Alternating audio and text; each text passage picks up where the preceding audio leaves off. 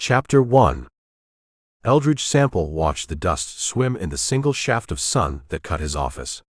The room smelled of old paper, strong coffee, and the faint sharp tang of gun oil. Philip, his new deputy, scraped a chair on the floorboards.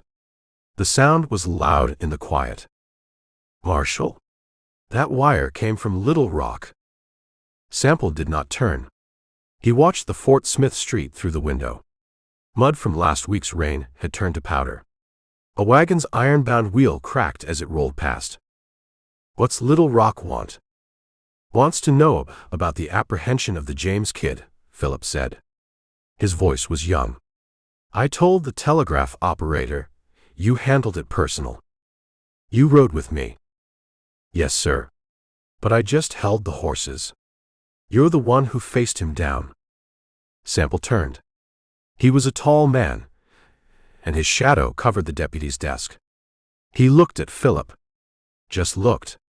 Philip's hand went to his collar, picked at a thread that wasn't there. He's a kid, Philip. 17. He shot a man in Van Buren. He did. Sample stood. He put on his hat. The hat was brown, flat-brimmed, and had seen bad weather. He shot a man, and I brought him in. That's the job. You don't need to paint a picture of it for Little Rock. Yes, sir. Marshal. The boardwalk outside groaned. The office door opened, and Matthew, who owned the dry goods, filled the space. He held his derby hat in both hands, twisting the brim. Marshal Sample. A moment. Matthew. Sample nodded. He did not move, and he did not invite the man in. It's about the loitering. Outside my store. Young Thomas and his friends. They just stand there. Spitting. Philip stood up. We can run them off, Marshal. Sample held up a hand. He looked at Matthew. Are they stealing? No. Not that I've seen. But they bother the customers. The ladies, you know. They don't want to walk past that kind of element. They're just standing, Sample said. And spitting. Matthew put his hat on, then took it off again. It's a bad look, Marshal. Bad for business. Sample stepped past Matthew, out onto the boardwalk. The sun was bright. He looked down the street. He saw Thomas and two other boys. They leaned against the wall of the dry goods store. They watched the marshal. Sample walked. His spurs made a small sound. Not a jingle. A quiet click. The boys straightened. Thomas, lanky and all elbows, watched Sample's face. Sample stopped in front of him. He looked at the wall. He looked at the fresh tobacco stains on the wood. You like this wall, Thomas? Thomas swallowed. Sir. This wall. Seems you've taken a shine to it. We ain't doin' nothin', Marshal. You're spitting on Matthew's property. Sample pointed a finger. Not at Thomas. He pointed at the stains. That's his wall. You buy it. No, sir. Then stop decorating it.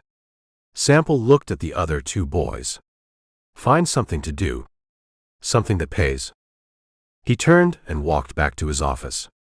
He did not look back. The boys scattered. Matthew hurried up beside him, beaming. Marshal, thank you. That's handled. Sample just nodded. He went inside his office. The sun shaft had moved. Philip was standing by the desk, looking confused. You just talk to them? Most of the job is talking, Philip. Sample sat. He picked up a wanted poster from his desk. He stared at the face, a poorly drawn man with a thick mustache. The other part, he said, is knowing when to stop. Philip watched his boss. He'd heard the stories. How Sample brought in the Barrow brothers, all three tied to their horses.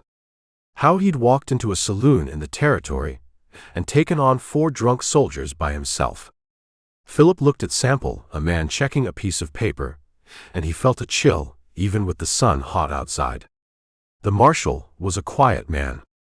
A man you did not cross. A man who was respected. And Philip was learning, a man to be feared.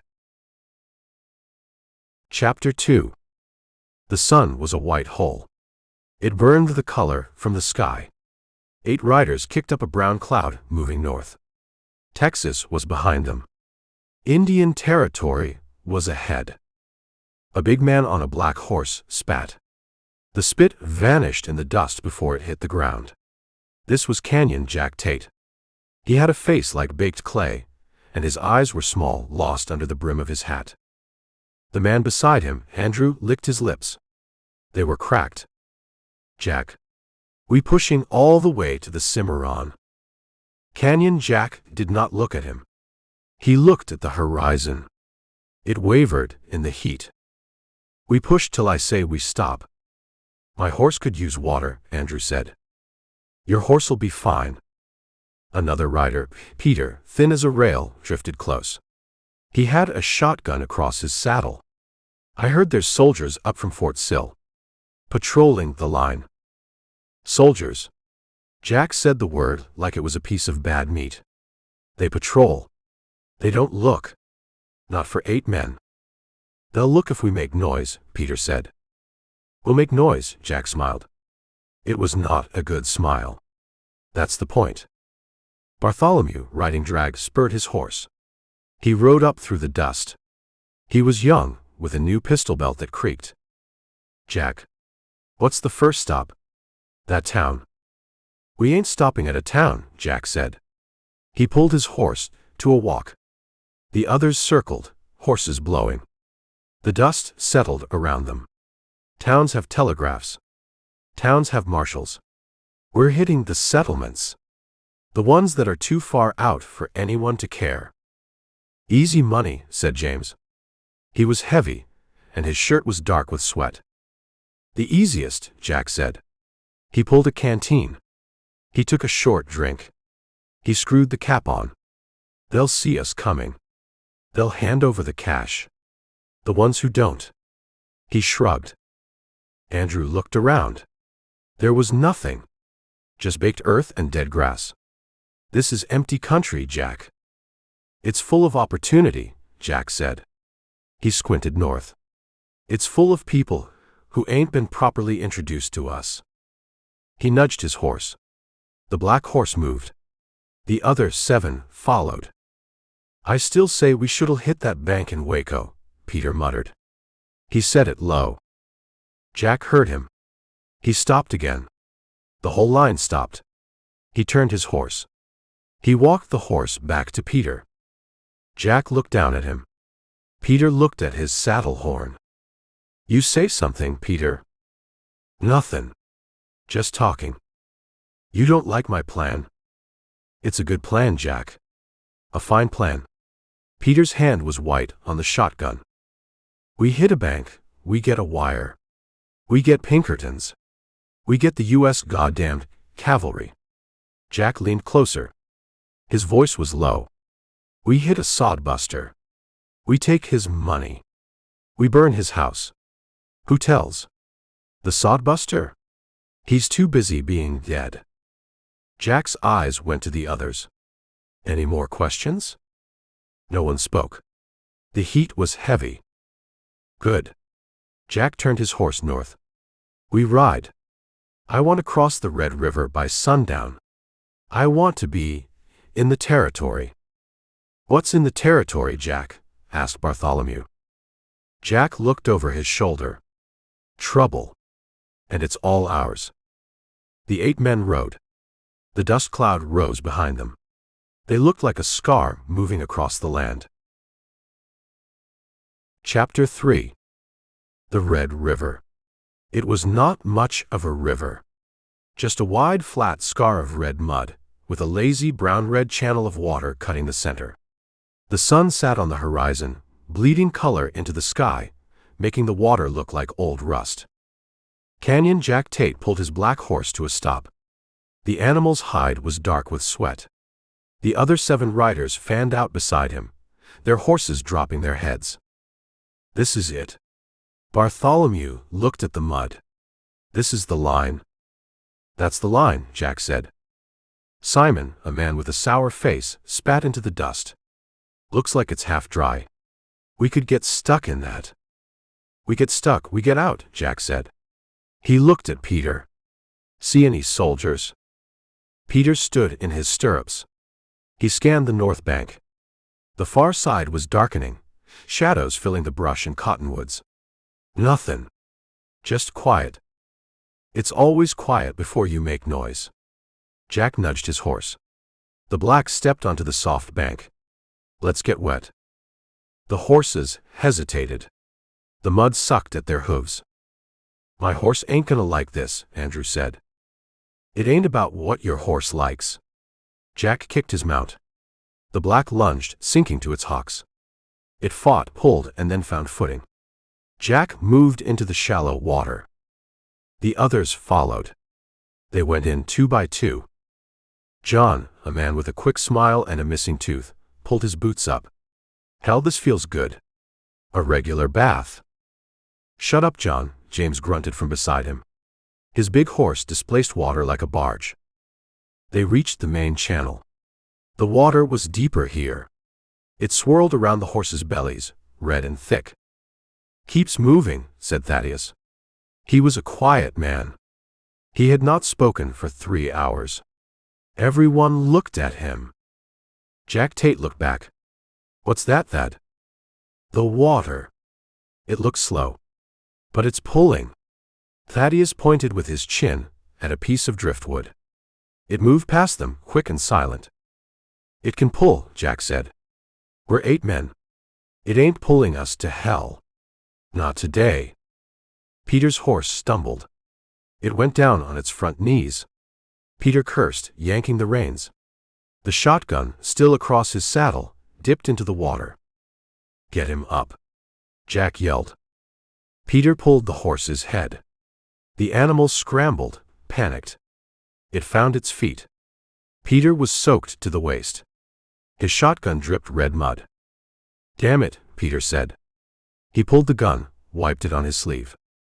You drop that gun, Peter, you can just stay here, Jack said. He did not stop. He was almost at the north bank. The black horse lunged up the muddy slope. It clawed at the bank. It slipped. Jack Tate just sat the horse, let it work. The horse found purchase and pulled itself onto the flat, grassy bank. 1 by 1, the others followed. They came out dripping, horses blowing, mud caked on their legs. They gathered around Jack. The sun was gone. The sky was a deep, dark purple. Crickets started. The air was cooler on this side. Well, Bartholomew said, looking back. Texas was a shadow. We're here. We are, Jack said. He pulled a cigar from his shirt pocket. He bit the end. He struck a match on his thumbnail. The flame lit his face. It was a hard face. The clay was now in shadow. What now, Jack? Andrew asked. Jack blew smoke. It was a white cloud in the twilight. Now, we find a place to camp. Tomorrow we get rich. He turned his horse. He rode into the trees.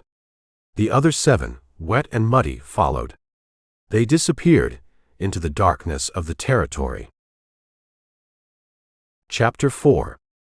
The sun was not yet high. It cast long shadows from the short yellow grass. The air was cool. There was no sound but the wind, and the sound of 2 pairs of moccasins on the earth. White Eagle stopped. He did not look at his son. He looked at the ground. Little Fawn, 10 summers old, stopped a pace behind him. He held his small bow. He watched his father. Here, White Eagle said. Little Fawn stepped forward. He looked. He saw the grass. He saw the dirt. He saw nothing. What, father? Look. White Eagle crouched. He did not point. He just looked. Little Fawn crouched. He put his bow on the ground. He put his face close to the earth. He saw it. A single blade of grass, bent but not broken. Beside it, a small scrape in the dirt. A rabbit, Little Fawn said. No. White Eagle touched the bent grass. A rabbit hops. This is a walk. He moved his hand. 2 tracks. Here. And here. Too small for deer. Too small. White Eagle stood. He looked east. Fox. He is hunting too. They walked. 2 ponies, one a gray pinto, one a brown mare, followed. Their reins were looped over White Eagle's arm. The ponies lipped at the grass, undisturbed. We hunt deer, Little Fawn said. We hunt deer. They moved for another 10 minutes. The land began to rise, a gentle slope. Rocks broke through the soil. White Eagle stopped again. Now. You look. Little Fawn looked. He walked in a small circle, his eyes on the ground. His father watched him. White Eagle held a rifle. It was a good rifle. A repeater. He did not lean on it. He just held it. Here. Little Fawn pointed. White Eagle walked over. This is deer, Little Fawn said. He touched the track. It was a sharp print in a patch of dry mud. A doe. How do you know? The track is small. Sharp. He pointed to another print, a few feet away. The back foot lands behind the front. She is walking. Not running. Good. White Eagle nodded. Where did she go? Little Fawn stood. He looked at the brush ahead. He looked at the way the tracks pointed. To the creek. For water. No. Little Fawn looked at his father. He looked back at the tracks. The sun, White Eagle said. He pointed up. It is morning. The deer drinks at sunrise. Or sunset. Not now. White Eagle pointed to the brush. She goes there. To sleep. To hide from the sun. White Eagle touched a small bush. A leaf was torn. She ate here. She is close. Now we get her. Little Fawn's hand was tight on his bow. Now we get her. White Eagle handed the pony reins to his son. Stay here. Be quiet. I can come. The bow is for birds. This is for the rifle. White Eagle looked at his son. Your time will come. Today you watch. You learn how to be quiet. You learn how to wait. Yes, father. Little Fawn held the reins. He stood still. He looked like a small statue made of buckskin. White Eagle checked the rifle. He did not make a sound. The rifle was clean. He moved past his son. He did not walk into the brush. He walked around it, using the wind. He moved into the stand of low, scrubby trees. He was there. Then he was gone. The leaves did not move. Little Fawn waited. He watched the ponies. The pinto tried to nibble his hair. He pushed its head away. He looked at the spot where his father vanished. He listened. He heard the wind. He heard a hawk high up. He heard nothing else. He waited. Chapter 5. Little Fawn heard the sound. It was not his father. It was not the deer. It was thunder. But the sky was blue. He pulled the ponies close. The pinto's ears went flat. The brown mare snorted, pulling at the reins. Quiet, Little Fawn whispered. He put his hand on the pinto's nose. The thunder grew. It was the sound of iron on stone. It was the sound of many horses moving fast. He saw them. A brown cloud of dust coming over the rise. The cloud had men inside it. He stood still. He did not run. His father told him to wait. He waited. 8 riders. They saw him. They saw the ponies. They stopped. The dust cloud settled over them. A big man on a black horse walked his mount forward. He had a face like dry mud. He looked at Little Fawn. He looked at the ponies. Canyon Jack Tate smiled. Well, what's this? The other riders fanned out. They made a loose circle. Their horses were wet with sweat. It's a boy, said Andrew. He licked his lips. I can see it's a boy. Jack looked down at Little Fawn. You all alone out here, boy? Little Fawn said nothing. His hand was on his small bow. Peter, the thin man, laughed. Look at that. He's gonna shoot us, Jack. Shut up, Peter. Jack looked at the ponies. He looked at the pinto. Good-looking horses. You steal 'em? Little Fawn found his voice. They are ours. Ours.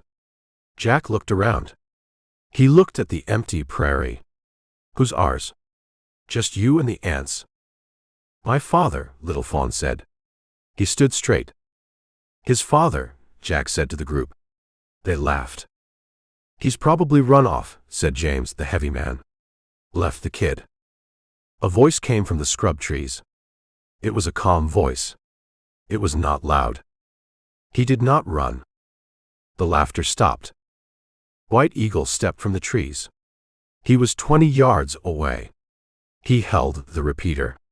He did not point it. He held it at his waist. The 8 men looked at him. They looked at the rifle.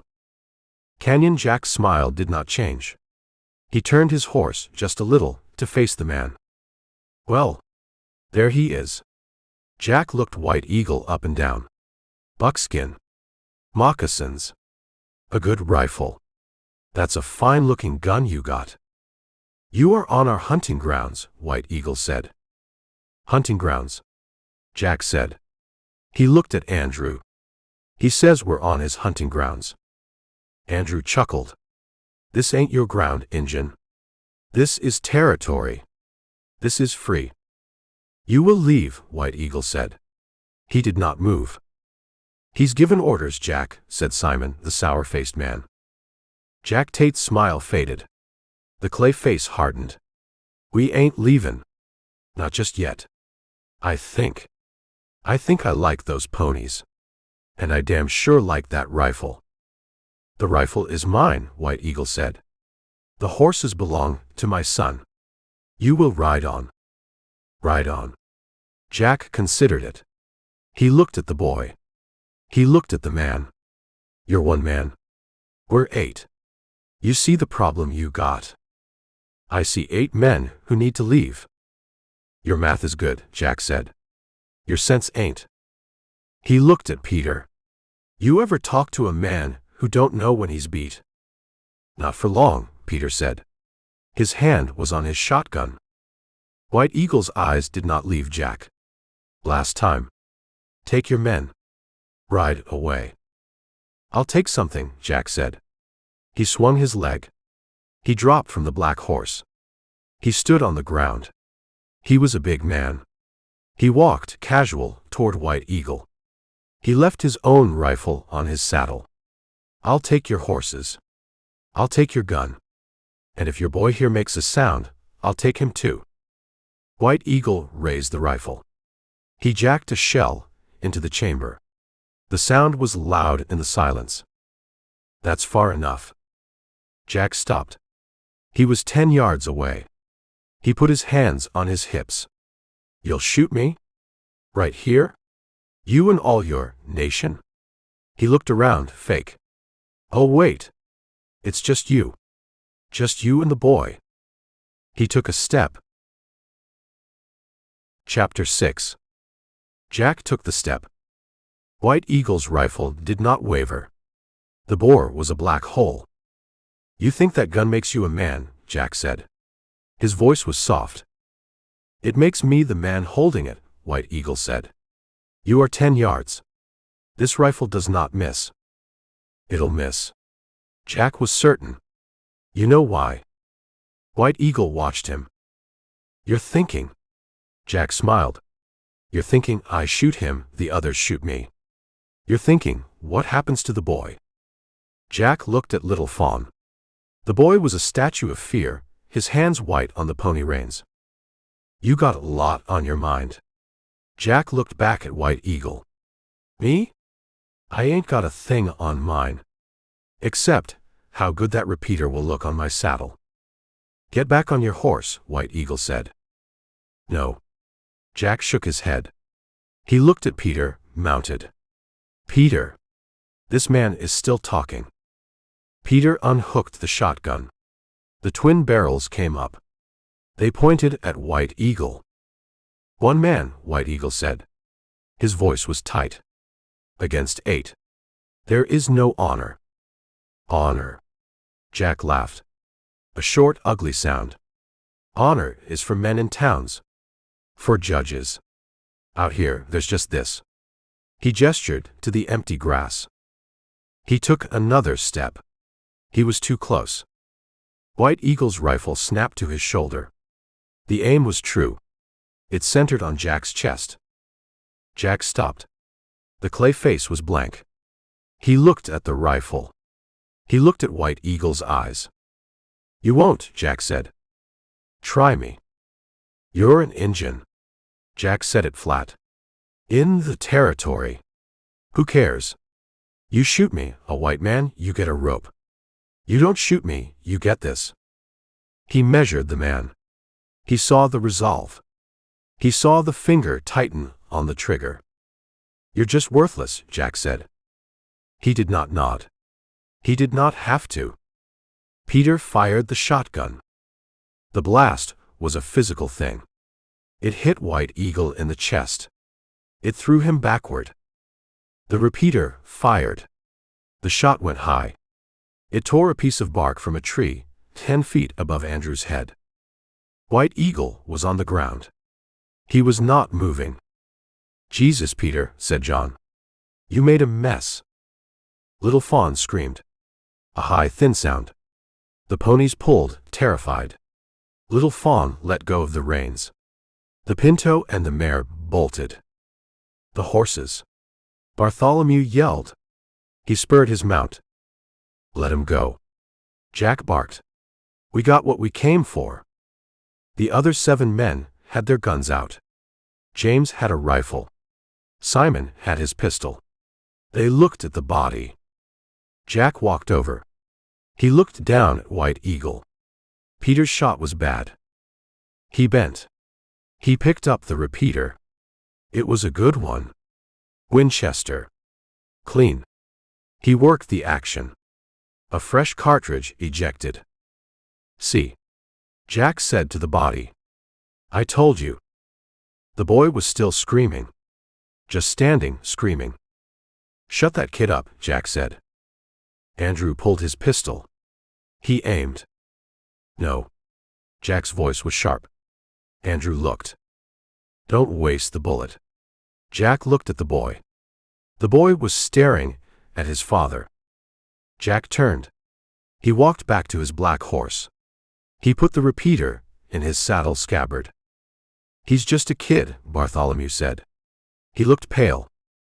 "He's an echo," Jack said. "He'll stop." He mounted. The horse was skittish. "What about him?" James pointed at the body. "What about him?" Jack looked at the men. "He's meat. The wolves will eat. We're done here." He looked at Little Fawn one last time. The boy had stopped screaming. He was just shaking. Tears cut lines in the dust on his face. "Worthless," Jack said again. To himself. He turned the black horse. Chapter 7. Jack Tate did not look back. He put his black horse into a trot. The animal was glad to move. The other 7 fell in behind him. Peter was swearing. "This scattergun is full of mud." He worked the action. It was stiff. Red mud. "It's gonna set like a damn brick." "You shouldn't have dropped it," Andrew said. "I didn't drop it." The horse. Peter stopped. He saw Jack's back. He said, "Never mind." They rode for 5 minutes. The sound of the hooves was the only sound. The sun was hot. John, the man with the missing tooth, started to whistle. It was a thin, tuneless sound. James, riding beside him, grunted. "Put a cork in it, John." "I'm happy." John smiled. "We're in the territory. We got a new rifle. The sun is shining. "We just shot a man," Bartholomew said. His voice was too loud. The whistling stopped. Jack Tate slowed his horse. He did not stop. He just let the group catch up. He looked at Bartholomew. "We did," Jack said. In front of his kid. Bartholomew would not look at Jack. He looked at his horse's mane. "He was there," Jack agreed. "He was just standing," Bartholomew said. "That's right." Jack's voice was casual. "He was." Andrew laughed. "What's wrong, Bart? You ain't never seen a man shot." "I've seen it," Bartholomew said. "But the kid, we just left him." "You want to go back?" Jack asked. His voice was soft. "You want to go back and hold his hand?" "No. I just—" "The kid saw his daddy point a gun at 8 men," Jack said. "He learned a lesson. His daddy was stupid. Stupid gets you killed. We're teachers, Bart." "Teachers," Simon said. He liked that. He tried the word. "Yeah. Teachers." "That's all," Jack said. He looked at the men. "That was nothing. That was practice. You understand? That was just clearing our throats." Peter finally got the shotgun clean. He closed the breech with a solid clack. It was an engine. Who's gonna know? Who's gonna care? "The kid," Bartholomew said, quiet. "The kid." Peter laughed. "He's probably still standing there. He'll starve. Or a wolf will get him. Either way, it ain't our problem." "That's right," Jack said. He pointed north. "Our problem is that way. There's a settlement. A nice one. Full of farmers who saved their money." "Farmers," Andrew said and licked his lips. "I like farmers." "They got chickens," John said. "And maybe pie." "They got money," Jack said. "They got rifles. They got horses. And we're gonna take it all." This was just the start. He kicked his horse. The black horse moved into a canter. John started to laugh. It was a high, giggling sound. Andrew joined him. Then Peter. Soon, 6 of the men were laughing. Bartholomew looked back. He saw nothing. Just the roll of the land. He turned his face forward. He kicked his horse. Canyon Jack Tate rode on. He did not laugh. He just listened to the sound of his men. It was a good sound. It was the sound of a pack. They rode north. The sound of the laughter faded. Behind them, miles back, the sun beat down on the scrub trees. The hawk still circled, high up. It saw the boy, a small dark shape, walk from the grass. It saw the boy fall next to the other, larger shape. Then the boy did not move either. Chapter 8. The office was hot. The afternoon sun baked the street, and the heat pressed in through the windows. Sample was at his desk, reading a sheaf of papers from the U.S. Attorney. The paper was dry and cracked at the folds. Philip sat at his own desk, his boot propped on an open drawer. He was cleaning his revolver, the pieces laid out on a greasy rag. The door flew open. It slammed against the wall. A man stood there. He was not a town man. He wore farmer's overalls, stiff with dirt and something dark. His face was white, under a layer of grime. He had no hat. His hair was wild. He just stood, breathing. He made a sound. A dry sob. Philip dropped his boot. His chair scraped. "Mister, you all right?" The man Evans stumbled in. He gripped the door frame. "Marshal. Marshal Sample." Sample was on his feet. He did not go to the man. He just watched him. "You're hurt." "Not me." Evans shook his head. The movement was jerky. "Not me. Them." Sample came around his desk. He took the man's arm. It was all bone and tendon. He pushed him into his own chair. "Water, Philip." Philip grabbed a tin cup from the bucket, slopped water onto the floor, and brought it. Evans took it in both hands. He drank. Water ran down his chin, making clean paths in the dirt. He finished. He held the empty cup. Now, Sample's voice was low. Tell it. Riders, Evans said. He looked at the cup. I was in the woodlot. Splitting. I heard horses. A lot of them. I thought it was soldiers. It wasn't soldiers, Sample said. No. Evans looked up. His eyes were wide. 8 men. They came over the rise. They went right for Jed's place. Jed Miller? Philip asked. The farm north of you? Yes. Evans nodded. I saw them. I hid. I was in the trees. They were big. One man on a black horse. He just sat there. Sample was still. What did they do? They called Jed out. He came out. His wife, she was behind him. The kids were at the window. Evans stopped. He put the cup on the desk. His hands were shaking. Jed, he had his squirrel gun. He told them to get. The big man, he laughed. He just laughed. Philip said, did they? They shot him. Evans said it flat. A man with a shotgun. Just blew him apart. On his own porch. Philip turned. He put his hand on the wall.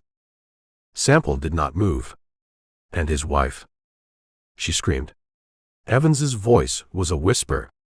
She grabbed the kids from the window. The men got off their horses. They went inside. All of them. The office was silent. The only sound was a fly buzzing at the window. I heard her screaming for a long time, Evans said. And the kids? What did you do? Sample asked. I hid, Evans looked at his hands. I just hid in the woods. Like a coward. My God. You're alive, Sample said. You're here. What happened next? Fire. Evans looked at Sample. They set the house on fire. They came out. They had sacks. They had Jed's horses. They were laughing. Laughing, Sample repeated. One of them, he was whistling. He had a gap. A tooth missing. Evans choked. They rode off. North. They rode right past the woodlot. I could smell the whiskey on them. Sample turned. He walked to the gun rack. He took down his rifle. A Winchester.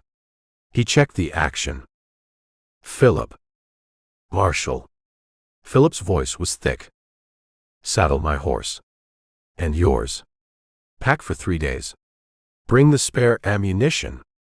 Yes, sir. Philip grabbed his hat. He looked at Evans. Where are they, Marshal? Evans asked. They rode north. Straight north. Into the territory. They said. This is just the start. They're gone, Mr. Evans. Sample put a box of cartridges in his coat pocket. You can't go after them.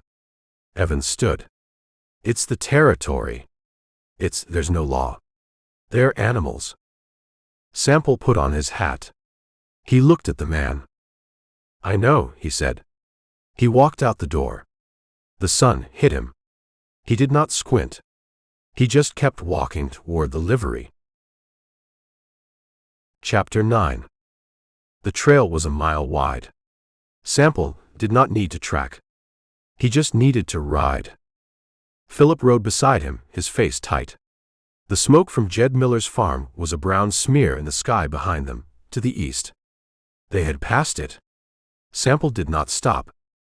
Marshal, Philip said. They ain't even trying to hide it. They don't need to.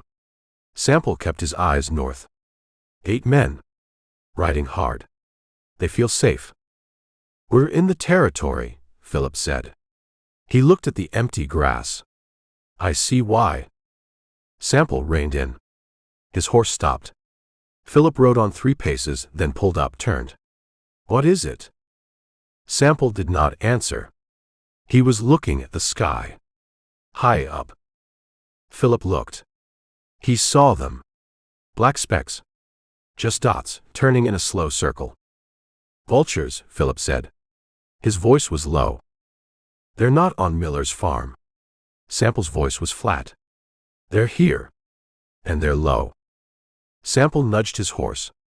He left the main trail of the 8 riders. He rode toward the specks. Philip followed. The air was still. The only sound was their hooves. They came over a low rise. "My God," Philip said.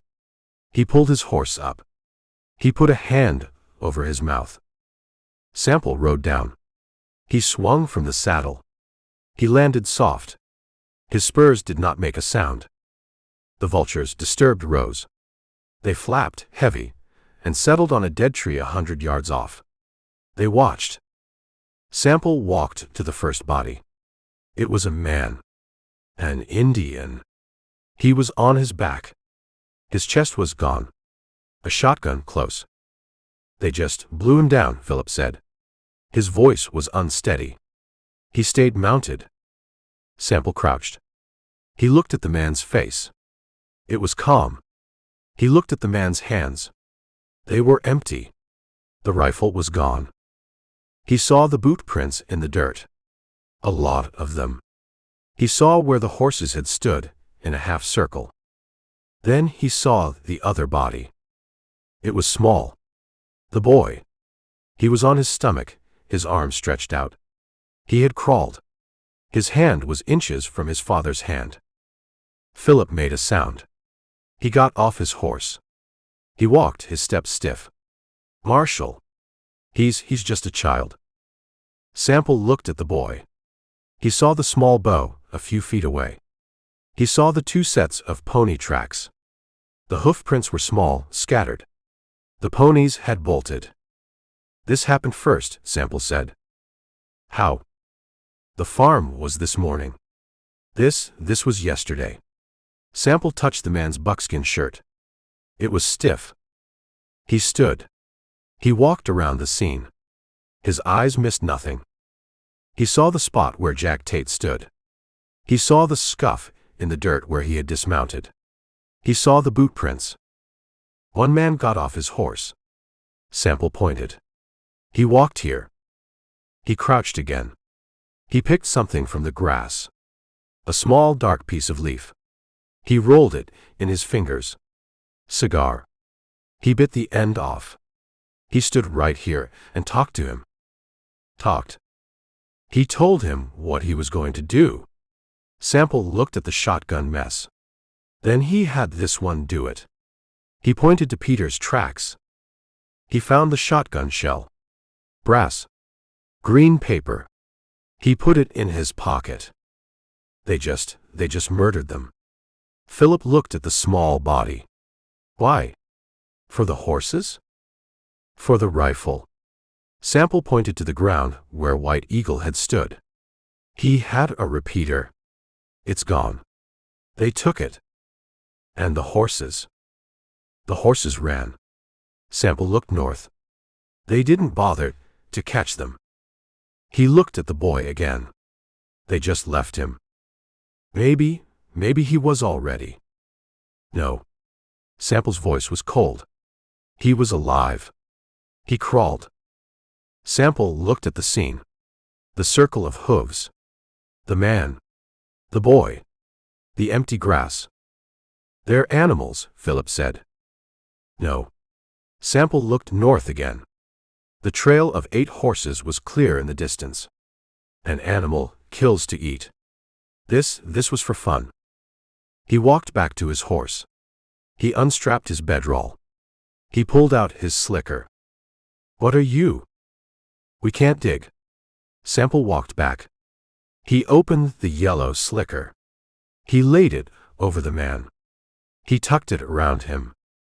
Philip watched. He went to his own horse. He got his slicker. He walked to the boy. He stopped. He looked at Sample.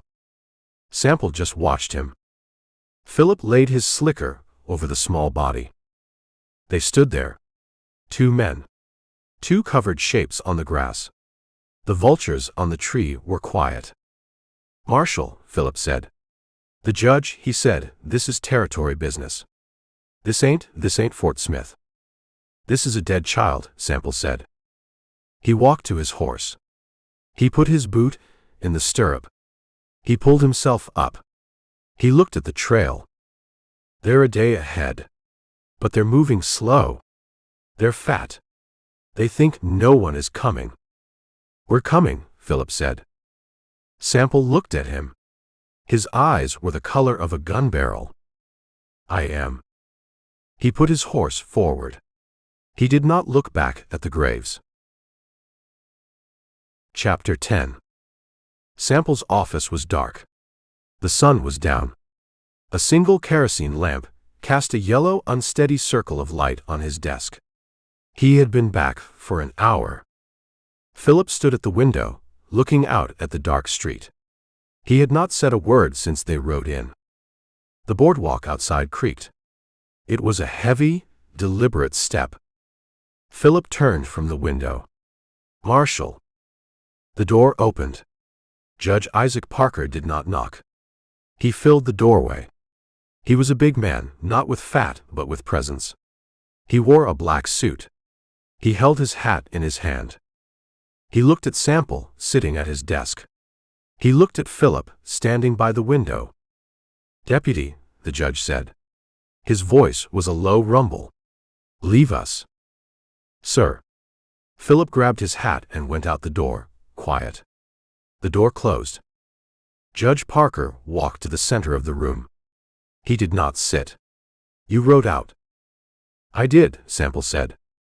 "You rode into the territory. Against my direct instruction. I followed a trail. You followed a rumor." The judge's eyes were dark. "The farmer, Evans. He was half mad. You took his word, and you crossed the line. You were gone a full day." Sample said nothing. He watched the judge. "What did you find, Marshal?" "A burned house.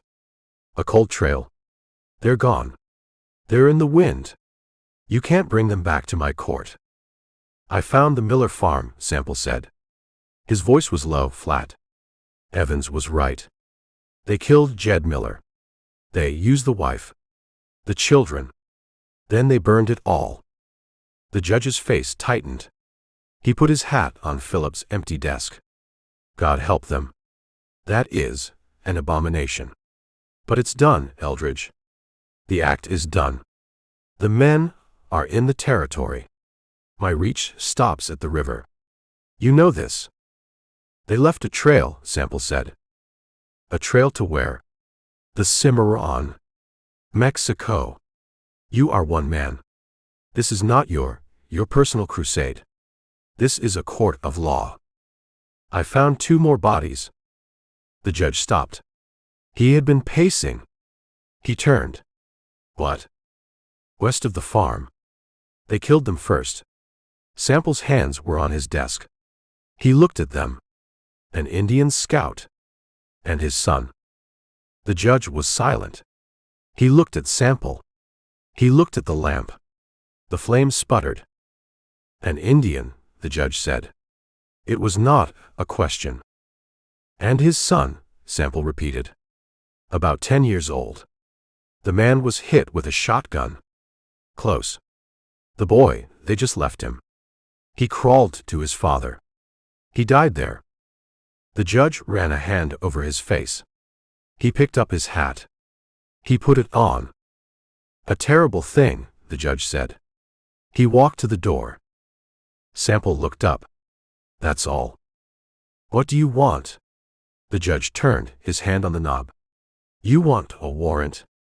I can't issue one. You want a posse? Who's going to ride into the territory for a dead Indian? The army won't. The settlers won't." "I will," Sample said. The judge looked at him. A long, hard look. "The Miller family. That is a tragedy that will be answered. By God, if not by me. But this other. Eldridge, this is the frontier. These things, they happen. It is not your concern. He was a child. He was an Indian child. The judge's voice was hard. Not cruel. Just a fact. In Indian territory. It is, by definition, their business. Not ours. We have enough dead bodies in Fort Smith. We have enough murderers to hang right here. He opened the door. The yellow light from the hallway spilled in. You let it go, Eldridge. You let the Indian killing go. That's an order. From the court. I need you here. I don't need you chasing ghosts for a cause nobody else believes in. The judge stepped out. He closed the door. Sample sat in the dark. The lamp flame guttered. He watched the door. He did not move. He listened to the judge's heavy steps fade away on the boardwalk. Chapter 11. The sun was high. It was morning. Sample had not slept. He had watched the light fill his office, watched the shadows shrink. He sat at his desk. He did not clean his gun. He did not read reports. He just sat. At 8 o'clock he stood. He walked out of his office. He did not say a word to Philip. He walked down the boardwalk. The town was waking up. A freight wagon was unloading at Matthew's store. He walked into the courthouse. It was quiet. It smelled of floor polish and old paper. He walked up the stairs. His steps were heavy on the wood. He stopped outside the judge's chambers. He heard the man's voice, a low rumble inside. He opened the door. Judge Parker was at his desk. It was a massive piece of dark wood. Books lined the walls from floor to ceiling. The judge was holding a paper, reading. He looked up over his spectacles. Eldridge. I was just about to send for you. The writ for that land dispute in. What is it? Sample walked to the desk. He did not stop until he was standing in front of it. The judge put the paper down. You look like hell, Marshal. I expect I do. Sample's hand went to his chest. He unpinned his badge. It was a U.S. Marshal's star. Silver with the eagle. He held it in his hand. What is this? The judge said. His voice was quiet. Sample opened his hand. He placed the badge on the desk. He put it right on top of the land dispute paper. The piece of metal made a soft, solid sound on the wood. Judge Parker stared at the badge. He stared at it for a long time. Then he looked up at Sample's face. You're a damned fool, the judge said. Maybe, Sample said. This is about that Indian. This is about a boy, Sample said. I gave you an order, Eldridge. An order from a federal judge. I heard it. And you defy it? The judge's voice was rising. He stood. He was a big man. He put his hands flat on his desk. You throw this honor back in my face. I'm not throwing it, Sample said. I'm leaving it here. You said I had to let it go. You said it wasn't my concern. It is not. It is. The judge's face was red. You ride out there without this badge. You're just a man with a gun. You're no better than they are. You're an outlaw. I'm just a man with a gun, Sample agreed. That's all I need. They'll kill you. 8-1. They'll gut you and leave you for the wolves. And I won't be able to do a thing. I won't send a posse. I won't even send Philip for the body. You'll be just gone. I know, Sample said. This is madness. The judge pointed a thick finger at the badge. This is your life. This is the law. And you're walking away from it. For what? For revenge. For a child, Sample said. It was an Indian child, the judge roared. You keep saying that, Sample said. His voice was very low. It doesn't make a difference. He looked at the badge shining on the desk. "You told me my jurisdiction ends at the river," Sample said. "You're right. The badge's jurisdiction does." He turned. "Eldridge." Sample stopped. His hand was on the doorknob. "You walk out that door, you are finished. You are not a marshal. You are not an officer of this court. You are nothing." Sample did not turn. "There's still my jurisdiction. The badge says." "The badge is on your desk," Sample said. He opened the door. "You're making a mistake." Sample looked over his shoulder. His eyes were gray. "No, Judge. I'm just correcting one." He walked out. He closed the door. Judge Parker stood alone in his office. He looked at the closed door. He looked at the badge on his desk. He cursed. He picked up the star. It was heavy in his hand. He yanked open a drawer, threw the badge inside, and slammed it shut. The sound was like a gunshot. Chapter 12. Sample's office was just a room. He stood at his desk. He was not reading reports. He was packing. He rolled jerky in a piece of oilcloth. He put it in his saddlebag. He added a bag of coffee, a small black pot. He put in 3 boxes of cartridges. .44 to 40. Philip came in. He did not knock. He just stood in the doorway, breathing.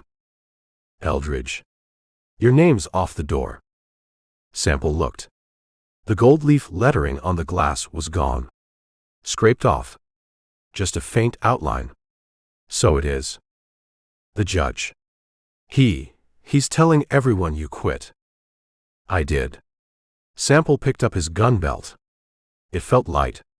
He had left the badge on Parker's desk. He had not gone back for it. You're really going," Philip said. Sample did not answer.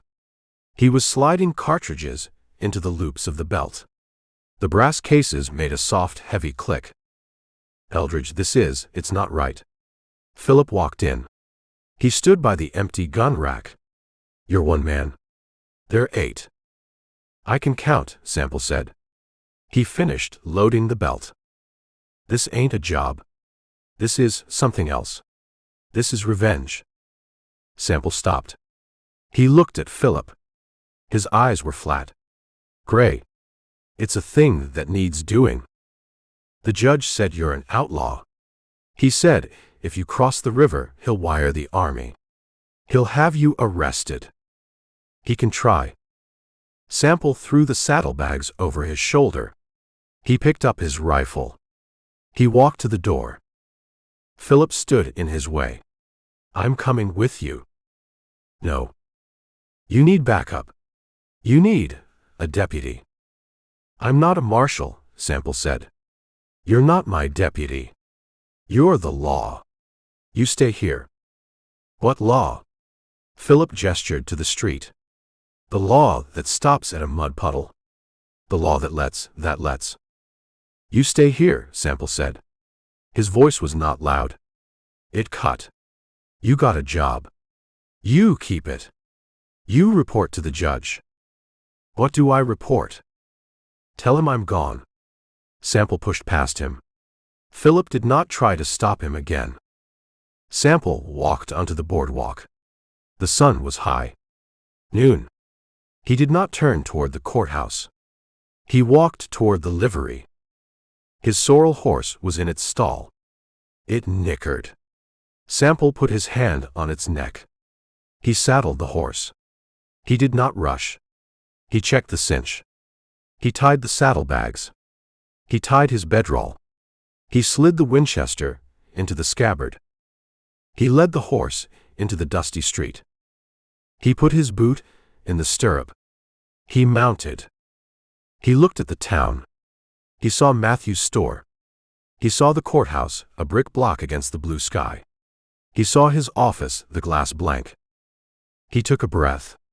The air smelled of dust and manure. He thought of the 2 yellow slickers. He thought of the shotgun shell in his pocket. He thought of the smoke over the Miller farm. He turned the sorrel's head.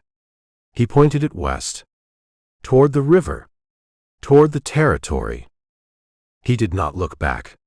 He kicked the horse. The horse moved from a walk to a trot. Philip stood on the boardwalk in front of the empty office. He watched the rider get smaller. He watched until Eldridge Sample was just a dark shape moving into the white glare of the sun. Chapter 13. The Po River was low. It was just a brown ribbon of slow water moving through mud. Sample sat his horse on the east bank. Fort Smith was behind him. He could not see it, but he felt it. He felt the weight of the courthouse. The sorrel horse blew, impatient. It wanted to move. Soon enough, Sample said. His voice was dry. He looked at the water. This was the line. The judge's line. He had his gun. He had his rifle. He had no badge. He was just a man.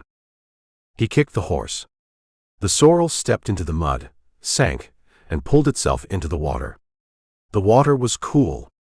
It swirled around Sample's boots in the stirrups. He reached the far bank.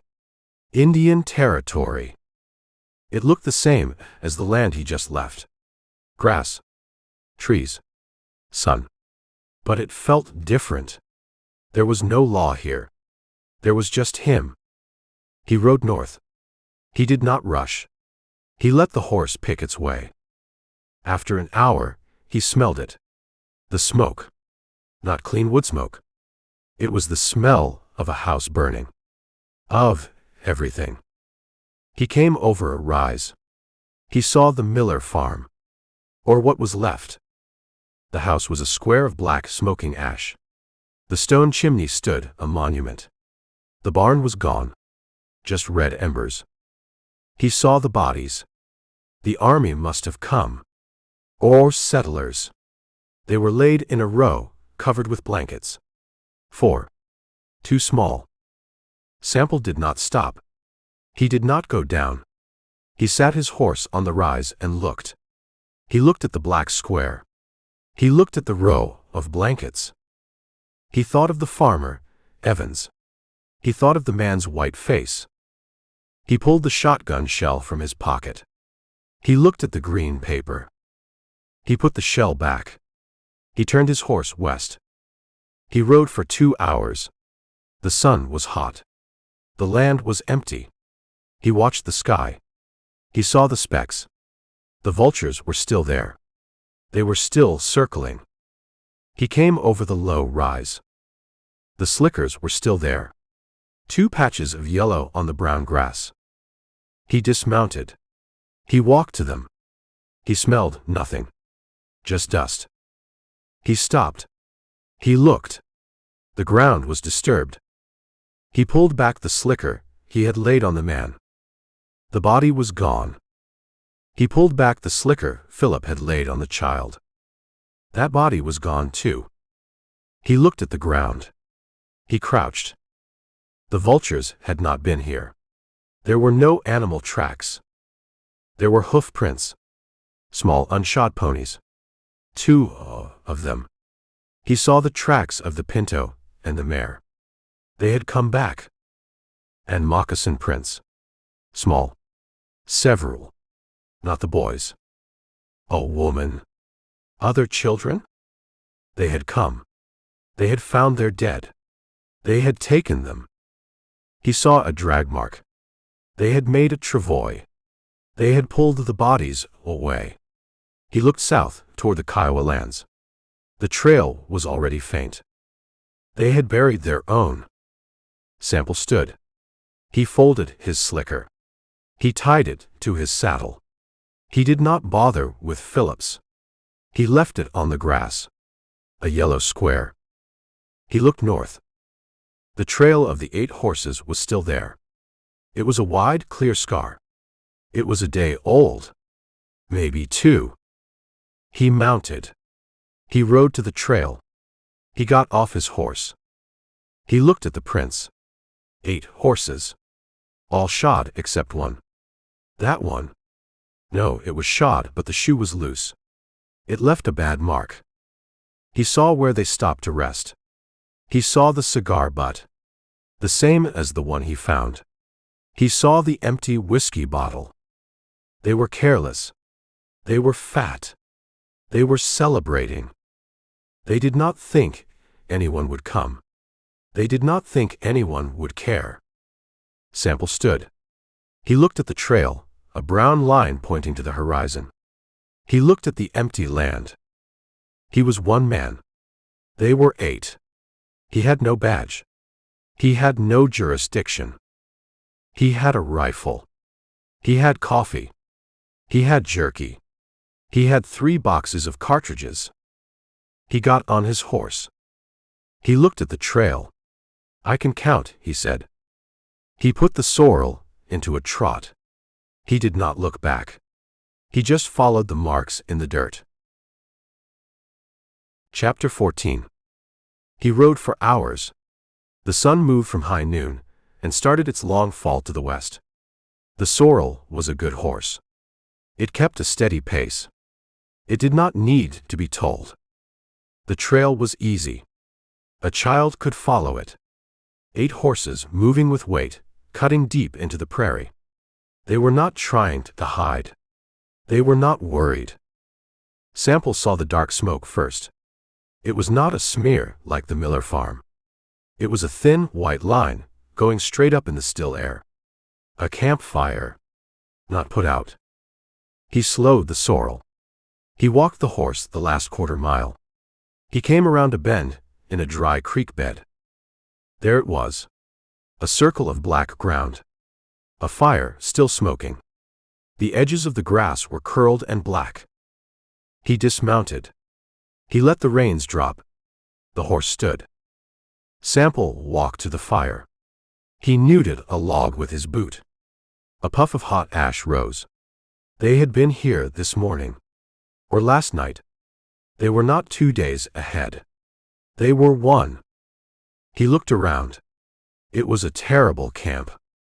They left everything. Tin cans empty. A slab of bacon rind crawling with flies. 2 whiskey bottles. Empty.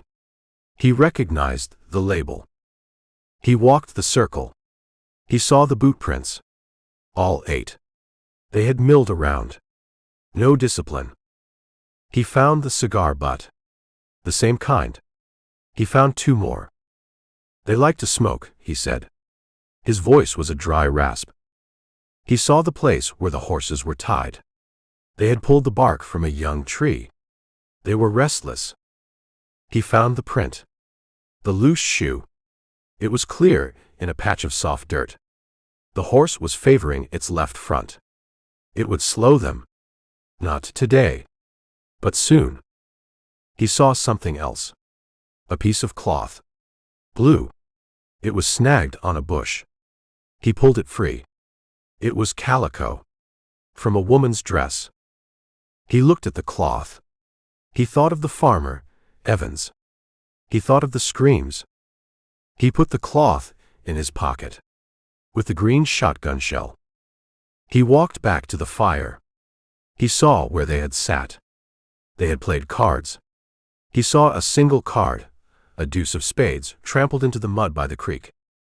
Careless, he said. They were loud. They were drunk. They were not soldiers. They were not lawmen. They were just a pack. A pack that thought it was safe. He looked north. The trail was still there. It was fresh.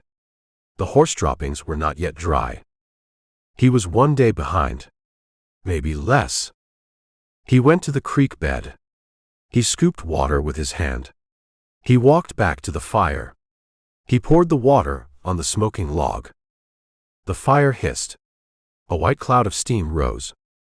Sample watched it. He was a marshal. He put out fires. It was habit. He turned. He walked to the sorrel. He mounted. He looked at the dead camp. He thought of the man on the black horse. The one Evans saw. The one who laughed. I'm coming, Sample said. He put the horse into a trot. He was one man. He was gaining. Chapter 15. Sample pushed the sorrel. The trail was fresh. The horse droppings were still wet. He was not a day behind. He was an hour. Maybe 2. He rode into the setting sun. The light was a red glare, making the grass look like fire. He topped a long, low ridge. He saw him. A mile ahead. A single horse standing wrong. A man beside it. The man was kicking the horse. Sample did not slow. He did not go around. He rode straight. The man was Andrew. His face was a mask of red dust and sweat. He was holding the horse's left foreleg between his knees. He had a rock in his hand. He was trying to hammer the loose shoe back on. The horse's leg was raw. "You piece of hell," Andrew grunted. He hit the shoe. The horse screamed. It tried to pull away. Andrew dropped the leg. He punched the horse in the ribs. "Stand. Damn you, stand." Sample's shadow fell over him. Andrew froze. He dropped the rock. He looked up. He was squinting into the sun. He saw the black shape of a man on a horse. His hand went to his pistol, clumsy. "Don't," Sample said. His voice was quiet. It carried. Andrew's hand stopped. He shaded his eyes. He saw the man's face. It was hard. Set. He did not recognize him. "Who are you?" Andrew's voice was a croak. Sample swung from the saddle. He landed soft. He let the sorrel's reins drop. The horse stood. Sample walked toward Andrew. Get back," Andrew said. "This ain't. I got no money." Sample stopped 10 feet away. "You're Andrew." Andrew's mouth opened. How you know my name?" "Where are the other 7? Andrew scrambled to his feet. He held his hands up, but his right hand was near his belt. I don't know what you're talking about." "Canyon Jack. Peter." Sample listed the names. Flat. Bartholomew. James. John. Simon. Thaddeus. Andrew's face went white under the dirt. Your law." "I'm just a man." Sample looked at the lame horse. It was breathing hard. "They left you." This damn shoe." Andrew kicked the horse's bloody leg. The horse flinched. They said they'd wait for me at the Cimarron. They'll be back." "They're not waiting," Sample said. Andrew looked at Sample. He saw the coldness. This man was not here to arrest him. "Mister, I don't know who you are. I don't know what you want. I ain't done nothing." Sample took a step. "The farm." Andrew stopped breathing. "Jed Miller," Sample said. I just held the horses." Andrew's voice was high. I told them not to. I was outside." "The Indian," Sample said. Andrew's face was slick with sweat. What Indian?" "The man with the repeater." "The boy." That was Jack. That was Peter. I didn't shoot. I didn't even. I was just there." "You were there," Sample said. Andrew looked at Sample's eyes. He saw nothing. No mercy. No law. Just a space. You're one man." Andrew looked at the empty prairie. The sun was on the horizon. It was just him, this man, and a lame horse. You can't take us all." "I'm not taking you all," Sample said. His hand was not on his gun. It was just at his side. "I'm just taking you. You ain't. God, you ain't even a marshal." "No," Sample said. Andrew tensed. He made the calculation. One man. He was desperate. Andrew's hand moved. It was a blur, diving for the pistol on his hip. "I'll kill you," he screamed. Chapter 16. Andrew's hand was a clumsy blur. His pistol snagged on the worn leather of his holster. He screamed, "I'll kill you." Sample's gun was not a blur. It was in his hand. It was level. The shot was one flat, hard crack. It kicked up a puff of dust from Andrew's shirt. Andrew's scream stopped. It just cut off. He looked down. His hand was still on the grip of his gun, stuck. He saw the new hole in his chest. It was small. Dark. He looked up at Sample. His mouth was open. He looked confused. "You," he said. The word was just air. His knees buckled. He did not fall backward. He folded. He pitched forward onto his face in the dry grass. He landed heavy. Silence. The sun was a red line on the horizon. It cut the world in two. The prairie was dark. The sky was still light. Sample stood 10 feet away. Smoke blew in the twilight, curled from the barrel of his revolver. He held the gun on the body. He waited. 1 second. 2. The lame horse, tethered to Andrew's wrist by the reins, pulled back. It snorted, terrified. It pulled the body a few inches through the dirt. Sample's sorrel just stood. It dropped its head to graze. Sample did not move. He ejected the spent shell. The brass casing was hot. It landed in the dust with a ting. He pulled a fresh cartridge from his belt. He slotted it into the cylinder. He closed the gate. He did this all without taking his eyes from the body. He walked forward. He holstered his revolver. He stood over Andrew. He nudged the body with his boot. Nothing. He crouched. He grabbed Andrew's hair, pulled his head up, then let it drop. Dead. He untangled the reins from the man's wrist. The lame horse pulled back, hobbled, its left foreleg bloody and raw. Sample looked at the body. He saw the pistol, pinned under the man's hip. He rolled the body over, unceremonious. The eyes were open, staring at the new stars. Sample pulled the pistol from Andrew's holster. It was an old Remington, caked with dirt. He checked the cylinder. 5 shots. The man had not even fired one. He tucked the pistol into his own belt. He went through Andrew's pockets. He found a clasp knife. A single dollar, folded. A piece of blue calico, the same as the one from the camp. Sample looked at the cloth. He held it for a moment. He put it back in Andrew's pocket. He stood. He looked at the lame horse. It was breathing hard in pain. Its leg was ruined. He looked north. The trail was there.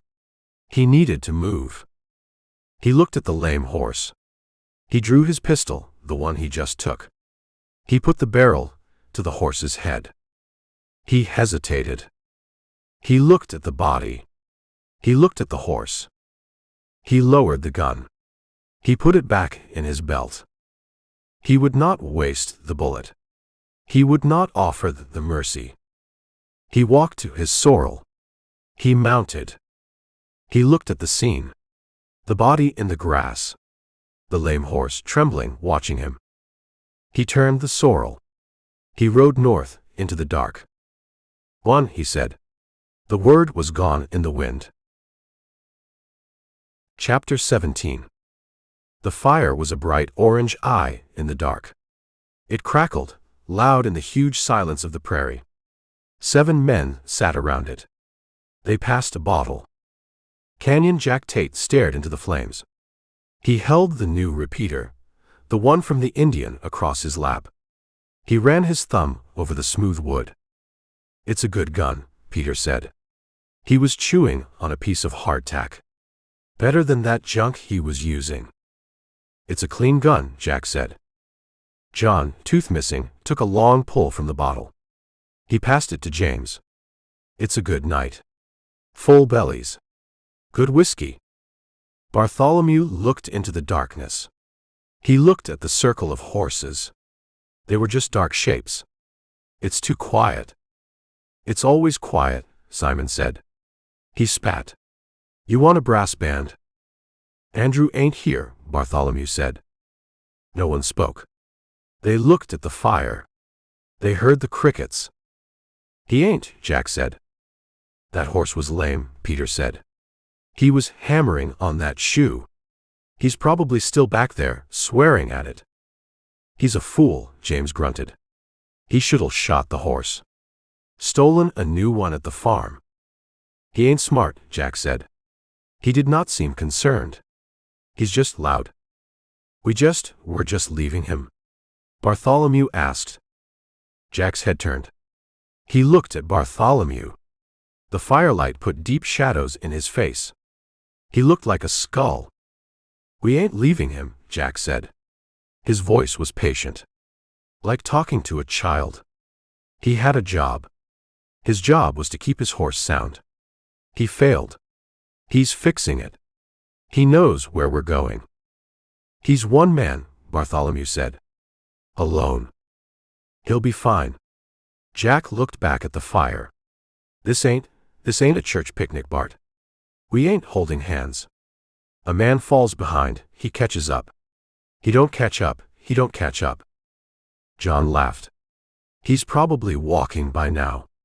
Leading that three-legged nag. Cussin' us all to hell. He'll be here by morning, Peter said.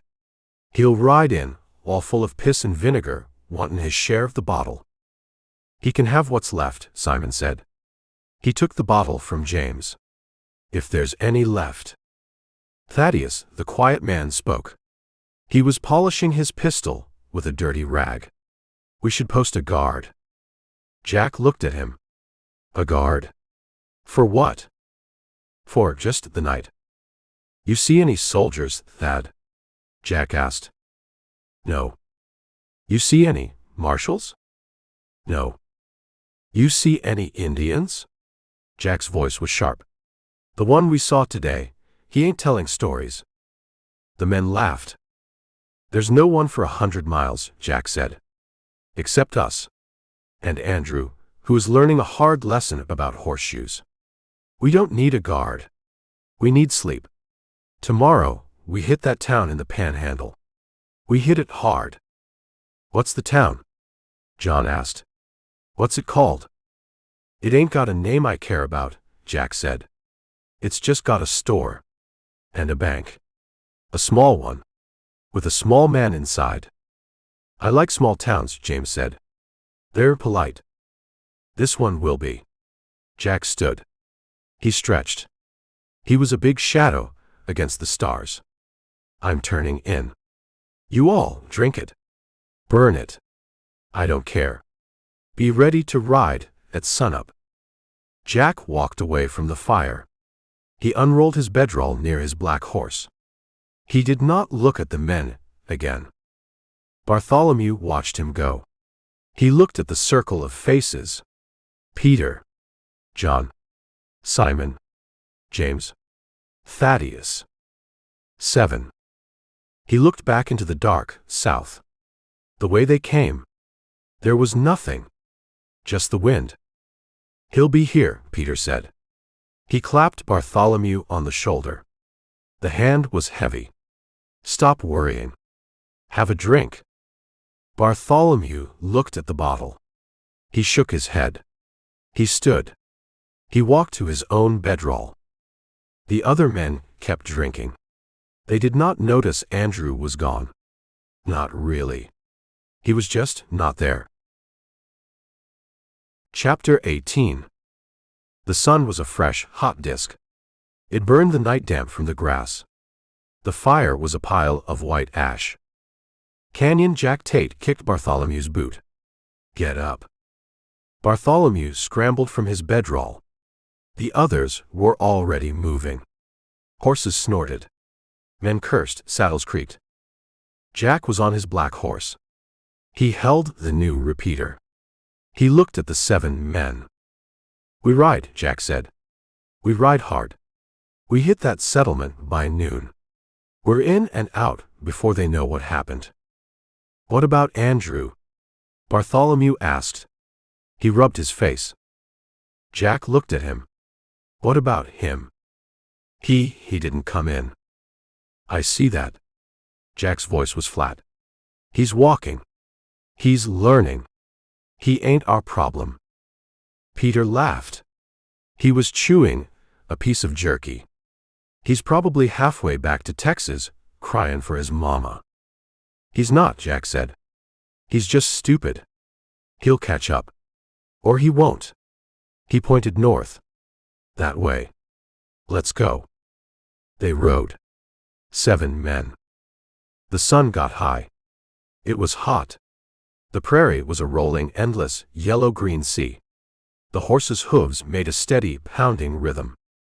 They did not talk. They just rode. At noon they stopped. It was not the settlement. It was a shallow, muddy creek lined with willows. Water them, Jack said. He dismounted. He walked into the shade of a tree. He pulled out his cigar. The men led their horses to the water. They drank. The men filled canteens. Simon, the sour-faced man, looked at their back trail. Nothing. Not even dust. John, the gap-toothed man, splashed water on his face. He ain't comin', Simon. He's gone. He was a fool, James said. He was already sitting, his back against a tree. His horse was lame. He was lame. He was one of us, Bartholomew said. He stood by his horse. Peter laughed. He was. Andrew. He was loud. He was stupid. He was always complaining about his saddle. Or the sun. Or the whiskey. He's right, Thaddeus said. The quiet man. He was checking his pistol. He was a weak link. Jack Tate struck a match. The sound was sharp. He lit his cigar. He blew smoke.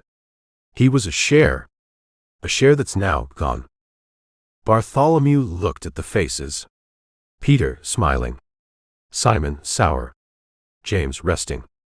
John, careless. Thaddeus, cold. Jack, just watching. You all think he's dead? Bartholomew asked. I don't think, Jack said. He walked to his horse. I don't care. He's not here. We are. He pulled a piece of paper from his pocket. He unfolded it. It was a crude map. The town is 5 miles. It's got a name. Clarity. Ain't that something? Clarity, John said. We'll give 'em clarity. We ride in, Jack said. Quiet. All 7. Peter, you and James, you take the store. John, Simon, you watch the street. Thaddeus, you and Bart, you're with me. We're going to the bank. A bank? Bartholomew's eyes went wide. You said a small man. It's a small bank. Jack folded the map. It's a desk. With a man. And a safe. We'll be in and out in 5 minutes. What if someone? You pull your gun, Bart. Jack's voice was hard. You use it. You don't, you end up like Andrew. Bartholomew looked at the men. No one looked at him. He's not dead, Bartholomew said. He's just lost. Jack smiled. The clay face cracked. He's dead. Or he's lost. It's the same thing out here. He swung onto the black horse. It's a full day. He's gone. He's not our problem. More money for us. He looked at the 6 men. 7 riders. That's a good number. That's a lucky number. Let's go get lucky. Jack kicked his horse. He rode out of the creek bed. The others followed. Bartholomew was the last. He looked back one time. The prairie was empty. He turned his horse. He rode after them. Chapter 19. Clarity was not a town. It was a wound. Sample smelled the smoke before he saw the buildings. It was the wrong kind of smoke. Not hearth smoke. It was the smell of things that should not burn. He rode the sorrel down the single street. The sign Clarity was splintered. It hung from one leather hinge, turning in the hot wind. The wind was the only thing moving. The general store's doors were wide. Sacks of flour and beans were split open on the boardwalk. A river of molasses, black and thick, crawled with flies. Further down, the bank. It was not a bank. It was a small, false-fronted building. The window was a jagged hole. The door was off. Sample dismounted. He let the reins drop. The sorrel stood, head down. He walked past the store. He saw a shape inside, in the shadows. A man on his back. An old man, thin, with a white apron. The apron was not white anymore. Sample did not go in. He knew what dead looked like. He walked to the bank. A man sat on the steps. He was holding a piece of gray cloth to his arm. The cloth was dark red. The man was young, with a thin neck. He just sat, staring at the dust. Sample stopped. His shadow covered the man. The man looked up. His eyes were blank. Then he focused. He saw Sample. He flinched. "They're gone," the man whispered. "How many?" Sample's voice was flat. 7. The man swallowed. A pack. A big one, on a black horse. He just sat. He watched. "Canyon Jack," Sample said. The name was dry in his mouth. I don't know." The man looked at his arm. They came in fast. Yelling. One, a thin one with a shotgun. And a big, heavy one. They hit the store. We heard Mr. Hemlock yell. Then the shot. The man pointed with his chin at the store. "He's in there." "The bank," Sample said. 3 of them. The man's voice was shaking. The big one on the black horse. He came in. And a quiet one. And a young one. Looked scared. "Bartholomew," Sample said. They had Mr. Davis. The banker. He wouldn't open the safe. The big one, he just shot him. In the leg. The man looked inside the bank. Sample looked. He saw the banker. Mr. Davis. He was on the floor, behind his desk. He was not moving. "They blew the safe," the man said. "The quiet one. He knew how. The whole building, it shook." Sample looked at the man's arm. "They shoot you?" "No." The man's face twisted. The blast. The door, it hit me. Through me. I was just bringing Mr. Davis his lunch." "Where are the others?" Sample asked. "The other 2. On the street. A gap-toothed one. And a sour-looking one. They just sat their horses. They shot Jed's dog. It was just barking." Sample looked. He saw the dog. A brown shepherd. It was a heap by the water trough. "They took everything," the man said. "Money from the safe. Cans from the store.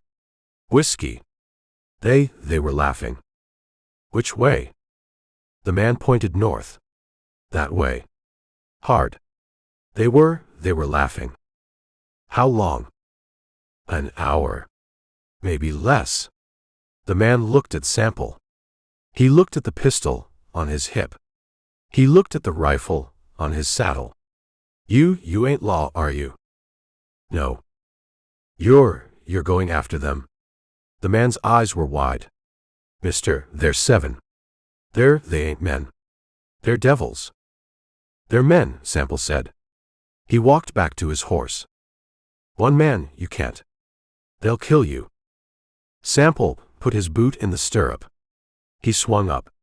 The sorrel was ready. He looked down at the man on the steps. "Get that arm tied." Sample turned the horse. He did not look at the store.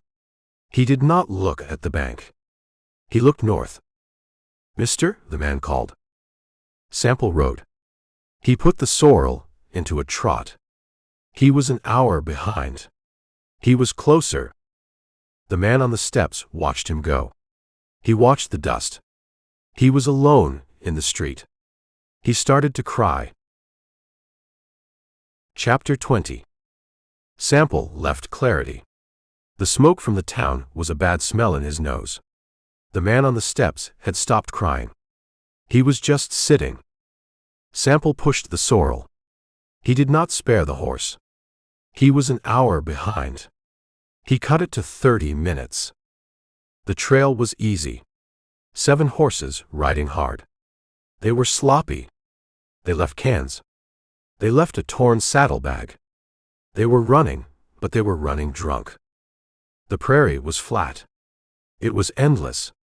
The sun was a hammer. He rode. He changed the sorrel's pace. Trot. Canter. Walk. He did not let the horse break. He saw the town at dusk. It was not a settlement. It was a town. A real one. 10 buildings. A wide, dusty street. It had a name on a board full of bullet holes. Last chance. Good name, Sample said. He rode in slow. The town was quiet.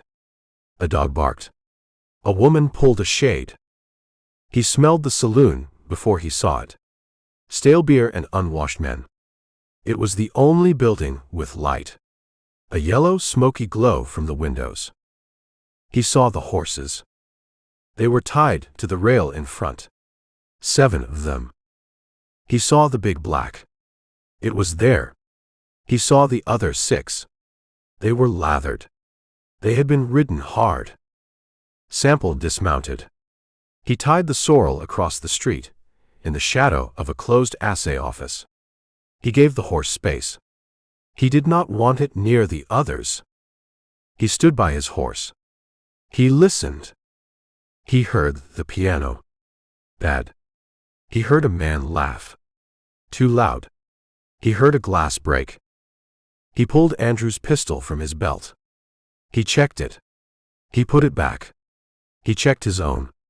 He slid the thong off the hammer. He walked across the street. His spurs made no sound. He had filed them. He stopped at the batwing doors. He looked through the gap. The room was blue with smoke. It was full. Maybe 20 men. Cowboys. Freighters. Locals. He looked for the clay-faced man. He looked for Jack. He did not see him. He looked for the others. He saw the bar. Peter, the thin man. He was there. He was drinking, his back to the room. He was talking to Simon, the sour-faced one. He scanned the tables. He saw them. A back corner. A round table, slick with whiskey. James, the heavy man. John, the gap-toothed one. They were playing cards. 4 of them. James, John, and 2 men Sample did not know. Locals. One was a kid, maybe 20.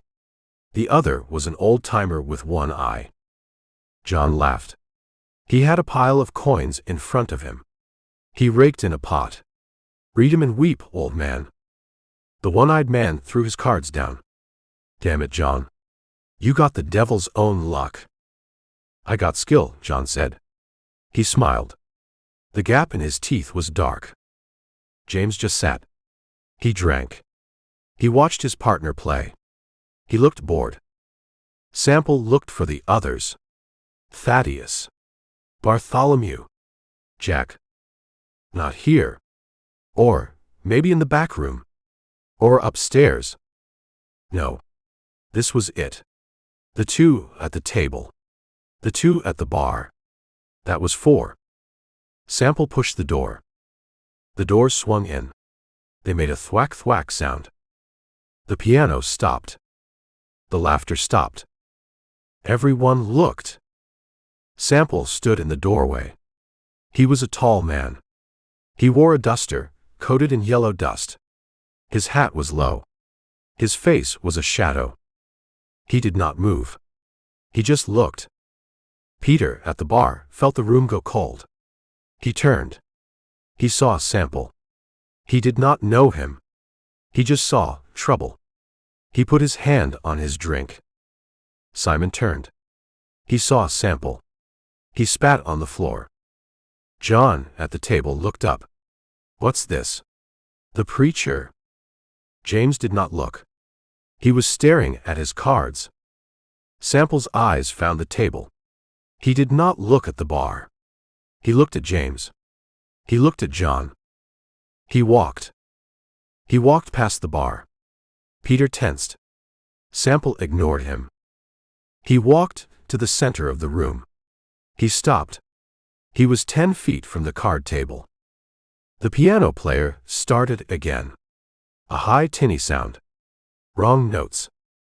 "Your bet, kid," John said. He looked at Sample.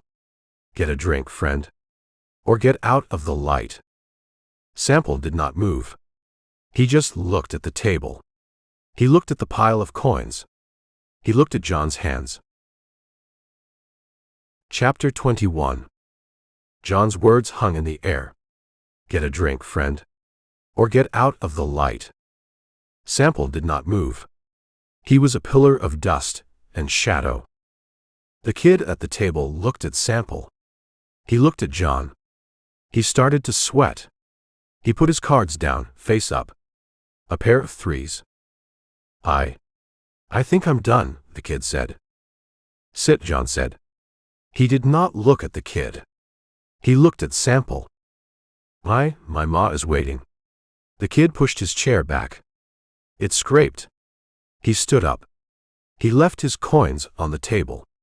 He walked quick around the wall. He did not walk near Sample. He pushed through the batwing doors. He was gone. The one-eyed man looked at his cards. He looked at John. "He's right. It's late." He threw his cards in. "Your pot, John." "The game ain't over," John said. "It is for me." The old man raked his few coins into his hand. He stood. He nodded at Sample. "Mister." He walked to the bar. He ordered a whiskey. He turned his back to the room. The piano player had stopped. The wrong notes were gone. The silence was worse. The bartender was polishing a glass. He was polishing it very hard. He was not looking at the room. Now it was just John and James at the table. James, the heavy man, had not moved. He finally looked up from his cards. He looked at Sample. His eyes were small, like a pig's. "You want something?" "He's deaf," John said. "He's a deaf-dumb preacher. Come to save us." "I ain't a preacher," Sample said. His voice was not loud. It was just there. It cut the smoke. At the bar, Peter and Simon turned. Peter's hand was on his drink. Simon's hand was just on the bar. Sample walked. He walked past the center of the room. He walked to the table. He stood over them. He looked at the pile of coins in front of John. "You're in my light," John said. He squinted up at Sample. "You're cheating," Sample said. The bartender dropped the glass. It shattered on the floorboards. No one moved to clean it. John's smile, the one with the gap, stayed on his face. But his eyes went flat. What did you say?" "You heard me." John looked at James. He laughed. A short, forced sound. "He says I'm cheating." "Me?" "John. Can you believe it?" James did not laugh. He looked at Sample. His hands were on the table. Then his right hand slipped. It went under the table. "Who the hell are you?" James asked. "He's a man who's lost his way," John said. He pushed his chair back. The legs made a scrape on the floor. Sample looked at John's hands. He looked at James's gut. He looked at the bar. Peter was moving, slow, away from the wood. His hand was near the shotgun, leaning against the wall. "You're a long way from home," Sample said. He was looking at John. "What home?" John said. "Texas." The name hit the table like a fist. John's smile was gone. James's hand under the table was still. You know us. John's voice was a whisper. I know what you did, Sample said. At the Miller farm. In clarity. Peter at the bar grabbed his shotgun. He brought it up. He worked the action. Schlick shlack. The sound was the loudest thing Sample had ever heard. The entire saloon froze. Mister, John said, his voice shaking but not with fear. With anger. You just made a big mistake. He was standing now. James was standing. His hand was still under the table. Peter was at the bar, the shotgun level. Simon was beside him, his hand on his hip. 4 of them. Sample did not move. His hands were at his sides. Open. No, Sample said. You did. Chapter 22. No, Sample said. You did. The words were not an echo. They were a trigger. Peter, at the bar, did not hesitate. He was not a thinker. He was a reactor. He yelled, "Kill him!" He swung the shotgun, the one full of red mud, off the bar. Simon, beside him, was a second slower. His hand clawed at the pistol on his hip. At the table, John, the gap-toothed man, was fast. He was a card cheat. His hands were quick. His gun was clearing leather.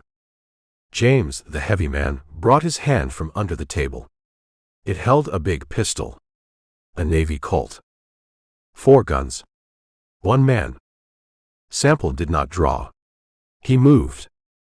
He lunged forward. He put both hands on the heavy, whiskey-slick table. He was not a small man. He put his weight into it. He flipped the table. Scrape. Crash. The table, heavy oak, went up and over. It hit John in the chest. It hit James in the gut. Coins, glasses, cards, and whiskey sprayed the air. The saloon erupted. Peter's shotgun boomed. The blast was deafening in the small room. It was a roar. Buckshot tore the wall where Sample's head had been.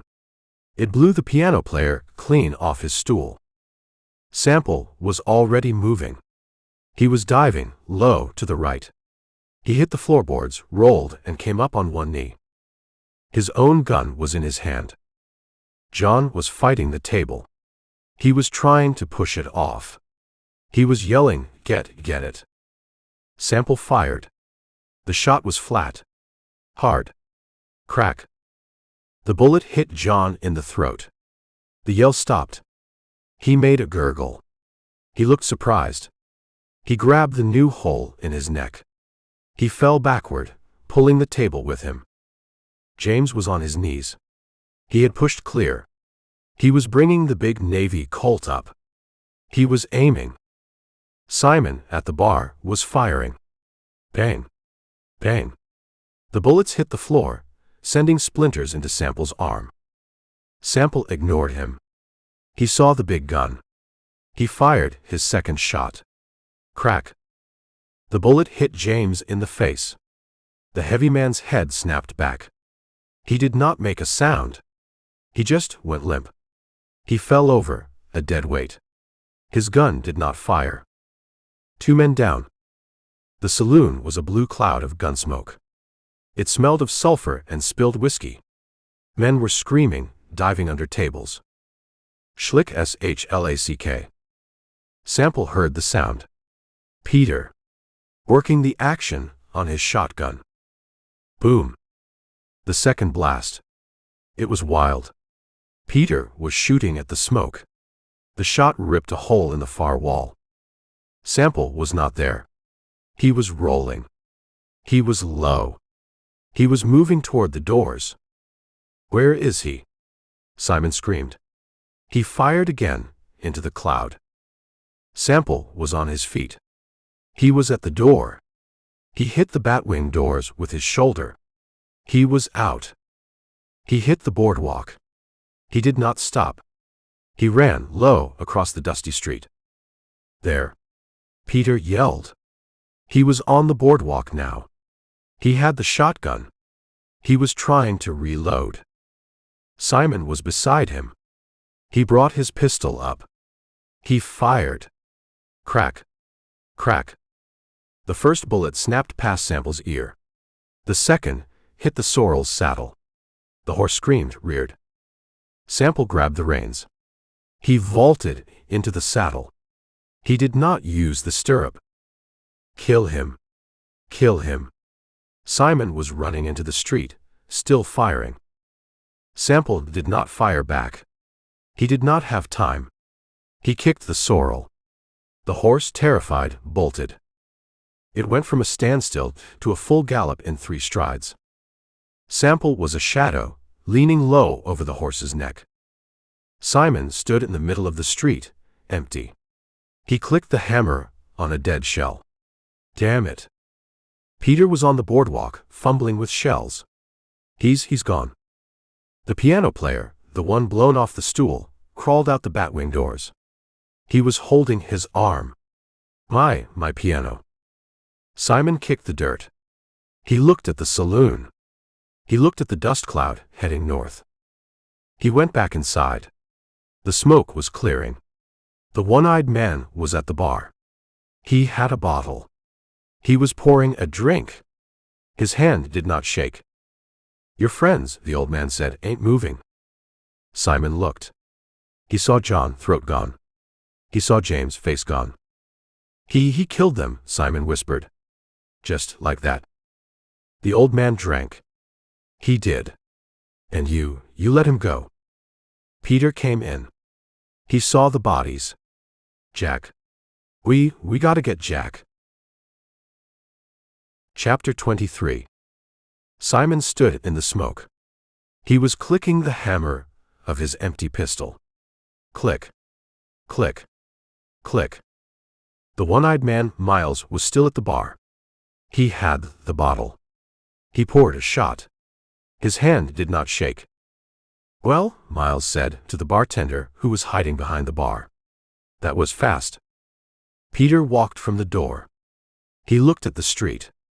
It was just a black shape, empty. The dust cloud was gone. He's gone, Peter said. He is, Miles said.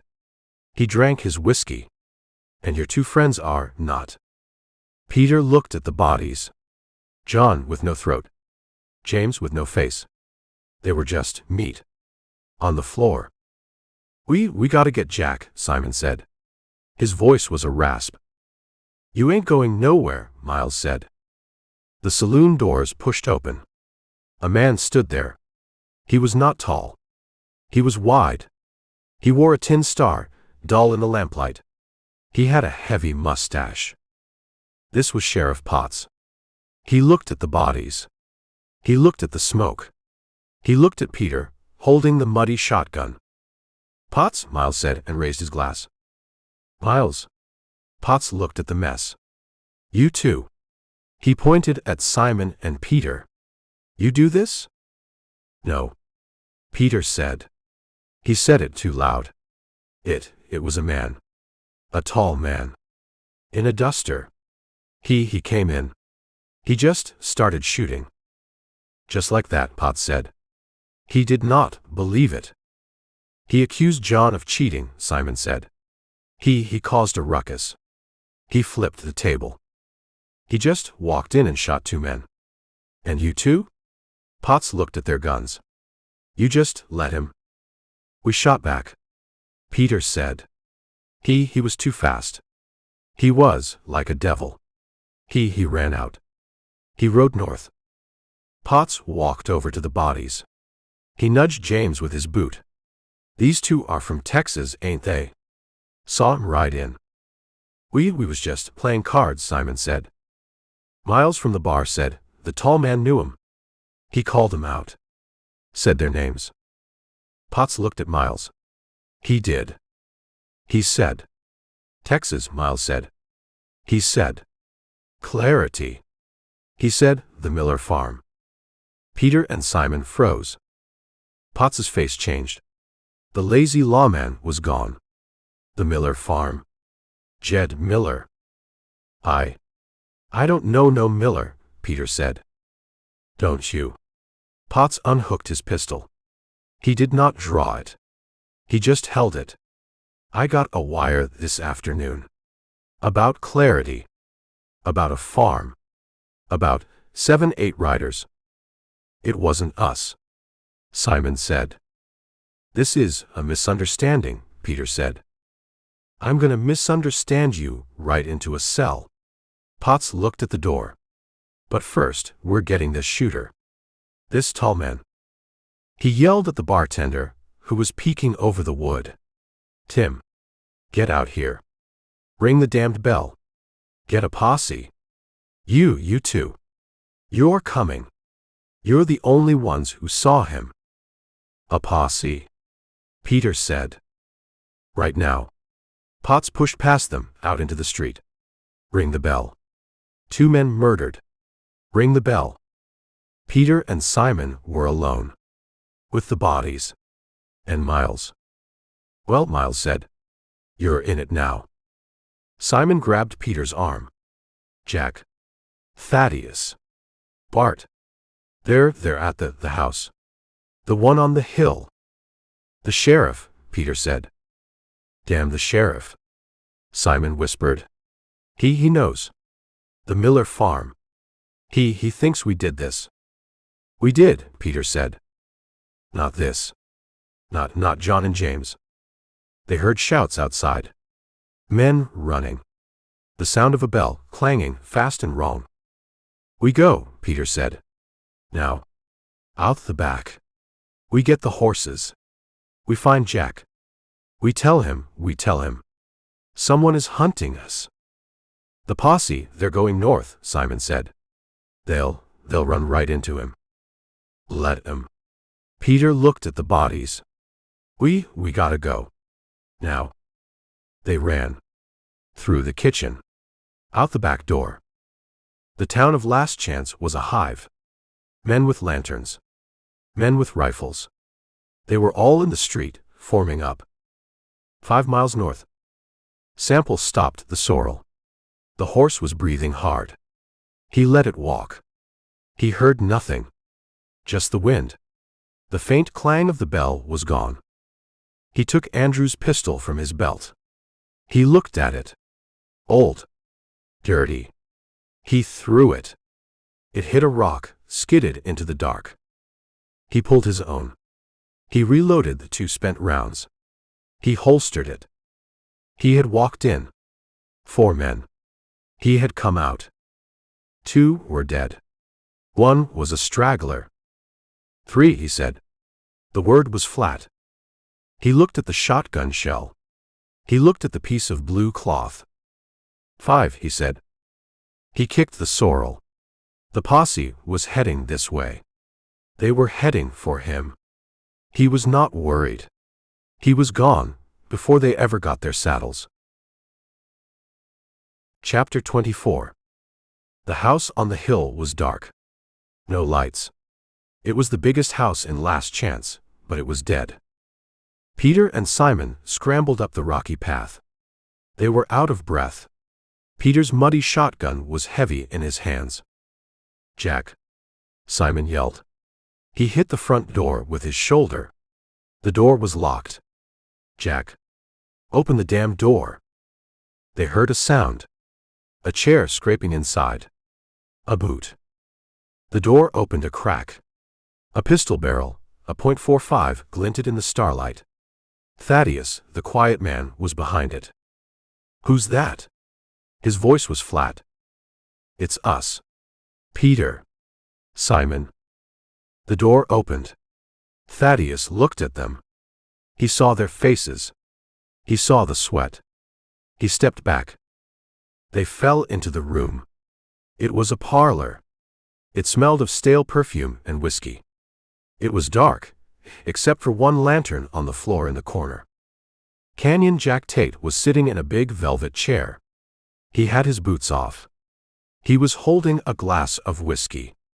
He had the new repeater, the Indian's rifle, leaning against the chair. Bartholomew, the young one, was at the window. He was a shadow, peeking through the curtains at the town below. What? Jack's voice was calm. He did not get up. They're dead, Peter said. He leaned on his shotgun. He was shaking. Who's dead? Jack took a drink. John. And James. Simon spat on the carpet. In the saloon. Dead. The glass in Jack's hand stopped. He did not look up. He just waited. Bartholomew turned from the window. His face was a white circle in the dark. Dead. How? A man, Peter said. Just one man. He came in.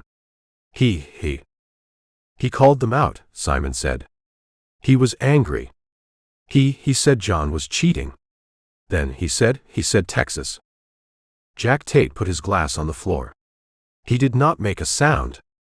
He looked at Simon. He said what? He said Texas. He said the Miller farm. He said Clarity. He knew us, Jack. He was a devil, Peter stammered. He was so fast. We all four, we had him. He flipped the table. He shot John in the throat. He shot James in the face. We fired.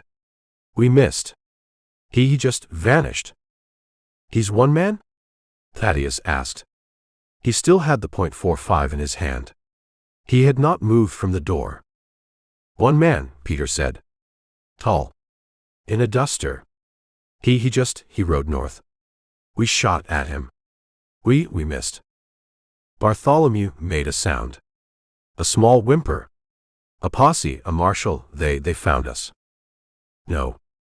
Simon's voice was a rasp. The town, they are getting a posse. The sheriff. He thinks we shot John and James. But the posse, Peter said, they're riding north.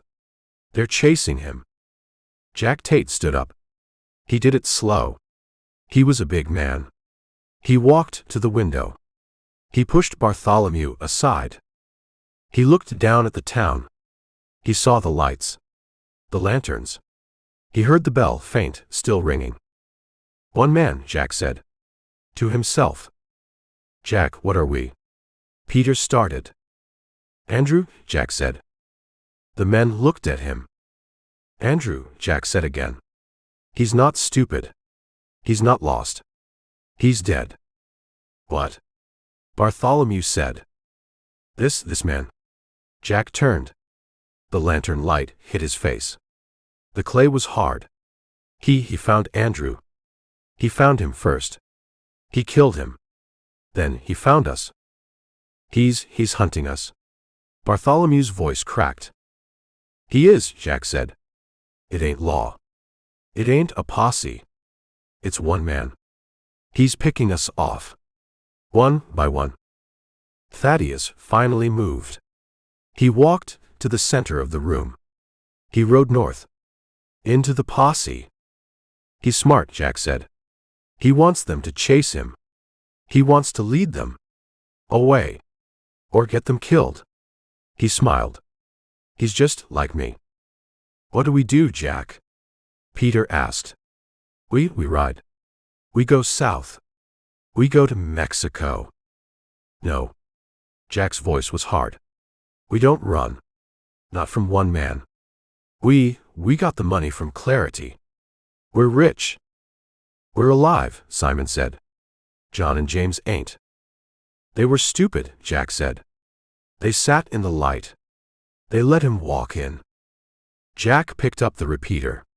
He checked the action. 5 of us. 1 of him. The odds are still good. He's out there, Jack, Bartholomew whispered. In the dark. He is. Jack looked at the men. He thinks we're running. He thinks he's the hunter. Jack walked to the door. He opened it. He looked at the night. We're not running. We're just splitting up. Chapter 25. Splitting up. Jack Tate said the words in the dark parlor. The lamp on the floor was guttering. It cast long dancing shadows. Peter was breathing hard.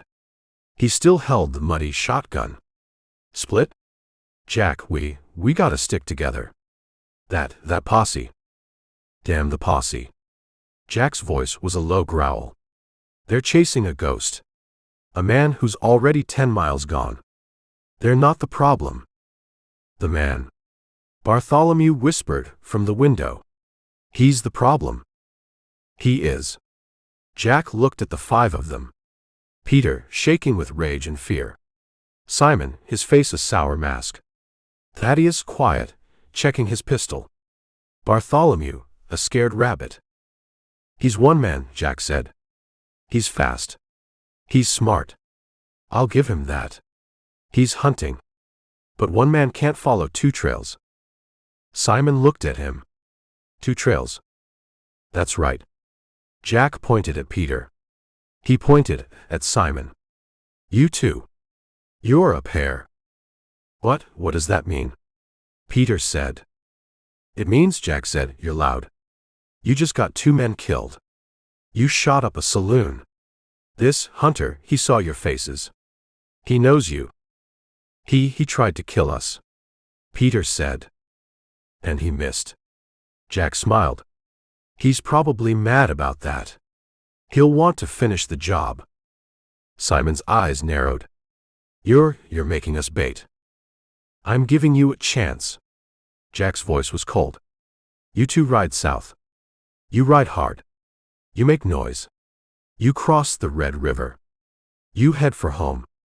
If he follows you, you kill him. There's 2 of you. He's 1.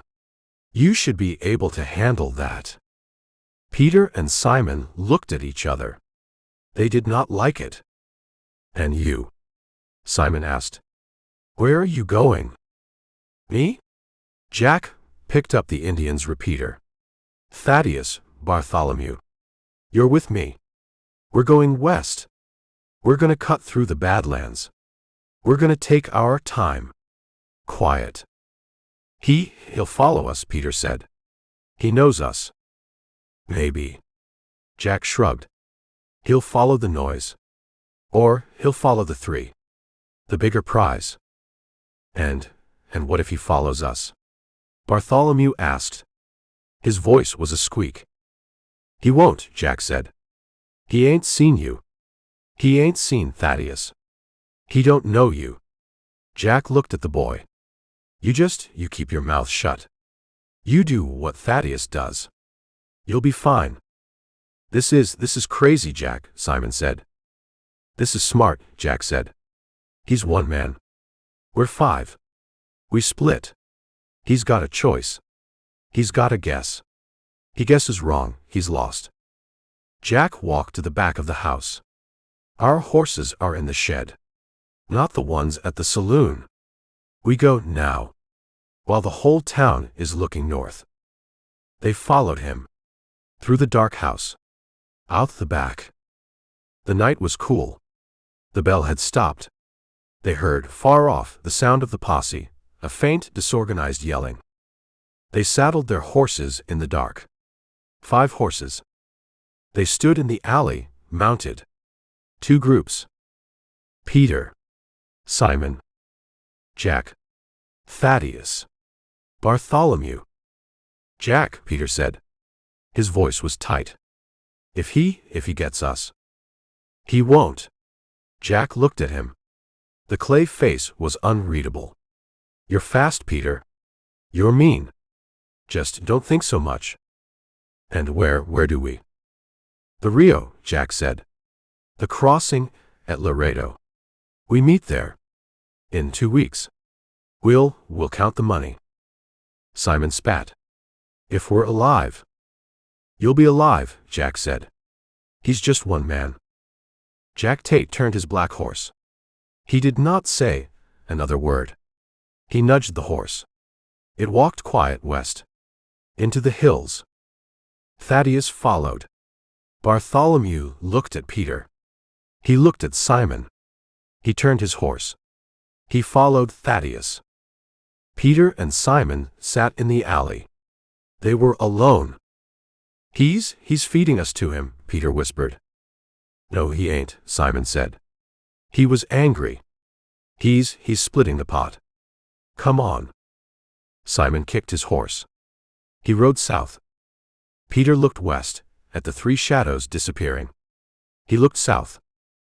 He cursed. He kicked his horse. He followed Simon. The 5 riders were gone. Chapter 26. The posse was a distant sound. A lot of men yelling, riding hard. They were clumsy. Sample, 5 miles north, just cut east. He found a dry wash full of loose rock. The sorrel's hooves made almost no sound. He rode the wash for a mile. The posse was north of him now, still riding, still yelling. They were chasing the dust cloud he had made. They were fools. He stopped the sorrel. He sat in the dark. He listened. The yelling faded. The sound of the hooves was gone. Just the wind. He had reloaded his pistol. 2 spent, 2 new. He had 3 men. Andrew, John, James. 5 left. He turned the sorrel. He did not go back to town. He rode south, but he rode wide. He kept a 5-mile circle around Last Chance. He rode all night. He did not push the horse. He just moved. The sun came up. It was a gray light, then yellow. It found Sample west of the town, on a low rise. He could see the town, a few black shapes in the distance. He could see the saloon. He dismounted. He let the sorrel graze. He pulled the shotgun shell from his pocket. He looked at it. He pulled out the blue calico. He looked at that. He put them away. He walked the ground. He was looking for tracks. He was a patient man. He found them. Not 1 trail. 2. He crouched. The first trail was easy. 2 horses. They had left from the south side of town. They had left fast. The hooves were deep. They were running. They were scared. He knew those riders. Peter and Simon. The 2 from the bar. The ones who ran. He stood. He walked west. He kept looking. He found the second trail. This one was different. It came from the west side of town. From the alley. 3 horses. They were not running. They were walking. Sample crouched. He looked at the prints. They were clear in the morning damp. One, a small horse, nervous, stepping on its own tracks. Bartholomew, the kid. Another, a solid horse, steady. Thaddeus, the quiet one. And the third. Sample put his hand in the print. It was big. The horse was heavy. A clean shoe. It was the black horse. The one from the Miller farm. The one from Clarity. Jack, Sample said. He stood. He looked at the 2 trails. 1 trail south. 2 men. They were scared. They were stupid. They would be easy. The other trail west. 3 men. They were smart. They were calm. They were being led by the man who started it all. The man who said worthless. The man with the new repeater. Sample looked south. He looked at the easy trail. He turned. He walked back to his sorrel. He gathered the reins. He looked west. At the 3 sets of tracks, walking casual into the Badlands. The harder trail, he said.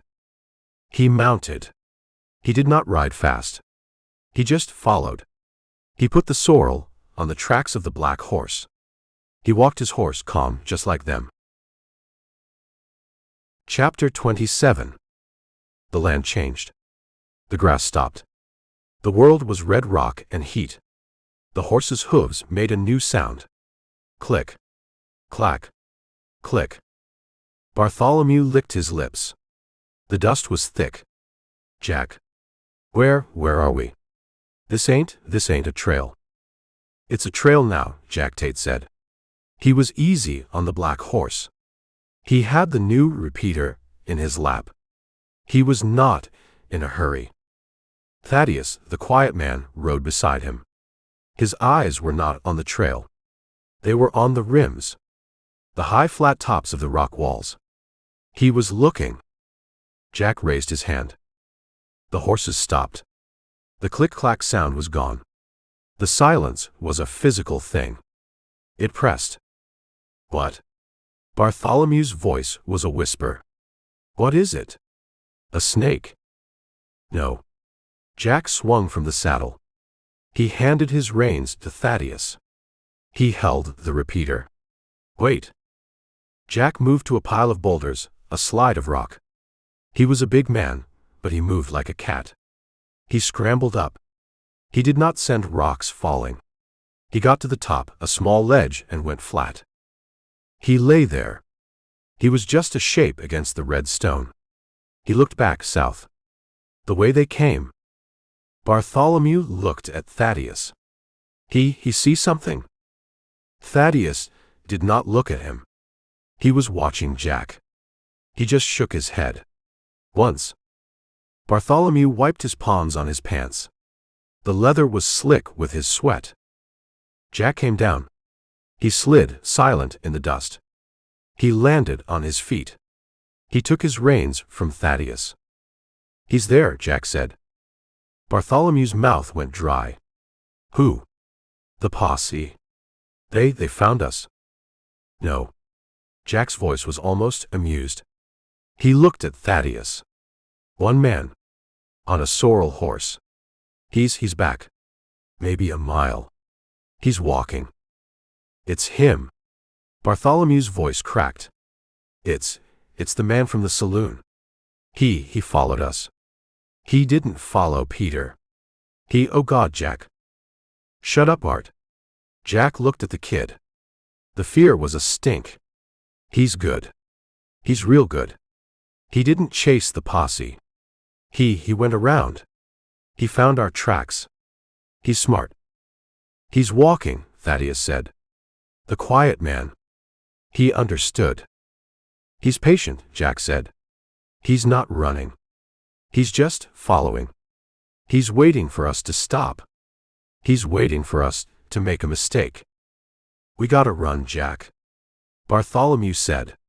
We gotta ride. Now. We run, he follows. Jack looked around. He looked at the walls of rock. He pointed with his chin. There. It was a shadow. A dark line in the rock, 100 yards ahead. A crack. A box, Thaddeus said.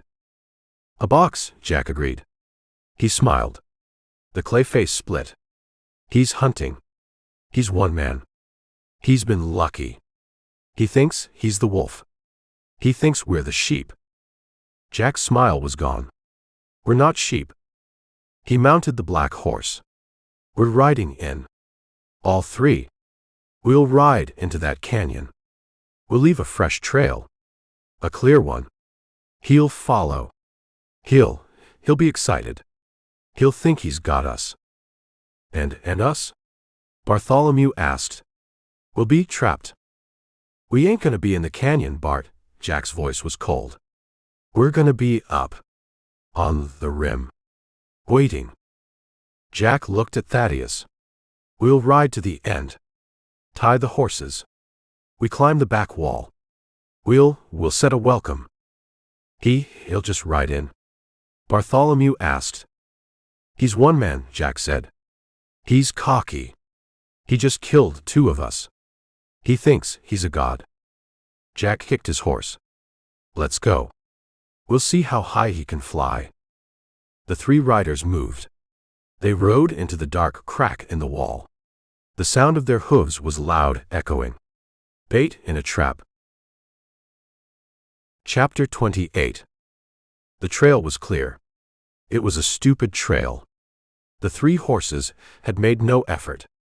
They just walked. Sample sat his sorrel at the mouth of the canyon. The sun was hot on his back. The canyon itself was a deep, cool shadow. A crack in the red rock. He looked at the tracks.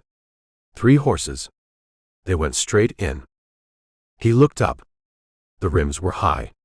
Sheer rock dotted with boulders. A perfect place to shoot. A perfect place to wait. He dismounted. He let the sorrel's reins drop. The horse stood, but its ears were flat. It did not like this place. I know, Sample said. He touched the horse's neck. He walked to the canyon mouth. He crouched. He looked at the tracks again. They were deep. They were fresh. They wanted to be seen. A box, he said. His voice was a dry rasp. He knew. It was not a guess.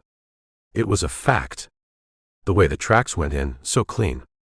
The way the walls rose. It was a trap. He stood. He looked back at the open prairie. He could wait. He could ride around, try to find a way to the rim. It would take half a day. By then, they would be gone. Or he could go in. He thought of Andrew, face down in the grass. He thought of John, no throat. James, no face. He had killed 3. He was good. He was fast. He thought of Jack. The clay-faced man. The man who said worthless. The man with the new repeater. Jack was in there. He was at the end of that shadow. He was waiting. Sample looked at the rims again. He could not see them.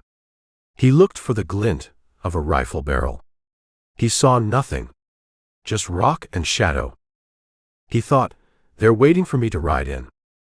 He thought, they're 3. I'm 1. He thought, they're stupid. They led me right to them. His patience, the thing that had kept him alive, was a thin thread. It was burning. The anger, the cold thing that started at the Miller farm, was hotter. He had walked into a saloon with 4 of them. He walked out. He could walk into this. He went back to the sorrel. He checked his pistol. He pulled the rifle from the scabbard. He worked the action. A brass cartridge slid smooth into the chamber. He put the rifle back. He would be moving. He needed his hands. He swung into the saddle. The sorrel sidestepped, nervous. Easy, Sample said. He nudged the horse. The sorrel did not want to go. Sample kicked it. Hard. The horse jumped, startled, and moved. It walked out of the sun. It walked into the shadow. The air was 10 degrees cooler. The sound of the hooves changed. It was a loud clack-clack on the stone floor of the canyon. The sound bounced off the walls. He was an echo. He was a target. He rode 50 yards. The canyon was narrow. He could almost touch the walls. The silence was heavy. He heard the creak of his saddle. He heard the clack of the hooves. He heard his own breathing. He kept his eyes up. He scanned the rims. Left. Right. He saw nothing. Just rock. Another 50 yards. The canyon opened, just a little. He saw the end. 100 yards ahead. It was a blind alley of rock. He saw the horses. 3 of them. Tied to a dead tree. They were saddled. He pulled the sorrel to a stop. The horses were there. The men were not. They were up. He heard a single, sharp sound. A rock sliding. He looked up. Left. He saw the hat. A man's hat, black, pulling back from the edge. He did not have time. A voice, high on the rim, echoed. It was Jack's voice. It was not a yell. It was calm. It was amused. Now. The world exploded. Gunfire. Not one shot. A volley. From the left. From the right. They were on both sides. Crack. Whop. Crack. The sound was deafening. The echoes hit each other. Bullets sparked off the rocks. They whined past his head. Sample reacted. He was not a man. He was a nerve. He yanked the sorrel's reins hard to turn. A shot from the right. A heavy caliber. Thaddeus. The bullet hit the sorrel. It was a high, solid thwack. It hit the horse in the neck. The sorrel screamed. A sound Sample had never heard. It was not a horse sound. It was a scream. The horse did not fall. It reared. It went straight up, pawing at the stone walls. Sample was still in the saddle. He was 20 feet in the air, a perfect target. He threw himself, kicking free of the stirrups. He landed on his shoulder. The rock floor was not dirt. It was stone. It hit him like a hammer. The impact drove the air from his lungs. His pistol, jarred loose, skittered 10 feet away. The sorrel fell. It came down backward, a ton of dead weight. It hit the canyon floor with a sound that broke bones. Another volley. The bullets chewed the ground where he had been. Sample was on his stomach. He could not breathe. His shoulder was on fire. He was alive. He was trapped. Chapter 29. The rock was hard against Sample's cheek. He tasted dust. He tried to breathe. His lungs were empty. He was a fish flopping on a hot stone. Crack. Whop. Zing. Bullets hit the ground where he lay. They sparked. They kicked up red powder. He got his air back. A gasping, ragged breath. His shoulder was a hot, dull pain. He rolled, pushing with his heels. He saw his pistol. 10 feet away. It was a black shape on the gray rock, glinting in the shadow. Too far. A man could die crossing 10 feet. Thwack. Thud. More shots. They weren't shooting at him. They were shooting at the dead horse. The sorrel. It lay on its side, a wall of flesh and hide. Sample scrambled. He did not run. He crawled. He used his boots, his one good arm. He pushed himself backward, crab-walking, until his spine hit the horse. He was behind it. The smell hit him. Gut shot. The hot copper smell of blood. The horse's eye was open, staring at him. Thwack. Thump. A bullet hit the saddle. It punched a clean hole in the leather. Another hit the horse's neck with a wet, solid sound. He was safe. For a second. He looked around the horse's head.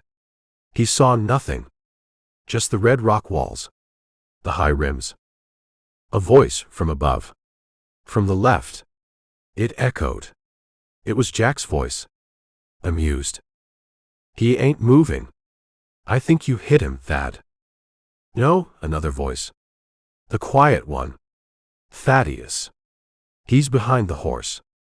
He's just waiting. He's hiding, a third voice. The kid. Bartholomew. He's trapped. Sample pressed his back against the sorrel. The hide was still warm. He was breathing hard.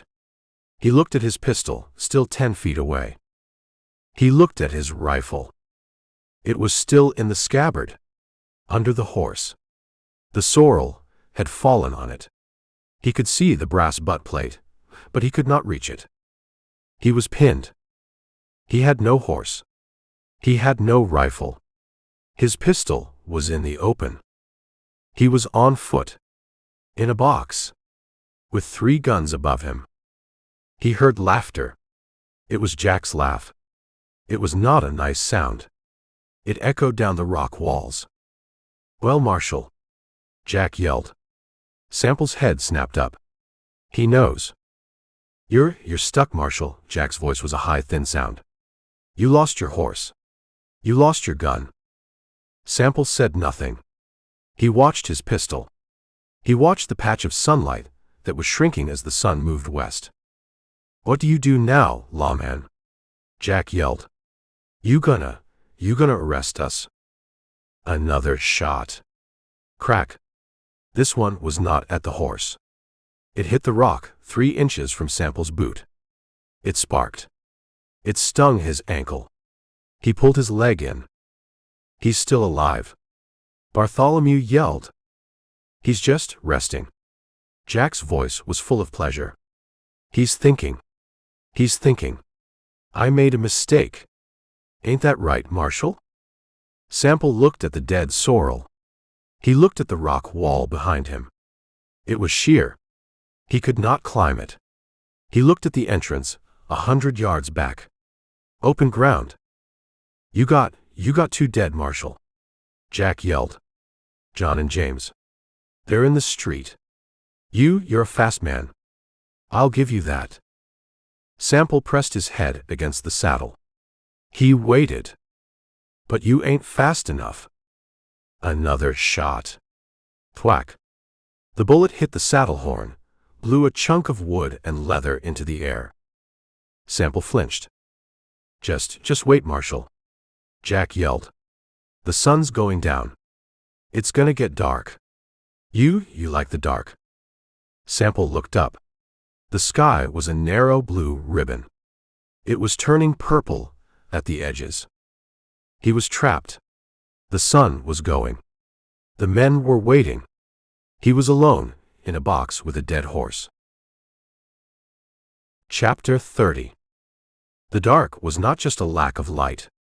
It was a physical thing. It was a heavy, cold blanket pressed into the canyon. The sky, a purple ribbon, turned to a black one. No moon. Sample was behind the horse. The smell was high. The sorrel's body was cooling, but the blood and the gut-shot smell were thick. His shoulder was a single, hot coal. He waited. He listened. A voice from the rim, Jack's. You asleep down there, Marshal?" The voice echoed. "Marshal, Marshal." Sample did not move. He did not breathe. "He's playing possum," another voice. "Thaddeus." He's dead, the kid, Bartholomew." His voice cracked. You hit him, Thad." "He ain't dead," Jack said. "He's just thinking." More silence. An hour passed. The stars came out. They were bright, cold, but they gave no light to the canyon floor. Click. A stone. From above. Sample tensed. "Just me," Jack's voice again. He was tossing pebbles. "Just checking." Sample let his breath out, slow. He had to move. He could not wait for morning. Morning meant a clear shot. He looked at his pistol. It was still 10 feet away. A black shape. He had to get it. He heard a new sound. A scrape. From the rim. He saw a flicker of light. Orange. "You fool," Jack's voice, a low curse. "Put that out." It's just a small one, Jack," Bartholomew said. It's cold. We can't see." "He can see us," Jack snapped. The fire vanished. But Sample had seen it. They were on the left rim. All 3. He heard them talking. Low. Arguing. They were settling in. They thought they had him. They were bored. Sample moved. He did not roll. He did not crawl. He snaked. He pushed with his toes. He used his good arm. He slid an inch at a time, away from the horse's head, into the deep shadow. His hand touched the rock wall. He kept moving. His fingers touched the pistol's barrel. It was cold. He wrapped his hand around the grip. He pulled it slow back toward the horse. He did not make a sound. He was behind the horse again. He had his pistol. He had 6 shots. He looked at the rifle, still pinned. He let it go. It was gone. He looked up. The left rim, where the fire was. The right rim was just a black wall against the stars. He moved. He left the horse. He did not go toward the entrance. He went deeper, to the back of the box. He stood against the canyon wall. The one opposite them. He felt the rock. It was cool. It was rough. He found a crack. He put his boot in it. He tested it. It held. He holstered his pistol. He began to climb. He used his knees, his boots. He used his good hand to find a hold, then brought his bad arm up just to brace. The shoulder screamed. He ignored it. He climbed. 10 feet. He was in total darkness. He was climbing by feel. He heard Bartholomew's voice, clear in the still air. "Jack. I gotta take a piss." "Go over the back," Jack said. Don't show yourself." Sample froze. He was a lizard on the rock. He found a ledge 2 inches wide. He put his boot on it. He rested. He heard the sound. A stream. From the other rim. He climbed. His hand hit loose rock. A piece of shale. It skittered. It hit the canyon floor. Clack. Ting. The sound was a gunshot. "What was that?" Bartholomew yelled. "Shush," Jack's voice. Silence. Sample did not move. He was 20 feet up. He was pressed to the rock. He was just another shadow. He heard the click of a rifle hammer. He's moving," Bartholomew said. "Where?" "Down there." Crack. The rifle shot. It was Jack's. The bullet hit the dead horse. Thwack. The echo was a roar. "You see him?" Jack yelled. "No. I heard him." "You heard nothing." Jack's voice was angry. He's trying to draw us out." Sample climbed. He moved faster. They were looking down, not up. His hand found the top. The rim. It was flat. It was not rock. It was dirt. He pulled himself up. He was slow. He did not want his boot to scrape. He got his belly on the rim. He slid like a snake onto the flat top. He was up. He lay on his stomach. He was breathing hard. He did not make a sound. He looked across. 50 yards. He saw them. A tiny fire, no bigger than his hand. Just glowing embers. 3 shapes. One was standing, looking over the rim. Bartholomew. The other 2 sat with their backs to a boulder. Jack and Thaddeus. They were on their rim. He was on his. He was not trapped. He was level. He drew his pistol. He looked at the 50-yard gap.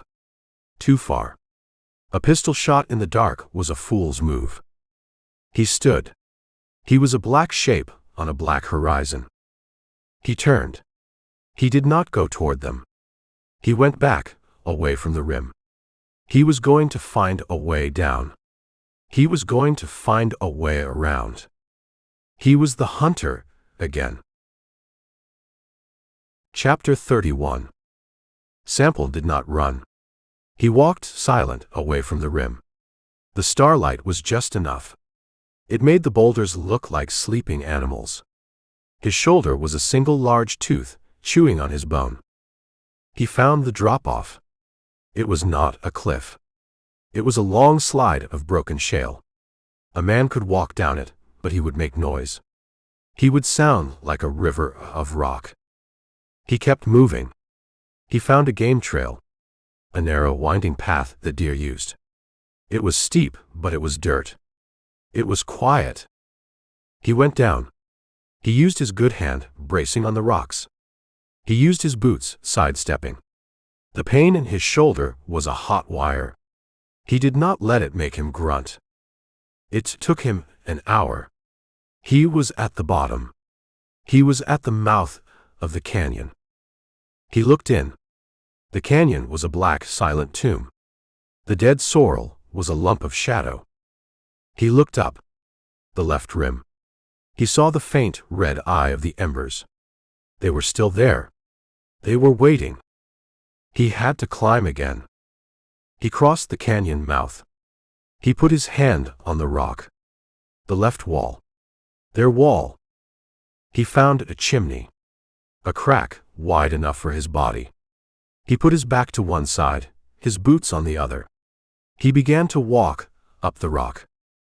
He used his legs. He pushed. He slid his back up. He did not use his bad arm. He just let it hang. It was a piece of meat. He climbed. 20 feet. 30. He was sweating. The pain was making him sick. He heard a voice. Bartholomew's. From above. Jack. You asleep?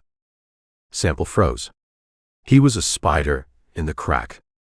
He heard Jack's voice. A low grumble. Go to sleep, Bart. I keep hearing things. It's the wind. It don't sound like the wind. It's the Marshal, Jack's voice was amused. He's a ghost. He's floating up here. Go to sleep. I can't. Sample climbed. His boot slipped. A single scrape. Silence. What was that? Bartholomew's voice was high. It was your boot, you fool, Jack snapped. Stop fidgeting. You're the lookout. Look. Sample did not move. He waited. A full minute. He just hung. He climbed. His good hand found the rim. It was flat rock. He pulled. He used his stomach. He slid over the top. He was on their side.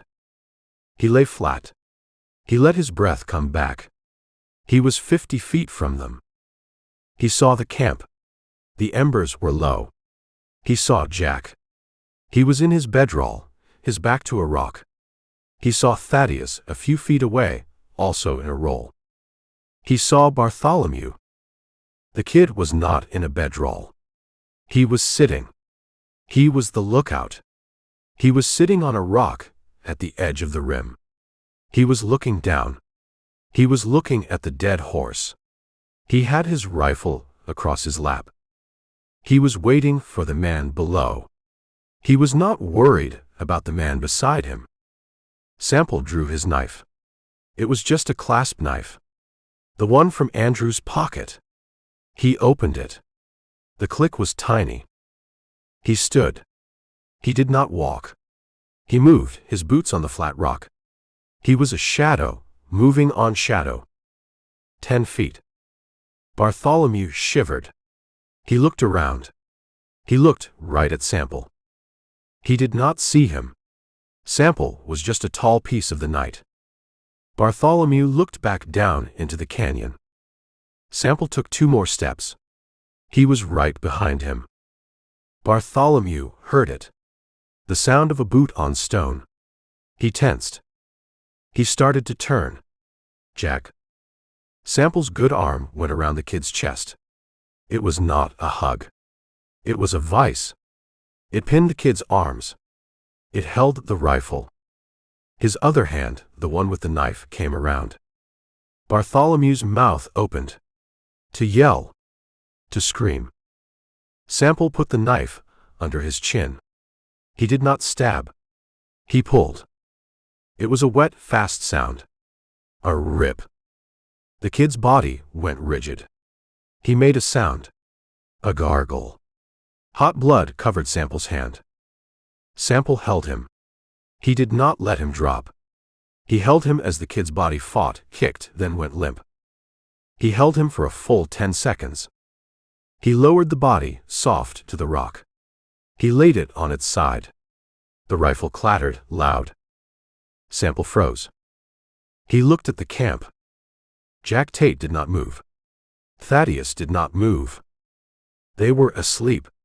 Or they were pretending. Sample wiped the knife on Bartholomew's shirt. He closed it. He put it in his pocket. He looked at the body. He looked at the 2 sleeping men, 30 feet away. He picked up the kid's rifle. It was heavy.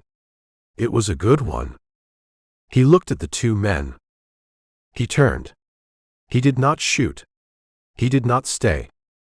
He walked quiet, back to the crack in the rock. He slipped over the edge. He went down into the dark. He did not need the pistol. He had a rifle. He had a new plan. He looked at the shotgun shell. He looked at the calico. 4, he whispered. Chapter 32. The dark did not leave. It just faded. The black turned to a cold, hard gray. The stars went out. Sample was at the mouth of the canyon, 30 yards from the chimney he had used. He was behind a different slide of rock. He had Bartholomew's rifle. It was heavy. It was a .45 to 70. A government gun. His bad shoulder was a solid block of pain. He had his good arm, and his eyes. It was enough. He watched the rim. Their rim. He heard a voice. Jack's. Not amused. Not yelling. Thad. Wake him up. Silence. I said. Wake him up. A scuffling sound. Thaddeus's voice, low. Jack. What? He's cold. A long silence.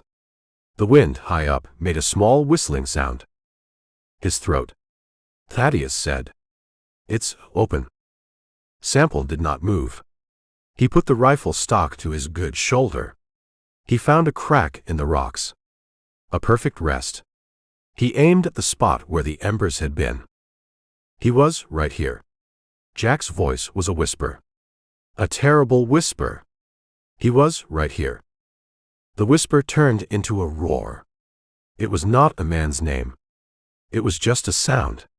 A raw, animal sound of rage. Marshal. The name echoed. Marshal, Marshal. You're in the mouth. Jack screamed. He's in the mouth, Thad. Kill him. A rifle shot. Crack. The bullet hit a boulder, 10 feet to Sample's left. It was a wild shot. Sample waited. He was patient. He was a stone. He saw movement. A shape black against the gray sky. A man walking, careful, to the edge of the rim. Thaddeus. The quiet one. He was not screaming. He was hunting. He was looking for the angle. He crouched, trying to see into the shadows. He was a perfect silhouette. Sample let his breath out. Slow. He did not pull the trigger. He squeezed it. The .45 to 70 boomed. The sound was a cannon in the canyon.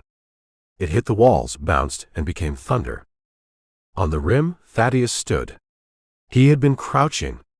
The bullet hit him, a solid thwack, and it stood him straight up. He did not grab his chest. He did not yell. He just dropped his rifle. It clattered on the rock. He sat. He just sat down like a man who was tired. Then, slow, he listed to the side. He fell out of sight behind the rim. Thad, Jack's scream was high. Sample worked the rifle's action. A heavy brass shell spun out. He chambered a new round. You. Jack stood. He was on the rim. A big black shape. He was not hiding. He was insane. He had the repeater, the Indian's gun. He fired. Crack, crack, crack, crack. He just held the trigger. He emptied the gun into the shadows. He did not aim. He was just shooting at the canyon. Sample did not fire. He just watched. One of the bullets, a ricochet, came off the rock wall. It whined. It was not a whop. It was a high, thin zing. It hit Sample in his bad shoulder. The pain was not hot. It was white. It was a flash of lightning inside his head. He yelled. He could not help it. He dropped the rifle. He fell back from the rock. He grabbed his shoulder. It was not a clean hit. It was a piece of shattered lead. It tore through the already broken meat. Blood, hot and fast, covered his hand. He heard the click, click, click from the rim. Jack's rifle was empty. Then silence. Sample, gasping, pulled himself back to the rock. He put his head on the stone. He was bleeding. He was bleeding bad. He looked up. Jack was gone. The rim was empty. He heard a sound. Faint. The sound of a man running. Heavy boots on stone. Running away from the rim. Running for the horses. Sample grabbed the rifle. He tried to pull it up. His arm would not obey. He looked at his hand. It was red. 5, he whispered through his teeth. He was alone. He was bleeding out. And Jack was getting away. Chapter 33. The pain was a white-hot coin. It pressed on his shoulder. Sample was on his back, his head against the rock. He was gasping. The blood was hot, running down his arm inside his shirt. It was too fast. He heard the sound. Boots. Running on rock. Fading. Jack. Sample gritted his teeth. He tried to push himself up. His left arm was not his. It was a piece of meat bolted to his body, and the bolt was on fire. Get up, he whispered. The words were just air. He rolled onto his good side. He used his right arm. He got to his knees. The canyon spun. Gray rock. Black sky. He looked at his hand. Red. He looked at his shirt. Black and wet. He was bleeding out. He heard a horse. A whinny.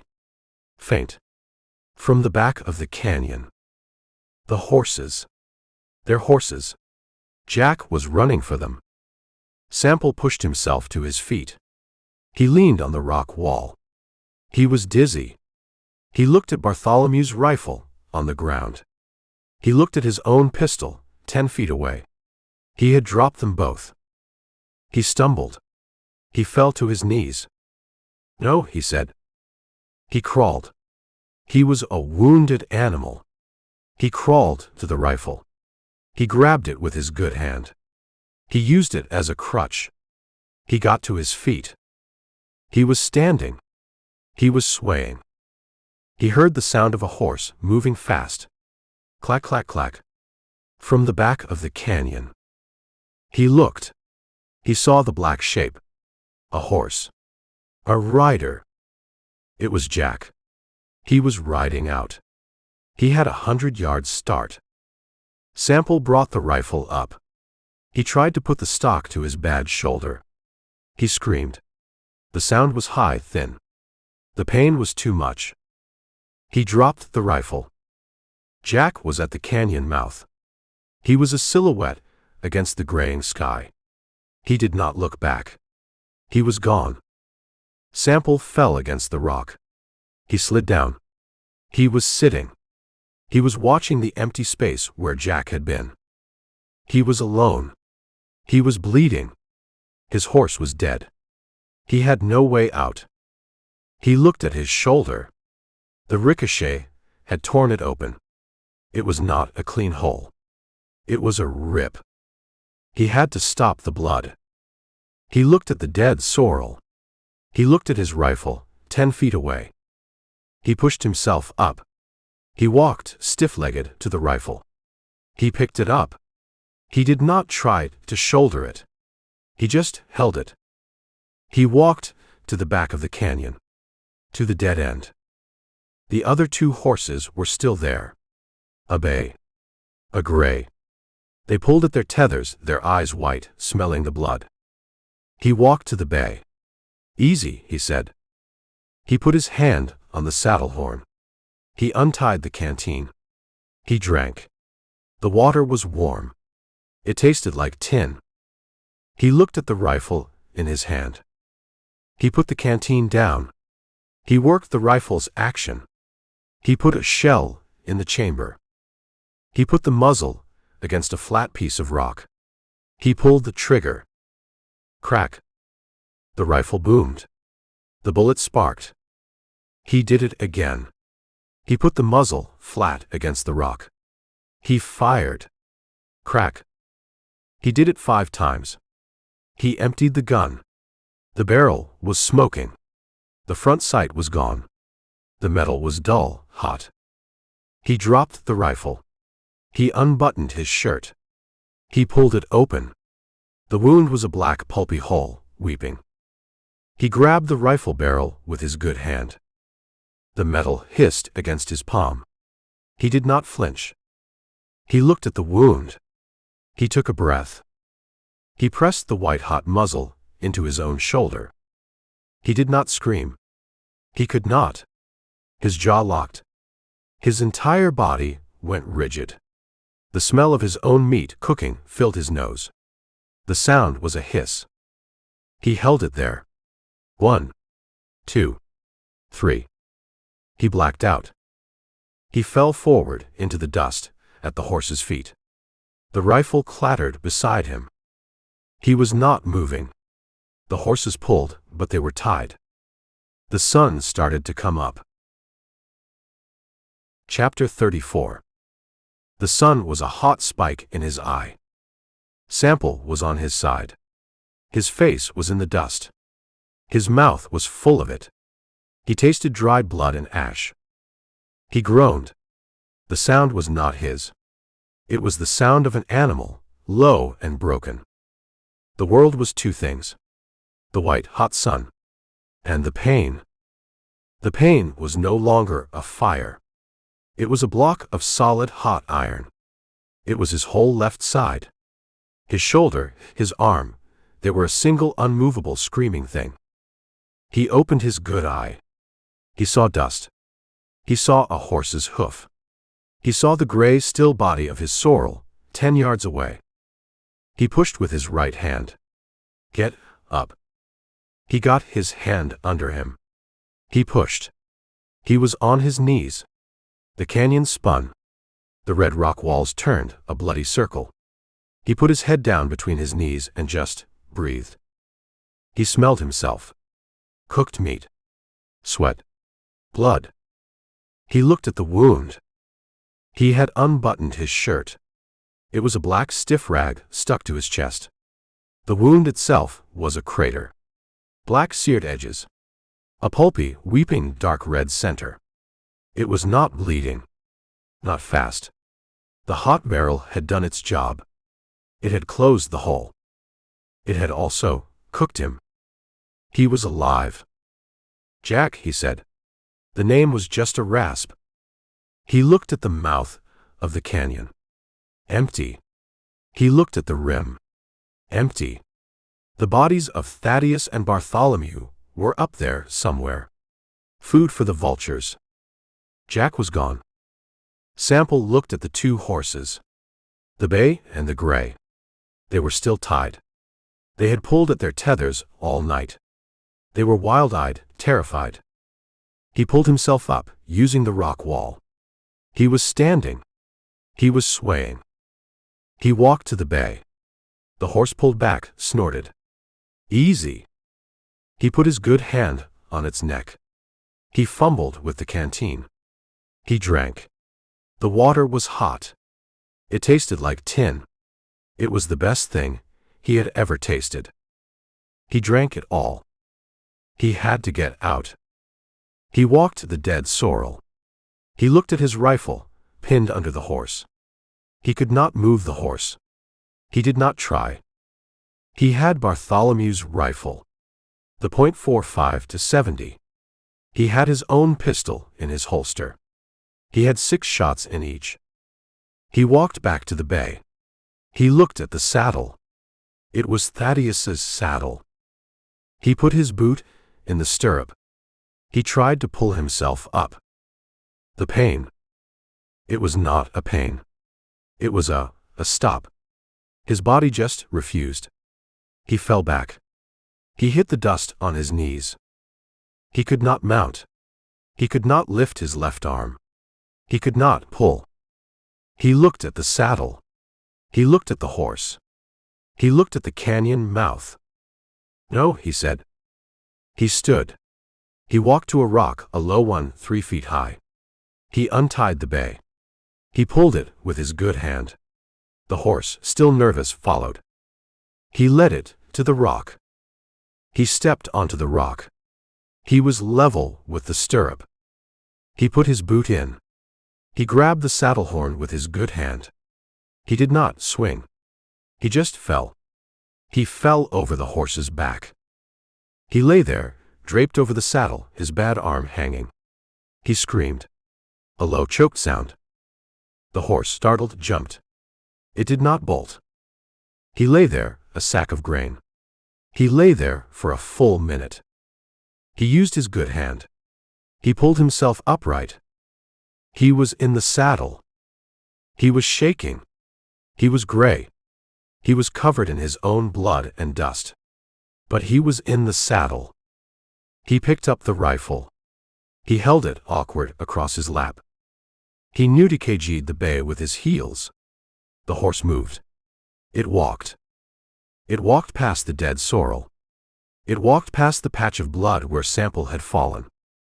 It walked out of the canyon. The sun hit him. He was in the open. He looked at the ground. He saw the tracks. The black horse. Going north. Going fast. He saw the other tracks. The posse. They had ridden right past the mouth. They had not even looked. He turned the bay. He put it on the tracks of the black horse. Just one, he said. He was one man. On a stolen horse. He had one good arm. He was bleeding. He was burned. And he was still coming. Chapter 35. Peter's horse was tired.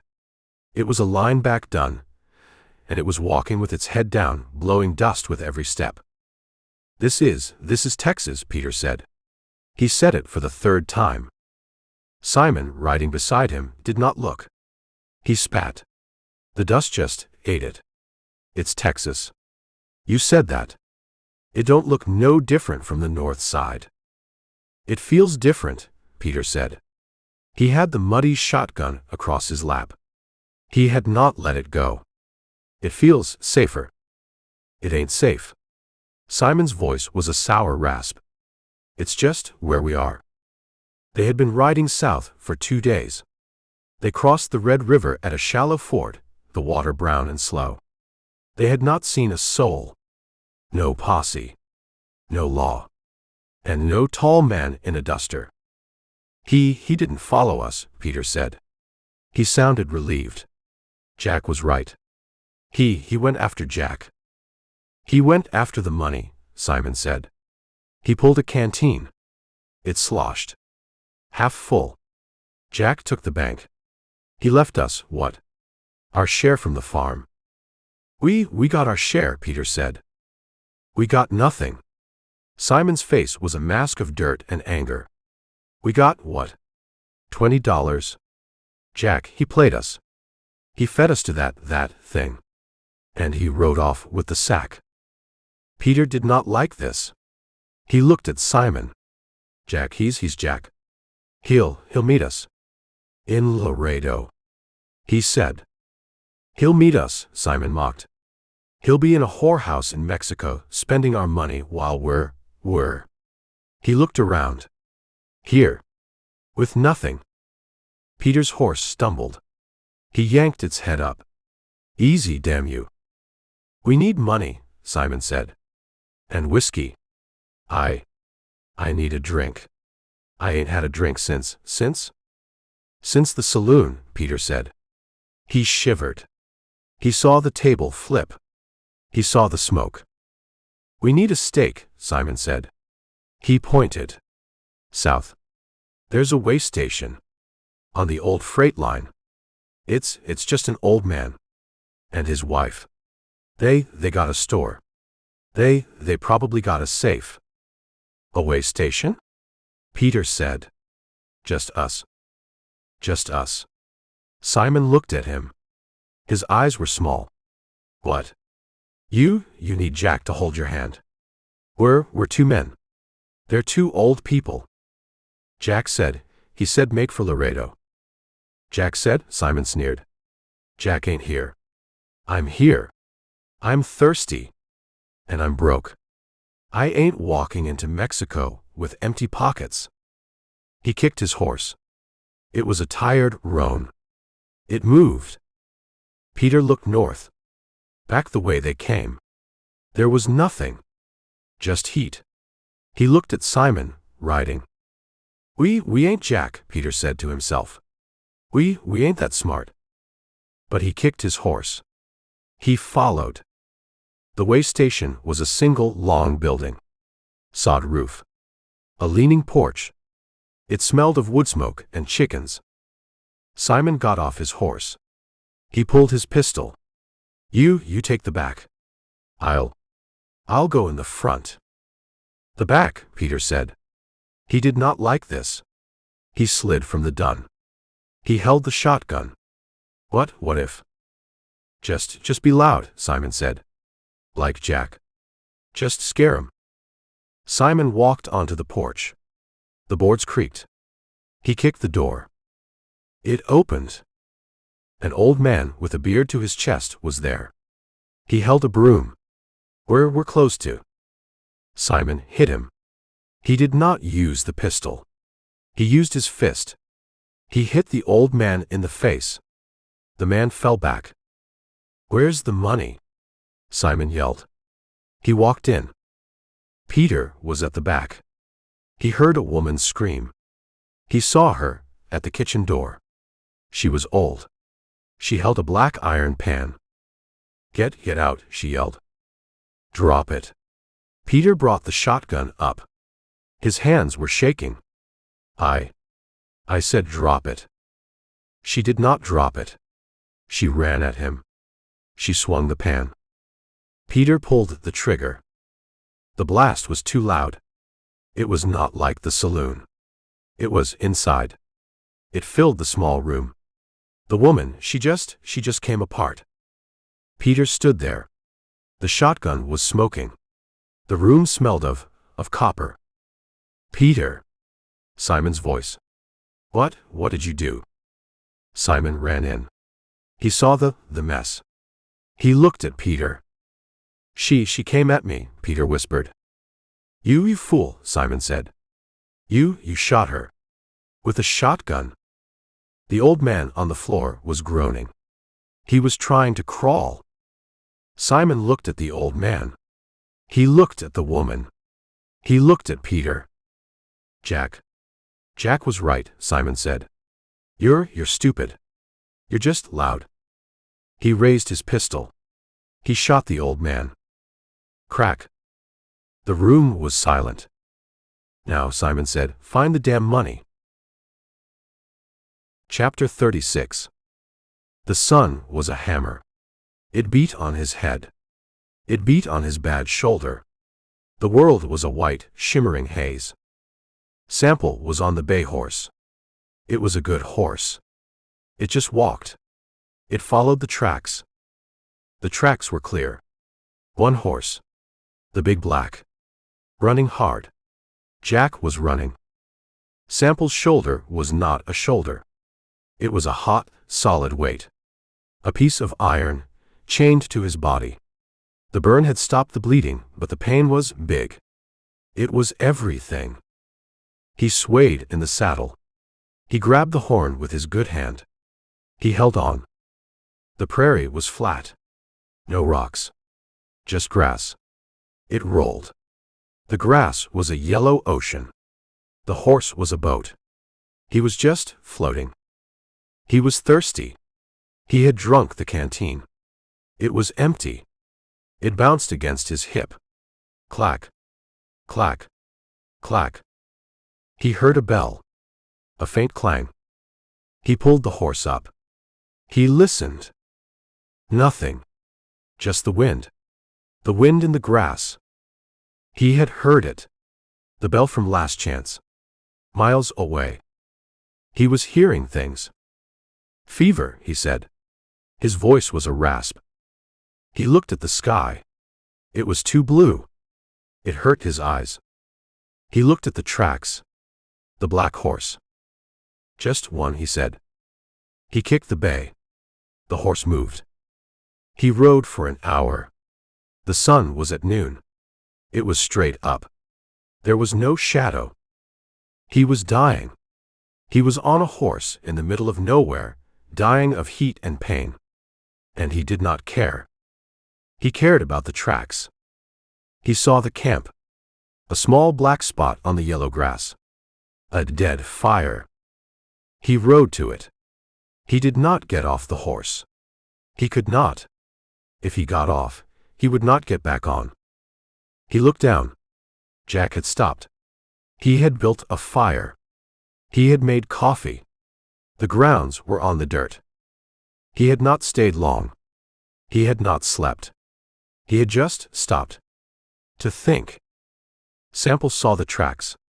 Jack had walked. He had paced in a small circle. He was not running scared. He was angry. He was waiting. No. He was planning. Sample looked north. The tracks went on. I'm coming, Sample whispered. The wind took the words. He was shaking. A cold shake in the hot sun. The fever was in his bones. He rode. He rode for 3 hours. The world was a blur. The horse's mane. The yellow grass. The blue sky. It all melted. He saw the Indian. He was just there, standing by the trail. The man he had found. White Eagle. The man with the shotgun hole in his chest. The man just looked at him. He did not speak. He just watched. Sample pulled the bay up. He stared. I, he said. The Indian was gone. It was a bush. A dead piece of yucca, shaped like a man. Sample put his head down. He put his good hand on his face. His skin was on fire. Get hold, he said. He looked north. The tracks. He rode. He did not see the grass. He did not see the sky. He just saw the prints. The black horse. He was a piece of iron on a horse. He was a gun. He was just a thing. A thing that followed. He rode until the sun was a red line. He rode until the sky was purple. He did not stop. The bay horse stopped. It just stopped. It would not move. Sample looked. A creek. Water. Dark, slow water. He fell from the saddle. He did not mean to. He just came apart. He landed on his knees in the mud. He put his face in the water.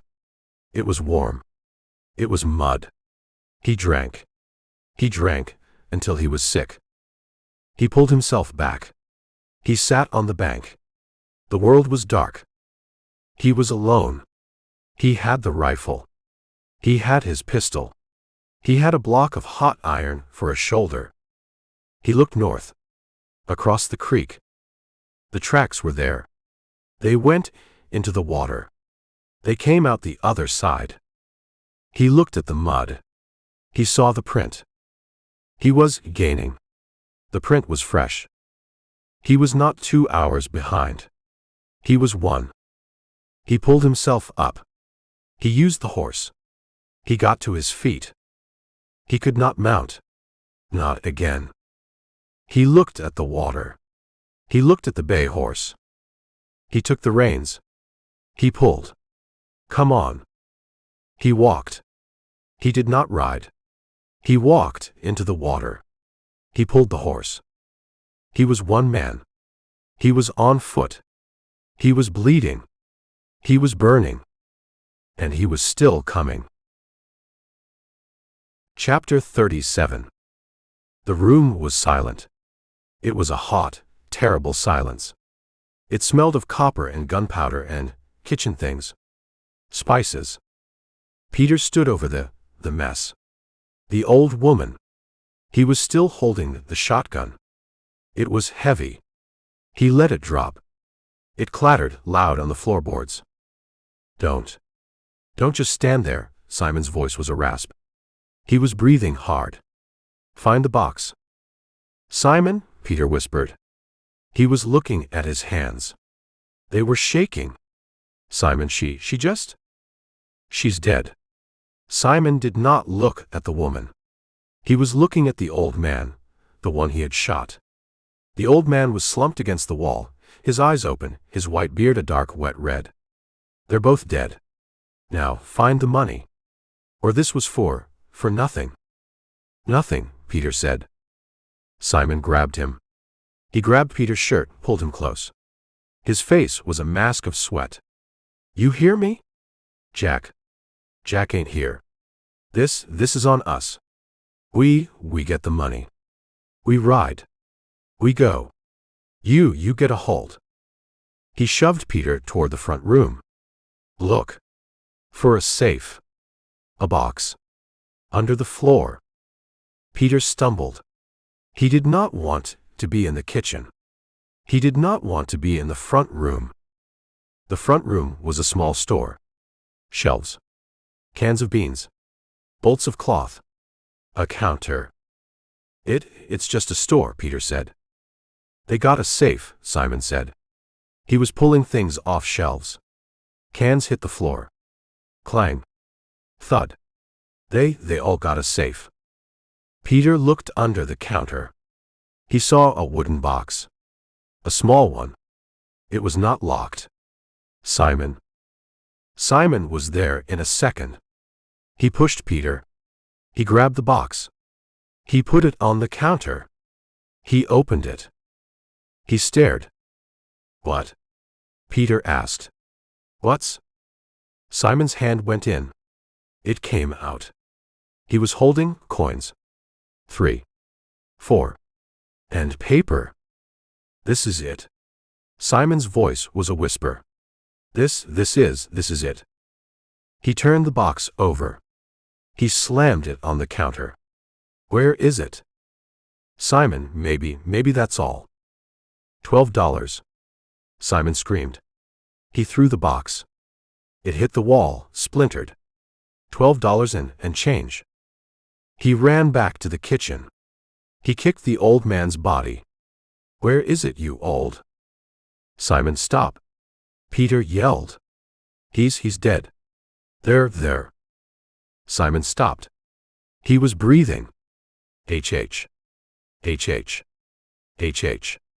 He looked at the old man. He looked at the old woman. He looked at the shotgun mess. We did this, Simon said. For $12. Peter started to shake. A real shake. His knees. He just had a broom. She had a pan. A pan. Shut up, Simon said. We ain't Jack, Peter sobbed. We ain't nothing. We're just, oh God. I said shut up. Simon hit him. A backhand. Hard. It knocked Peter against the door frame. Peter slid down. He sat on the floor. He put his face in his hands. Simon stood in the middle of the room. The mess. The 2 bodies. The $12. He thought of Jack. He thought of the man in the duster. The one who had hunted them. The one who had killed John and James. Jack had been right. He had fed them to the wolf. And the wolf was not here. This was just them. We made a mistake, Simon said. Peter looked up, his face wet. A mistake. He's gonna follow us, Simon said. He ain't just hunting Jack. He's hunting all of us. But he went north, Peter said. How you know? Simon grabbed his hair. How you know? What if he's here? What if he finds this? Simon looked around. The panic was cold. It was not like the saloon. This was worse. We gotta go, Simon said. We gotta. He saw the house. The blood. The evidence. Fire, Simon said. Like the farm. We gotta burn it. Fire. Peter said. Burn it all. Simon ran to the front room. He grabbed a can. Kerosene. We gotta clean it. He started splashing. On the floor. On the shelves. Simon, no. Get the horses. Simon yelled. He was wild. Get the horses. We're riding. We're riding to Laredo. We're gone. Peter scrambled out the back. He heard the whoosh. A sound. He looked. The kitchen was on fire. Simon ran out. His face was black. Go. Go. Go. They jumped on the horses. They did not look back. They kicked the tired animals. They rode. They rode south. Hard. Chapter 38. The smoke was a black column in the rear view. Peter did not want to look at it. He looked at his horse's mane. It was caked with sweat and dust. We rode him too hard, Simon. Peter's voice was a croak. The dun horse was stumbling. They ain't got nothing left. They'll run. Simon's face was a gray mask of ash. He had ridden through the smoke. They'll run till they die. Or we'll run 'em till they die. Then we'll walk.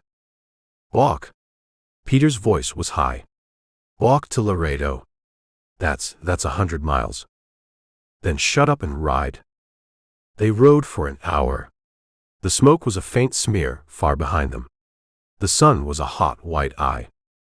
Simon pulled his horse up. The roan was breathing in great ragged sobs. Its flanks were heaving. We gotta rest 'em. Or we're walking. They dismounted. The ground was hard.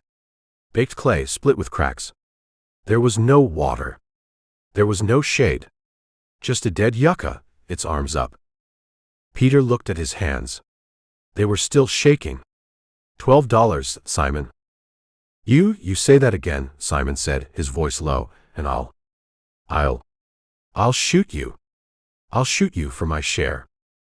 Peter believed him. He sat. He put his head in his hands. The muddy shotgun lay in the dust beside him. This ain't us, Peter whispered.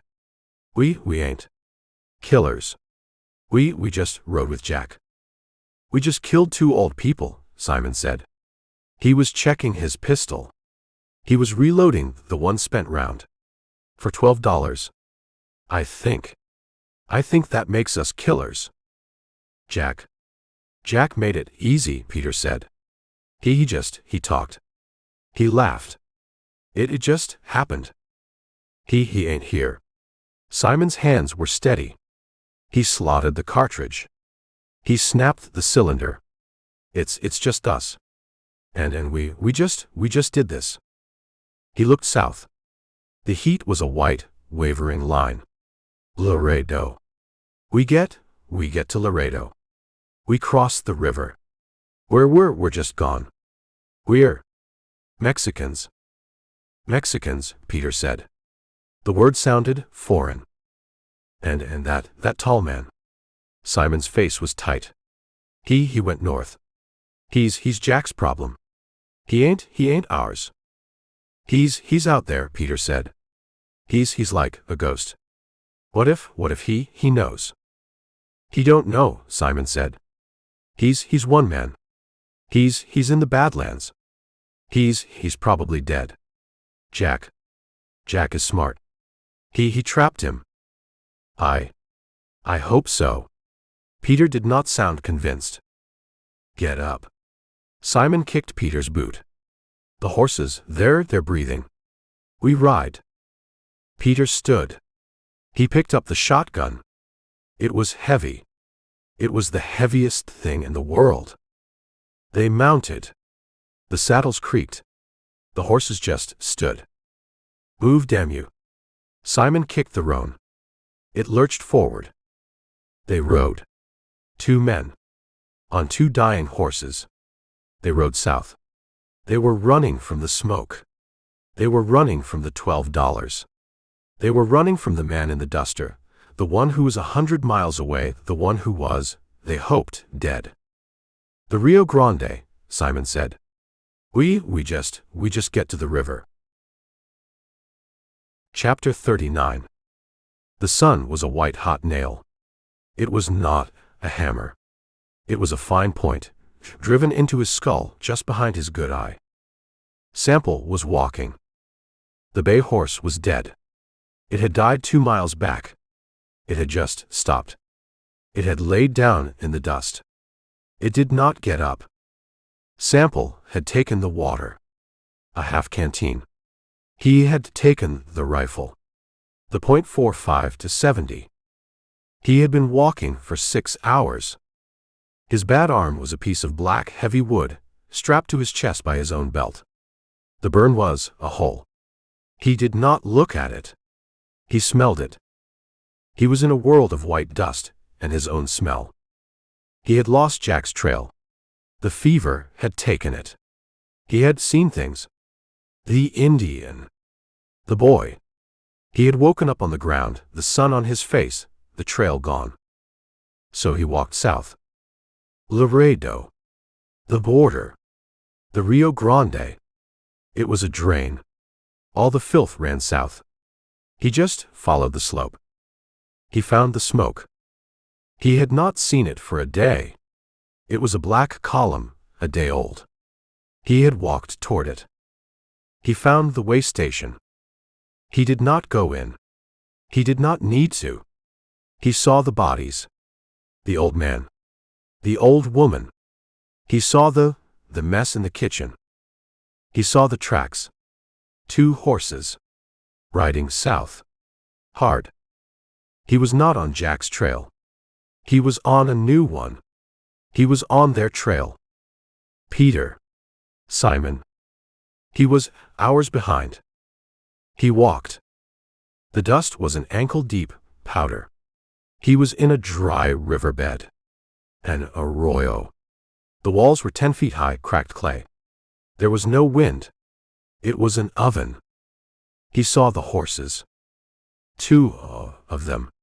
A dun and a roan. They were standing, heads down, hip shot, at the end of the arroyo. A dead end.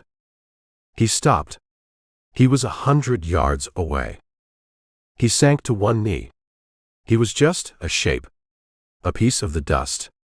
He laid the .45 to 70 on the ground. He heard a voice. Crying. It was a man, sobbing. I can't, Peter's voice. I can't, Simon. I see her. The pan. Oh God. Shut up. Simon's voice. A rasp. Shut up. You drink. You shut up. Sample pulled the rifle. He used his good arm. He pulled it an inch. He crawled. He was a snake. He moved 10 feet. He was behind a dead gray bush. He saw them. They were 50 yards away. They were sitting against the arroyo wall. In the shade. Peter was sitting, his knees up, his face in his hands. The muddy shotgun was on the ground, beside him. Simon was standing over him. He had a bottle. He was drinking. We killed them, Peter sobbed. For $12. You keep saying that. Simon kicked him. A weak, tired kick. You're gonna get us caught. We ain't, Jack, Peter said. He's right. The voice was not Peter's. It was not Simon's. It was a dead, dry sound. A rasp. Simon froze. He had the bottle halfway to his mouth. He turned. His eyes were wide. Peter's head came up. Sample was standing. He was 50 yards away. He was not a man.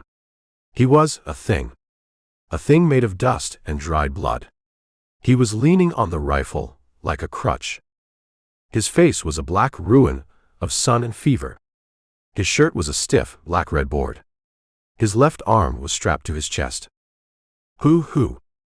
Peter whispered. Simon saw the rifle. He saw the man. He dropped the bottle. It hit the dust. It did not break. It's him, Simon said. From the saloon. He's. Peter just stared. He's a ghost. I'm not a ghost. Sample's voice was a crackle. He brought the rifle up. He held it one-handed at his hip. I'm just here. Mister, we didn't. It was Jack. Peter screamed. It was Jack Tate. He's north. He's the one you want. Sample took a step.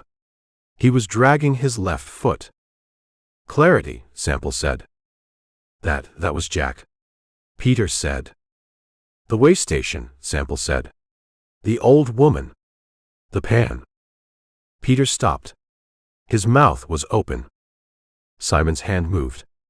He was not a coward. He was just mean. He grabbed his pistol.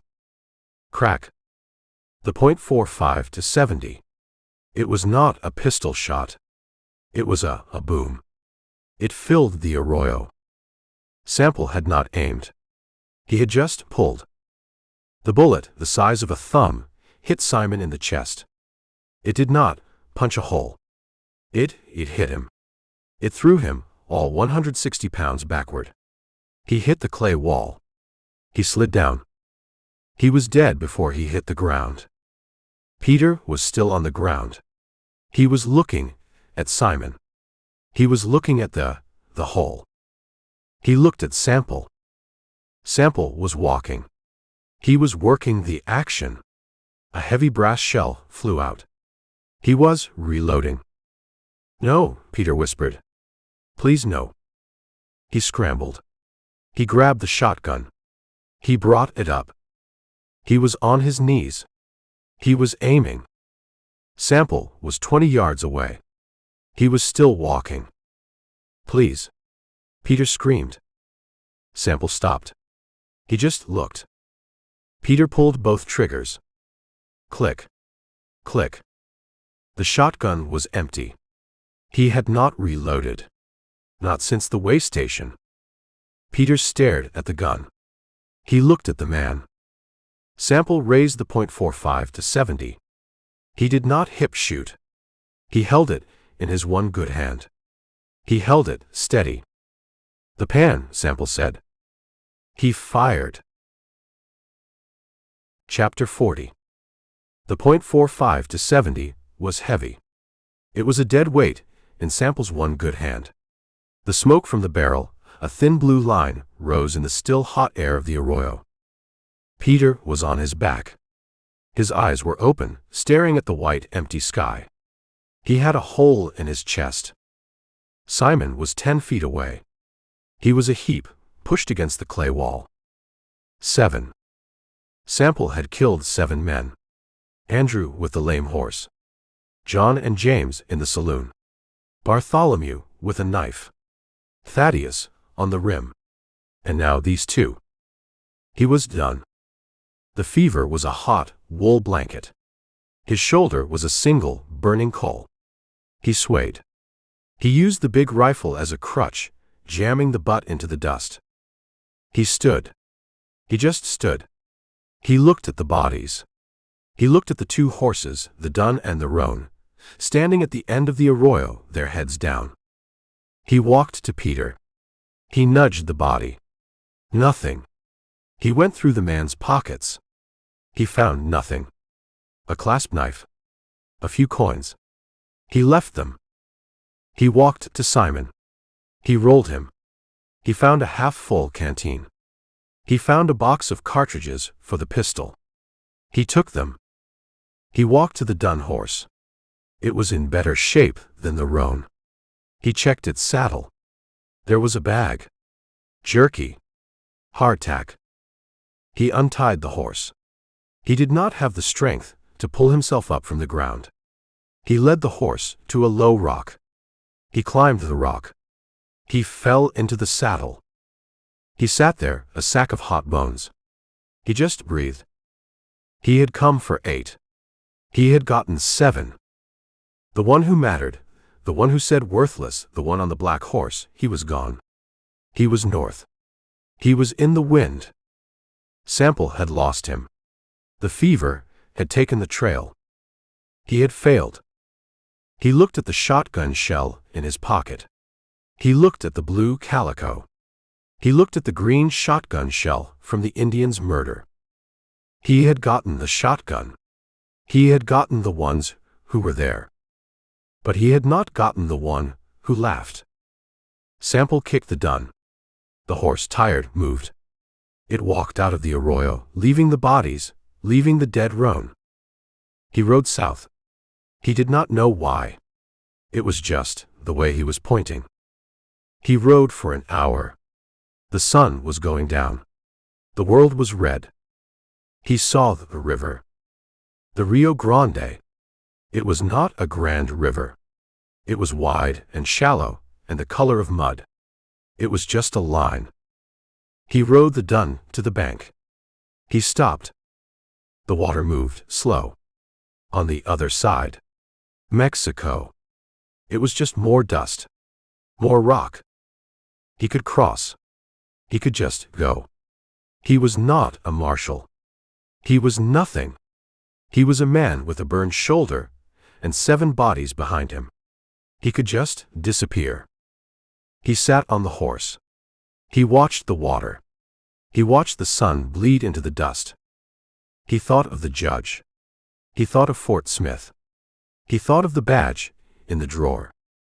He thought of the Indian boy crawling to his father. He had done this for them. And now he was done. Jack was still out there. Sample looked at his hand, the one on the reins.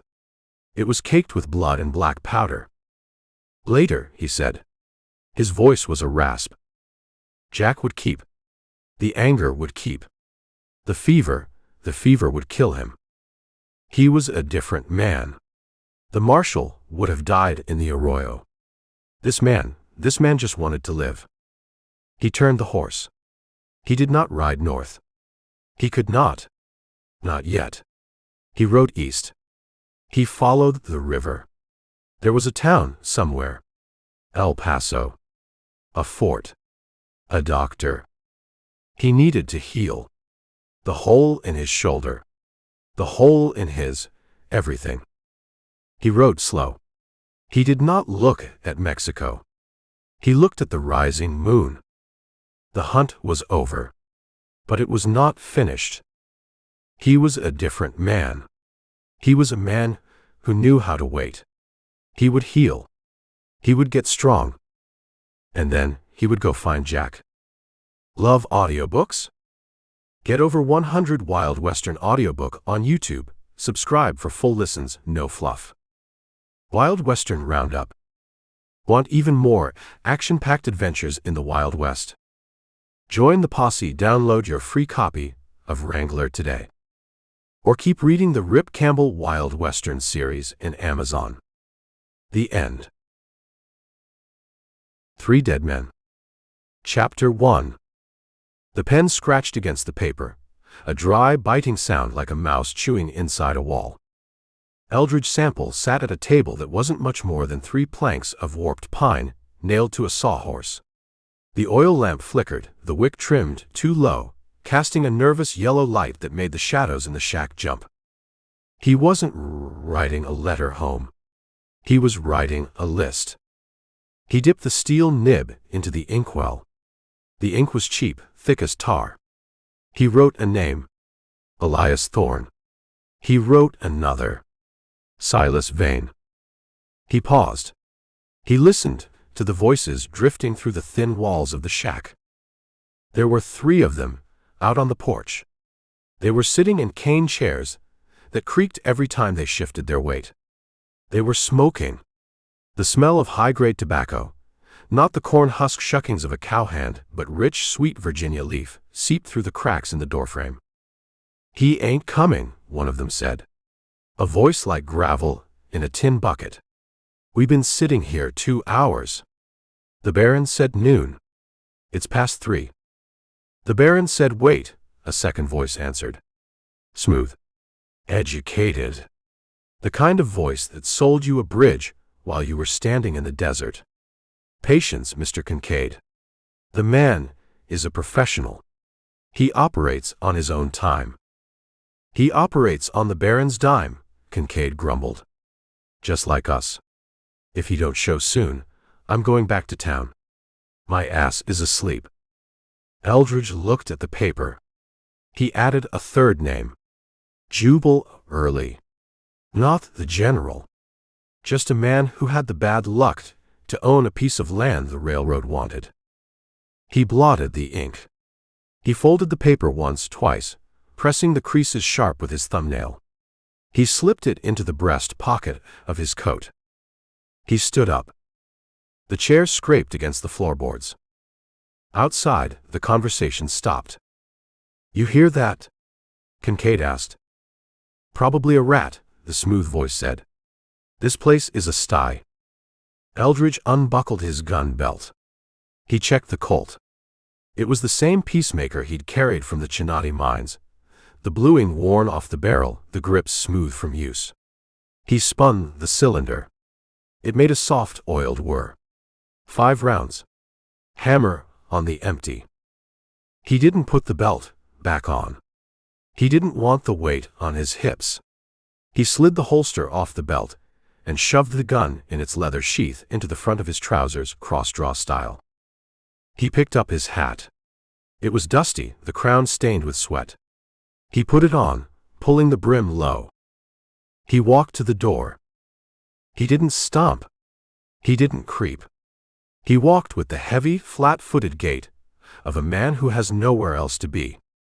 He reached for the latch. It was a simple iron hook. He lifted it. The door swung inward. The afternoon sun hit him like a physical blow, hot and blinding after the gloom of the shack. The porch was a strip of shade, cooler, smelling of dust and that expensive tobacco. The 3 men looked up. They weren't cowboys. They wore suits. Dust-coated, wrinkled suits, but suits nonetheless. City men, trying to look at home in the dirt. The one on the left, Kincaid, was big. He had a face like a slab of ham, and a bowler hat resting on his knee. He was holding a cigar in one hand, and cleaning a fingernail with a penknife in the other. The one in the middle was the smooth talker. He wore a vest with gold buttons, and a watch chain that draped across his stomach. He had a face that was too soft for the climate, pale and sweaty. The 3rd man on the right was leaning back against the wall, his hat over his eyes. He was thin, with a long waxed mustache. He looked like a spider waiting for a fly. They stared at Eldridge. They didn't know him. They were expecting a hireling, a local tough, maybe a desperate rancher looking to sell out. They weren't expecting a man who looked like he'd just crawled out of a mine shaft. "You the help?" Kincaid asked. He didn't close the penknife. He pointed it at Eldridge. "You're late." "I'm not the help," Eldridge said. The smooth talker sat up straighter. He looked at Eldridge's coat. He looked at the way Eldridge's hands hung loose at his sides. "Who are you then?" the smooth man asked. "This represents private property, owned by the Sterling Pacific Railroad. If you're squatting—" "I'm not squatting," Eldridge said. "I'm fixing." "Fixing what?" "The ledger." Eldridge looked at the 3rd man, the spider. The man hadn't moved. He hadn't lifted his hat. But his right hand had drifted down from his lap to his side, near the butt of a revolver stuck in a shoulder rig. "Friend," the spider said from under his hat, "you got 5 seconds to explain your business or get off this porch." "My business is the O'Malley place," Eldridge said. "And the fire." The air on the porch changed. It got tight. The casual boredom evaporated, replaced by the sharp, metallic taste of recognition. Kincaid stopped cleaning his nails. He snapped the knife shut. "O'Malley. That old drunk burned his own house down. Everybody knows that." "With his wife inside?" Eldridge asked. "Accidents happen," the smooth man said. He smiled, but it looked painful. "Especially when people refuse to sell when the price is fair." "And the boy?" Eldridge asked. "The O'Malley kid. Found in the creek." "Drowned," the spider said. He finally tipped his hat back with one finger. His eyes were small hard beads. "Couldn't swim." "He had bruises on his neck," Eldridge said. "Rocks," Kincaid said. He stood up. He was big, towering over Eldridge. He dropped his cigar and ground it out with a heavy boot heel. "River rocks are hard on a body." Kincaid looked at his partners. He grinned. "You asking a lot of questions for a drifter," Kincaid said. "You writing a book?" I wrote a list, Eldridge said. A list of men who kill women and children for a railroad right-of-way. Kincaid laughed. It was a deep, chesty sound. Well, that's a short list in this town, partner. Because nobody cares. The Baron owns the sheriff. He owns the judge. He owns the dirt you're standing on. He doesn't own me, Eldridge said. The spider moved. He was faster than the other two. He saw the shift in Eldridge's weight, the slight drop of the shoulder. Take him, the spider yelled. He went for his shoulder gun. Kincaid reached inside his coat. The smooth man just opened his mouth, surprised. Eldridge drew. The movement was efficient, stripped of anything fancy. He didn't fan the hammer. He didn't shoot from the hip. He pulled the Colt, leveled it, and acquired the target in one fluid motion. He shot the spider first. Bang! The bullet hit the thin man in the chest before his gun cleared the leather. He slammed back against the wall of the shack, sliding down, his hat tipping forward to cover his face again. Kincaid roared. He had a Remington in his hand now, a big nickel-plated thing. Eldridge shifted his aim. 6 inches to the left. Bang! Kincaid's tie knot disappeared in a red mist. The big man staggered, his legs crossing. He tried to raise the Remington, but his arm wouldn't obey. He fell forward, crashing through the porch railing, landing in the dirt face down. The smooth man was still sitting in his chair. He hadn't moved. He was staring at Kincaid's boots. His mouth was working, but no sound was coming out. He held his hands up, palms out, fingers splayed. Wait, he whispered. Wait. I'm just the lawyer. I negotiate. I don't. Eldridge looked at him.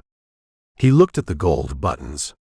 He looked at the soft hands that had probably signed the order to burn the O'Malley house. You're on the list, Eldridge said. Bang. The smooth man jerked. The chair tipped backward, spilling him onto the floorboards. He lay there, staring up at the roof of the porch, a small blue hole in the center of his forehead. Silence rushed back in to fill the space the noise had taken. Smoke drifted from the barrel of Eldridge's Colt, acrid and gray. It mixed with the smell of the Virginia tobacco. Eldridge stood there. He listened. No one shouted. No horses ran. The shack was miles from town, isolated in the scrub. The only witness was a hawk circling high in the thermal. He lowered the gun. He didn't holster it. He walked over to the smooth man. He looked at the vest. He reached into the man's pocket and pulled out a silver cigar case. He opened it.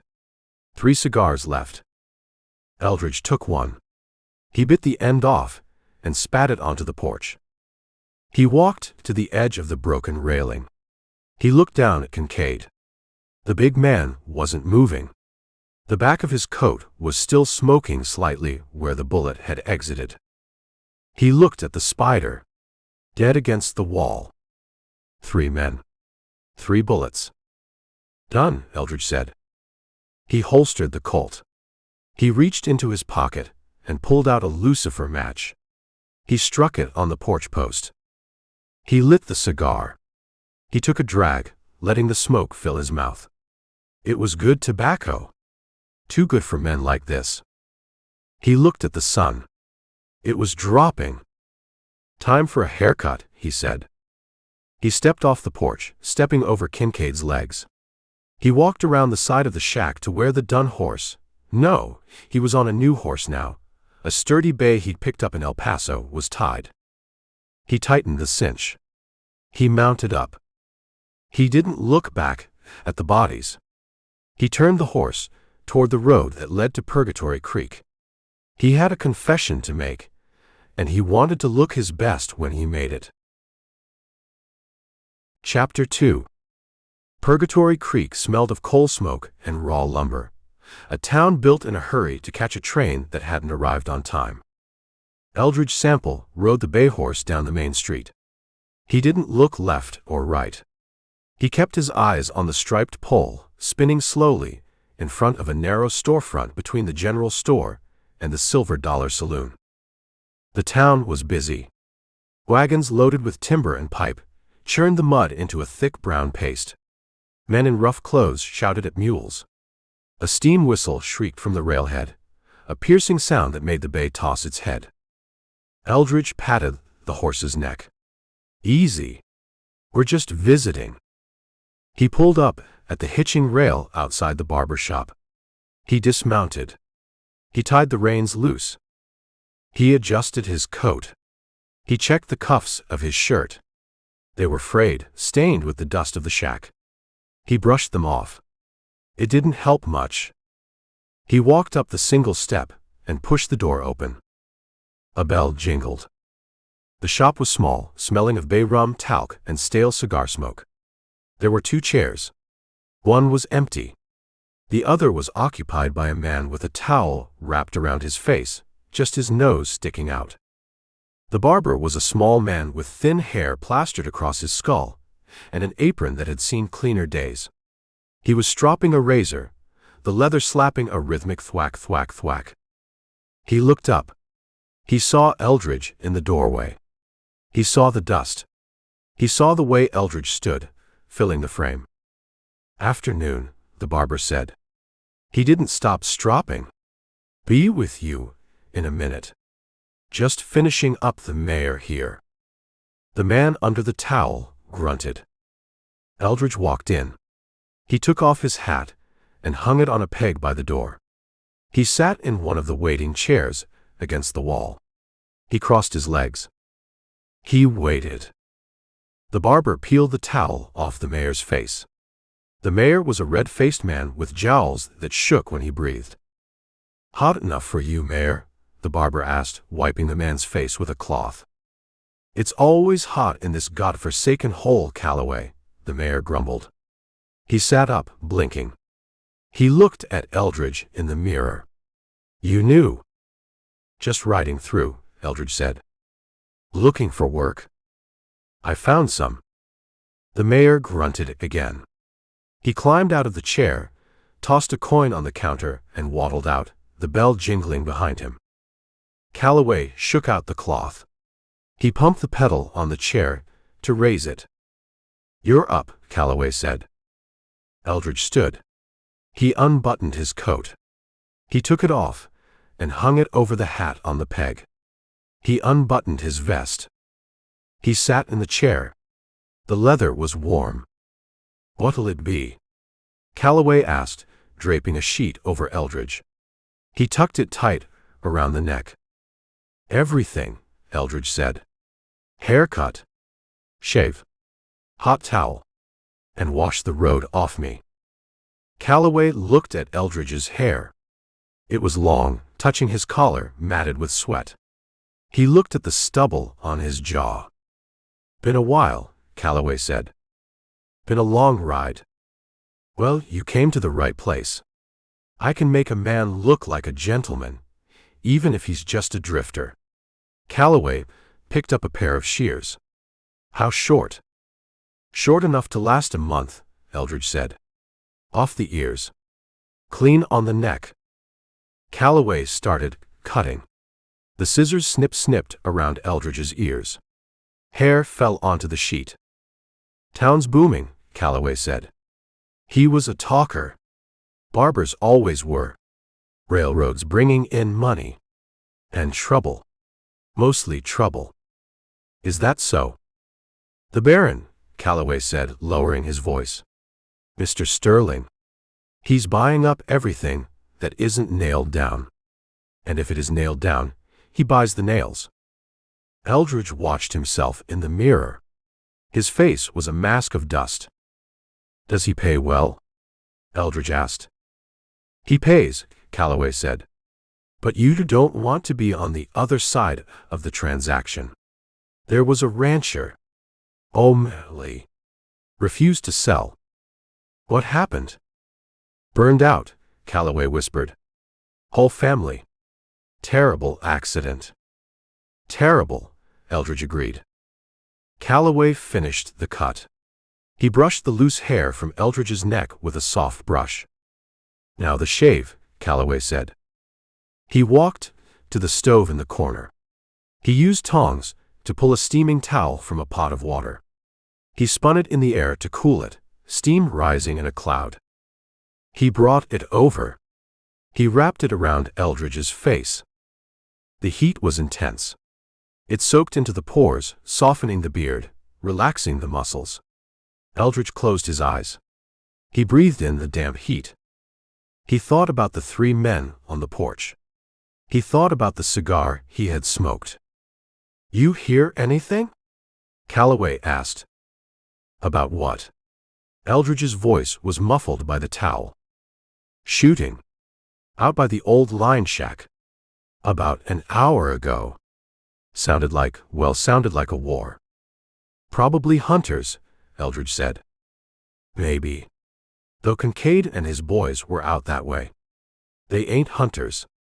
They're enforcement." Calloway whipped the towel off. The air felt cold on Eldridge's wet skin. Calloway whipped up a lather in a mug. He brushed it onto Eldridge's jaw, thick and white. He picked up the straight razor. He stropped it one last time. The steel gleamed. Calloway leaned in. He tilted Eldridge's head back, exposing the throat. "Hold still," Calloway said. The razor touched the skin. It scraped metal on stubble. Scritch. Scritch. Eldridge didn't flinch. He lay there, his throat bared to a stranger with a blade, and relaxed. Calloway worked fast. He shaved the cheeks, the chin, the difficult hollow of the throat. He wiped the razor on a cloth, leaving streaks of white foam and gray whisker. "You got a hard face," Calloway said. "Under the dirt. It's seen hard times." Calloway finished. He wiped Eldridge's face with a cool cloth soaked in bay rum. It stung, sharp and bracing. "There," Calloway said. He pumped the chair down. "Take a look." Eldridge sat up. He looked in the mirror. The man staring back wasn't the drifter who had walked onto the porch. The dust was gone. The hair was neat, parted on the side. The jaw was smooth, showing the square line of the bone. He looked respectable. He looked like a man who went to church on Sunday. Except for the eyes. The eyes hadn't changed. They were still flat, cold, and assessing the room for exits. They were the eyes of a man who had just put 3 bullets into 3 chests and felt nothing but the recoil. "You look like a new man," Calloway said, admiring his work. "Ready for a night on the town." "Ready for something," Eldridge said. He stood up. He unpinned the sheet and shook it off. He reached into his pocket. He pulled out a gold eagle. $10. He flipped it to Calloway. Calloway caught it. His eyes popped. "Mister, the shave is 2 bits. The haircut is 2 bits. This is..." "For the conversation," Eldridge said. "And the towel." He walked to the peg. He put on his coat. He put on his hat. He adjusted the brim in the mirror. "You staying at the hotel?" Calloway asked. "They got clean sheets." "I got a room waiting," Eldridge said. "Where?" "Across the street." Calloway looked out the window. "Across the street. That's the jail." "That's right." Eldridge turned. He walked to the door. The bell jingled as he opened it. He stepped out onto the boardwalk. The sun was lower now, painting the street in long shadows. He felt the wind on his freshly shaved neck. It felt good. He looked at the Silver Dollar Saloon. He looked at the jail. "Time to pay the tab," Eldridge said. He stepped off the curb into the mud, his boots heavy, walking toward the drink he had earned. Chapter 3. The Silver Dollar didn't have doors. It had a gap in the wall where the noise spilled out. Eldridge Sample stepped off the boardwalk into the mud, crossing the 10 feet of alley that separated the barber shop from the saloon. He felt the air hit his freshly shaved jaw, cool and strange after weeks of grit. He rubbed his chin. It felt like someone else's face. He walked into the bar. The room was a long, low tunnel of smoke and noise. Kerosene lamps hung from the rafters, swinging slightly from the vibration of boots on the floorboards. The air smelled of stale beer, unwashed bodies, and the sharp, piney scent of sawdust that was put down to soak up the spit and the blood. It was crowded. Railroad men in canvas pants stood shoulder to shoulder with teamsters and drifters. A piano player in the corner was hammering out a tune that sounded like a fight between a cat and a banjo. Eldridge moved to the bar. He didn't push.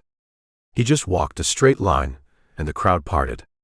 There was something about the way he moved, balanced, hands free, eyes fixed on the mirror, that made men step back without knowing why. He found a spot near the end of the mahogany. "Whiskey," Eldridge said. The bartender was a man with a handlebar mustache that looked waxed and a shirt that had been white a week ago. He slapped a glass on the wood. He grabbed a bottle of rye. "2 bits," the bartender said. Eldridge put a quarter on the bar. The bartender poured. He didn't stop until the amber liquid touched the rim. "You look clean," the bartender said, eyeing Eldridge's haircut. "New in town?" "Just passing through," Eldridge said. "That's what they all say. Then they get a job on the line, break a leg, and end up sweeping the floor for drinks."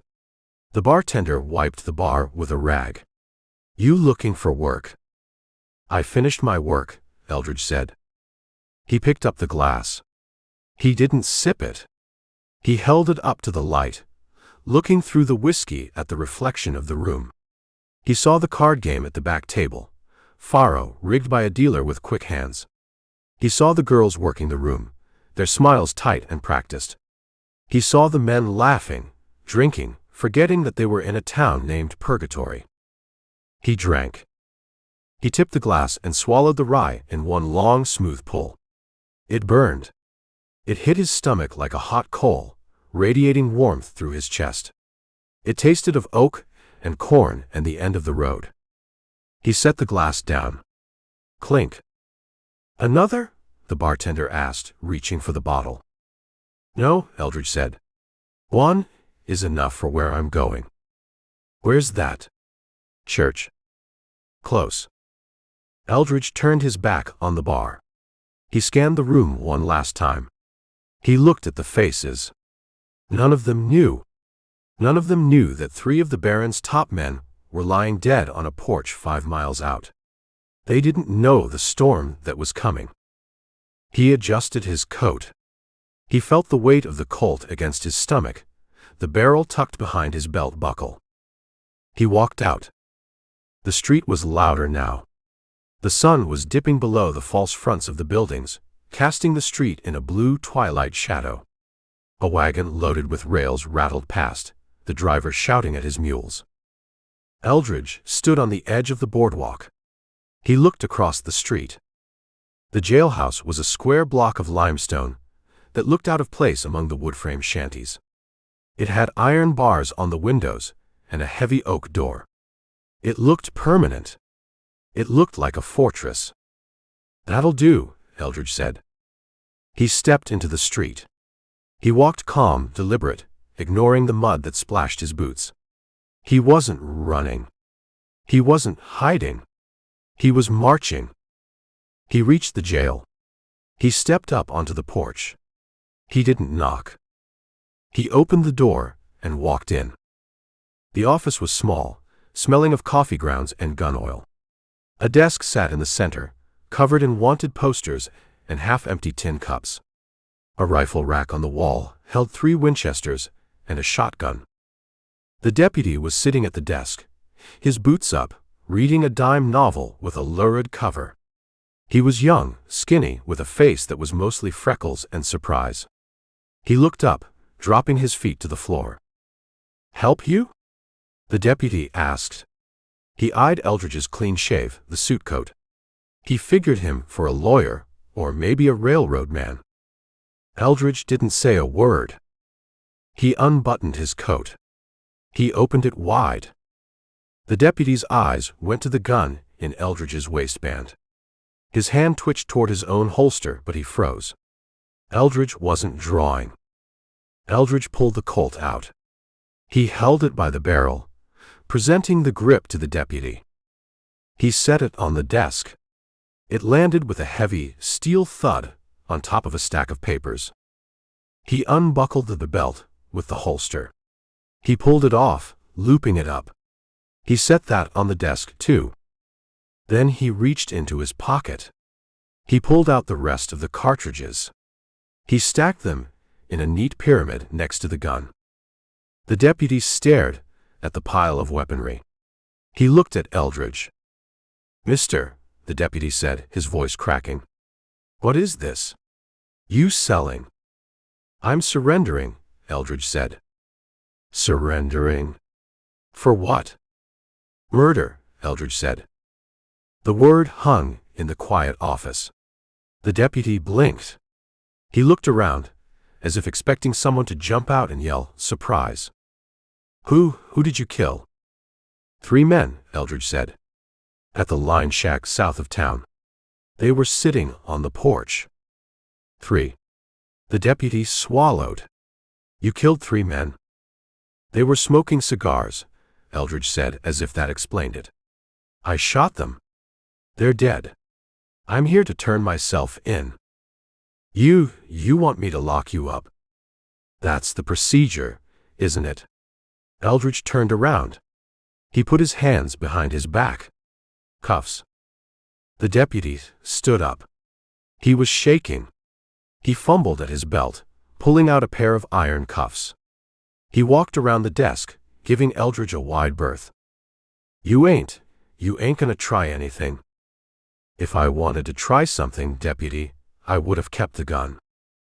The deputy clicked the cuffs onto Eldridge's wrists. The metal was cold. "I need a name," the deputy said. "Sample," Eldridge said. "Eldridge Sample." "Okay, Mr. Sample. You get in the cell. I gotta figure this out." "It's simple," Eldridge said. He walked toward the cell block door. "I did it. I'm here. You lock the door." He stepped into the cell. It was small, gray, and smelled of lye soap. There was a cot with a thin mattress and a bucket in the corner. Eldridge sat on the cot. He looked at the deputy through the bars. "Go get the sheriff," Eldridge said. He's asleep." "Wake him up," Eldridge said. "Tell him he's got a prisoner. Tell him the war started." The deputy stared at him for another second, then scrambled for the keys. He locked the cell door. He grabbed his hat.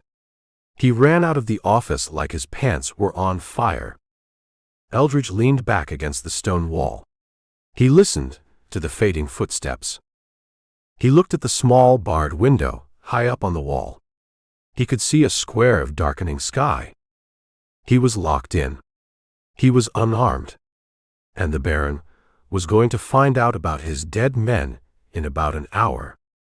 Eldridge smiled. "Just right," he whispered. Chapter 4. The iron door swung shut with a screech that sounded like a cat getting stepped on. It slammed home, metal on metal, a final heavy clang that vibrated in the stone floor. Deputy Kidd fumbled with the key. He was young, maybe 20, with a face that still had the soft, unfinished look of dough. He wore his badge pinned to a vest that was too big for him, and his hands were shaking so bad he couldn't find the keyhole. "Take a breath," Eldridge Sample said. He was standing in the middle of the cell. He had taken off his hat and placed it on the narrow cot. He looked comfortable. He looked like a man checking into a hotel room, not a cage. The kid looked up, startled. He dropped the key ring. It clattered on the floor. I ain't nervous," the kid stammered. He scrambled to pick up the keys. "You dropped the keys," Eldridge said. "And you forgot to take my knife." The kid froze. He looked at the gun belt sitting on the sheriff's desk in the outer office. The Colt was there. But he hadn't patted Sample down. He hadn't checked the boot. He hadn't checked the small of the back. Eldridge reached into his pocket. He pulled out a penknife. It wasn't a weapon of war. It was a tool for cleaning fingernails and cutting apple slices. He tossed it through the bars. It landed near the kid's boot. "Keep it," Eldridge said, "so I don't get bored and whittle my way out." The kid picked up the knife. He stared at it, then at Eldridge. He managed to get the key in the lock and turn it. The tumblers clicked. You really killed him?" the kid asked. His voice was a whisper, like he was afraid the walls were listening. "3 men," Eldridge said. "On the porch of the line shack. About 5 miles out." "Who were they?" "They didn't introduce themselves. But they were smoking expensive cigars." The kid swallowed. He backed away from the cell. He looked at the prisoner, then at the empty office. He was the only law in Purgatory Creek right now, and he didn't like the weight of it. He felt like he was holding a stick of dynamite that was already lit. I gotta get the sheriff," the kid said. "He'll want to know," Eldridge agreed. He sat down on the cot. The Springs groaned. "Tell him to bring coffee. Jail coffee is usually bad, but I'll take what I can get." The kid grabbed his hat from the rack. He looked at Eldridge one last time, trying to square the clean-shaven, church-going face with the confession of a triple homicide. He couldn't do it. He ran out the door. The street was busy. The evening shift at the railhead had just let out, and the main drag was a river of men looking for trouble. Pianos banged from the saloons. Bottles broke. A mule skinner was shouting at a horse that wouldn't back up. The kid dodged a drunk who swung a bottle at a lamppost. He kept his head down, moving fast. He wasn't running, exactly. A deputy running looked panic-stricken, but he was walking with a speed that said the building was on fire. He headed for the east end of town. The quiet end. The Gilded Lily wasn't a saloon. It was a parlor house. It had velvet curtains in the windows, and a piano player who knew songs that didn't involve dying cows. It was respectable for a whorehouse. The kid went up the steps 2 at a time. The bouncer, a man named Tiny who was the size of a door, stepped in front of him. "Whoa, kid," Tiny said, crossing arms like tree trunks. "You got money? Or you just window shopping?" "Official business," the kid squeaked. "I need the sheriff." Tiny grinned. "Sheriff's busy. He's conducting an investigation." "It's a murder," the kid said. 3 of them. I got the killer in the cell." Tiny's grin faded. He looked at the kid's face. He saw the sweat. He saw the fear. "Upstairs," Tiny said, stepping aside. "Room 4. Don't knock too loud, or he'll shoot through the door." The kid went inside. The air smelled of lavender and stale cigar smoke. He ran up the carpeted stairs. He found room 4. He didn't knock. He pounded. "Sheriff. Sheriff Early." A crash from inside. The sound of a boot hitting the floor. A woman's voice, sharp and annoyed. "Joe. For God's sake." "Sheriff?" the kid yelled again. The door flew open. Sheriff Slow Joe Early stood there. He was wearing his long johns and his gun belt. Nothing else. His gray hair was standing up in tufts, like a bird's nest in a windstorm. His eyes were red, puffy slits of pure irritation. He held a Remington revolver in his hand, pointed at the kid's nose. "Give me one reason," Early growled. His voice sounded like a wagon wheel grinding on gravel. "One reason why I shouldn't put a hole in you and go back to sleep." "Murder," the kid said. He put his hands up. "Triple murder." Early blinked. He lowered the gun an inch. "In town." Line shack. 5 miles out. Then it ain't in town, Early said. He started to close the door. That's county business. Come back in the morning. He's in the jail, the kid shouted. He jammed his foot in the door. The killer. He's in the cell. I locked him up. Early stopped. He looked at the kid's boot. He looked at the kid's face. He sighed, a long tragic exhalation that smelled of cheap whiskey. You caught a triple murderer? Early asked. You. The boy who shot his own toe off cleaning a shotgun? I didn't catch him, the kid said. He walked in. He walked right up to the desk, put his gun down, and said, I killed 3 men. Then he asked for a cell. Early stared at him. He rubbed his face with his free hand, trying to scrub the sleep and the whiskey away. He turned himself in, Early said flatly. Yes, sir. Nobody turns themselves in, kid. Not for 3 bodies. They run. They hide. They shoot back. This one didn't. He got a shave first. He got a shave. At Calloway's. He looks clean. He looks like a banker. But he's got eyes, Sheriff. Cold eyes. Early holstered his gun.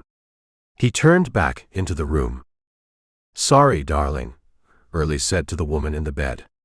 Duty calls. And it's screaming. He grabbed his trousers from the floor. He pulled them on, hopping on one leg. He grabbed his shirt. He didn't bother with the buttons.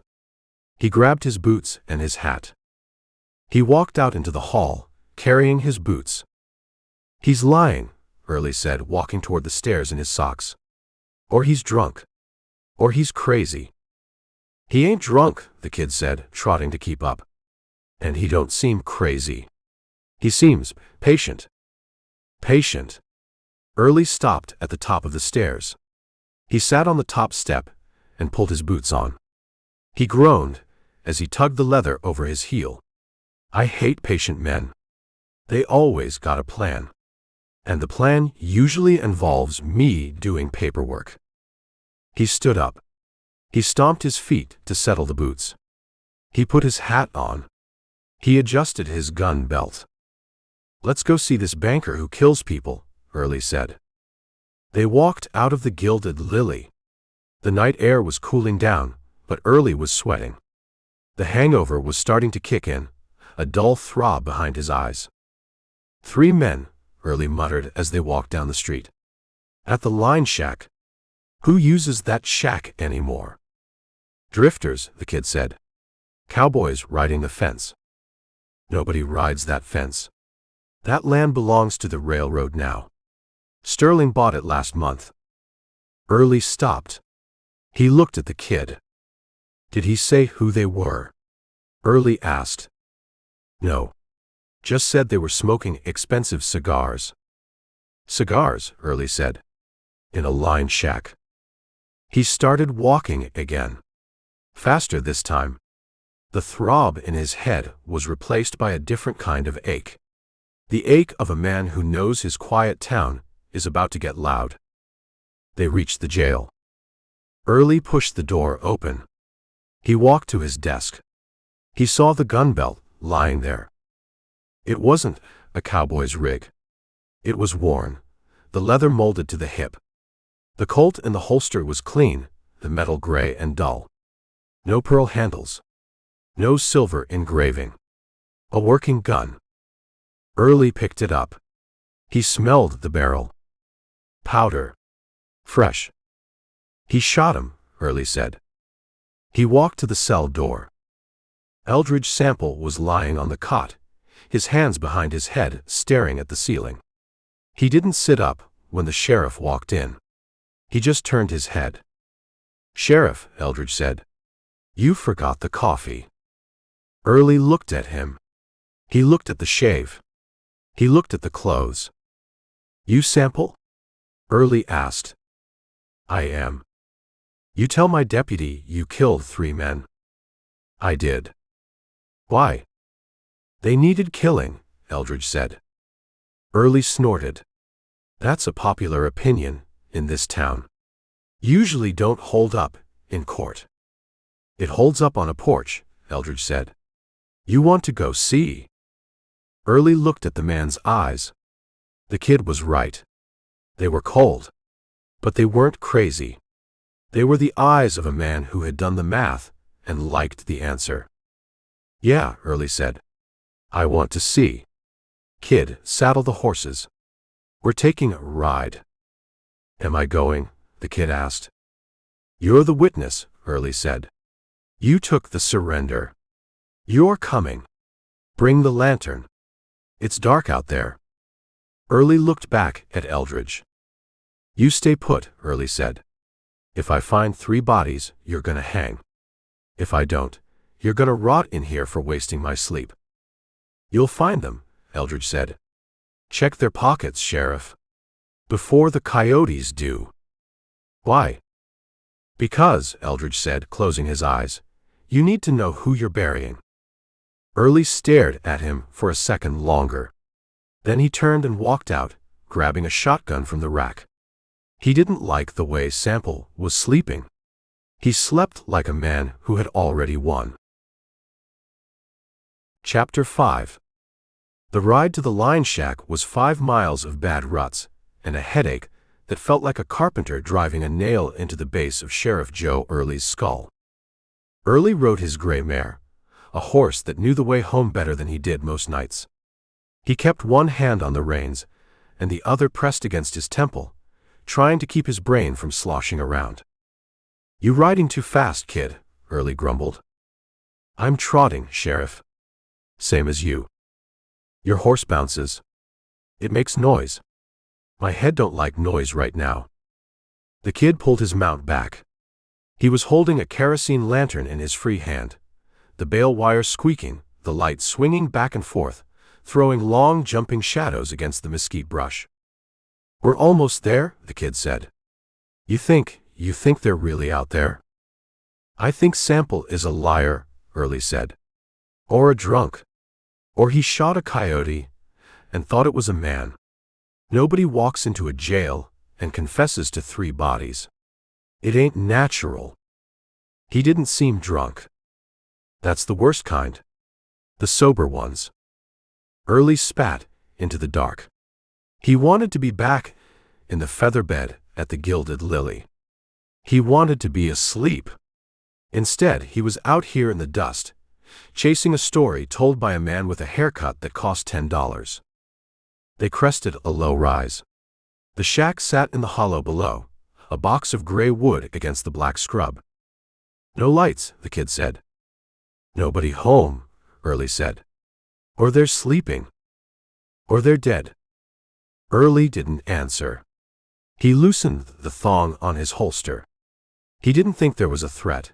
Sample was in a cell, and dead men don't shoot. But 40 years of staying alive in Texas had taught him to trust the itch in his neck.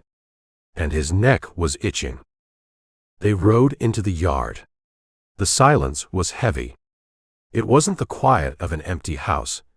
It was the quiet of a place where the noise had stopped sudden. Hold up, Early said. He swung down.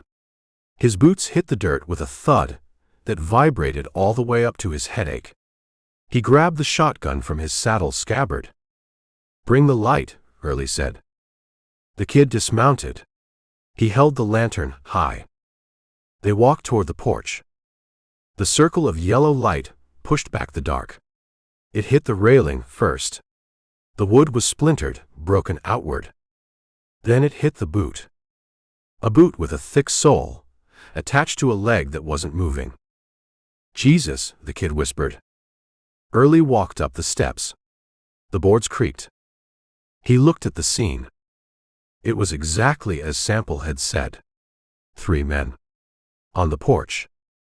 The big one, the one with the face like a ham, was face down in the dirt, half hanging off the edge of the porch where he'd gone through the rail. The back of his coat was wet and dark. The thin one with the mustache was propped against the wall, his hat tipped forward, chin on his chest. He looked like he was napping, except for the blood on his vest. The third one, the soft-looking man in the suit, was on his back, staring up at the roof with eyes that had seen a surprise they didn't like. Early stepped over the big man's legs. He walked to the middle of the porch. The smell was strong. Copper blood. Bowels letting go. And tobacco. "Look at that," Early said. He pointed with the barrel of the shotgun. On the floorboards, near the soft man's hand, a cigar was lying in a pile of gray ash. It had burned a black groove into the wood before going out. "It burned down," the kid said. He dropped it lit. "He didn't have time to stub it out," Early said. He walked to the thin man against the wall. He used the shotgun barrel to lift the man's coat. A revolver was in a shoulder rig. The grip was checkered walnut. The man's hand was near it, fingers curled, but the gun was still in the leather. "Never cleared it," Early said. He looked at the big man in the dirt. A nickel-plated Remington was lying a foot from his hand. It had cleared leather, but it hadn't fired. The hammer was down. Early looked at the soft man. No gun in sight. Just empty hands. "3 men," Early said. "Sitting down. Smoking. Probably talking about money or women." Sample walked up, the kid said, his voice tight. He must have stood right there. By the steps. 10 feet, Early estimated. Point blank. He looked at the pattern.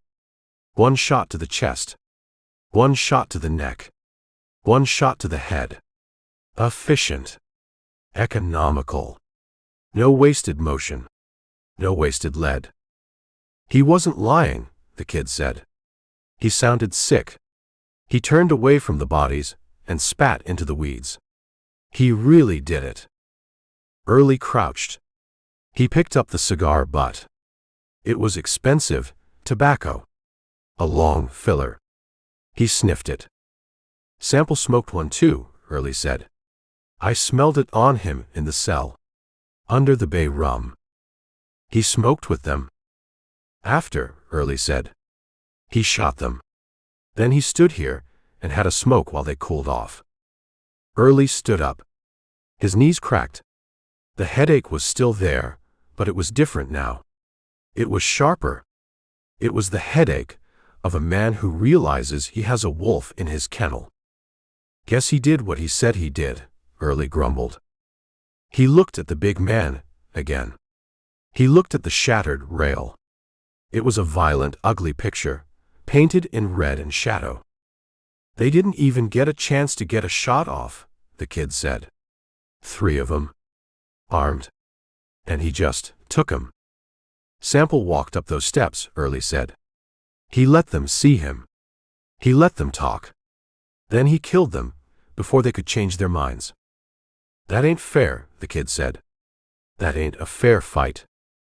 Early looked at the contorted bodies sprawled on the rough plank porch. He looked at the gun still in the shoulder holster. He looked at the surprise on the dead faces. "My daddy always told me, if you get into a fair gunfight, you were doing it wrong," Early said. He ejected the shells from his shotgun. He didn't need it. The work was done. "Sample must have got it right," Early said. He walked to the edge of the porch. He looked back toward town, toward the stone jailhouse where Eldridge Sample was sleeping on a cot waiting for the coffee. "Load 'em up," Early said. "In the jail?" "On the horses," Early said. "We can't leave 'em for the coyotes. We take 'em to the undertaker. Then we go see what Mr. Sample has to say about why 3 city men are dead on a porch in Purgatory Creek."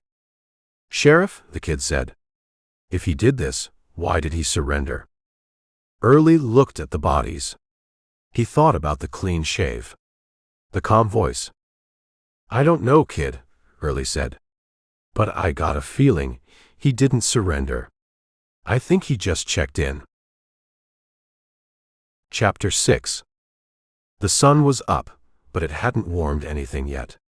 The light was thin and blue, casting long shadows across the porch of the line shack where 3 men lay cooling in the morning air.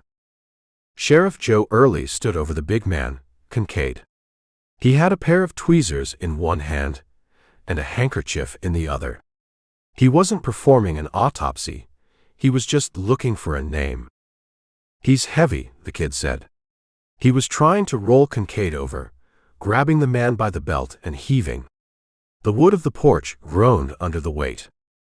"Dead men always are," Early said. "Gravity takes him back." The kid grunted and let go. Kincaid flopped onto his back, his face gray and slack, staring at the roof beams he'd been looking at when Sample's bullet took him. Early knelt. He went through Kincaid's pockets. He found a pouch of tobacco, a handful of coins, a pocket knife with a bone handle, and a wallet. Early opened it. It was thick leather, expensive. Inside there was a stack of bills, 50s and 100s, crisp and new. "Railroad money," Early said. "Smells like ink." He pulled out a folded piece of paper. It was a warrant. Not a state warrant, but a company warrant. Pinkerton National Detective Agency. Authorized by the Sterling Pacific Railroad. "He's a Pinkerton," Early said. "Or he was." He looked at the name on the paper. Silas Kincaid. Agent. "That explains the suit," the kid said. "And the attitude. Pinkertons always think they're the law." "They usually are," Early said. "Until they meet someone who don't read so good." He stood up. He walked to the thin man, the one with the mustache. The Spider. He checked the man's vest pocket. He found a badge. It wasn't a star. It was a shield, silver and polished. Railroad Police. Special Investigator. "Investigator," Early spat. "That's a fancy word for a man who breaks legs." He found another paper in the man's coat. It was a map. Hand-drawn. It showed the valley, the creek, and the O'Malley Ranch. There were X's marked on certain spots. The O'Malley place, the Vane place, and the shack they were standing on. "They were mapping it out," Early said. Clearing the board. He moved to the third man. The soft one in the suit. The lawyer. He didn't have a gun. He didn't have a badge. He had a leather portfolio case lying next to him on the floorboards. Early opened it. It was full of deeds. Quitclaim deeds. All of them signed, but the signatures looked coerced. Or forged. The ink was shaky. And there was a letter. Early picked it up. It was on heavy stationery, embossed with a logo, SPRR. Office of the President. "The Baron," Early whispered. He read the letter. "Mr. Thorne, the delays are unacceptable. The right-of-way must be secured by the 1st of the month. Use whatever means necessary to encourage the remaining holdouts to vacate. The price of land is negotiable. The timeline is not." Sterling. "Whatever means necessary," Early read aloud. He looked at the dead men. "I guess they found the means." "Who's Sterling?" the kid asked. "The Baron," Early said.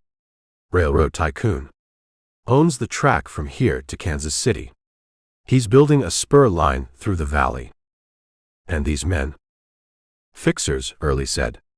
"They came to clean up the mess. Make sure the O'Malleys and the Vanes didn't make noise." He looked at the cigar butt on the porch. The one Sample had smoked. "Sample knew," Early said. "He didn't just stumble onto this. He came here looking for them. He's a drifter, Sheriff.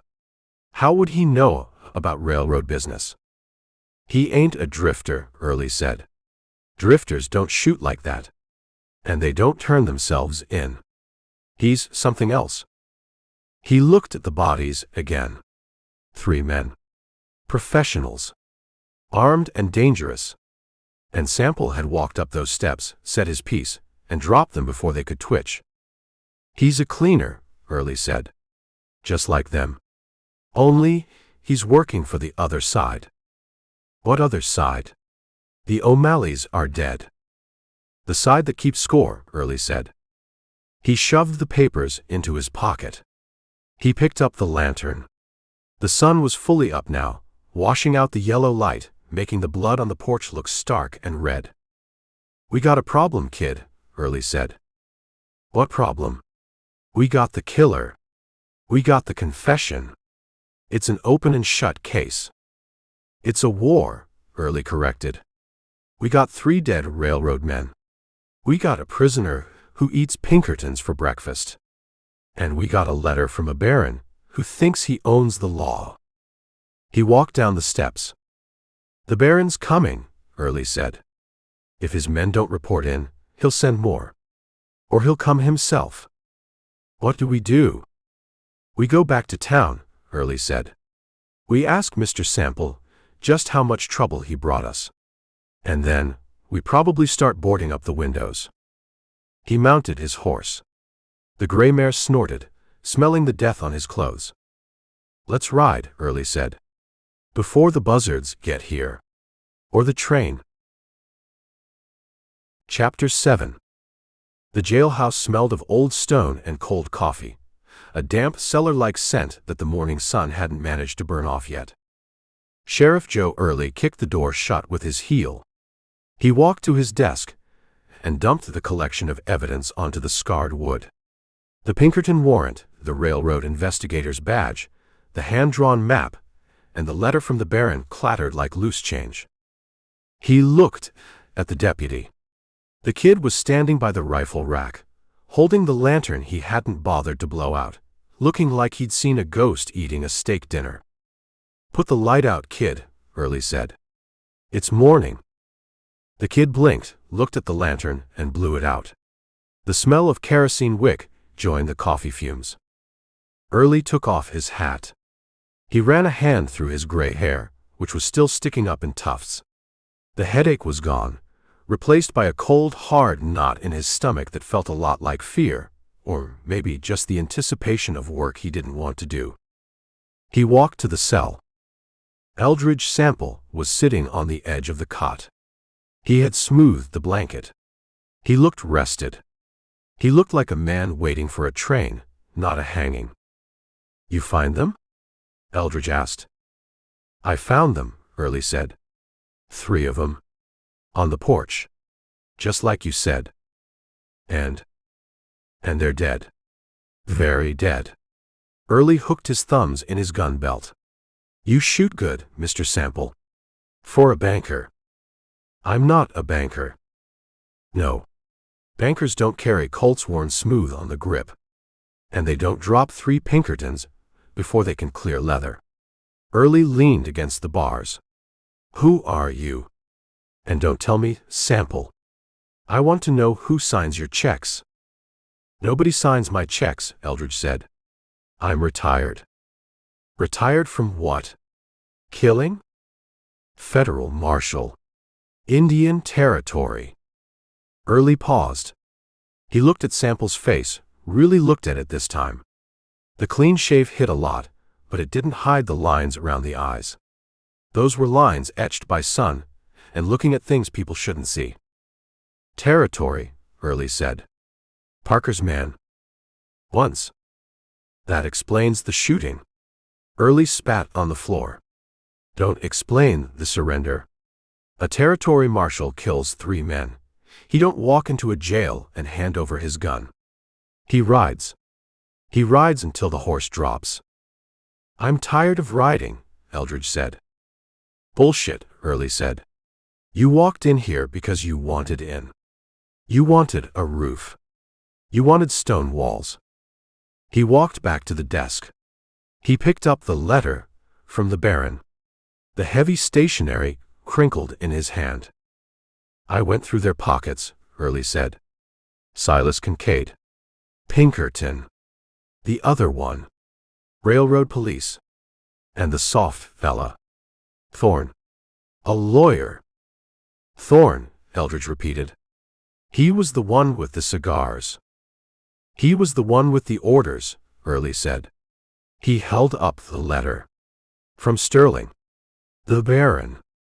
Says use whatever means necessary. Says the timeline is not negotiable. Early walked back to the bars. He held the letter up so Eldridge could see the embossed logo. You stepped into a pile of money, Sample. Railroad money. The Baron, he don't like it when people break his toys. He's gonna come looking for them. And when he finds them, he's gonna come here. I know, Eldridge said. You know. You brought a war to my town because you know. Early's voice rose, cracking a little. I got a deputy who's barely shaved. I got a town full of drunks and whores. We ain't equipped for a war with the sterling Pacific. You're the law, Eldridge said. War comes to the law, whether you invite it or not. I didn't invite it. You did. Early rattled the bars. Why? Why shoot them? If you knew who they were, why not just keep riding? It wasn't your fight. Eldridge stood up. He walked to the bars. He was eye to eye with the sheriff. It became my fight, Eldridge said. When I found the boy. What boy? The O'Malley kid, Eldridge said. Found him in the creek. Bruises on his neck. Looked like big hands. Kincaid's hands. Early went still. The O'Malley kid drowned. That was the report. Who wrote the report? I did, Early said defensively. I signed it. After the doctor looked at him. And who pays the doctor? Early didn't answer. He knew who paid the doctor. The railroad paid everyone in Purgatory Creek, one way or another. They killed the family, Eldridge said. Burned the house. To clear the title. Then they moved on to the next name on the list. What list? Eldridge reached into the breast pocket of his coat. The kid, standing by the rifle rack, twitched. He brought the shotgun up. Watch it, Sheriff. He's reaching. Easy, kid, Eldridge said. He moved slowly. He pulled out a folded piece of paper. It was the same paper he had written on in the shack, by the light of the flickering lamp. He held it out through the bars. Read it, Eldridge said. Early took the paper. It was cheap stock, torn from a ledger. He unfolded it. The ink was dark, the handwriting jagged and hasty. 3 names. Patrick O'Malley. Sarah O'Malley. Jubal Early. Early stared at the paper. The name jumped off the page like it was written in fire. Jubal, Early whispered. You know him? Eldridge asked. He's my brother, Early said. His voice was hollow. He has a place. North of town. Good water. The railroad wanted it for a depot. Wanted, Eldridge said. Past tense. Early looked up. His face had gone gray, the color of old ash. What are you telling me? I'm telling you they weren't just smoking cigars on that porch, Eldridge said. They were celebrating. They were crossing names off a list. Thorne, the lawyer, he was bragging about it. Said the old man put up a fight. Said he had to burn the barn to get him out. Jubal, Early said again. He looked at the kid. Get my horse. Sheriff. Get my horse. And get the buckboard. Early roared. He slammed his hand against the bars. I'm going to Jubal's place. You don't have to go, Eldridge said quietly. He's gone, Joe. You don't know that. I heard them, Eldridge said. Kincaid said it was messy. Said your brother. Said he died hard. Early leaned against the bars. He looked like he'd been punched in the gut. He looked at the list again. Jubal Early. Written in cheap ink by a stranger who had listened to his brother's murder being laughed about. Why? Early asked. Why bring this to me? Why turn yourself in? Because, Eldridge said, if I rode away the Baron would just send more men. He'd cover it up. He'd buy a new sheriff if he had to. But if I'm here, if the man who killed his fixers is sitting in your jail, he has to come. You're bait, Early said. I'm the hook, Eldridge corrected. And you're the line. Early looked at the paper. He folded it carefully. He put it in his shirt pocket, buttoning the flap. You used me, Early said. You used my jail to start a fight. I used your jail to finish one, Eldridge said. They killed your brother, Sheriff. They killed a family. And they're going to keep killing until someone stops them. Early walked to his desk. He picked up the shotgun. He broke it open, checked the shells, and snapped it shut. The Baron, Early said. Sterling. He's coming, Eldridge said. When his men don't report. He'll bring a train. He'll bring guns. Let him come, Early said. The sheriff looked different. The hangover was gone. The laziness was gone. The man who slept in a brothel while his town was bought and sold was gone. In his place was a man who had just read his brother's name on a death list. Kid, Early said. Yeah, Sheriff. Go to the hardware store. Wake up Miller. Tell him we need ammunition. .44 to 40. 12 gauge. And tell him to bring the crate of Henry rifles he's got in the back. You gonna deputize the town? No, Early said. I'm gonna fortify the jail. He looked at Eldridge. You stay in there, Early said. You're still a prisoner. You killed 3 men. I did. But, Early said, walking to the door and locking it, throwing the heavy bolt, you killed the right 3. He turned to the window. He looked out at the street. The town was waking up. The train whistle blew in the distance, a long, mournful sound. Jubal, Early whispered. He touched his pocket. The note wasn't a confession. It was an indictment. And Sheriff Joe Early was getting ready to serve it.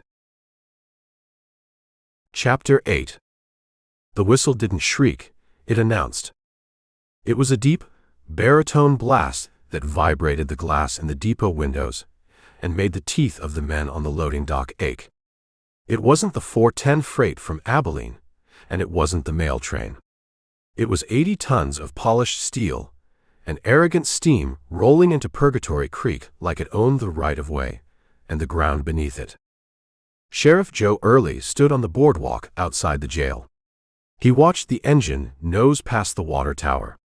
It was a Baldwin 440, painted a midnight black that swallowed the sunlight, with brass fittings that gleamed like gold bullion. Behind the coal tender, there were no cattle cars. No flatbeds stacked with timber. Just a single long passenger car. It was varnished mahogany with gold leaf lettering, the Olympian. That's a lot of train for one man, the kid said. He was standing in the doorway, clutching a scattergun like it was a holy relic. That ain't a train, Early said. That's a castle on wheels. And the drawbridge just came down. The locomotive hissed to a halt, the brakes squealing a final sharp protest. Steam vented from the undercarriage, obscuring the platform in a white cloud. The town had stopped. The noise of the sawmills died. The piano, in the silver dollar, went silent. Men walked out of the saloons, wiping foam from their mustaches, drawn by the spectacle of money rolling into mud. The door at the end of the private car opened. A metal step unfolded. A man stepped down. He wasn't the Baron. He was the Vanguard. He wore a gray suit that looked like it had been tailored in London, and a bowler hat that sat square on his head. He carried a Winchester Model 1886, the octagon barrel resting easily in the crook of his arm. He scanned the platform, his eyes moving like a sweeper clearing a floor. He stepped aside. Another man followed. Then another. They poured out of the car, forming a perimeter. 12 men. They didn't look like cowboys. They didn't look like drifters. They looked like an infantry squad that had traded their uniforms for sack coats and bad intentions. They held their rifles at the ready, butts against their hips. They pushed the gawking townsfolk back without saying a word, just using the muzzles of their guns as pointers. "Private Army," Early muttered. "Pinkerton Reserves." Finally, the Baron emerged.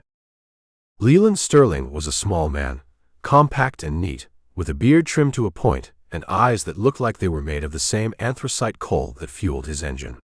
He wore a frock coat of black wool, despite the heat, and a silk cravat pinned with a diamond the size of a hazelnut. He held a silver-headed cane, but he didn't lean on it. He carried it like a scepter. He stepped onto the platform. He didn't look at the crowd. He looked at the mud on his boots. He frowned. The station master, a nervous man named Horace who usually spent his afternoons sleeping, hurried over, his cap in his hands. "Mr. Sterling," Horace squeaked. We weren't expecting the Olympian until Friday. The water tower is." Sterling ignored him. He looked past Horace toward the town. "Mr. Thorne," Sterling said. His voice was quiet, precise, a dry rustle of paper. "Where is he?" Horace swallowed. He looked at the line of armed men.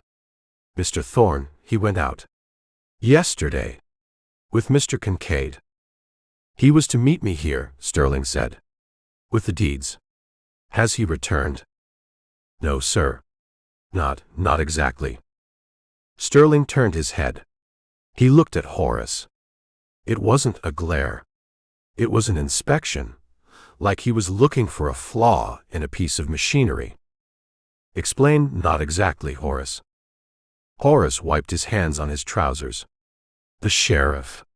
Sheriff Early. He rode out this morning. To the line shack. Brought back? Well, he brought back 3 bodies." The air on the platform changed. It got cold. The 12 guards tightened their grip on their rifles. Sterling didn't flinch. He didn't gasp.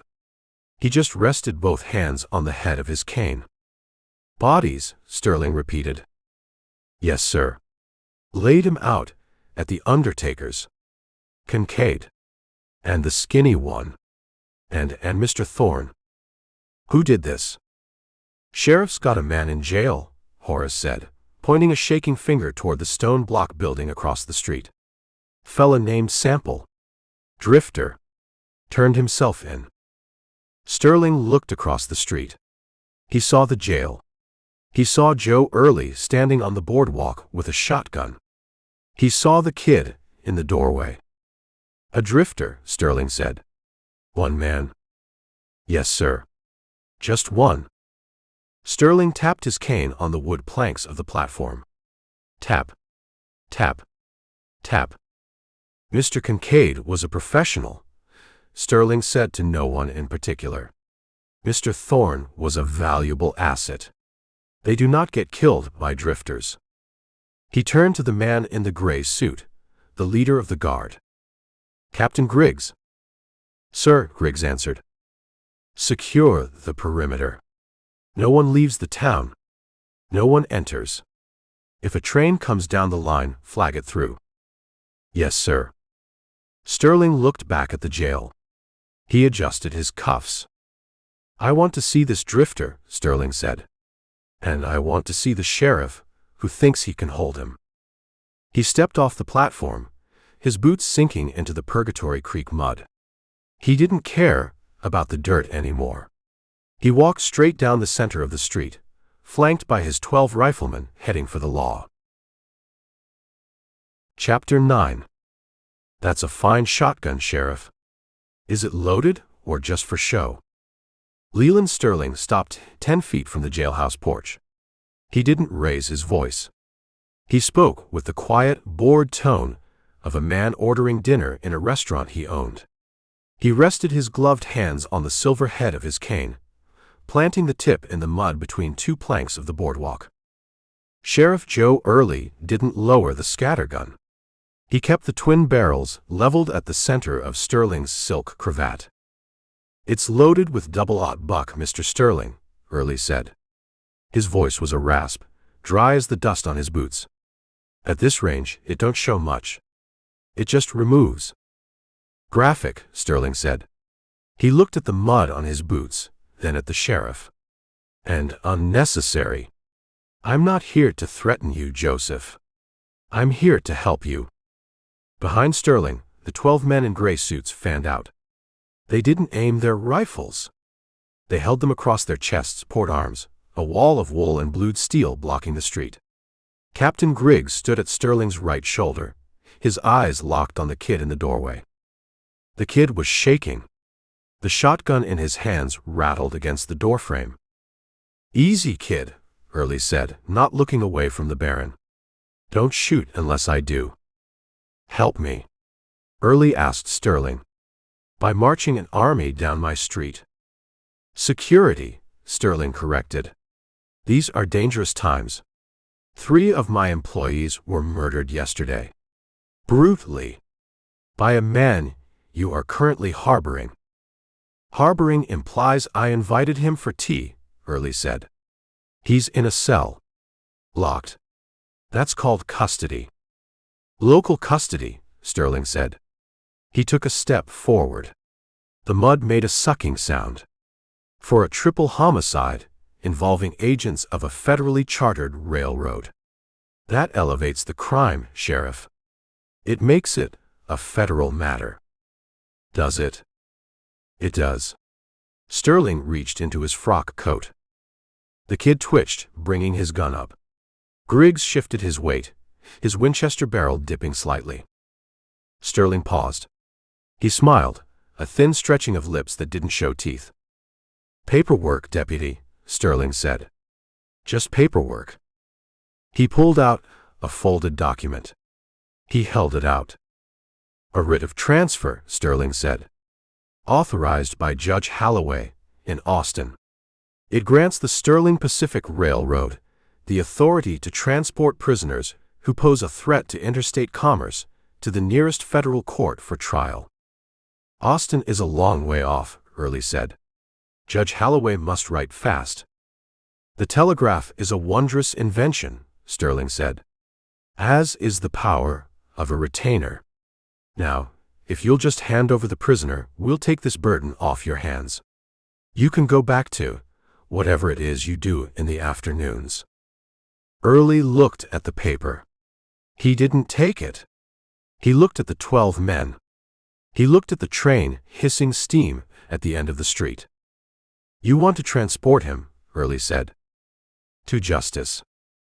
And if he falls off the train? Early asked. Between here and Austin? Accidents happen on the rails, Sheriff. It's a dangerous business. Like burning down a ranch house? The silence that followed was heavy. It pressed down on the street like the heat. Sterling's smile vanished. His face went smooth, blank as a fresh sheet of paper. I don't know what you mean, Sterling said. I think you do, Early said. I went through your man's pockets. Kincaid. Found a map. Found a letter. Mr. Kincaid was zealous, Sterling said lightly. Sometimes overzealous. If he committed crimes, he can no longer answer for them. But the man who killed him can. Sterling tapped his cane on the boardwalk. Tap. Tap. Give me the prisoner, Joe. Don't be foolish. You're a county sheriff in a town made of kindling. I'm the railroad. You can't stop the train. Inside the jail, Eldridge Sample stood by the window. He was pressed against the wall, out of the line of fire, listening. He heard the smooth voice. He heard the threat wrapped in velvet. He's good, Eldridge whispered to the stone blocks. Outside, Early shifted his grip on the shotgun. His hands were sweating, making the wood stock slick. He felt the piece of paper in his own pocket, the list Eldridge had written. Jubal Early. He looked at Sterling. He saw the diamond in the cravat. He saw the arrogance that treated murder like a line item on a ledger. Usually, Joe Early would have folded. He would have taken the writ, taken the bribe that would surely follow, and gone back to the Gilded Lily. It was easier. It was safer. But Jubal was dead. And the man responsible was standing 10 feet away, demanding the man who had settled the score. "No," Early said. Sterling blinked. It was a small movement, like a camera shutter clicking. "I beg your pardon." "I said no," Early said. His voice got louder. He wanted the town to hear. He wanted the men in the silver dollar to hear. "The writ is no good here. Jurisdiction belongs to the county where the crime was committed. The bodies are on my porch. The killer is in my jail. He surrendered to me. He stays with me." "You are obstructing a federal order," Sterling said. His voice dropped an octave, losing the polish, revealing the iron underneath. "I'm enforcing the law," Early said. "My law. The man stays. He gets a trial here. In Purgatory Creek. Before a jury of his peers." "His peers?" Sterling laughed. It was a cold, sharp sound. "His peers are drifters and killers. You won't find 12 honest men in this zip code, Sheriff. And you certainly won't find 12 men brave enough to convict a man who gunned down 3 Pinkertons." "We'll see," Early said. "You're making a mistake, Joe. A career-ending mistake." "My career ain't much to look at anyway." Sterling stared at him. He was calculating. He had 12 men. Early had a boy and a shotgun. He could take the jail. He could storm it right now, kill the sheriff, drag Sample out, and hang him from the water tower before the sun went down. But that was messy. That was a massacre. The governor might ask questions. Investors might get nervous. Sterling preferred leverage. He preferred squeezing until something popped. "Very well," Sterling said. He folded the paper and put it back in his coat. "You want to play lawman. We'll play." He turned to Captain Griggs. "Captain," Sterling said. "Sir." "The sheriff has declined our assistance. He believes he can secure the prisoner himself." Sterling looked back at Early. "But this prisoner is dangerous," Sterling said. "He killed my employees. I have a duty to protect my property. And this town is railroad property, Sheriff. The land, the depot, the lumber." He pointed the cane at the Silver Dollar Saloon across the street. "I'm buying the saloon," Sterling said. "What?" Early asked. "And the hotel," Sterling continued. "And the livery. I'm buying the block. Right now. Cash." He turned to the crowd of gawkers who had gathered on the fringes of the standoff. "Any man who sells his property to the Sterling Pacific in the next hour gets double market value in gold," Sterling announced. "Any man who stays, well, he takes his chances in a combat zone." He looked at Griggs. "Set up a perimeter, Captain. No one goes in or out of the jail. No food. No water. No visitors.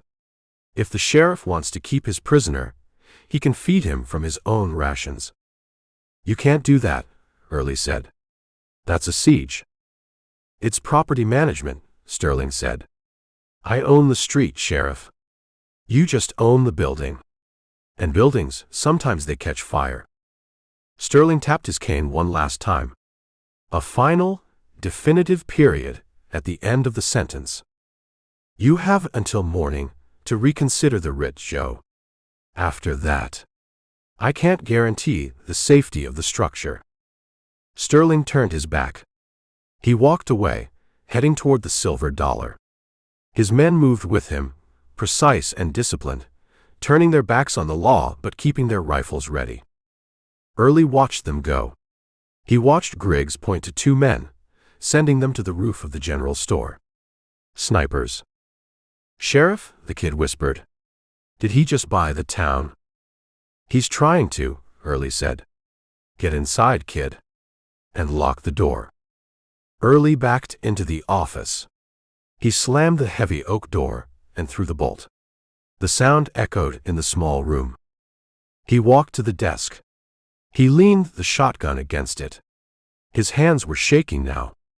The adrenaline was fading, leaving him with the cold reality of the math.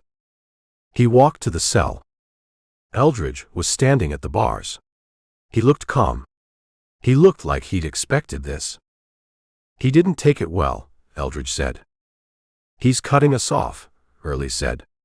He's buying the street. He's putting guns on the roofs. Siege, Eldridge said. Standard tactic.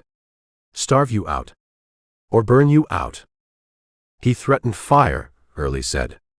Said buildings catch fire. He knows how to do it, Eldridge said. He burned the O'Malleys. Early looked at the paper in his pocket. Jubal Early.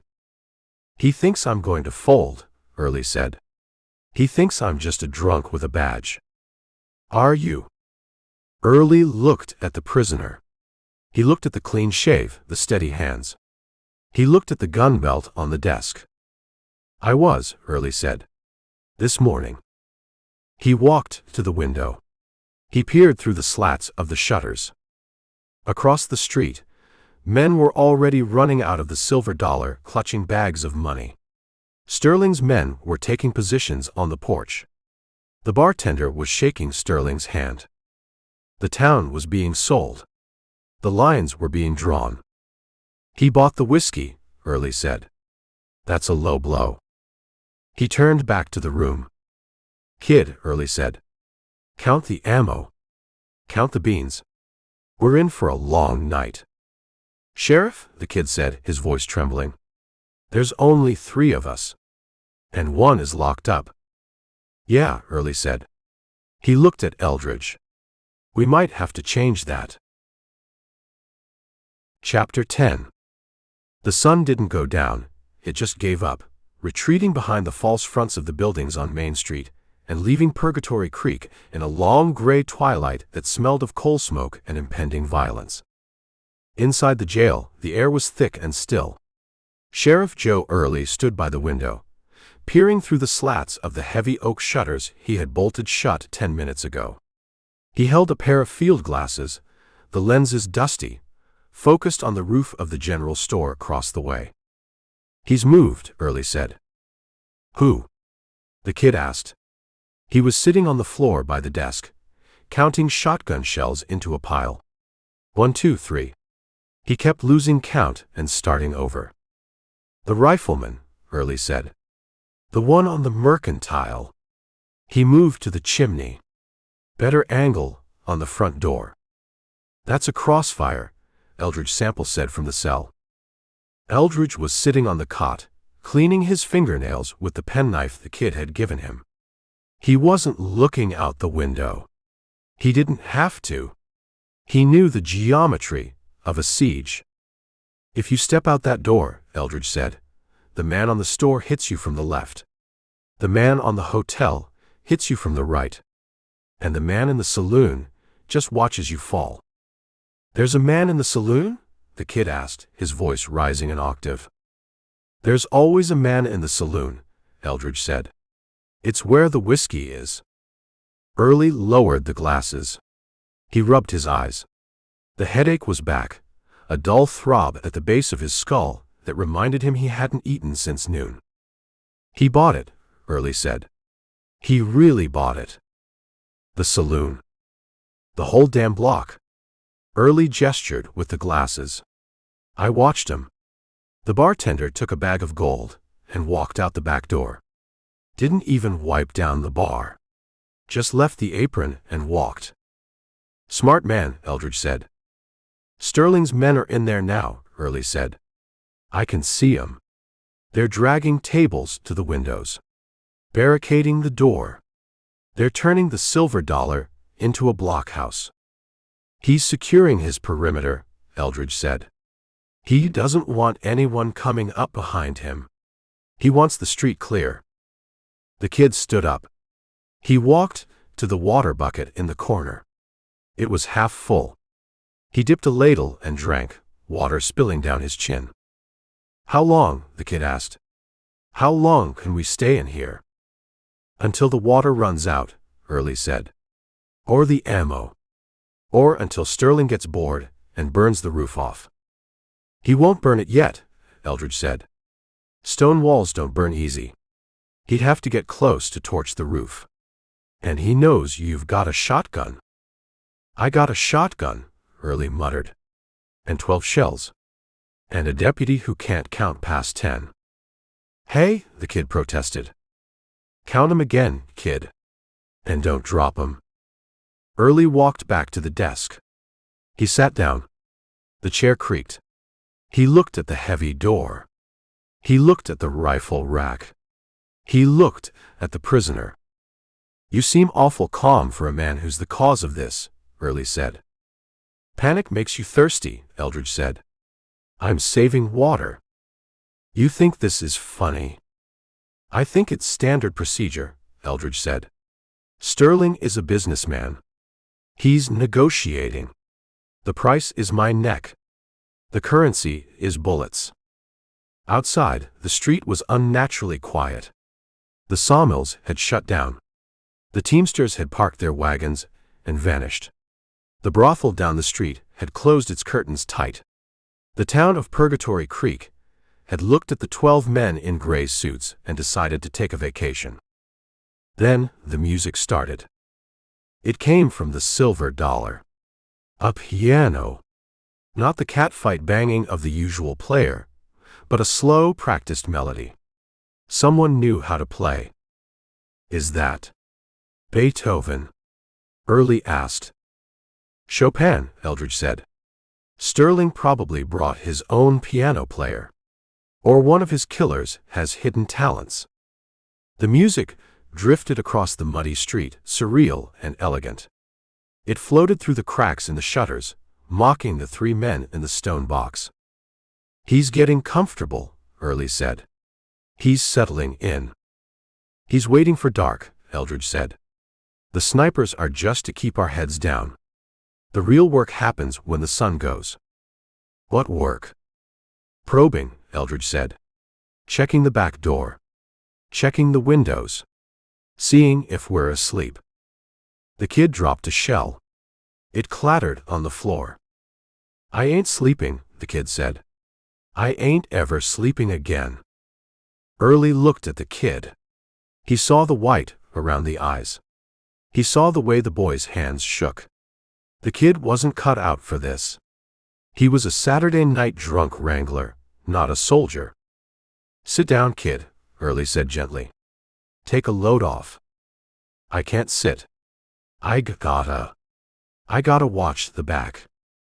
The back door is barred. And it's solid oak. Nobody's coming through that without an axe." The kid went to the back door anyway. He pressed his ear against the wood.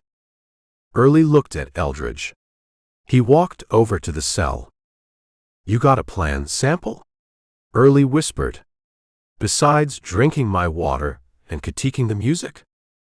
"My plan was to get him here," Eldridge said. "Congratulations. He's here. He's got 12 rifles and a train. Now what? Now we wait for him to make a mistake." "Sterling don't look like a man who makes mistakes. He looks like a man who hires people to make mistakes for him." "Everyone makes mistakes when they get angry," Eldridge said. "Or when they get greedy. Sterling is both. He wants you bad." "He wants the list," Eldridge said. He tapped his chest pocket. "He wants the names. As long as I have the paper, and as long as I'm breathing, he can't cover it up." "He can cover it up with ashes," Early said. "If he burns the jail, he burns the paper. He needs to know what I wrote down. He needs to know who I told." "Did you tell anyone?" "I told you," Eldridge said. Early stared at him. "Well, ain't that a comfort?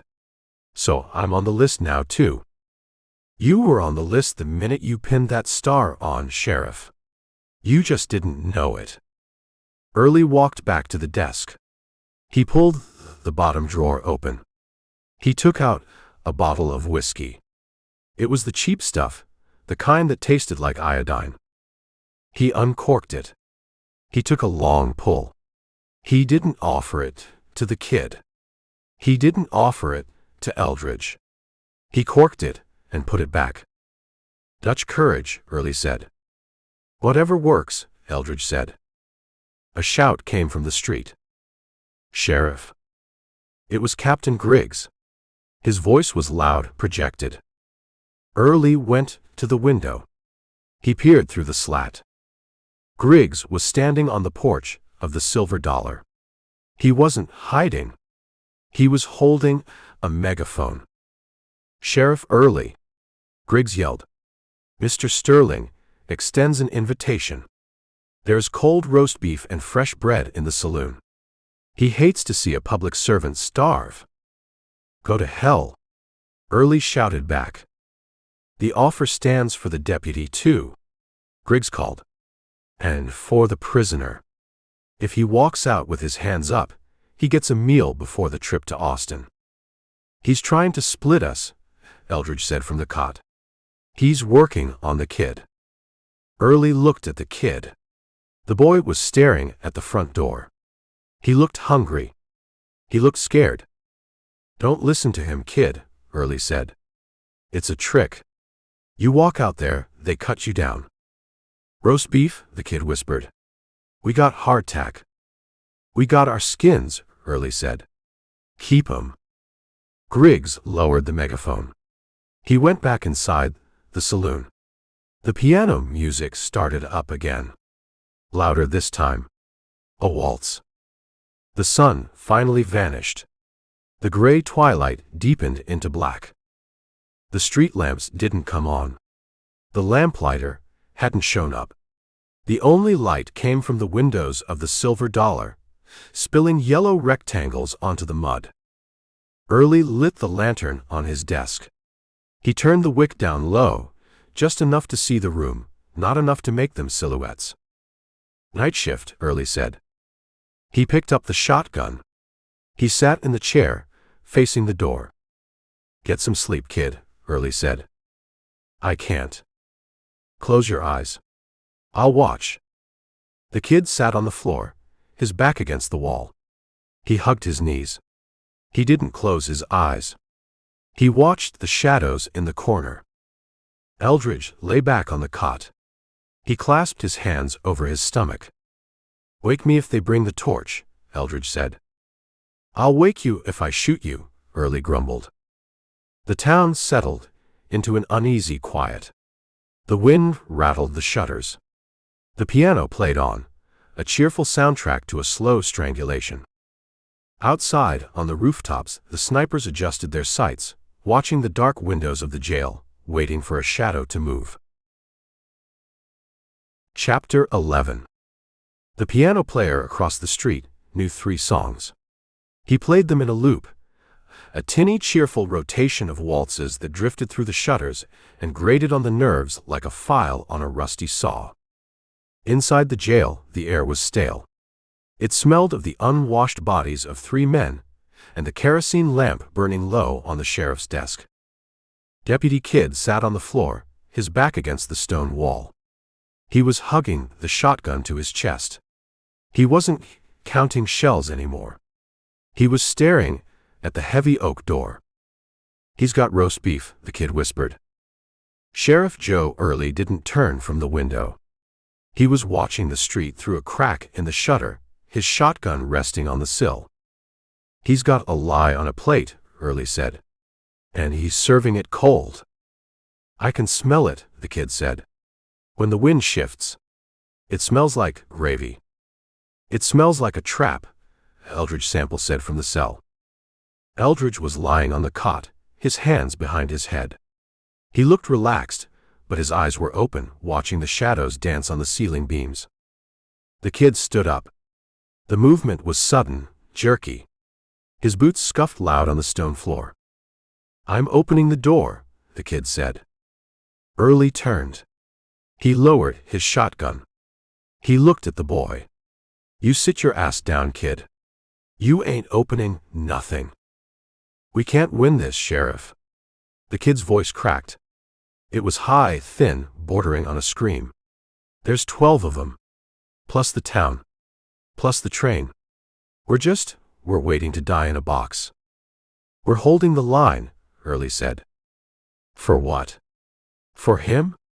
The kid pointed the barrel of his shotgun at the cell. At Eldridge. He's the one they want. Sterling said so. We give him the prisoner, we walk out. We get the beef. We get to go home. You are home, Early said. This is your jail.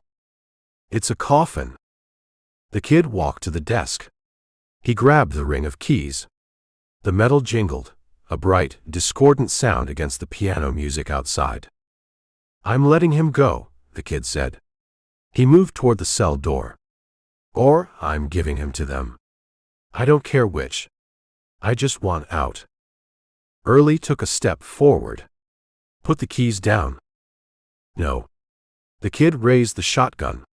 He didn't aim it at Early. He aimed it at the door lock. I'm ending this. Early froze. He looked at the shotgun.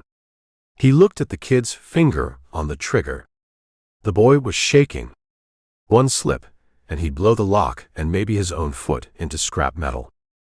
Deputy, Eldridge said. His voice was calm. It wasn't loud. It was just a conversational tone, like he was asking for the time. The kid stopped. He looked at the prisoner. Eldridge sat up. He swung his legs over the side of the cot. He rested his elbows on his knees.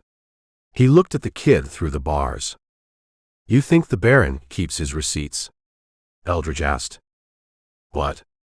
The kid blinked, sweat dripping into his eyes. Receipts, Eldridge said. When he buys something.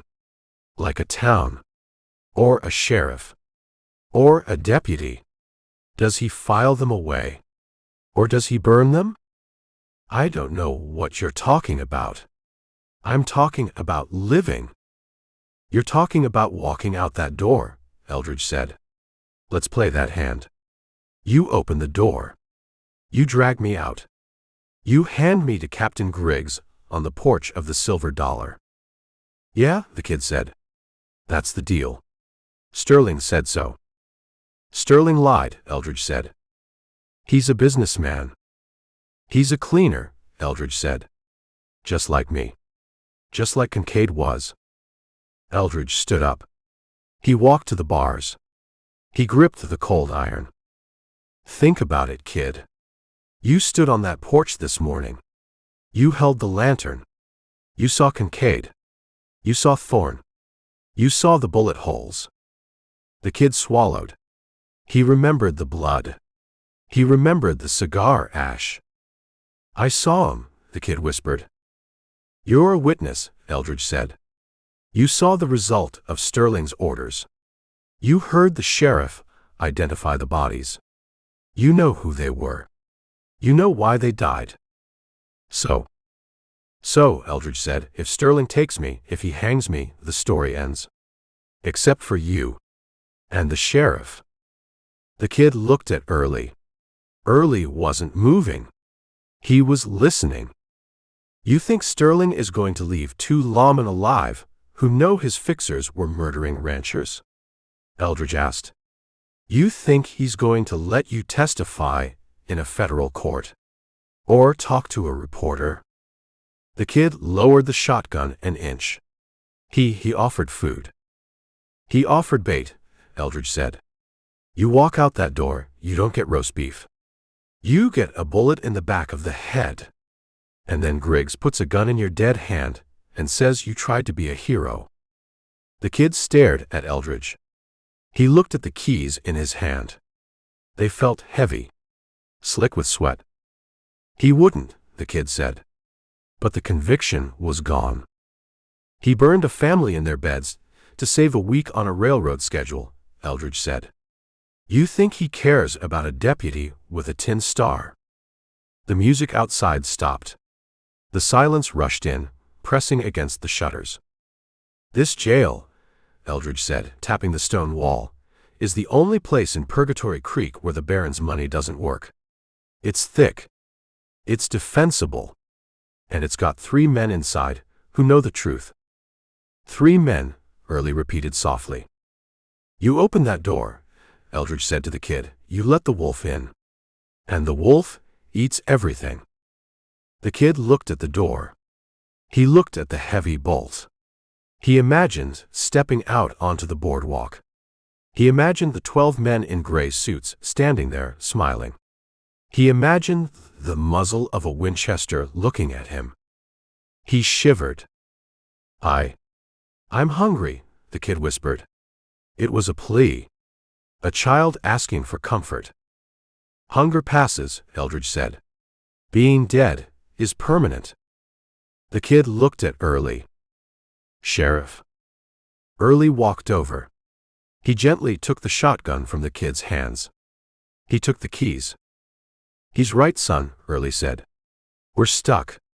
We might as well be stuck together." The kid slid down the wall.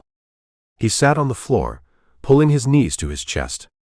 He buried his face in his arms.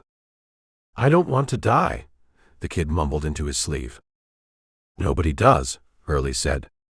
He tossed the keys onto the desk. They clattered, loud and final. "That's why we fight." Early walked back to the window. He picked up his own shotgun. He peered through the slat. "Music stopped," Early said. "That means the intermission is over." Eldridge sat back down on the cot. He smoothed the blanket. "They'll try something now," Eldridge said. "The offer was rejected. Now comes the pressure." "What kind of pressure?" the kid asked, lifting his head. "The kind that comes through a window," Eldridge said. "Stay low." The jailhouse went quiet again. But it was a different kind of quiet. The panic had burned off, leaving the cold, hard ash of reality. The kid wasn't going to open the door. He wasn't going to run. He was terrified, but he was staying. He had made his choice. He picked up a handful of shells from the floor. He started counting again. 1, 2, 3. His hands were still shaking, but he didn't drop them. Chapter 12. The cot was narrow, the mattress thin, and the blanket smelled of old wool and sweat from the last drunk who had slept it off in the cell. Eldridge Sample didn't sleep on it. He pulled the mattress off the iron frame. He dragged it into the corner of the cell, the one furthest from the window and deepest in the shadow of the stone wall. He laid it on the floor. "You redecorating?" Deputy Kidd asked. He was sitting at the desk, his shotgun across his lap, staring at the front door like he expected it to bite him. "I'm calculating," Eldridge said. He lay down on the mattress. The stone floor was cold, seeping through the ticking, but it was solid. He rested his head on his arm. From this angle, he could see the ceiling, the bars, and the top edge of the window frame. He couldn't see the street. Which meant the street couldn't see him. "Calculating what?" the kid asked. "Angles," Eldridge said. "The window is 6 feet up. The roof of the general store is 20 feet high. The street is 40 feet wide. So, Eldridge said, closing his eyes, if a man lays on that roof with a rifle, he can see the cot. He can see the blanket. He can put a bullet right where a sleeping man's chest would be." The kid looked at the empty cot frame. He looked at the window. He shivered. You think they're watching us right now?" "I know they are," Eldridge said. The music stopped. "That means the show is over and the work starts." Sheriff Joe Early grunted from his chair. He had the bottle of whiskey out again, turning it in his hands, but he hadn't pulled the cork. "Sterling's a businessman," Early said. "Shooting a prisoner through a window, that's messy. Bad for the reputation." "He's not a businessman anymore," Eldridge said. "He's a man who lost a hand." Now he wants to flip the table. Eldridge settled in. He breathed slow and shallow. He wasn't asleep, but he was resting. He was letting his muscles go slack, saving the tension for when the glass broke. The jailhouse was quiet. The only sounds were the wind rattling the shutters and the scratch of a mouse in the corner. Time stretched out. An hour passed. Maybe 2. The kid got restless. He stood up and walked to the rifle rack. He took down a Henry repeater. He checked the action. He put it back. He walked to the water bucket on the stool near the cell door. "I'm thirsty," the kid said. "Don't stand there," Eldridge said. His voice was soft, barely a whisper. "I'm just getting a drink." "Move the bucket," Eldridge said. "Move it to the corner. Behind the desk." "Why?" "Because it's in the light," Eldridge said. "The lamp on the desk. It throws a shadow. You stand there, you're a silhouette." The kid looked at the bucket. He looked at the lamp. He scoffed, a nervous, high-pitched sound. "You're jumpy, Mr. Sample. Nobody's shooting yet." The kid picked up the ladle. He dipped it into the water. The metal scraped against the tin bucket. Scrape.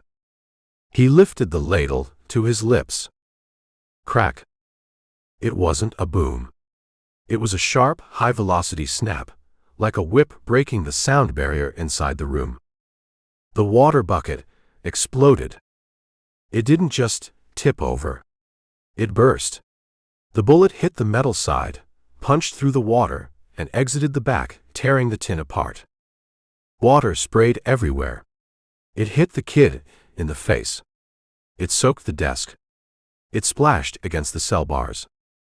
The kid screamed. He dropped the ladle and threw himself backward, scrambling across the floor on his heels, his arms flailing. "I'm hit. I'm hit." Sheriff Early dove from his chair. He hit the floor behind the heavy oak desk, his shotgun ready. "Light." Early yelled. "Kill the light." He reached up and swept the kerosene lamp off the desk. It crashed to the floor. The chimney shattered. The flame flared blue for a second, catching a spill of kerosene, then flickered and died as Early smothered it with his hat. The jail went pitch black. Silence returned, ringing in their ears. "Kid." Early hissed. "You alive?"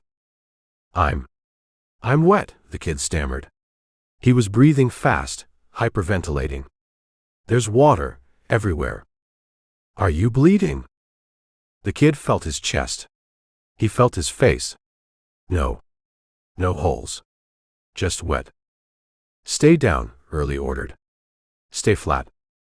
From the corner of the cell, Eldridge spoke. His voice was calm, dry. "He missed," Eldridge said. "Missed?" Early crawled toward the cell, keeping his head below the window line. He blew the damn bucket apart. "He was aiming for the cot," Eldridge said. "The angle, he fired from the chimney.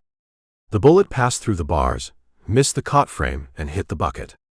If I was sleeping, where I was supposed to be, I'd be leaking." The kid was sobbing quietly in the dark. The shock had broken him open. "He shot at us," the kid whispered. "He really shot at us." "He shot at me," Eldridge corrected.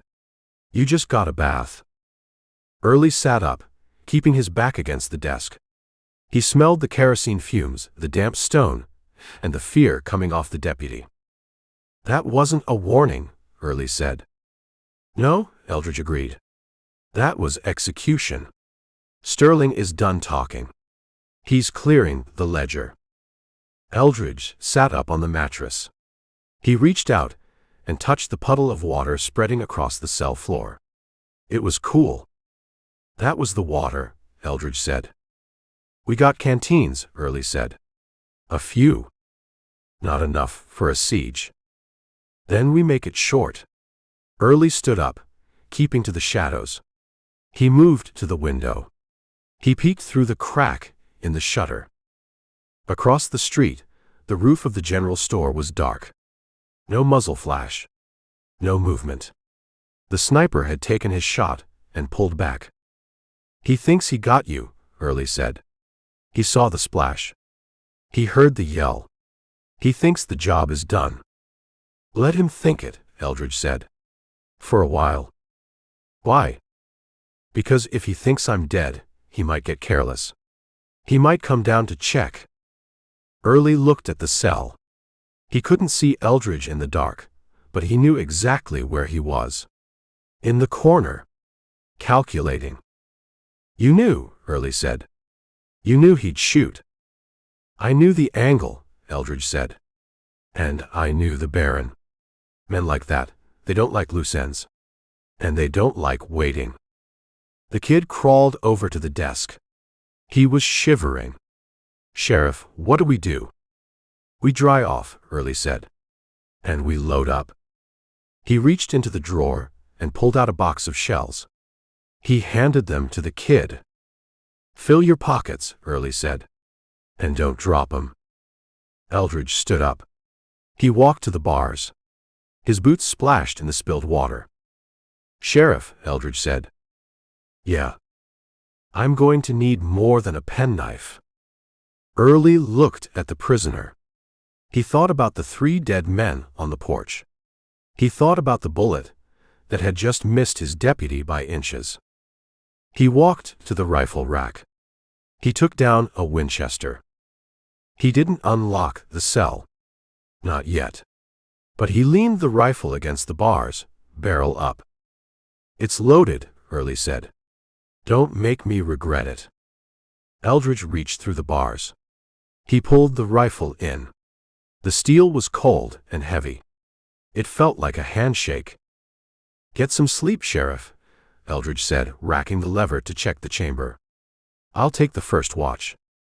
He sat back down on the mattress, the rifle across his knees, waiting for the next move in a game that had just turned lethal. Chapter 13. The water from the ruined bucket was seeping into the grout between the stone floor tiles, turning the dust into a dark, gritty paste.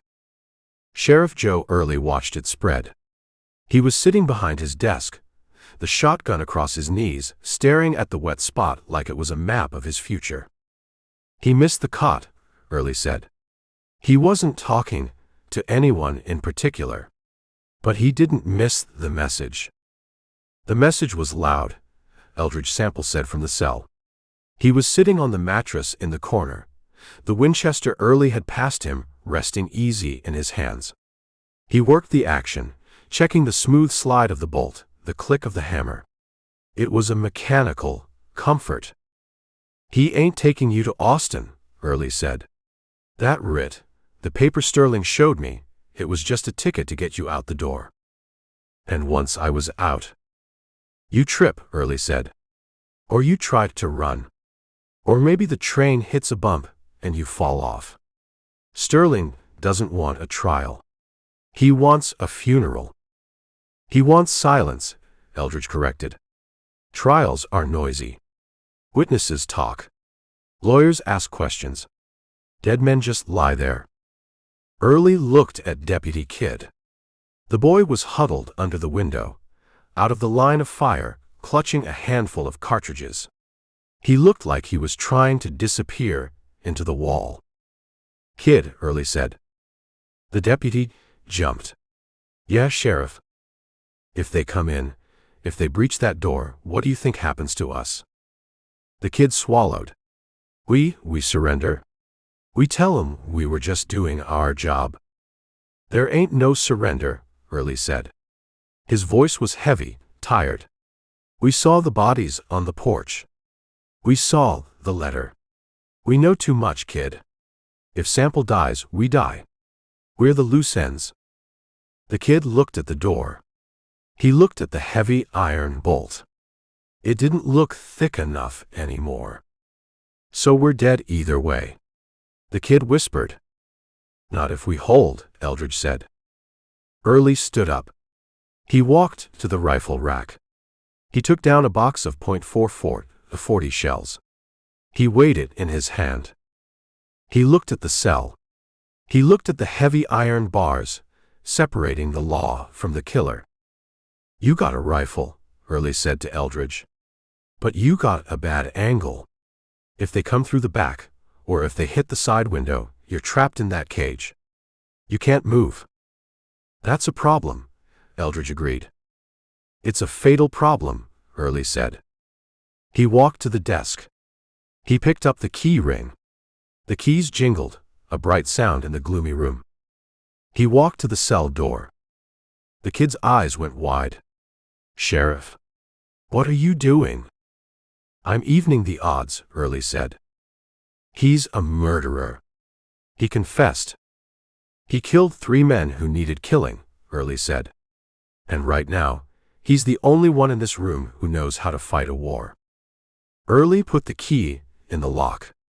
He didn't turn it immediately. He looked through the bars at Eldridge. "I unlock this," Early said, "and you're out. You can try to run. You can try to take my horse. You can try to shoot me and walk away." Eldridge stood up. He held the rifle loose at his side. "I surrender to the situation, Sheriff. Not the cell." "You run," Early said, "and Sterling's men cut you down in the street. You stay, and we might live until morning." "I'm not running." Early turned the key. The tumblers clicked, loud and heavy. He pulled the door open. It swung wide, squealing on its hinges. Eldridge stepped out. He walked into the office. He stretched, working the stiffness out of his shoulders. He looked different outside the bars. Bigger. More dangerous. He walked to the window. He didn't look out. He stood with his back to the wall, listening to the street. "They're moving," Eldridge said. "Who?" "The pickets.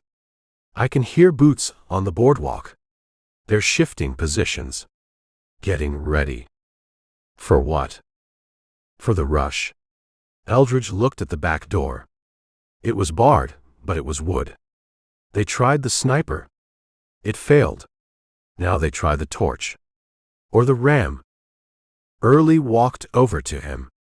He reached into his pocket. He pulled out a badge. It wasn't his. It was an old deputy's star, bent at the point, that had been sitting in the drawer for 5 years. He held it out. Eldridge looked at it. "I already have a badge," Eldridge said. He patted his pocket, where the Mexican coin star was hidden. "That one don't work in Purgatory Creek," Early said. "This one does. It makes it legal.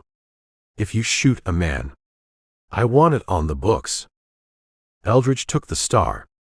He didn't pin it on. He set it on the desk, next to the lantern. "I'm not looking for a job, Joe." "You got one anyway," Early said. "You're deputized. Until the ammo runs out. Or until we're dead." "Fair enough." Eldridge walked to the back door. He inspected the hinges. He checked the bar. "This is the weak point," Eldridge said. "The front is stone. The windows are barred. But this door, it opens into the alley. Dark. Narrow. They can get close before we see them." "I got a shotgun," the kid said from the floor. He sounded a little stronger now that the cell door was open. Having Sample loose in the room was terrifying, but it was also reassuring, like having a pet wolf. "You take the front," Eldridge said to the kid. "Watch the street. If anyone steps off the boardwalk, you yell. Don't shoot unless they show a weapon." "What about the roof?" Early asked. "The sniper." "He's waiting for a target," Eldridge said. "We keep the lights out. We stay low. He can't shoot what he can't see." Eldridge dragged the heavy oak desk across the floor. The wood screeched against the stone. He pushed it up against the back door, reinforcing the bar. "That'll buy us a minute," Eldridge said. "If they bring a ram." He looked at Early. The sheriff was holding his shotgun, his face set in grim lines. The hangover was gone, burned away by the adrenaline. He looked like a man who had decided to stop sleeping and start working. "You got any more water?" Eldridge asked. "A canteen in the cupboard." "Drink it," Eldridge said. "It's going to get hot in here." "You think they'll burn us?" "Sterling isn't a patient man," Eldridge said. "He tried to buy you. He tried to scare you. Now he's going to try to erase you." A noise from the alley. A scuff of a boot. The clink of metal on stone. Eldridge held up a hand. The room went silent. The three men froze, listening to the night. "They're here," Eldridge whispered. He levered around into the Winchester. "Get ready, Sheriff. The rent is due." Chapter 14. The first blow didn't break the door. It just woke up the dust. A heavy, muffled thud shook the back wall of the jailhouse. The oak planks groaned, bowing inward against the iron bar, and the heavy desk Eldridge Sample had dragged across the floor shuddered an inch to the left. "Sledgehammer," Eldridge said. He was kneeling by the desk, the Winchester leveled at the center of the wood. The room was dark, save for the thin lines of moonlight cutting through the shutters and the orange flicker now growing at the bottom of the doorframe. "They're burning it," Sheriff Joe Early said. He was standing to the side of the door, his back pressed against the stone, the double-barreled shotgun held high. "I smell the pitch." "They want the smoke to flush us," Eldridge said. "Or they want to weaken the wood." Thud. The second blow was harder. A crack appeared in the upper panel. A splinter the size of a finger flew into the room. "Kid." Eldridge yelled over his shoulder without turning. "Watch the street. This is the noise. The front is the sneak." "I'm watching," the kid squeaked from the front window. "I don't see nothing but shadows." "Keep looking." Eldridge didn't wait for the door to open. He didn't wait for a target he could see. He aimed at the spot where the sledgehammer had hit, estimating the swing, the stance of the man wielding it. He fired. The .44 to .40 slug punched through the oak. It tore through the wood with a sharp crack, sending a puff of splinters out into the alley. A man screamed outside. A high, short yelp of surprise and pain. Then the clang of a heavy hammer hitting the stones of the alley floor. "One," Eldridge said. He worked the lever. Clack, clack. "They're returning fire," Early shouted. The door erupted. 3, 4, 5 shots lammed into the wood from the outside. Bullets chewed through the planks, buzzing through the jail like angry hornets. One hit the stone wall opposite and ricocheted, whining past Early's ear. Another buried itself in the desk. "Keep down," Early roared, dropping to a crouch. Eldridge was already low. He pressed his cheek against the stock of the Winchester. He watched the holes the bullets had made. Bright beams of orange light streamed through them now. The fire was growing. "They threw oil," Early said, coughing as the smoke started to curl under the jamb. "If that door burns, we're wide open." "It's thick wood," Eldridge said. "It'll take time. Time they don't have." He shifted his aim. He fired 2 rounds, spacing them out, aiming lower this time. At the knees. Outside, boots scrambled on the gravel. Men were moving away from the door, seeking cover against the alley walls. "They're backing off," Early said. "They're reloading," Eldridge corrected. "Or they're switching tactics." A shadow crossed the gap under the door. Eldridge didn't shoot. He waited. A darker shape appeared at the hole the sledgehammer had started. A muzzle. A rifle barrel poked through the splintered wood. The man outside was trying to fire blind into the room. Eldridge shot the barrel. It was a snapshot, pure instinct. The bullet hit the steel of the enemy rifle, sparking. The gun was ripped out of the man's hands. "Damn it!" A voice yelled from the alley. "My hands." He shot my hands. Pull back, another voice ordered. It was Griggs. The captain. Suppressing fire. Watch the windows. Glass shattered at the side of the jail. A bullet tore through the shutter slats, showering the cot with debris. They're flanking. Early yelled. He swung his shotgun toward the side window. Save the shells, Joe, Eldridge said. That's a distraction. They can't get in the window. It's barred. They can throw dynamite in. If they had dynamite, we'd be dead already. Sterling wants the building standing. He just wants us out of it. Eldridge crawled to the side of the desk. He peered through a crack in the door. The alley was lit by the torch they had thrown against the threshold. He could see legs. Gray trousers. Men huddled against the brick wall of the livery stable next door. They were regrouping.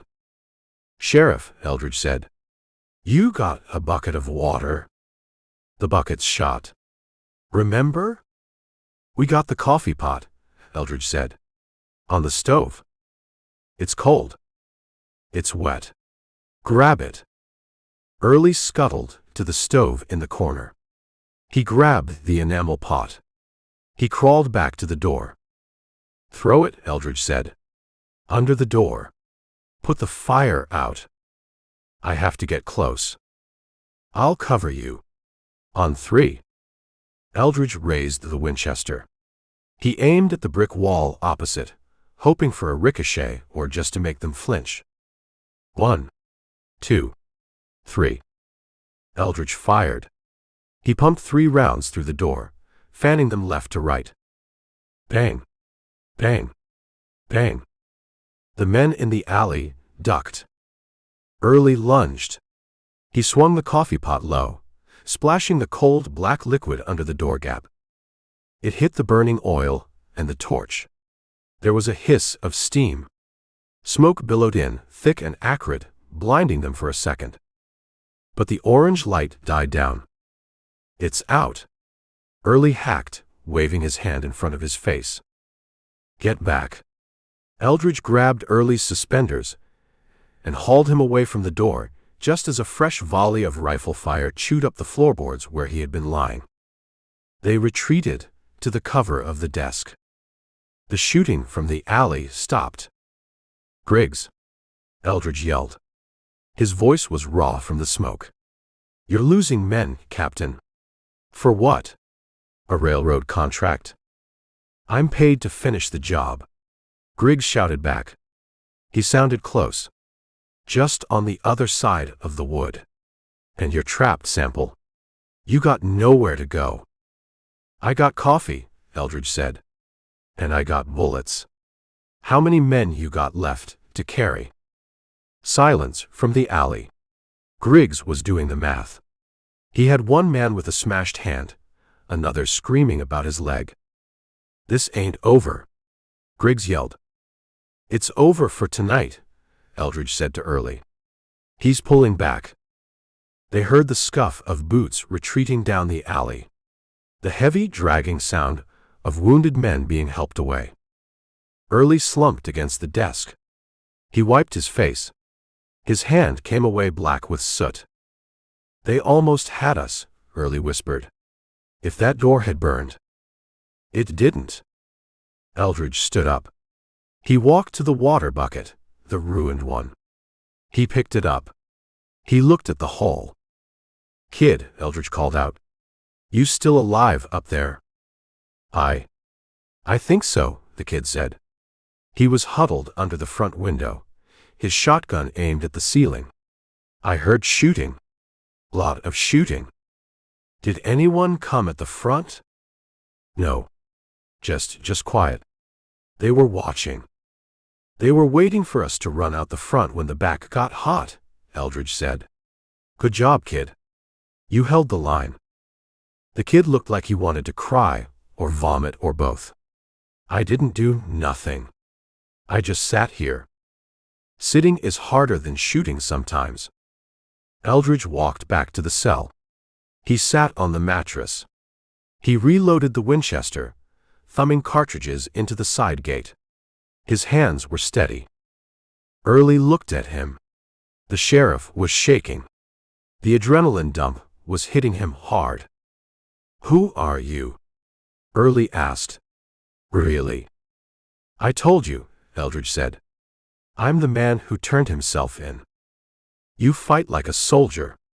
Or a ghost. I fight like a man who knows the ground." Eldridge laid the rifle across his knees. "Go check the back door, Joe.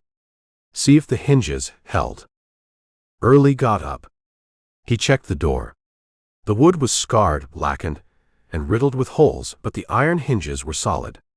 The bar was bent, but it held. "It held," Early said. "Good. Then get some sleep." "Sleep." Early laughed. It was a jagged sound. "After that. Especially after that. Griggs won't come back tonight. He has to explain to the Baron why he failed. That's going to take a while." Eldridge leaned his head back against the stone wall. He closed his eyes. He listened to the town. The piano hadn't started up again. Purgatory Creek was silent, terrified, waiting for the sun to come up and show them the damage. "Tomorrow," Eldridge said softly, "we change the game." "How?" Early asked. "Tomorrow," Eldridge said, "we tell the town the truth." Chapter 15. The sun came up on Purgatory Creek like a bailiff serving an eviction notice, cold, gray, and indifferent to the mess it was illuminating. Inside the jail, the smell of burnt wood and spent gunpowder had settled into the stone floor, mixing with the stale air of 3 men who hadn't slept. Sheriff Joe Early sat at his desk, staring at the charred, bullet-riddled wreckage of the back door. He held a cold cup of coffee that tasted like sludge. "They're quiet," the kid said. He was curled up under the front window, peeking through a crack in the shutter. "Too quiet." "They're sleeping," Eldridge Sample said. He was stripping his Winchester, wiping the carbon from the bolt with a piece of his shirt tail. "Or they're eating breakfast. Sterling feeds his dogs well." "I could eat a horse," the kid whispered. "Hooves and all." "Chew on your belt," Early grunted. "Leather's filling." A sound came from the alley. It wasn't a boot scrape. It wasn't the clatter of a rifle bolt. It was a soft, rhythmic tap-tap-tap on the scorched wood of the back door. Early stiffened. He raised the shotgun. "They're back." "No," Eldridge said. He stopped cleaning the rifle. He tilted his head. "That's not a breach. That's a knock." "Who knocks on a jail door in the middle of a siege?" "Someone who doesn't want to get shot." Eldridge stood up. He walked to the door, keeping to the side. He put his ear to the wood. "Who's there?" Eldridge asked. His voice was low. "It's Calloway," a voice hissed from the other side. "Open up. I got your laundry." Eldridge looked at Early. The sheriff frowned, confused. "The barber?" Early asked. "Open it," Eldridge said. Slow. Early moved the desk aside, the legs screeching on the stone. He lifted the bent iron bar. He opened the door 3 inches. Calloway stood in the alley. He wasn't wearing his apron. He was wearing a long coat with the collar turned up, and he was holding a wicker basket covered with a checkered cloth. He looked like a man trying to sell Bibles in a brothel, nervous, sweaty, and out of place. "Let me in," Calloway whispered. "Before they see me." Early pulled the door wide. Calloway slipped inside. Early slammed it shut and threw the bar. Calloway stood in the center of the office, breathing hard. He looked at the bullet holes in the walls. He looked at the soot on the floor. He looked at Eldridge. "You're still alive," Calloway said. "So far," Eldridge said. "Nice coat." "It's my Sunday best. Figured, if I was going to get shot, I should look ready for the box." Calloway set the basket on the desk. He pulled back the cloth. The smell of fresh bread, roasted chicken, and strong coffee filled the room. It was better than perfume. "Breakfast," Calloway said. The kid scrambled up from the floor. He looked at the chicken like it was gold bullion. "Where did you get this?" Early asked, tearing a drumstick off the bird. "Baker sent the bread," Calloway said. "Widow O'Shea sent the chicken. I brought the coffee." "Why?" Eldridge asked. He picked up a biscuit. It was warm. Calloway looked at the floor. He wrung his hands. "Because he bought the silver dollar." So he didn't just buy it," Calloway said. "He kicked old man McGinty out without his coat. He threw the piano player into the street. He told the girls, he told them they were non-essential personnel, and gave them an hour to clear out." Calloway looked up. His eyes were angry. Not terrified. Angry. "This is a bad town, Sheriff," Calloway said. "We got drunks and thieves and cheats. But it's our bad town. Sterling, he walked in here like he bought the air we breathe. He put snipers on the roof of the Mercantile. That's my roof too. I rent the side room." "He's pressing," Eldridge said. "He's squeezing," Calloway corrected. "He told the mayor, told him that Purgatory Creek was a failed investment, and he was thinking about liquidating the assets." "Liquidating," Early said around a mouthful of chicken. "He means burning it," Calloway said. The room went quiet. The kid stopped chewing. "He told you that?" Eldridge asked.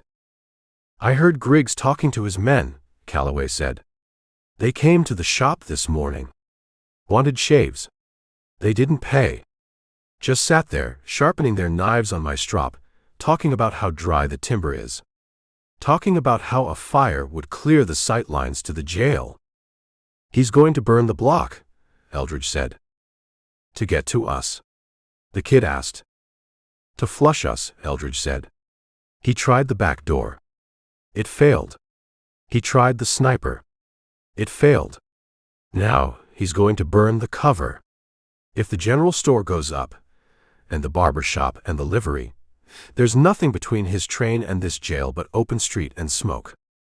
"He can't burn the town," Early said. That's arson. That's madness." "That's railroad business," Calloway said.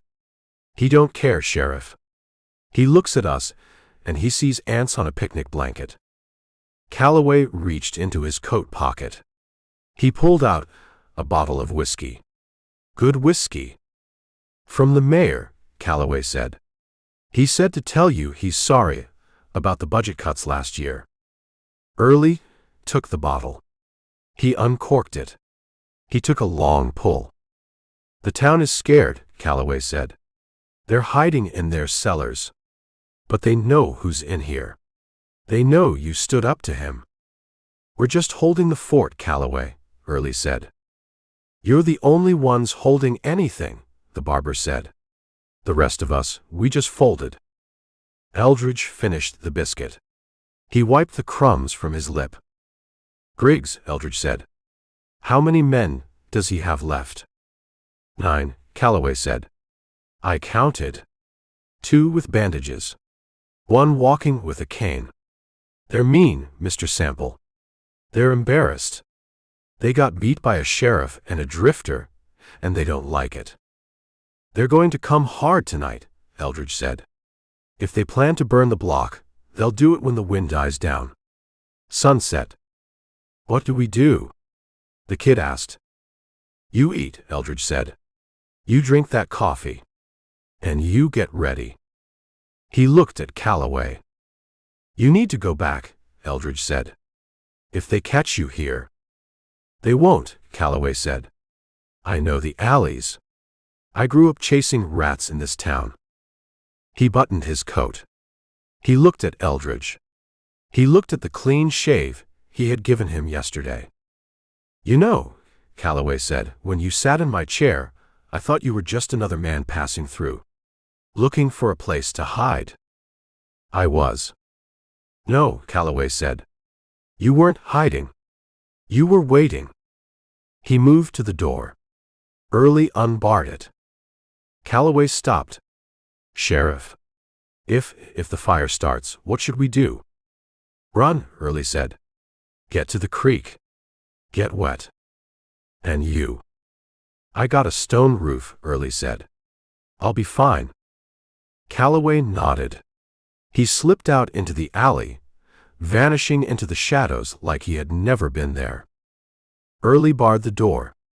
He turned back to the room.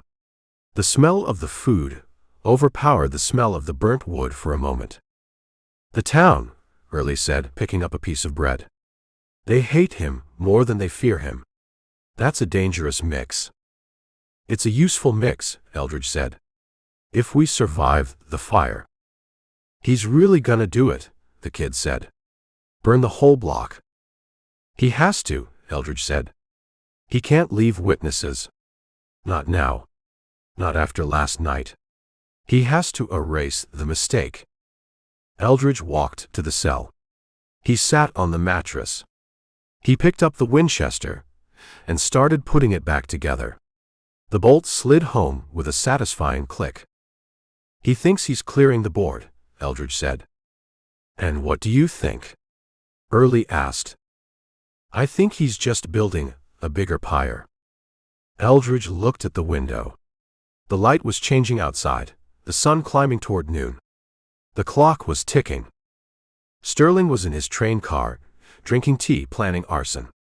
The town was hiding. And 3 men in a jail were eating a widow's chicken, waiting for the world to catch fire. Eat up, kid, Eldridge said. You're going to need the strength. Chapter 16. The chicken bones sat in a pile on the corner of the desk, picked clean. Sheriff Joe Early wiped his hands on his trousers. The food had settled the shake in his hands, but it hadn't touched the cold knot in his gut. He looked at the heavy oak door, barred and battered. He looked at the stone walls. Calloway was right, Early said. About the fire. He was, Eldridge Sample said. Eldridge was back on the mattress in the cell, the Winchester across his lap. He wasn't cleaning it anymore. He was just holding it, like a man holds a railing on a ship in rough water. If they burn the block, Early said, the smoke alone will flush us. We go out the front, the snipers get us. We stay in, we cook. Stone holds heat, Eldridge said. It'll take a while to get hot enough to kill us. But the smoke, yeah. That's the problem. The kid was sitting under the window, recounting his shotgun shells. He lined them up in a row on the floor. Red. Brass. Red. Brass. Why? The kid asked. He didn't look up. He was talking to the shells. Why what? Eldridge asked. Why did you do it? The kid looked at the cell. His face was pale, his eyes rimmed with red. You killed those men at the shack. Fine. They needed killing. I get that. But then, you rode in here. You got a shave. You drank a whiskey. And you walked in here and handed me your gun. The kid picked up a shell. He squeezed it. You could have kept riding, the kid said. You could be in Mexico by now. You could be drinking tequila and laughing at us. But you came here. You locked yourself in. Early looked at Eldridge. It was the question he'd been chewing on since he saw the bodies on the porch. The kid's right, Early said. You ain't a man looking for redemption, Sample. You don't have the face for it. Eldridge stood up. He walked to the bars. He rested the barrel of the rifle against the iron. I didn't come here for redemption, Eldridge said. And I didn't come here to confess. Then why? Early demanded. You put a target on this building. You put a target on me. On the kid. I needed a fort, Eldridge said. A fort. I scouted the railhead, Eldridge said. Before I went to the shack. I saw the Olympian. Sterling's car. It's a palace, Early said. It's a bunker, Eldridge corrected. Steel plating under the mahogany. Bulletproof glass. 12 guards with repeating rifles patrolling the perimeter. A Gatling gun on the rear platform under a tarp. Early went still. A Gatling. I saw the mount, Eldridge said. If I went after Sterling at the train, I'd be dead before I got within 50 yards. I couldn't get to him. Not on his ground. So you came to mine, Early whispered. I needed to draw him out, Eldridge said. I needed to make him come to me. I needed a place where I could control the door. A place with thick walls and narrow windows. He tapped the stone arch of the cell door. This jail, Eldridge said. It's the only building in Purgatory Creek made of limestone blocks. The rest is pine and canvas. This is the only place that stops a bullet. Early stood up. He knocked his chair over. It clattered on the floor. You used us, Early said. His voice was a low growl. You walked in here, knowing he'd bring an army. Knowing he'd lay siege. I knew he'd want the man who killed his fixers, Eldridge said. I knew his ego wouldn't let him ignore it. He had to come. He had to show the town he was the boss. We're bait, the kid said. He looked at the shotgun shells. We're just meat to bring the wolf in. You're the law, Eldridge said. That makes you part of the geography. Early walked to the bars. He got close enough to grab Eldridge, but he didn't reach through. He just stared. My brother, Early said. Jubal. You told me about him to get me mad. To get me to fight. I told you the truth, Eldridge said. Kincaid killed him. That wasn't a lie. But yes, I needed you angry. An angry man holds a shotgun tighter than a scared one. And the kid. Early pointed at the deputy. He didn't have a brother. He just has a job that pays $20 a month. You dragged him into this. The kid opened the door, Eldridge said. He locked it. He made a choice. I didn't know the choice was die in a fire, the kid yelled. The choice is always die, Eldridge said calmly. It's just a matter of when. Early turned away. He walked to the window. He looked through the shutter slats at the empty street. He looked at the Silver Dollar Saloon, fortified and waiting. You figured on the siege, Early said. You figured on the snipers.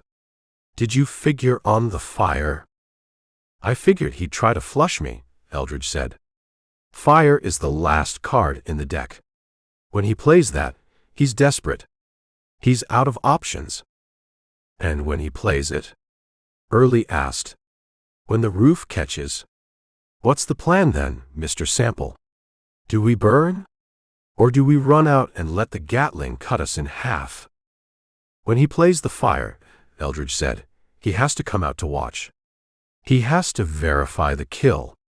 He needs to see the body. So that's when we take him. We'll be on fire, the kid pointed out. We'll be busy, Eldridge conceded. Early looked at the prisoner. He hated him. He respected him. It was a confusing mix that tasted like bile. Sample had played them like a fiddle, used their badges and their walls to set a trap for a man who owned the rails. But Jubal was dead. And the man who ordered it was sitting in a train car 3 blocks away. You're a cold son of a bitch, Early said. I'm a man who finishes the job, Eldridge said. And what happens if we survive? Early asked. Do I hang you? Or do I pin a medal on you? If we survive, Eldridge said, you won't have to worry about me. I'll be gone. You think you can just ride out? I think if we survive, there won't be anyone left to stop me. Early picked up his chair. He set it upright. He sat down heavily. The town knows, Early said. Calloway knows. They know Sterling is the villain. That helps. It helps if they do something, Eldridge said. Right now, they're just watching.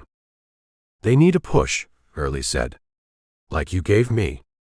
They need to see Sterling bleed, Eldridge said. They need to see that the Baron is just a man in a fancy coat. He walked back to the corner of the cell. He sat down.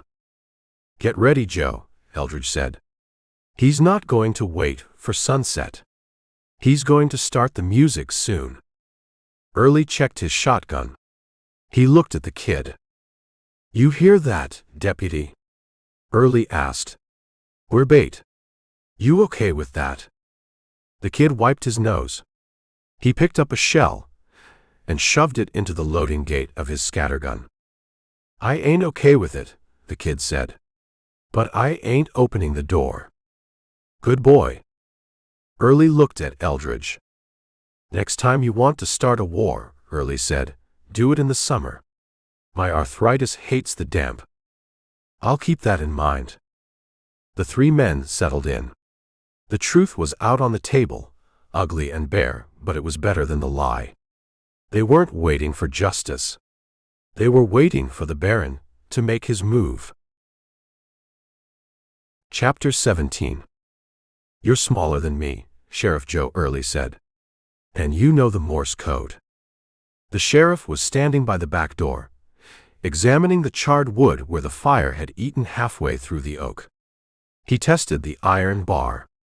It held, but it rattled in the brackets. Deputy Kidd sat on the floor, hugging his knees. He looked at the door. He looked at the window. He looked like a rabbit, trying to decide which hole the fox was least likely to be in. I know the code, the kid whispered. My uncle was a key operator in Abilene. Taught me the alphabet when I was 10. Good, Early said. Because the wires are still up. I checked the poles from the window. Sterling cut the road, but he didn't cut the line. He's arrogant. He thinks he owns the messages, too. Eldridge Sample was at the rifle rack, reloading the spare Winchester. He didn't look up. It's a long run, kid, Eldridge said. From here to the depot. 3 blocks of open ground and bad intentions. I can stick to the alleys, the kid said. He stood up. He was shaking, but it was a vibrating kind of shake, like an engine idling too fast.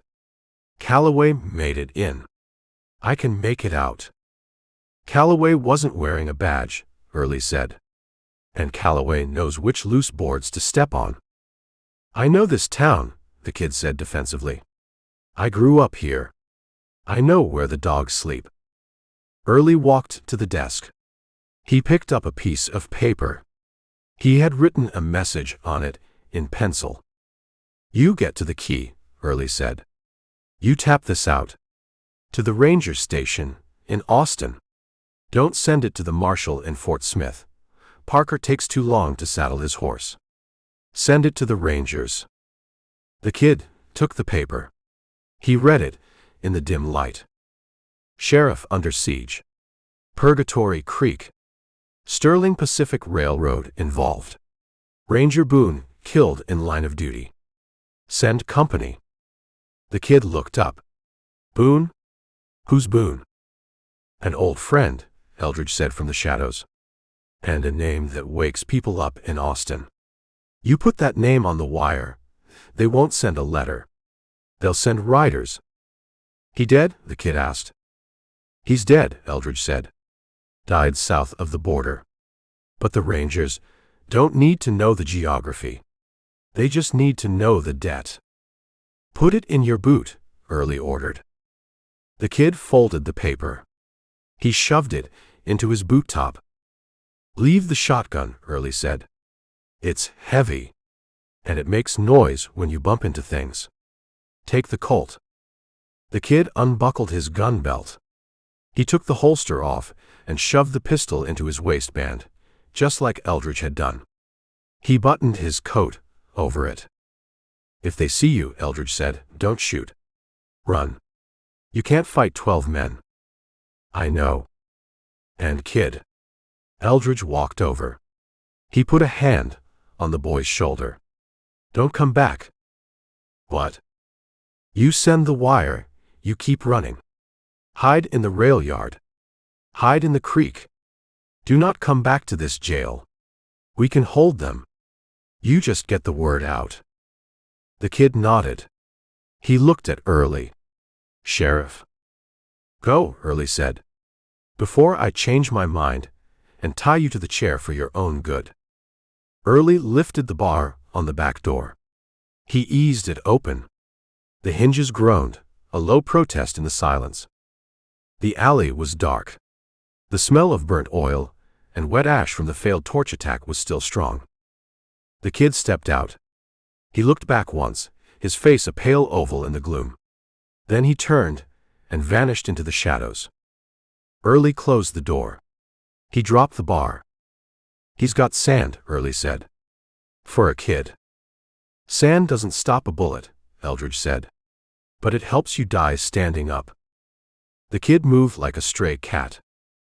He kept his shoulder against the rough wood of the livery stable wall, sliding his feet to avoid the gravel. He breathed through his mouth to keep the noise down. The alley was a tunnel of black. To his left, the back of the silver dollar loomed. He could hear voices inside. Laughter. The clink of a bottle. They were celebrating the siege. They thought they had won. He reached the end of the block. He had to cross First Street. It was open ground. 20 feet of mud and moonlight. He crouched behind a rain barrel. He scanned the rooftops. He saw the silhouette of a rifleman on the hotel balcony. The man was smoking, the cherry of his cigarette glowing bright and fading. He was looking at the jail, not the side streets. "Go," the kid whispered to himself. He ran. He kept low, his boots splashing softly in the muck. He hit the shadows on the other side and rolled behind a stack of lumber. He waited. No shout. No shot. He was in the clear. He moved deeper into the maze of shanties and warehouses near the tracks. The air here smelled of creosote and coal dust. The depot was ahead, a dark shape against the stars. The Olympian sat on the siding, a massive black beast hissing steam. The windows were curtained, but light leaked out around the edges. Sterling was in there. The Baron. Probably drinking wine and planning the fire. The telegraph office was a small shack attached to the main depot platform. The kid circled around the back of the water tower. He watched the guards. 2 men were walking the perimeter of the private car. They carried Winchesters. They walked a lazy pattern, meeting at the coupler, turning, walking away. The telegraph office was dark. The operator, Horace, had gone home hours ago.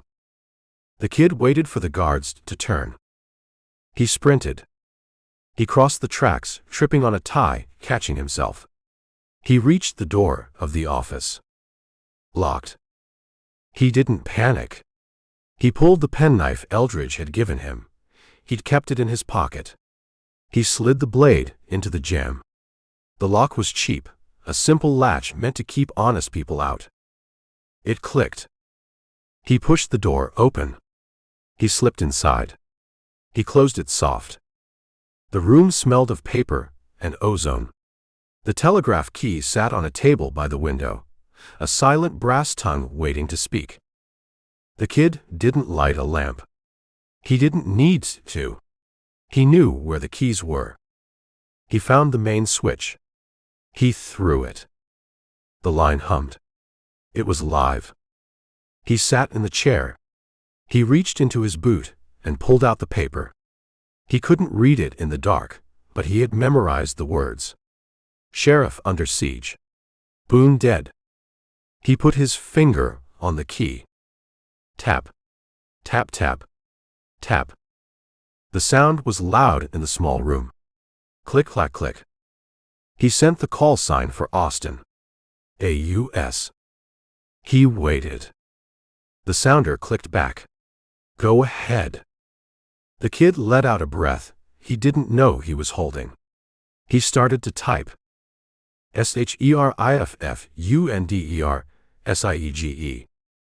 He worked the key. His hand was shaking, but the rhythm was good. His uncle had taught him well. STERLING. He paused.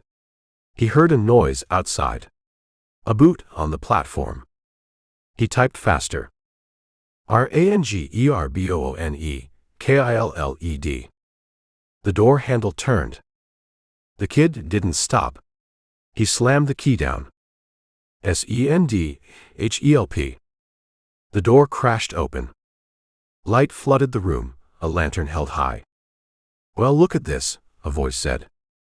The kid spun in the chair, his hand going for the Colt in his waistband. He wasn't fast enough.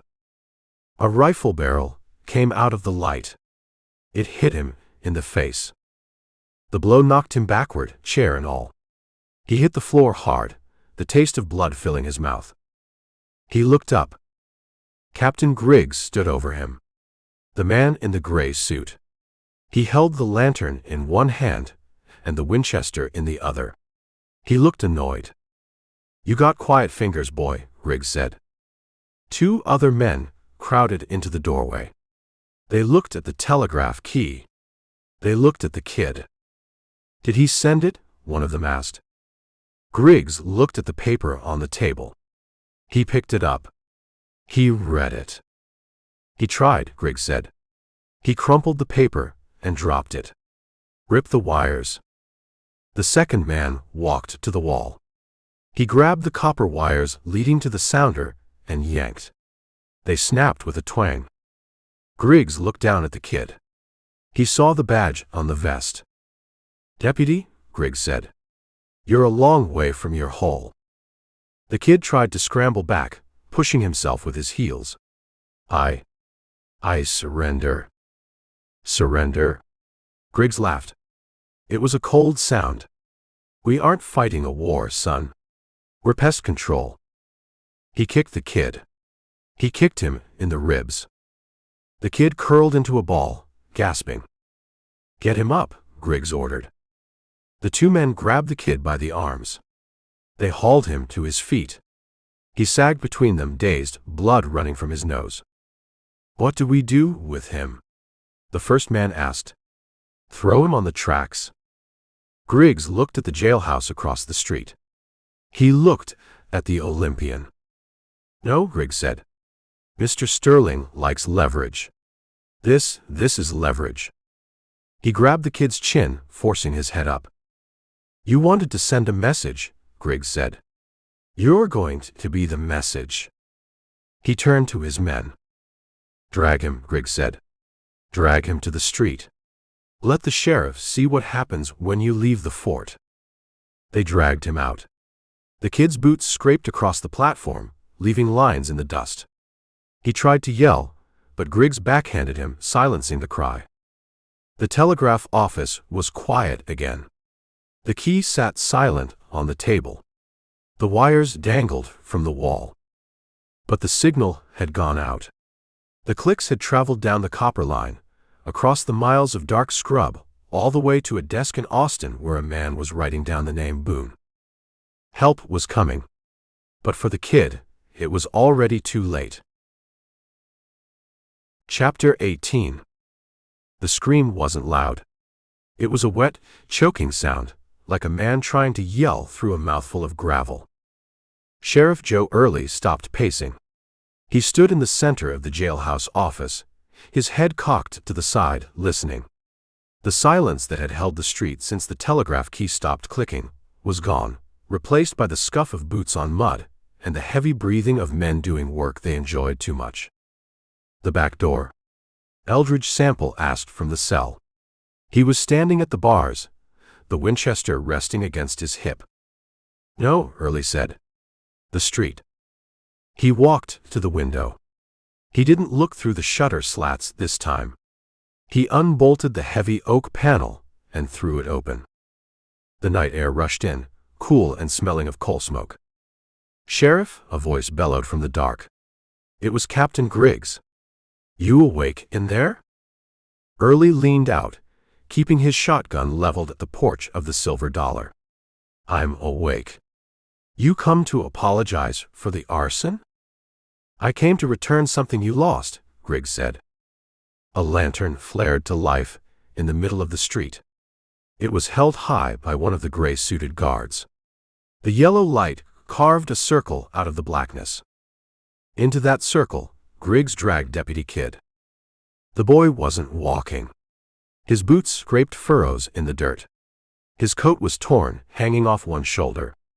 His face was a mask of blood, his nose broken and swollen to the size of a plum. He hung in Griggs's grip like a sack of laundry. Kid, Early whispered. His knuckles turned white on the shotgun stock. Griggs let go. The kid hit the ground hard. He didn't try to get up. He just curled into a ball, wrapping his arms around his ribs, shivering. He was playing with the telegraph, Griggs said. Sending messages to Austin. Naughty boy. Leland Sterling stepped into the light. The Baron looked immaculate. His frock coat was brushed, his cravat straight. He held his silver-headed cane in one hand and a linen handkerchief in the other. He dabbed at his nose, as if the smell of the beaten deputy offended him. This is unfortunate, Sterling said. His voice was smooth, projecting easily to the jailhouse window. I dislike violence, Sheriff. It's messy. It's inefficient. You got a funny way of showing it, Early shouted back. You beat a boy half to death. He was trespassing, Sterling said. And he was interfering with company communications. That's a felony. Sterling walked over to the kid. He prodded the deputy with the tip of his cane. The kid groaned, twitching away. Look at him, Joe, Sterling said. He's broken. He needs a doctor. He needs a bed. Let him go, Early said. He's not part of this. He is the law, Sterling said. Or he was. Now, he's collateral. Sterling looked up at the window. He couldn't see Early's face in the shadows, but he knew he had the angle. He knew leverage. I have a proposition, Sterling said. I'm done with your deals, Early said. This isn't a deal. It's a trade. Sterling pointed his cane at the jail door. You have something I want. I have something you want. The prisoner, Early said. Mr. Sample, Sterling corrected. The man who murdered my employees. The man who is currently eating your rations and hiding behind your badge. Sterling stepped closer to the kid. He put his boot on the boy's hand. He pressed down. The kid screamed. It was a high, thin sound that cut through the night. Stop it! Early roared. He raised the shotgun, aiming at Sterling. Careful, Sheriff, Griggs warned, stepping in front of Sterling with his rifle raised. You spray buckshot out here, you'll hit the boy first. Sterling didn't move his foot. He looked up, his eyes cold and dead as anthracite. The trade is simple, Sterling said. You send Sample out. Unarmed. Hands up. He walks to the middle of the street. I give you the deputy.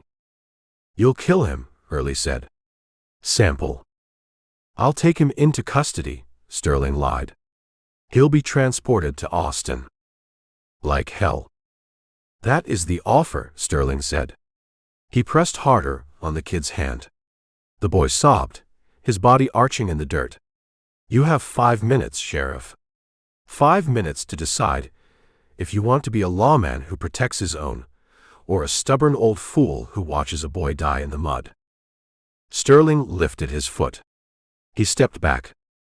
5 minutes, Sterling repeated. Griggs, check your watch. Griggs pulled a gold watch from his vest.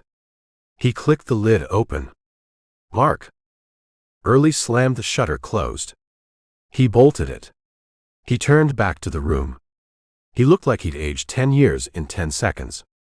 He's got him, Early whispered. He caught him at the depot. Eldridge Sample was standing by the desk. He had heard every word. His face was a mask of calm, but his eyes were hard. "He sent the wire," Eldridge said. "Or he tried. That's why they beat him." "They're gonna kill him," Early said. He paced the small room 3 steps in turn. "Sterling, he's squeezing. He knows I can't let the kid die." "He's betting on your conscience," Eldridge said. "I got one," Early snapped. "The kid, he's 20 years old.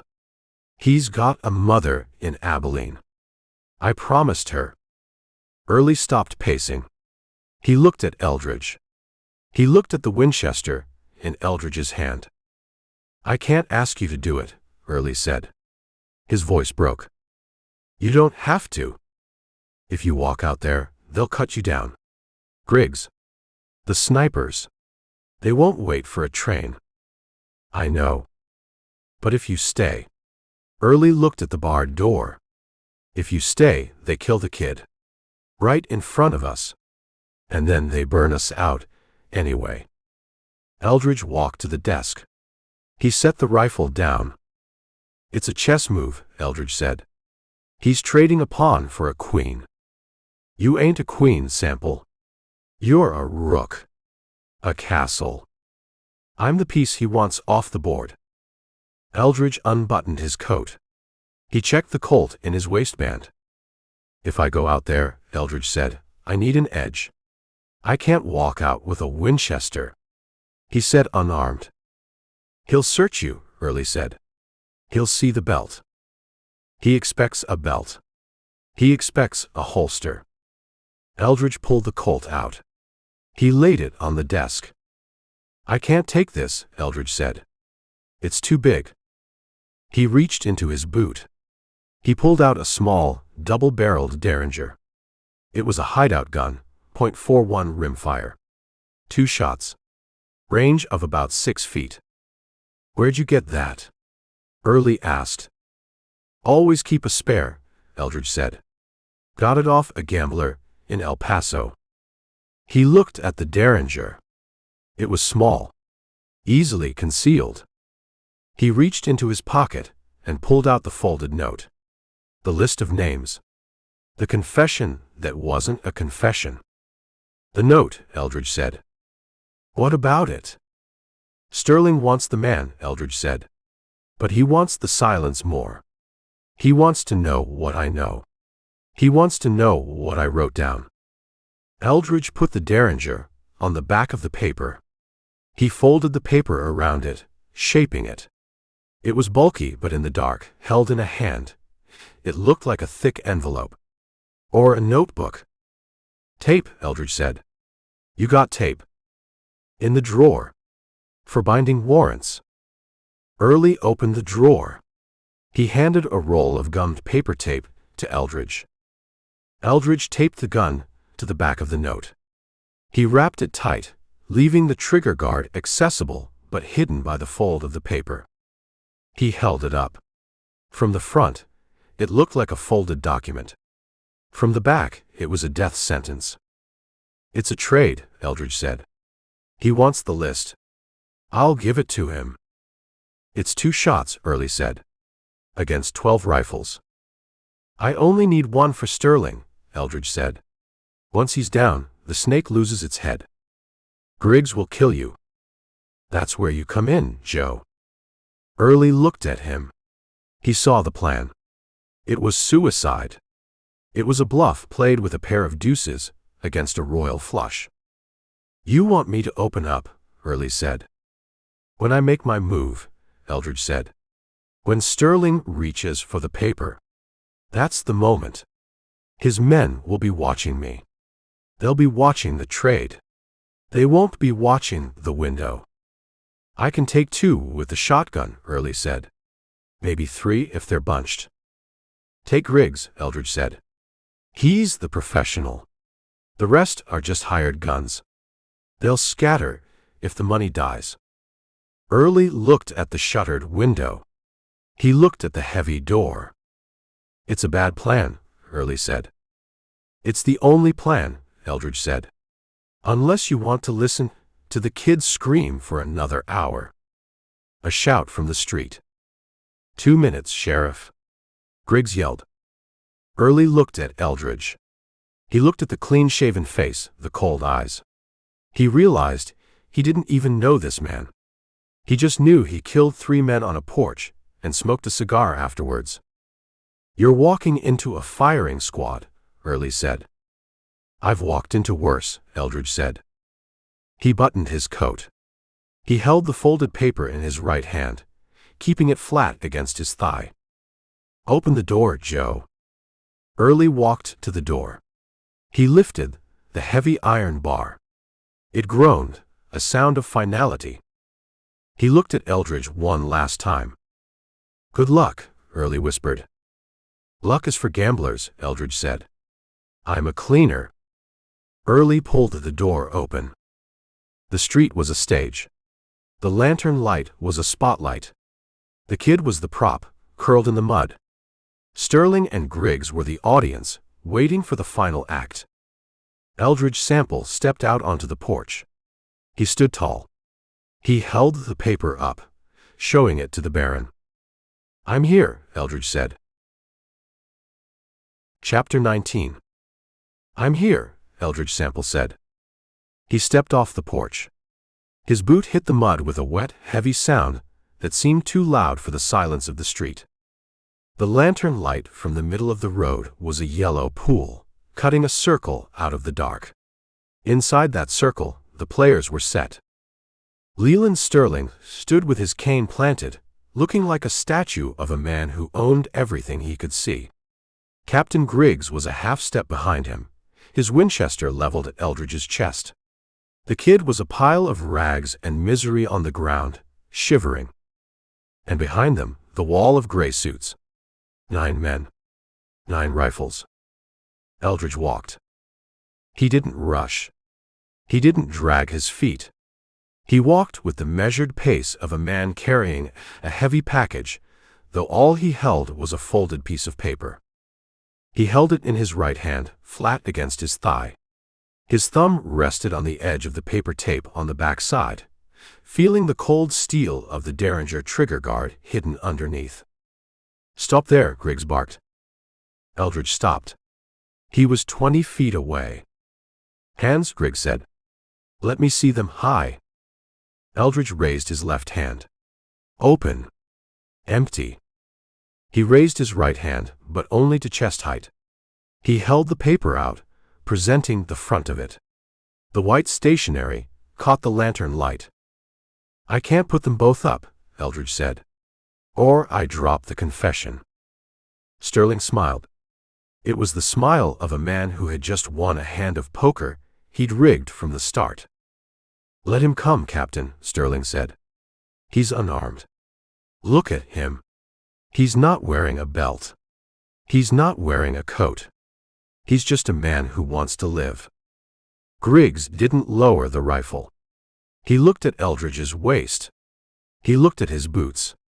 He looked for the bulge of a hideout gun. He didn't see the one taped to the back of the list. Come forward, Mr. Sample, Sterling said. Slowly. Eldridge took another step. Then another. The mud sucked at his heels. The air smelled of the coal smoke drifting from the Olympian down at the depot. He looked at the kid. The deputy's eyes were swollen shut, his face a mask of dried blood and fresh tears. He made a low, mewling sound when he heard Eldridge's boots approach. Quiet, boy, Griggs said, nudging the kid with his boot toe. The grown-ups are talking. Eldridge stopped 10 feet away. The deal, Eldridge said. The trade, Sterling corrected. You for the boy. I walk to you, Eldridge said. You send the boy to the jail. When he's on the porch, I give you the paper. And I give you me. Sterling laughed. A dry, sharp sound. You're in no position to dictate terms, Mr. Sample. You are surrounded. You are outgunned. And you are, frankly, becoming tiresome. I'm the man with the paper, Eldridge said. He waved the note slightly. The list. The names. The dates. Everything Thorne wrote down before he died. Sterling's eyes narrowed. He looked at the paper. He wanted it. He needed it. If that paper got to a federal judge, or a newspaper in Dallas, the Sterling Pacific Railroad would have a lot of expensive explaining to do. "Very well," Sterling said. "Griggs, pick the boy up." Griggs lowered his rifle. He reached down and grabbed the kid by the back of his vest. He hauled him upright. The kid's legs dangled uselessly for a second before he found his footing. He swayed, dizzy. "Walk," Griggs said. He shoved the kid toward the jail. The kid stumbled. He took a step, then another. He looked at Eldridge as he passed. He tried to speak, but his mouth was too swollen. "Keep going, kid," Eldridge said softly. "Don't look back." The kid limped toward the porch, where Sheriff Joe Early was waiting behind a cracked door with a double-barreled shotgun. Eldridge watched him go. He counted the steps. 1, 2, 3. He looked back at Sterling. "Satisfied?" Sterling asked. "He's not on the porch yet." "He will be. Now, the paper." Sterling held out his hand. The hand was gloved in fine gray kid leather. It was steady. Eldridge walked forward. 5 feet. 4. He could see the diamond in Sterling's cravat. He could see the pulse beating in Griggs's neck. He scanned the line of guards behind them. They were relaxed. They saw a man surrendering. They saw the end of the night.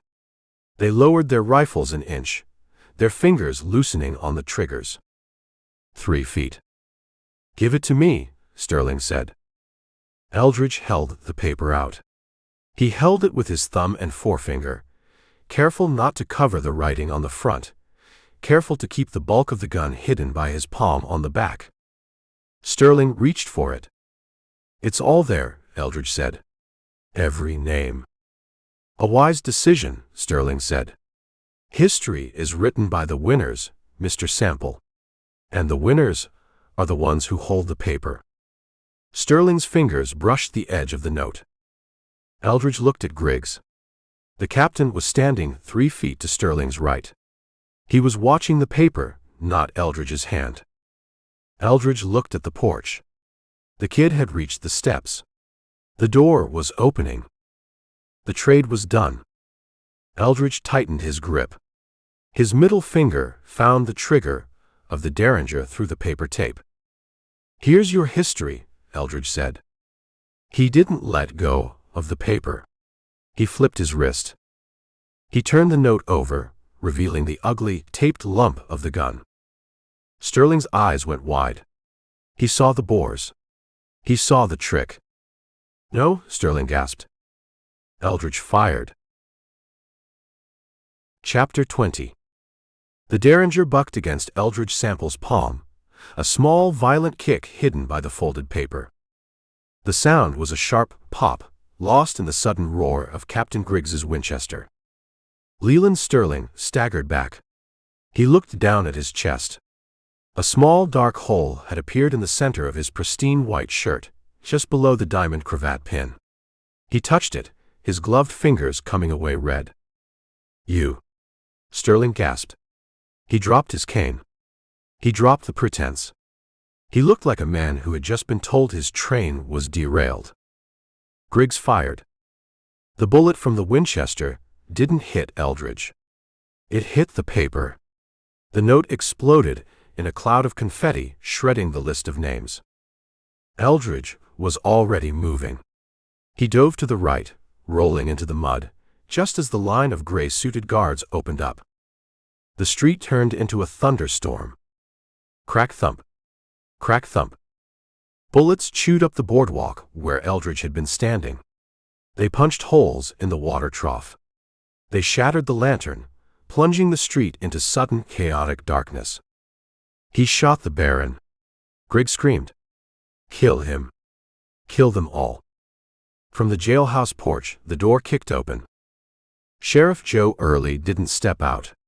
He leaned around the frame, and let the double-barreled shotgun speak. Boom!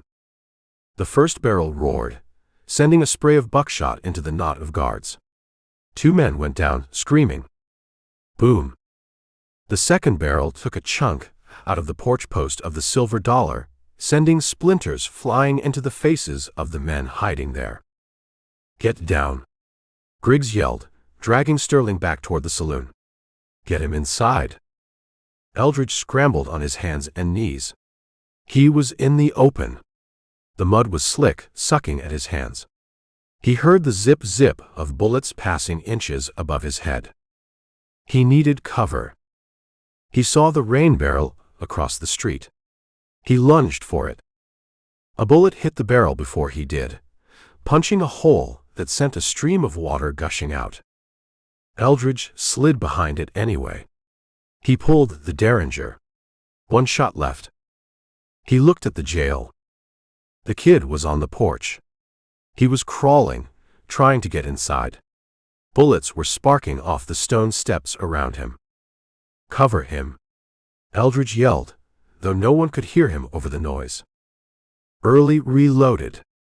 He broke the shotgun, shells ejecting over his shoulder, and jammed 2 fresh ones in. He stepped out onto the porch, exposing himself. Get in here, kid! Early roared. He fired a blast at the saloon roof, suppressing the sniper who had just popped up. The kid scrambled over the threshold. Early grabbed his ankle and dragged him the rest of the way, slamming the door shut with his foot. The jail was secure, but Eldridge was outside. He was pinned behind a leaking barrel in the middle of a shooting gallery. Sample! Griggs yelled from the saloon doorway. You're dead. You hear me? You're dead. Griggs leaned out, firing his Winchester. The bullets hit the barrel. Thud, thud, thud. Eldridge looked at the derringer. Useless at this range. He looked at the jail.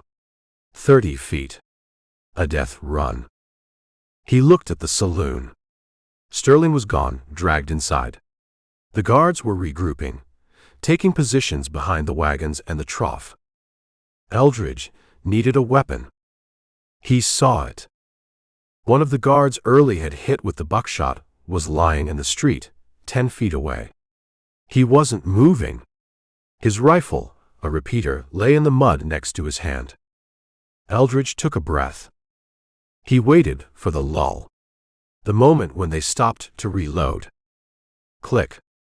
He heard Griggs work the lever. Eldridge moved. He didn't run.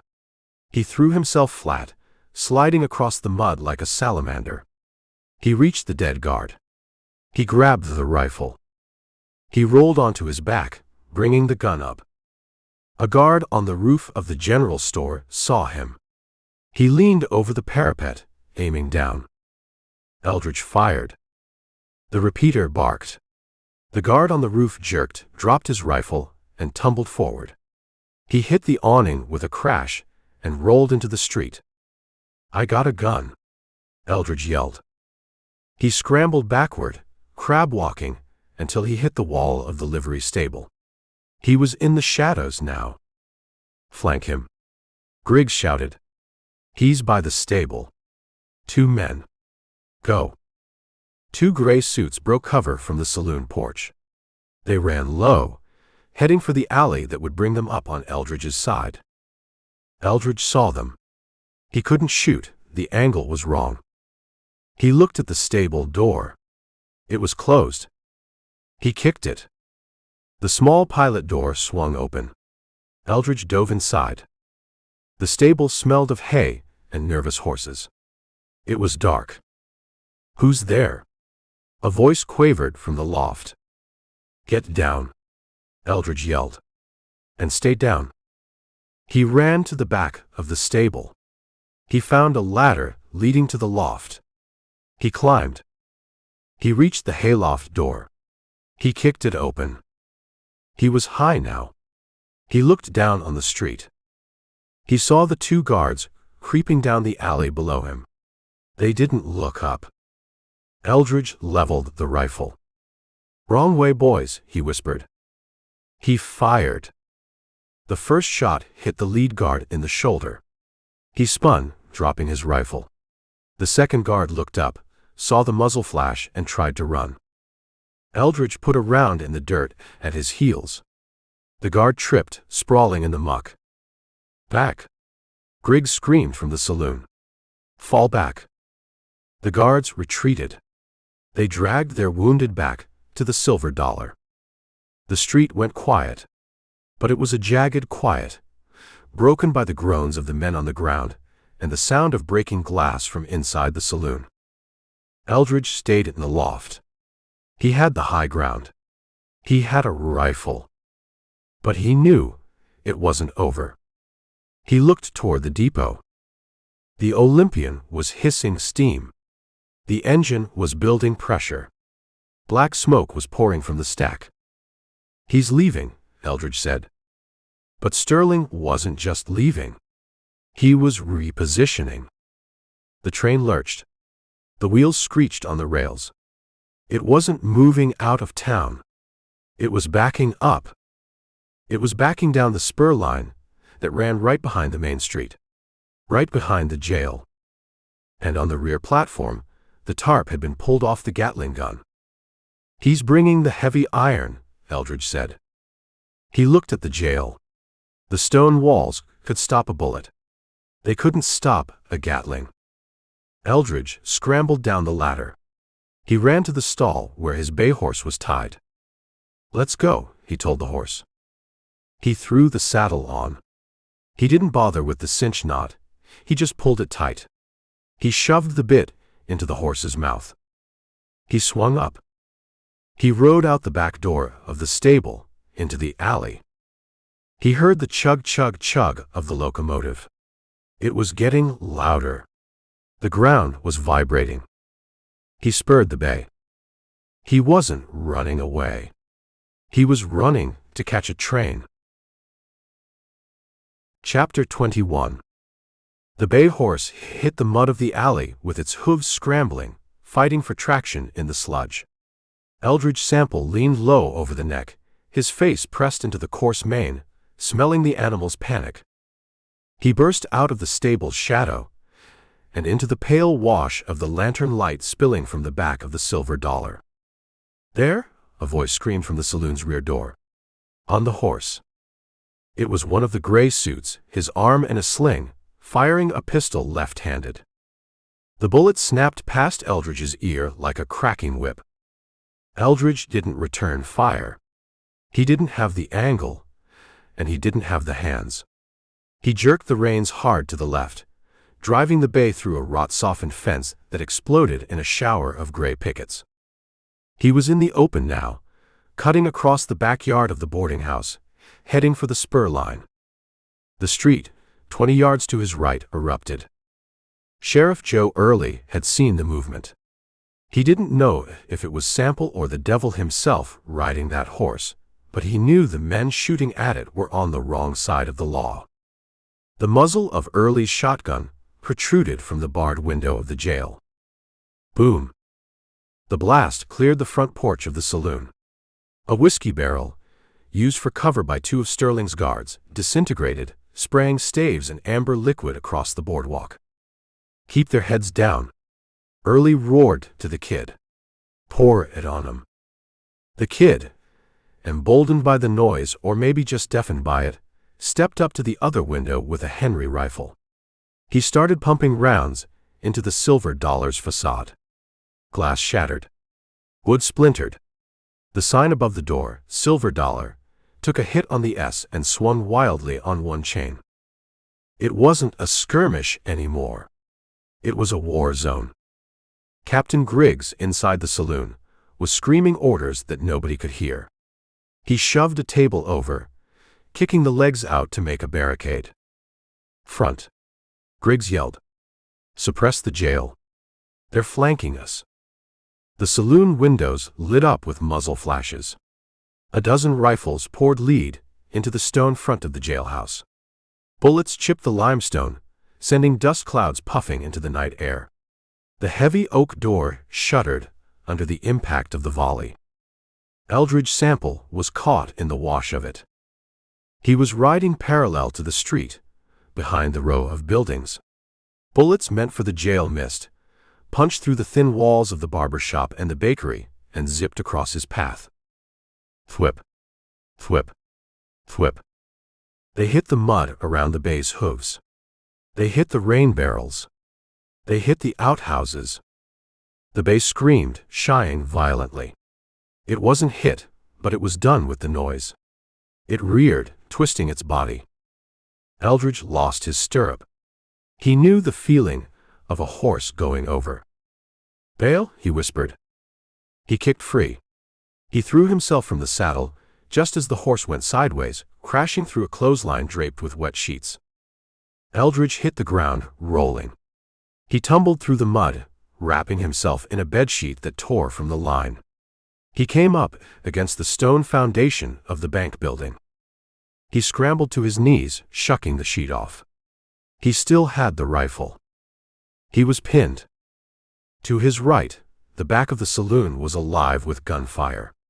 To his left, the spur-line embankment rose up, blocking his view of the train. In front of him, the alley was a shooting gallery. "Sample." Early's voice boomed from the jail, cutting through the din. "Move. I'm reloading." Eldridge looked at the jailhouse. He could see the sheriff's silhouette in the window, breaking the shotgun open, shells flying. He looked at the spur line. The ground was vibrating. Chug, chug, chug. The train was close. He could smell the coal smoke, heavy and sulphurous, drifting down into the alley. He needed to move. He saw a stack of railroad ties near the tracks. Solid cover. He waited for the kid to fire. Bang, bang, bang, bang. The kid emptied the Henry. "Now," Eldridge yelled to himself. He broke cover. He sprinted for the ties. A guard on the saloon roof saw him. The man spun, leveling his rifle at the figure running through the mud. Eldridge saw the movement. He didn't stop. He fired from the hip, working the lever as he ran. His shot went wide, hitting the roof tiles, but it made the guard flinch. The return shot hit the dirt 3 feet behind Eldridge. Eldridge dove. He slid behind the railroad ties, scraping his ribs against the creosote-soaked wood. He was safe for a second. He looked back at the street. It was a ruin. The lantern light reflected off puddles of water leaking from the shot-up trough. The boardwalk was chewed into splinters. The air was a gray haze of black powder smoke that hung low, trapping the screams and the gunshots. The bay horse had scrambled up and run off into the dark, stirrups flapping. Eldridge cursed. He was on foot. "Where's the damn train?" he muttered. Then he saw it. The rear of the Olympian loomed out of the darkness behind the jail. It was moving slow, backing down the track. The varnished mahogany reflected the flashes of gunfire. And on the rear platform, the canvas tarp had been pulled away. The Gatling gun sat there on its brass tripod. It looked like a multi-barreled insect waiting to sting. A man was standing behind it, cranking the handle to check the feed. Sterling was there too. The Baron. He was standing in the doorway of the car, holding a handkerchief to his chest where the Derringer ball had hit him. He was pale, but he was upright. He was pointing at the jail. "Level it," Sterling shouted. His voice was thin but clear. "Bring it down." Eldridge looked at the stone walls of the jail. They could stop a Winchester. They couldn't stop a Gatling. He looked at the distance. 30 yards. He checked his rifle. 3 rounds left. He looked at the sheriff's window. Early was back, the shotgun leveled. "Joe!" Eldridge screamed. "Get down." The gun. He didn't know if Early heard him. The noise of the street was a constant roar. Eldridge rested his rifle on the ties. He aimed at the man on the Gatling gun. The street was chaos. The town was burning. And the heavy iron was about to speak.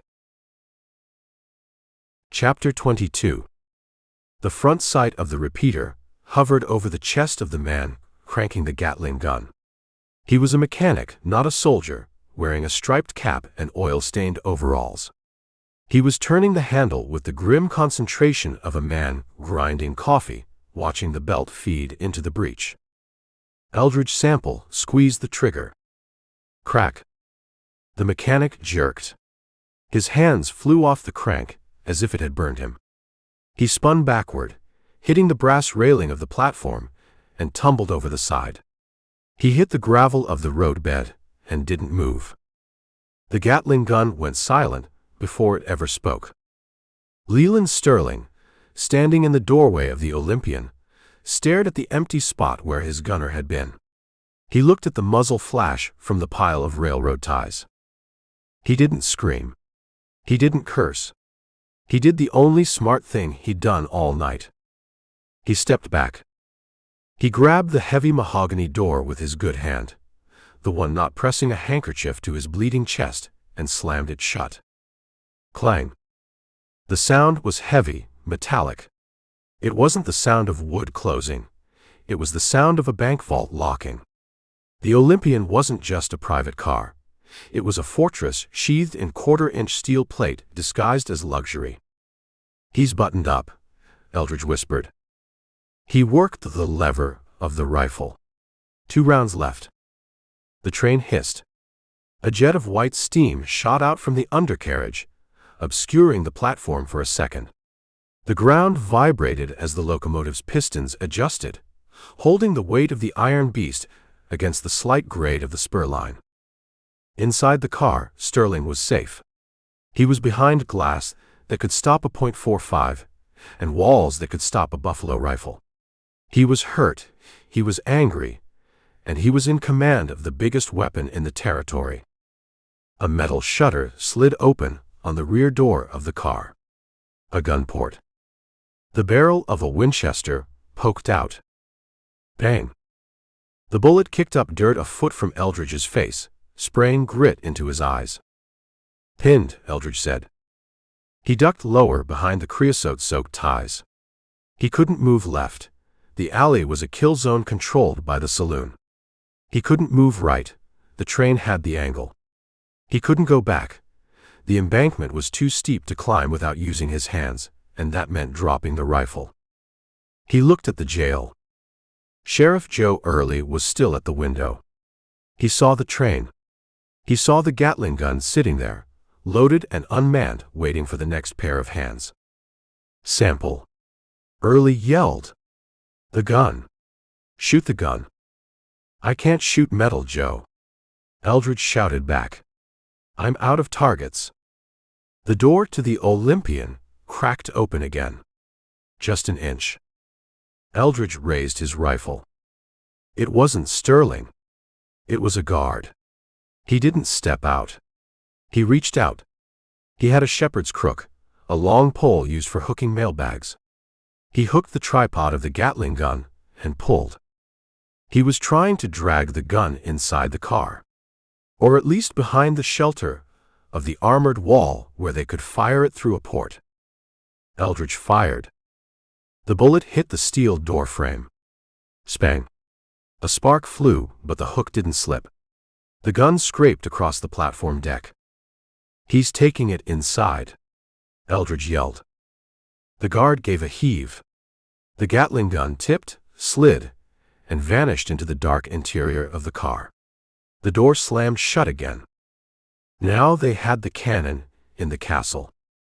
Eldridge looked at the locomotive. The engineer was in the cab, invisible behind the steel tender. The whistle blew. 2 short blasts. Hoo-hoo. The train lurched. It didn't move forward, out of town. It moved backward. It rolled slow, the wheels grinding on the rails. It was repositioning.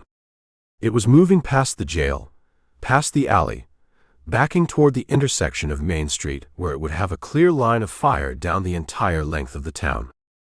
"He's going to rake the street," Eldridge said. If the train reached the crossing, Sterling could open the side doors of the car. He could set up the Gatling.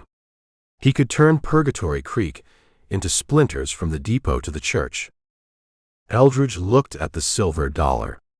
The firing had died down. Griggs and his men were watching the train too. They knew what was coming. They were keeping their heads down, waiting for the heavy artillery to finish the job. "They're waiting," Eldridge said. "That gives me a minute." He checked the alley. It was clear for 20 yards. He broke cover. He ran low, his boots splashing in the mud. He headed for the rear of the jailhouse. He hit the stone wall and slid along it, breathing hard. He reached the scorched back door. "Joe," Eldridge hissed. "Open up." The bar lifted. The door swung inward. Eldridge slipped inside. The office was dark, filled with the smell of cordite and the kid's fear. The deputy was sitting under the desk, reloading his shotgun with shaking hands. Early was at the window, watching the train move. "He took the gun inside," Early said. "He's backing up to the intersection." "I saw," Eldridge said. He walked to the water bucket, the one that still held water, and drank from the ladle. "He's going to level the town, Joe. He's going to start at the saloon and work his way down to the livery. He doesn't care about the property anymore. He just wants to kill the witnesses." "We can't stop a train," the kid said. "We got shotguns." "We don't have to stop the train," Eldridge said. "We just have to stop the Baron." "He's inside a tank," Early said. "Steel walls. I hit it with a slug earlier. Just scratch the paint." Eldridge walked to the rifle rack. He took down a box of .44 40 shells. He started reloading his repeater. "The train has a weakness," Eldridge said. "What?" "The windows. The windows are thick glass. Maybe bulletproof against a pistol, but a rifle at close range, maybe." Eldridge shook his head. "No. The weakness is the track. It goes two ways, forward and back. So he's backing up. That means the engine is pushing the car. The engineer is blind to what's happening on the rear platform." "The platform is empty," Early said. "They pulled the gun in." "For now," Eldridge said. "But when they hit the intersection, they'll open the back door again. Or the side doors. They have to traverse the gun to hit the street." He snapped the loading gate shut. "I need a horse," Eldridge said. "Your horse ran off," the kid said. "I saw him go. Stirrups flapping." "There are horses in the livery," Eldridge said. "Sterling's men didn't take them all." "The livery is next to the saloon," Early said. "Griggs is watching it." "Griggs is watching the jail," Eldridge corrected. "He's waiting for the Gatling to open up. He's keeping his head down so he doesn't get cut in half by his own boss." Eldridge moved to the back door. "I'm going out," Eldridge said. "Again?" Early looked at him like he was crazy. "You just got back in." "I can't fight a train from inside a stone box," Eldridge said. "I have to be moving." "What are you going to do?" "I'm going to catch it," Eldridge said. "Catch it? It's a train, Sample. You ain't a dog." "It's moving slow," Eldridge said. "And it's going to stop at the crossing. That's my window." He looked at the kid. "Kid," Eldridge said, "you got that shotgun loaded?" "Yes, sir." "When I hit the alley, you open up on the saloon. Break every window they got left. Keep Griggs busy. Make him think we're trying to break out the front." The kid nodded. He looked terrified, but he nodded. "I can do that." "Joe," Eldridge said, "you watch the roof. If that sniper pops up, put him down." "I'll put him down," Early said. "But Sample, if you get on that train, you're alone. We can't help you." "I've been alone since I rode into this town," Eldridge said. He checked his Colt. He checked the rifle. He opened the back door. The sound of the train was louder now. Chug, chug, chug. The squeal of flanges on iron. It was backing up, inevitable and heavy. Eldridge stepped into the alley. "Now, kid," he yelled. Inside the jail, the kid stood up. He walked to the window. He rested the shotgun on the sill. He squeezed both triggers. Boom, boom. The street filled with noise. Eldridge ran. He sprinted for the livery stable, diving into the darkness of the barn, just as the train's whistle blew again, signaling the arrival of the end of the world. Chapter 23. Chapter 23. The livery stable was a cave of shadows and terrified animals. The gunfire had spooked everything with four legs. Horses were kicking their stalls, mules were braying, and the air was thick with the smell of ammonia and fear. Eldridge Sample ran down the center aisle. He didn't have time to be picky. He needed speed, and he needed it now. His bay was gone. The liveryman's rental stock was a collection of sway-backed nags that wouldn't catch a cold, let alone a locomotive. He saw a black gelding in the last stall. It was tall, wide-chested, with a white star on its forehead. It was shod with heavy iron and wore a halter made of expensive braided leather. "Sterling's horse," Eldridge said. It was one of the mounts the guards had ridden in on, stabled here while they turned the town into a shooting gallery. Eldridge didn't bother with a saddle. A saddle took time. He grabbed a handful of mane and the halter rope. He vaulted onto the horse's back. The gelding danced, surprised by the weight, but it was a trained animal. It didn't buck. "Let's go," Eldridge growled. He kicked the horse's ribs. They shot out the back door of the livery, skidding in the alley mud, and burst into the chaos of the night. The train was moving. It wasn't backing up anymore. The engineer, hearing the gunfire or maybe getting a signal from the panicked guards, had thrown the reverse lever. The Olympian was lurching forward, picking up speed, heading out of town the way it had come. Sterling wasn't positioning for a shot, he was running. He was taking his castle and retreating to the safety of the open rail. "He's pulling out," Eldridge yelled, though no one could hear him. The train was 100 yards ahead, a dark behemoth belching sparks into the sky. The whistle blew again, a long, mournful shriek that covered the sound of the rifle fire from the saloon. Eldridge leaned low over the gelding's neck. He clamped his legs tight. "Run." The horse stretched out. It was fast. It ate up the muddy ground between the alley and the tracks. Eldridge rode parallel to the rails. The wind whipped his coat back. The coal smoke stung his eyes. He gained on the caboose, the private car. The varnish gleamed in the moonlight. The wheels clacked a rhythmic, accelerating beat. Click-clack. Click-clack. He was 50 yards back. 40. The train was gathering momentum.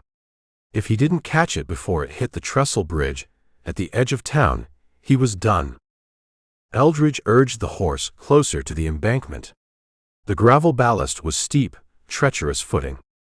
The gelding stumbled, recovered, and kept running. He pulled alongside the rear platform. It was empty. The Gatling gun was gone, dragged inside. The door was shut tight. The brass railing glittered, inviting and deadly. The train was doing 20 miles an hour now. The horse was galloping flat out, its hooves pounding a frantic drumbeat against the steel rhythm of the wheels. Eldridge looked at the gap. 3 feet of rushing air and grinding metal separated the horse from the train. If he jumped and missed, the wheels would slice him in half. If the horse shied, he'd break his neck on the ballast. He had one chance. He freed his feet from the stirrup-less hang of his legs. He gathered the reins in his left hand, ready to drop them. He gripped the horse's mane with his right. He waited for the rhythm. The train hit a rough patch of track. The car swayed to the left, closing the gap by 6 inches. "Now?" Eldridge whispered. He let go of the mane. He pushed off the horse's back with his legs. He launched himself into the void. For a second, he was flying. The ground blurred beneath him, a gray streak of death. His chest hit the brass railing. The impact knocked the wind out of him. The metal bit into his ribs. His legs swung wild, dangling over the tracks, his boots scraping the steel couplers. He scrambled. He clawed at the railing, his fingers slipping on the polished brass. The train surged, trying to shake him off. He grunted, heaving himself up. He got a knee on the platform deck. Then a boot. He rolled over the rail and collapsed onto the floor of the observation deck. He lay there, gasping for air, staring up at the overhang of the roof. The vibration of the train rumbled through his spine. He looked back. The black gelding was still running, confused, keeping pace for a few strides before slowing down.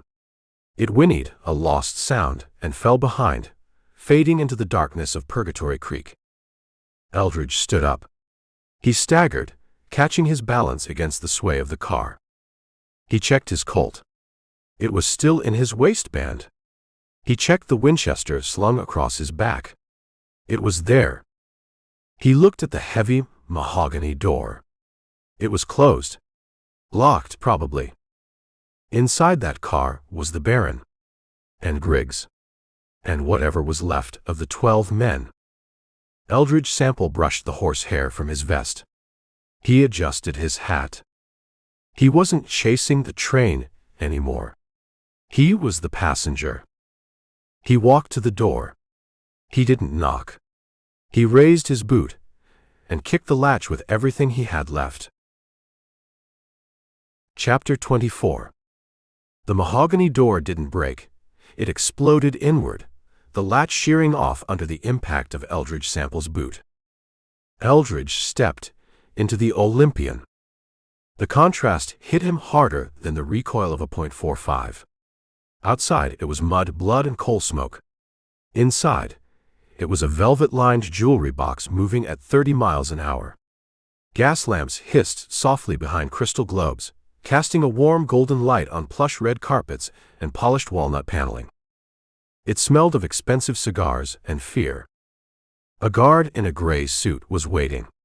He stood in the narrow corridor that led past the sleeping berths, leveling a carbine. He was fast, but the swaying of the train threw his aim.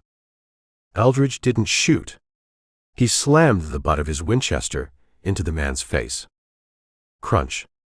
The guard's nose broke with a wet snap. He dropped the carbine, stumbling back into a velvet curtain. Eldridge hit him again, a short, chopping blow to the temple. The man slid down the wall, leaving a streak of blood on the silk wallpaper. "One," Eldridge whispered. He moved down the corridor. The train lurched as it hit a curve, the wheels screaming against the rails. Eldridge used the motion, swaying with it, keeping his balance. He reached the main salon. It was a wide room, filled with leather armchairs, a stocked bar, and a poker table bolted to the floor. Captain Griggs was there. He wasn't hiding. He was standing behind the bar, using the heavy oak counter as a fortress. He looked ragged. His gray suit was torn, his face smeared with soot. He held a nickel-plated revolver in each hand. "You don't die," Griggs said. It sounded like a complaint. "I'm hard to kill," Eldridge said. "You're a nuisance." Griggs fired. The bullet shattered a crystal decanter on the sideboard next to Eldridge. Brandy sprayed the air, smelling sweet and sharp. Eldridge dove behind a leather armchair. "Come out, Sample," Griggs yelled. "Let's finish this." "You're out of a job, Captain," Eldridge called back. "The train is leaving town. Your army is back there in the mud." "I got the Baron," Griggs said. "That's the only job that pays." He fired again, punching a hole in the chair. Horsehair stuffing puffed out. Eldridge looked at the Winchester. It was empty. He had fired the last rounds at the Gatling gunner. He dropped it on the carpet. He pulled the Colt from his waistband. 5 rounds. He looked at the bar. Griggs had cover. He had the angle. But the bar had a mirror behind it. A big, gilt-framed mirror that ran the length of the wall. Eldridge looked at the reflection. He could see Griggs's back. He could see the man crouching, waiting for a target. Eldridge shifted his aim. He didn't aim at Griggs. He aimed at the mirror, right above Griggs's head. He fired. The mirror shattered. A guillotine of heavy glass shards rained down on Griggs. Griggs yelled, flinching, throwing his arms up to protect his face. Eldridge vaulted the chair. He hit the bar top, sliding across the polished wood, kicking glasses and bottles onto the floor. He landed on top of Griggs. They went down in a heap of broken glass and spilled liquor. Griggs lost a gun. He tried to bring the other one to bear, jamming the barrel into Eldridge's ribs. Eldridge grabbed the cylinder. He clamped his hand down, keeping the hammer from rising. They wrestled. It was ugly, close work. Griggs headbutted Eldridge, splitting his lip. Eldridge drove a knee into Griggs's groin. Griggs groaned, his grip loosening. Eldridge ripped the gun away. He tossed it. He grabbed Griggs by the lapels. He hauled him up and slammed him back against the liquor cabinet. Bottles crashed down around them. "You killed the kid," Eldridge said. "He was leverage," Griggs gasped. Eldridge hit him. A right cross that connected with the jaw like a hammer striking an anvil. Griggs's head snapped back. He slumped, sliding down the front of the cabinet. He was out cold. Eldridge stood up. He wiped the blood from his mouth. He picked up his Colt. He looked at the door, at the far end of the salon. The door to the private office. It was closed. Eldridge walked to it. He tried the handle. Locked. He shot the lock. Bang. The mechanism disintegrated. Eldridge kicked the door open. Leland Sterling was sitting behind a desk that looked like it belonged in a bank president's office. He was holding a glass of water, his hand shaking so bad the water was sloshing over the rim. His other hand was pressed to the bloody spot on his shirt where the Derringer ball had hit him. He looked up. His face was gray. The arrogance was gone, replaced by the terrified realization that his money couldn't build a wall thick enough to stop this. "Mr. Sample," Sterling whispered. Eldridge walked into the room. He didn't point the gun. He just held it. "The ride's over, Baron." Sterling set the glass down. He opened a drawer. Eldridge raised the Colt. "Don't," Eldridge said. "Money," Sterling said quickly. He pulled out a stack of bills. Hundreds. A brick of cash thick enough to choke a horse. He threw it on the desk. $10,000. Right there. Take it. Eldridge looked at the money. "Take it," Sterling urged. "Walk away. Get off the train. Go to Mexico. Live like a king." "I don't want to be a king," Eldridge said. 20,000, Sterling said. He opened the drawer again. He pulled out another stack. Gold certificates. Bearer bonds. Name your price, Sample. Everyone has a price. Kincaid had a price, Eldridge said. Thorne had a price. The O'Malleys, they paid the price. That was business. Sterling shouted. It's just land. It's just dirt. Why do you care? You're a drifter. I'm the janitor, Eldridge said. I clean up the mess. He walked to the desk. He holstered his gun. Sterling watched him, confused. What are you doing? Eldridge grabbed Sterling by the collar of his frock coat. He hauled him out of the chair. Hey! Sterling yelled. Unhand me. Eldridge dragged him. He didn't drag him back through the train. He dragged him to the side door of the office, the one that opened onto the small observation balcony on the side of the car. He kicked the latch. The door swung open. The wind roared in, deafening. The ground outside was a blur of darkness and brush, rushing past at 40 miles an hour. "No!" Sterling screamed. He grabbed the doorframe. "You can't. I'm a wealthy man. I own this railroad." "You own the track," Eldridge said. "You don't own the gravity." He peeled Sterling's fingers off the wood. "Please," Sterling begged. "I'll give you the train. I'll give you everything." "You already gave me a reason," Eldridge said. He shoved. Sterling flew backward, his arms windmilling in the empty air. His scream was ripped away by the wind. He hit the darkness. Eldridge leaned out.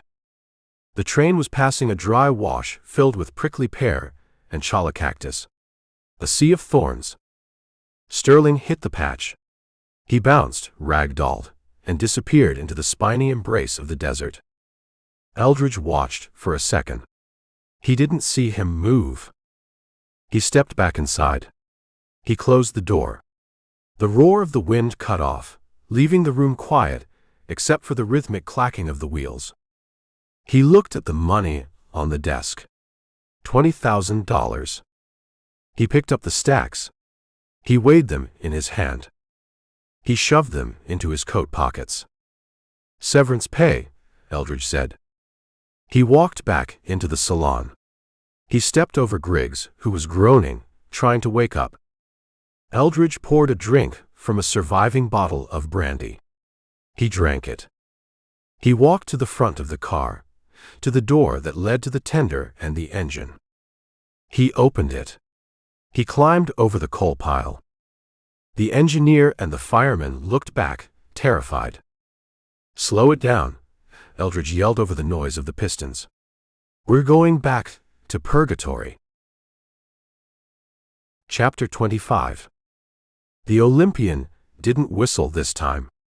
It limped back into Purgatory Creek, the locomotive huffing steam like a tired horse, the wheels grinding on the rails with a slow, metal-on-metal screech.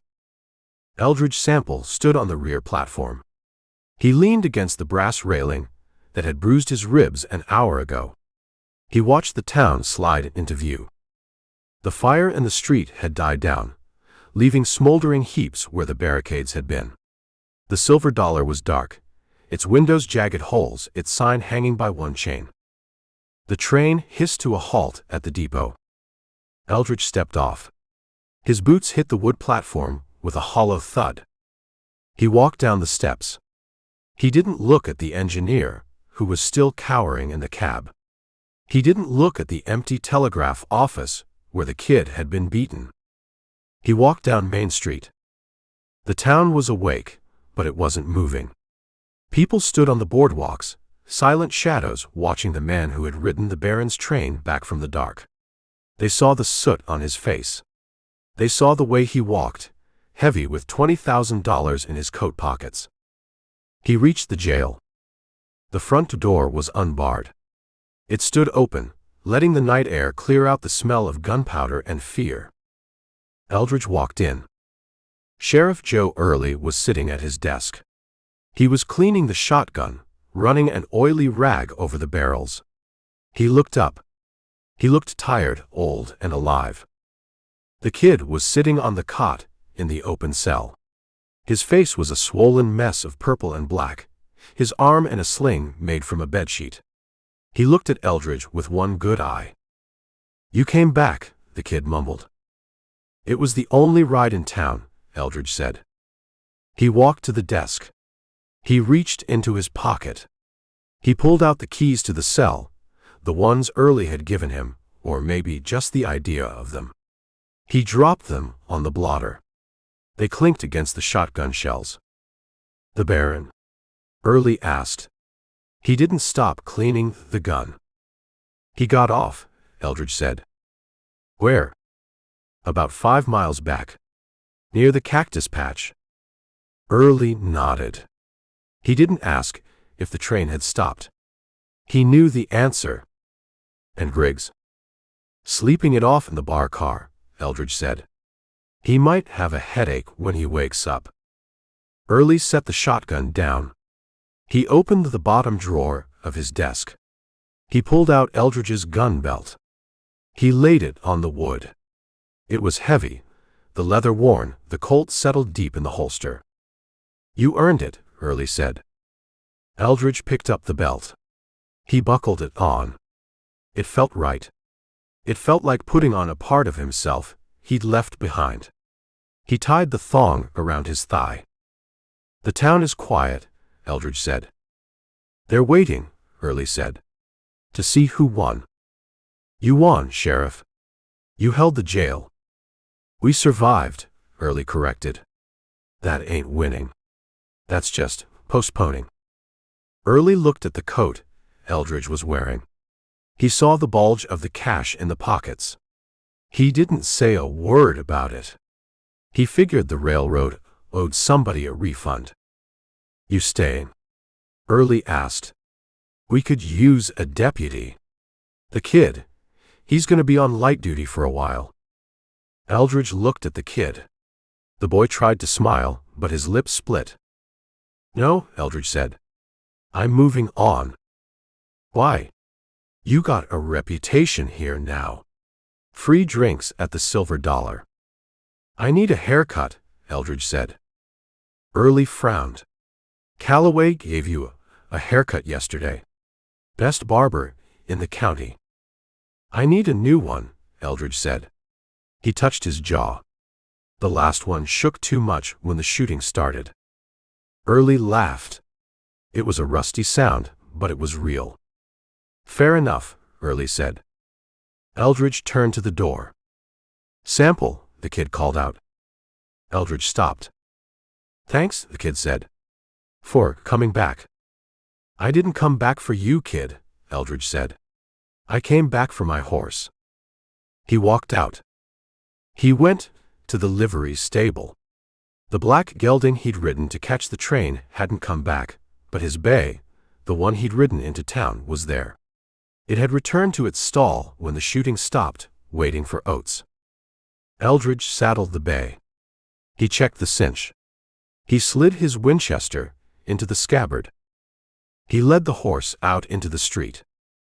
The sun was starting to crack the horizon, a thin line of gray light. The Olympian sat at the depot, a black iron tombstone for a man who thought he could buy gravity. Eldridge mounted up. He didn't look at the jail. He didn't look at the bodies on the porch of the saloon, that nobody had moved yet. He turned the horse west. He rode past the barber shop. The pole was still there, spiraling red and white. He rode out of Purgatory Creek, the money heavy in his coat, the badge in his pocket, and the road open ahead of him. The end. West Texas Eyes. A wild Western action adventure. Chapter 1. The buzzards were the only things moving in the entire Llano Estacado, and they weren't in a hurry. Eldridge Sample watched them from a mile out. They circled in a slow, lazy spiral, black flakes of ash rising on a thermal that smelled of heated rock and dead things. There were 5 of them. That meant a big meal, or a meal spread out. Trouble, Eldridge said to the bay horse. The horse didn't answer. It just plodded forward, its hooves crunching on the caliche crust that covered the high plains like a bone-white scab. The bay was a good animal, sturdy, and not prone to spooking, the one he'd ridden out of Purgatory Creek after throwing a railroad baron off a train. It was used to the weight of the man and the Winchester scabbard under his leg. Eldridge adjusted his hat against the glare. The sun was a white hole in the sky, hammering the flat earth until it shimmered. There were no trees here. No shade. Just the endless flat table of the staked plains, dropping off into the canyons of the Caprock somewhere to the east. He rode toward the birds. He didn't ride straight in. He cut a wide circle, checking the horizon. Nothing. Just scrub brush, prickly pear, and the heat waves dancing like ghosts. He approached the rim of a dry wash. The earth here was gashed open by flash floods that happened once a decade, leaving deep, jagged scars in the limestone. The smell hit him before he saw the source. It was sweet, heavy, and thick with flies. Eldridge pulled the bay up. He dismounted. He tied the reins to a mesquite bush that looked dead but held the leather tight. He pulled his Winchester. He walked to the edge of the wash and looked down. 6, Eldridge counted. They were scattered along the bottom of the arroyo, like rag dolls a child had thrown away in a tantrum. 6 men. They weren't moving. They weren't going to move again. The buzzards had landed. One was perched on the chest of a man in a red shirt, tearing at a button. It looked up at Eldridge, hissed, and flapped its wings, reluctant to leave the table. "Go on," Eldridge said. He picked up a rock and tossed it. The bird hopped away, ugly and awkward on the ground, joining its friends on the far bank. They sat there, hunch-shouldered, waiting for the interruption to pass. Eldridge holstered his rifle. He slid down the bank, his boots sliding in the loose gravel. He walked to the first man. He was young, maybe 20, with bad teeth and a hat that had rolled 10 feet away. He was lying on his face. The back of his duster was shredded. Eldridge knelt. He turned the body over. The front of the man was worse than the back. "Exit wounds," Eldridge said. "Big ones." He touched the hole in the man's chest. It was the size of a coffee cup. 45/70, Eldridge judged. Government iron. Soft lead that flattens when it hits. He looked up at the rim of the wash, the opposite side from where he had come. It was a perfect ridge. High ground. "Ambush," he said. He moved to the next body. An older man with a beard stiff with tobacco juice and blood. He had been hit 3 times. Once in the gut, twice in the chest. He had a pistol, halfway out of his holster. "Didn't clear it," Eldridge noted. He walked down the line. It was a massacre.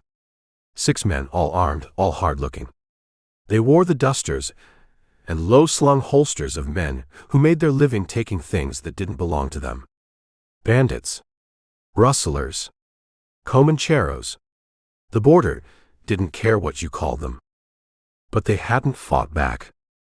Eldridge looked at the ground. There were no brass casings in the wash. No spent shells from pistols. They rode in, Eldridge reconstructed. They thought they were safe. Maybe they stopped to smoke. Maybe they were just crossing. Then the sky fell on them. He looked at the ridge again. "Volley fire," Eldridge said. "Timed. Precise. 6 men drop in 2 seconds. It wasn't a gang war. Gangs were messy. They shot wild. They missed. This was work. This was discipline."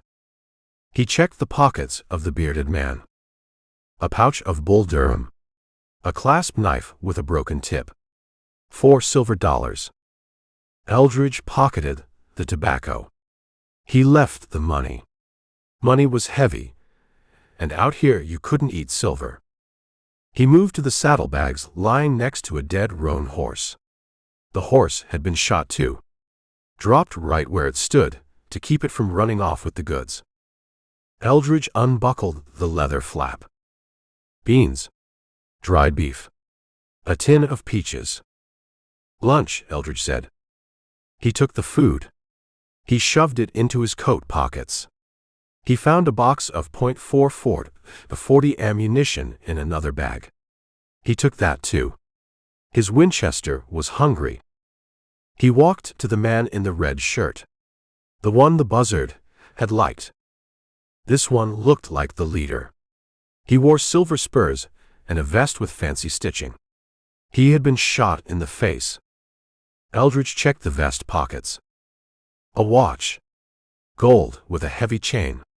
It had an inscription on the back, "To Michael, from Mother, 1878. "You aren't Michael," Eldridge said to the dead man. You took this off someone else. He put the watch back. He didn't want bad luck. He found a piece of paper in the man's inside pocket. It was a map. Crude, hand-drawn in pencil. It showed the Pecos, the Toya Creek, and a line heading north toward the Caprock. There was an X marked near a set of double peaks. Rendezvous, Eldridge guessed. Or a stash. He folded the map and put it in his own pocket. It might be useful. It might be nothing. He stood up. The heat was pressing down into the wash, baking the smell of blood into the air. The flies were getting brave, buzzing around his eyes. He looked at the carnage. You boys ran into something harder than you, Eldridge said. He looked at the ridge. He climbed up the far bank, scrambling over the limestone lip. He found the shooters' positions. They were easy to spot. The ground was disturbed where men had lain prone. The spacing was regular. 5 feet between each man. A skirmish line. He found the brass. He picked one up. It was long, heavy. .45 to 70 government. Stamped with the arsenal mark. Cavalry, Eldridge said. He looked at the tracks. Shod horses. McClellan saddles. He could tell by the way the gear had been set down in the dust while they waited. A patrol, Eldridge said. Waiting. Lying in the sun for hours. He dropped the casing. It didn't sit right. Cavalry patrols didn't usually execute bandits from ambush. They shouted halt. They tried to take prisoners for the hanging judge. They wanted a show. This wasn't a show. This was a cleaning. No prisoners, Eldridge said. No witnesses. He walked back down into the wash. The buzzards were watching him from the bank, shuffling their wings, hissing. I'm leaving, Eldridge told them. It's all yours. He didn't look for a shovel. The ground was hardpan caliche, like concrete. It would take a pick and a day of sweat to bury 6 men and a horse. And for what? They were bandits. They lived by the gun. They died in a ditch. The coyotes and the birds had to eat too. He walked back to the bay. The horse snorted, smelling the death on him. Eldridge patted its neck, calming it. Easy, he said. We aren't staying. He mounted up. He adjusted the saddlebags, now heavier with the stolen beans and peaches. He felt the Mexican coin in his pocket, Boone's badge. It clinked against the stolen cartridges. He looked back at the wash one last time. The buzzards were already dropping down, their shadows flickering over the dead men like dark flags. Whoever shot you, Eldridge said, didn't want to talk. He turned the bay west. He wasn't following the tracks of the killers. That was a good way to end up in a ditch yourself. He was just riding. Drifting. Looking for water. And a place to eat the peaches where the air didn't smell of copper. He rode away, a solitary figure moving across the vast white plain, leaving the dead to the business of being dead. Chapter 2. The patrol didn't ride in like the cavalry in a picture book. They rode in like a headache, a loud, jangling confusion of metal and thirsty men. Captain Hatcher sat his horse at the rim of the wash. He was a man who wore his uniform like it was a costume he had outgrown. The blue wool of his tunic was stained dark under the arms. The yellow stripe on his trousers faded to the color of old mustard.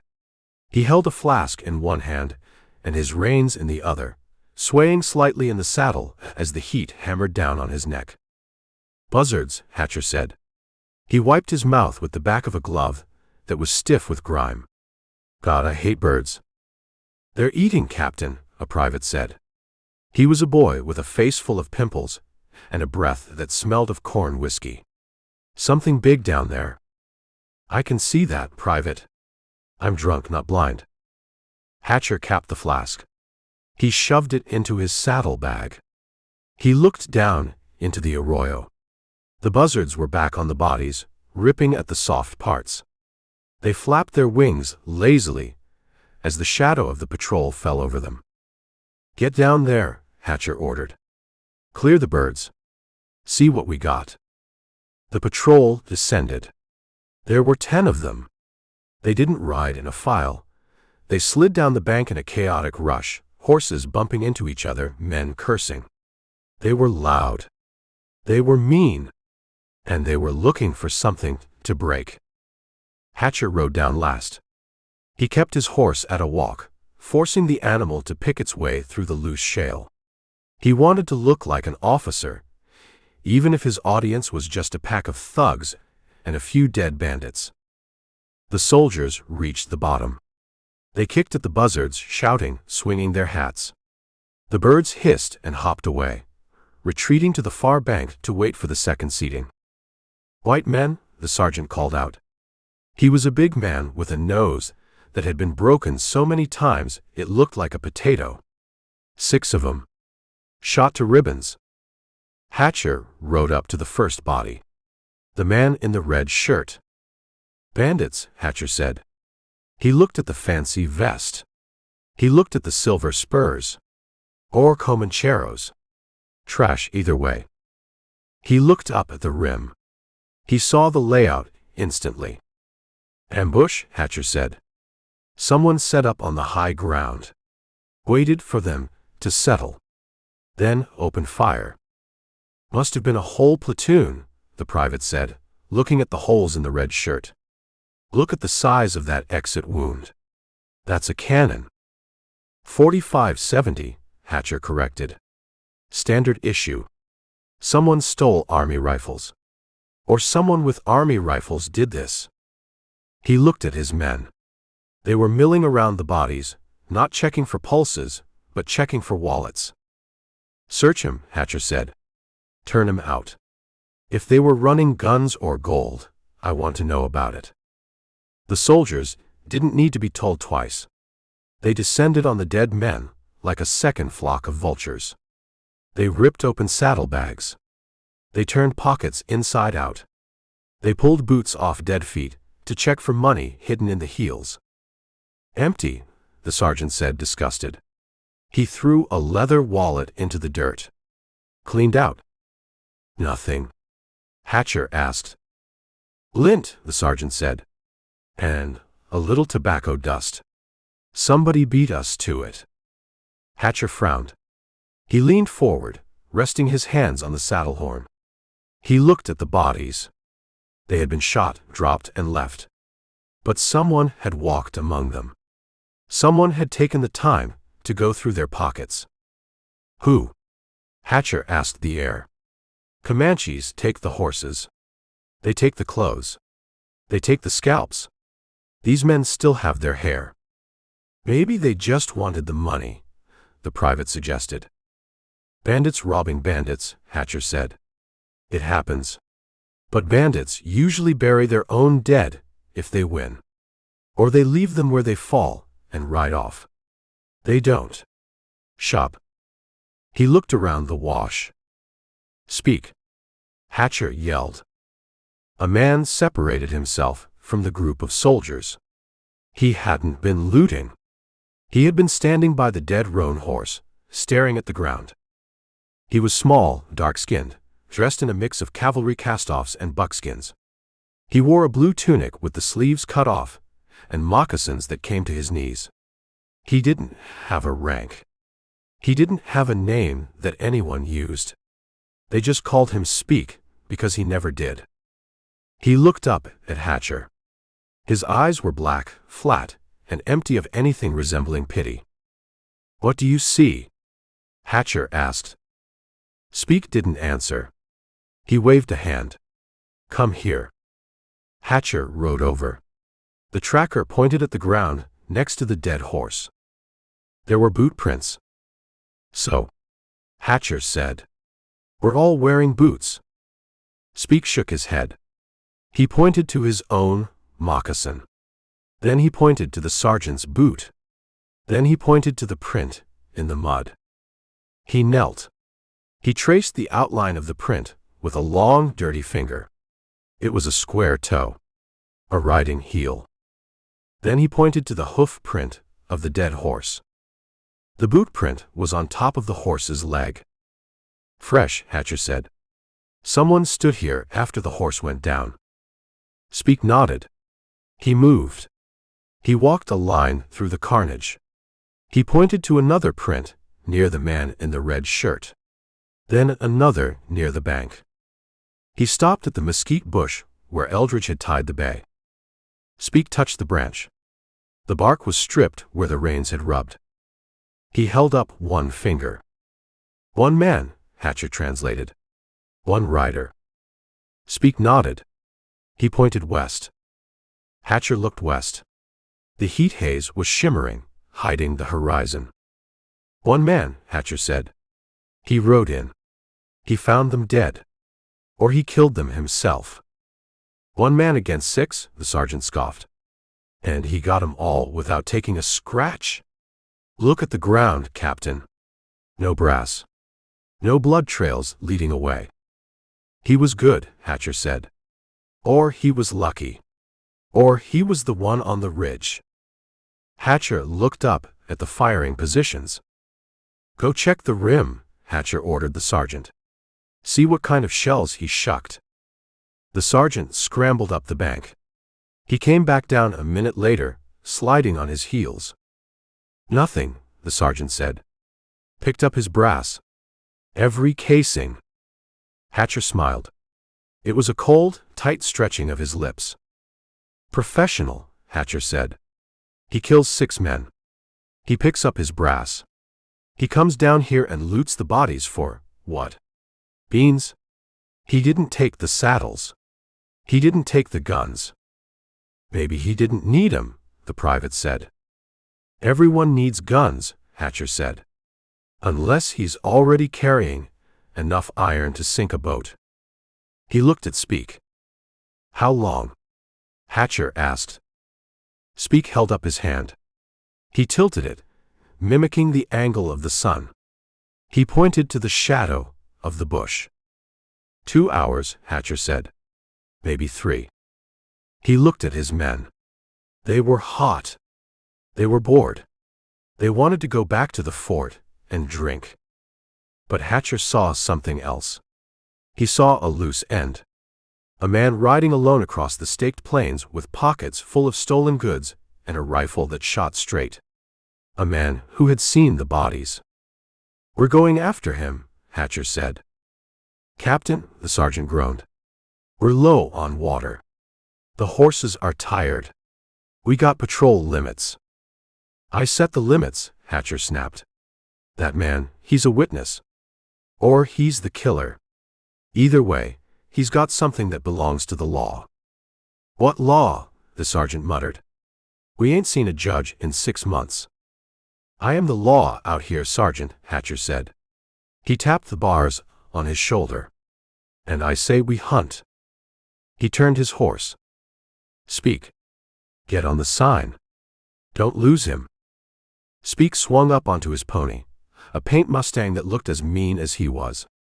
He didn't use a saddle. He rode bareback, a rope halter for reins. He trotted out of the wash, his eyes glued to the ground. He found the trail of the bay horse instantly. He pointed west. Hatcher kicked his mount. Mount up. Hatcher roared at his men. Quit playing in the dirt. We got a rabbit to catch. The soldiers grumbled, but they mounted. They pulled their carbines from the scabbards. They checked their canteens. They rode out of the wash, leaving the 6 dead men for the buzzards. They didn't bury them. They didn't say a prayer. They just rode over the bodies, their horses' hooves adding one final insult to the dead. Hatcher rode at the front, right behind the tracker. He took another swig from his flask. The whiskey tasted like copper and heat. He watched the horizon. One man, Hatcher whispered. One man alone. He's got nowhere to go but the sunset. He spurred his horse. Chapter 3. The horizon wasn't a line. It was a shimmer of heat that blurred the earth and the sky, into a single blinding sheet of tin. Eldridge Sample rode the bay horse through it. He kept the animal at a walk, conserving its strength. The horse was a good one, solid in the shoulder and calm in the head, but the Llano Estacado didn't care about bloodlines. It cared about water, and Eldridge didn't have much of that left. He watched the ground. He wasn't tracking anything specific, just reading the news. A jackrabbit had crossed here an hour ago. A rattlesnake had dragged its belly across the sand there. He looked up. To the south, a smudge appeared against the white sky. It wasn't a cloud. Clouds in West Texas were rare, and they didn't hang that low. It was dust. A column of it, rising straight up in the still air, thick and brown. "Riders," Eldridge said. He pulled the bay up. He squinted, cutting the glare with the brim of his hat. The dust wasn't moving fast. It wasn't the frantic, wind-whipped cloud of a stampede or a posse running a man down. It was a steady, rhythmic plume. A procession. Too many for a patrol, Eldridge judged. Too organized for mustangs. He looked at the terrain. He was in the open, exposed like a nail-head on a floorboard. To his right, a mile away, a ridge of caprock jutted up, a broken spine of limestone offering the only cover for 10 leagues. He turned the bay. He didn't gallop. He trotted, keeping the dust of his own passage low. He made for the ridge, guiding the horse into a deep wash that cut through the base of the rock. He dismounted. He tied the bay to a twist of mesquite root, deep in the shadow of the overhang. He loosened the cinch. "Quiet," he told the horse. He put a hand on the animal's nose. "Don't talk to strangers." The bay blew out a breath, shuffling its hooves, but it settled. Eldridge pulled his Winchester from the scabbard. He checked the load. He climbed. The rock was hot enough to blister skin. He crawled up the slope, moving on his elbows and knees, keeping his profile below the skyline. He reached the crest. He took off his hat and set it beside him. He peered over the rim. The dust cloud was closer now. It was maybe 2 miles out, moving parallel to the ridge. He waited. The heat pressed down on his back. A lizard scurried past his hand, pausing to pump its throat before vanishing into a crack. Shapes began to emerge from the brown haze. Horses. Lots of them. And riders. They weren't wearing blue coats. They weren't wearing cowboy hats. They were riding bareback or on blankets, their legs gripping the ribs of paint ponies and stolen thoroughbreds. "Comanche," Eldridge whispered. It wasn't a hunting party. It was a war party. There were 30 of them. They rode in a loose column, 3 abreast. They didn't ride with the skittish energy of men looking for a fight. They rode with the heavy, sated posture of men who had already finished one. Eldridge rested the barrel of the rifle on a flat stone. He watched them pass. They were close enough now that he could see the paint on their faces, black stripes across the eyes, yellow zigzags on the chests of the leaders. They were stripped for war, wearing breechclouts and high moccasins. But it was what they carried that held Eldridge's eye. They were heavy. The ponies were laden with goods. Bolts of calico cloth were draped over the withers of the lead horses, the bright floral patterns looking strange and violent against the dusty hides. Copper kettles hung from rawhide thongs, clanking softly. One warrior wore a woman's bonnet, the ribbons tied under his chin, a grotesque mockery of Sunday best. And the horses. They were driving a remuda of loose stock ahead of them. 50 head. Good horses. Morgan mixes, big work horses with feathered fetlocks, and a few sleek quarter horses that belonged in a corral, not on the open plain. They hit a ranch, Eldridge said. A big one. He looked at the lances, carried by the outriders. They weren't just weapons. They were flagpoles. From the tip of the lead warrior's lance, a scalp hung. It was long, blonde hair, matted with dried blood, waving gently in the motion of the ride. Behind him, another warrior carried a lance with something darker, a man's scalp, gray and short. Eldridge felt a cold knot tighten in his stomach. It was a familiar feeling, an old sickness from the war that never quite went away. He looked at the men. They were hard, brutal. There was nothing romantic about them. They were covered in dust and dried blood. One man had a bandage wrapped around his thigh, stained dark. Another was wiping a knife on his leggings. They were talking, not shouting war cries, but talking, laughing. They were comfortable. That was what stopped Eldridge.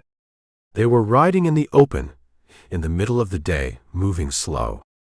They weren't looking over their shoulders. They weren't watching the back trail for the dust of a cavalry pursuit. They aren't running, Eldridge realized.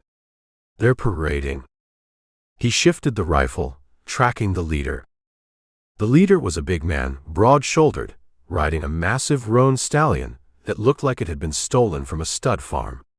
He wore a vest made of blue cavalry wool, the sleeves cut off, the brass buttons flashing in the sun. He didn't look worried. He looked like a man who had just concluded a very profitable business transaction. Eldridge's finger hovered over the trigger.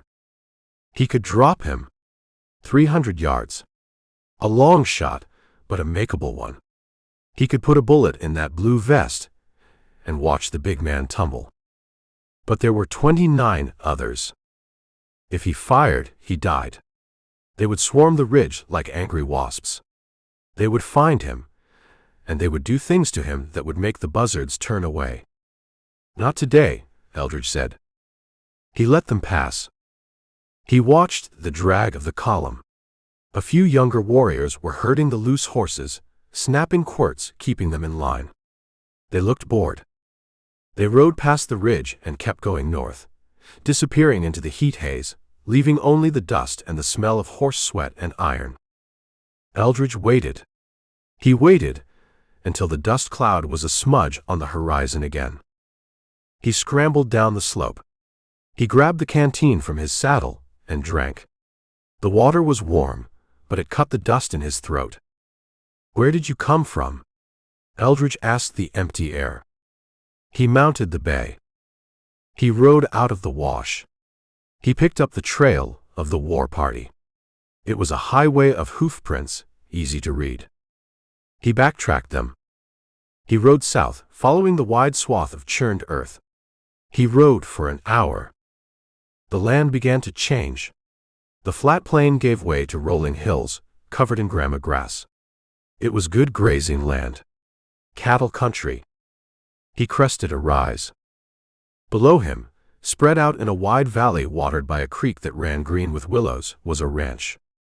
It wasn't a homestead. It was a kingdom. The main house was a sprawling affair of whitewashed adobe and timber, with a wide porch and a red tile roof. There were barns, stables, bunkhouses, and a network of corrals that held hundreds of cattle. A windmill turned lazily in the breeze. The Double V, Eldridge read the brand on a stray steer grazing near the trail. He looked at the house. He expected smoke. He expected flames licking at the roof beams. He expected bodies scattered in the yard, bloated and blackening in the sun. He expected the silence of a graveyard. He saw none of that. The house stood white and clean. Smoke drifted from the chimney, but it was the thin, blue smoke of a cooking fire, smelling of roasting meat. Men were moving in the corrals. Cowboys. They were working cattle, shouting, their ropes swinging. A buckboard was being loaded near the barn. It was peaceful. It was industrious. Eldridge frowned. He looked at the trail of the war party.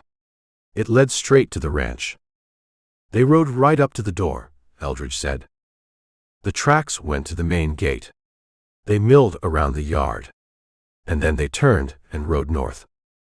There were no shell casings in the dirt. No dead horses. No signs of a fight.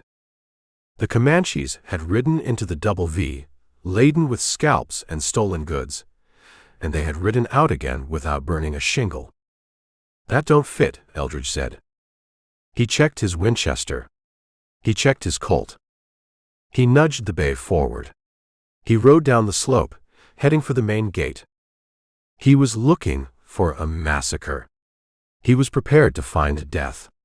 But what he was looking at was something worse. He was looking at a truce.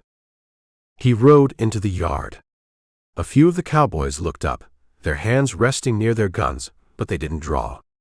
They watched him with the wary, hard eyes of men who worked for a boss who didn't like visitors. Eldridge didn't stop at the bunkhouse. He rode straight to the main house. He saw a man sitting on the porch. The man was sitting in a wicker chair, his boots propped up on the railing. He was wearing a white linen suit that looked like it had never seen a speck of dust. He held a glass in his hand. Ice clinked against the crystal. Eldridge pulled the bay up. The horse blew out, tired from the heat. Eldridge looked at the man. He looked at the glass of lemonade.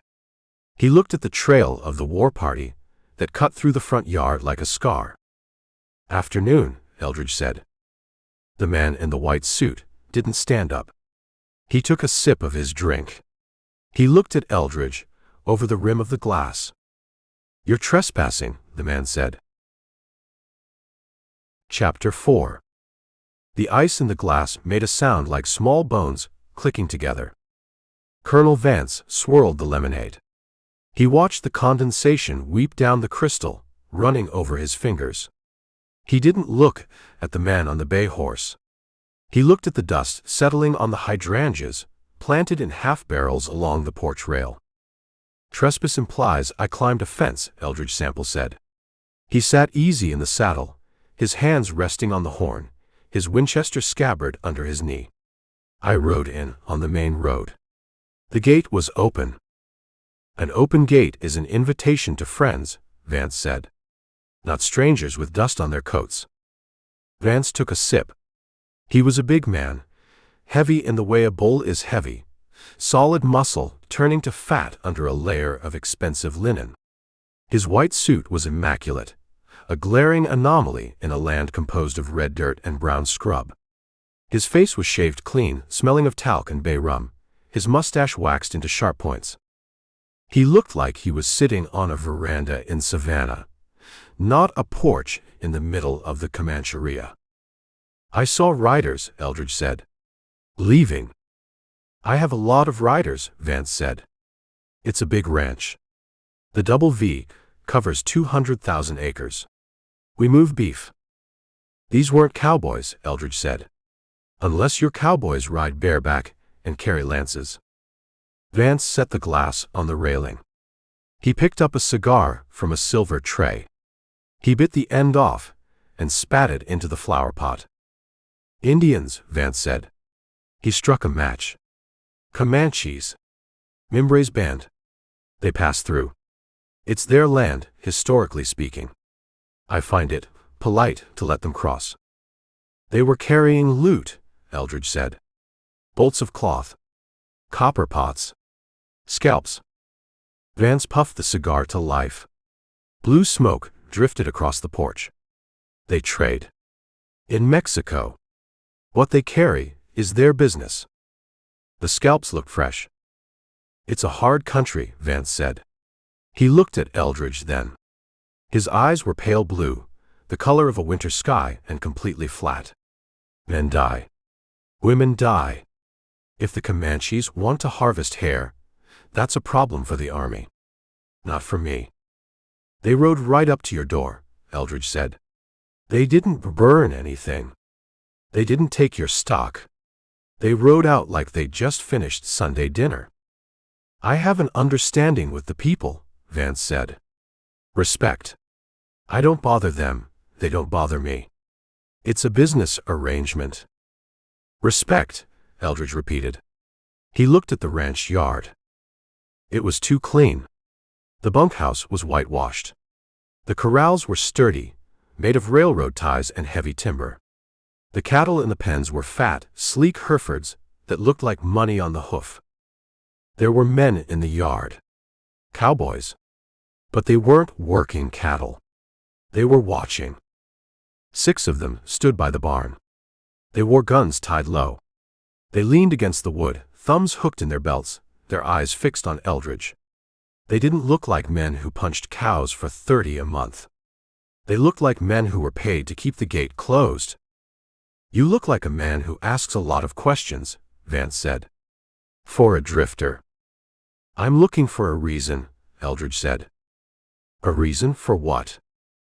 "A reason why a war party rides past 500 head of prime beef to go raid a sodbuster 10 miles away." Vance smiled. It wasn't a nice smile. It was the smile of a man who held 4 aces and knew you were bluffing with a pair of 2s. "Maybe they prefer the sport," Vance said. "Cows don't scream." The chill went down Eldridge's spine again. It wasn't the heat. It was the casual indifference.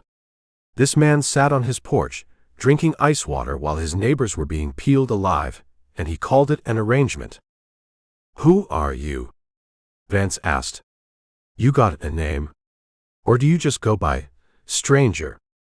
"Sample," Eldridge said. "Sample." Vance rolled the name around. "Don't know it." "Outlaw."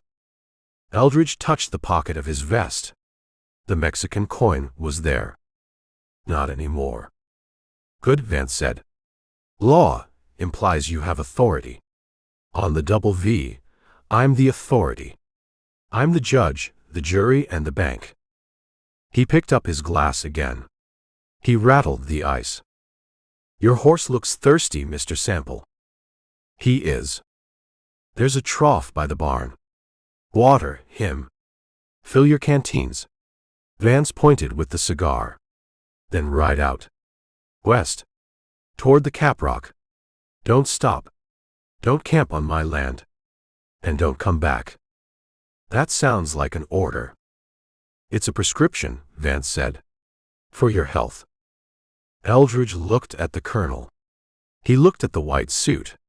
He looked at the men by the barn. He wanted to pull the Colt. He wanted to wipe the smug look off Vance's face. But the math was bad. 6 guns by the barn. Probably more in the bunkhouse. And Vance. Vance wasn't afraid. A man who wasn't afraid of Comanches wasn't going to be afraid of one dusty rider. "I'll take the water," Eldridge said. "Generous of me," Vance said. He turned his attention back to the hydrangeas. "Go on. The pump is manual. My boys don't pump water for charity cases." Eldridge turned the bay. He rode toward the barn. The 6 men watched him come. They didn't move out of the way.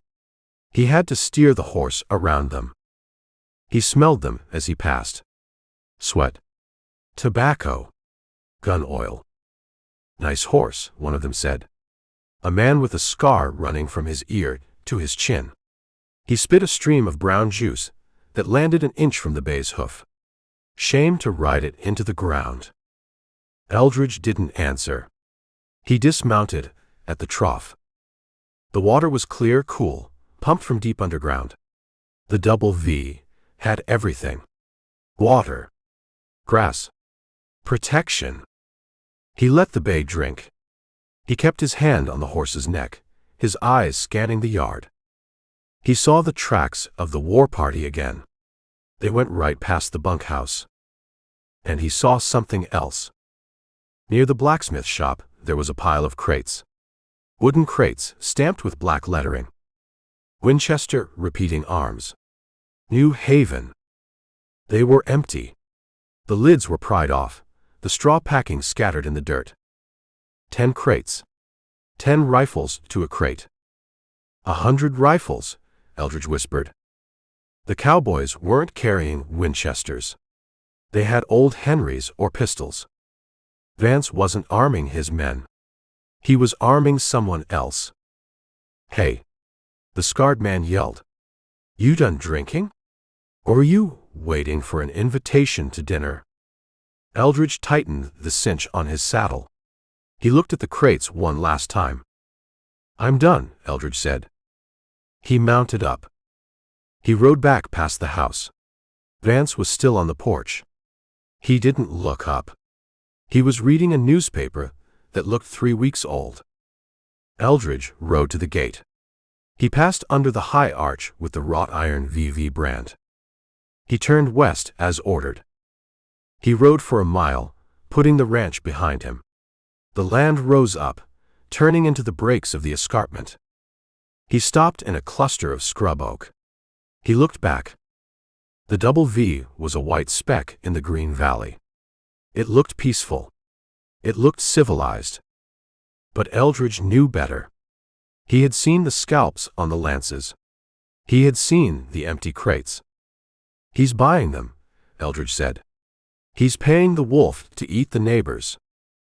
It wasn't just a truce. It was a partnership. He looked at the sky. A cloud of dust was rising to the east. Fast-moving. Company, Eldridge said. It wasn't the Comanches. They had gone north. This was something else. Shod horses. Riding in a column.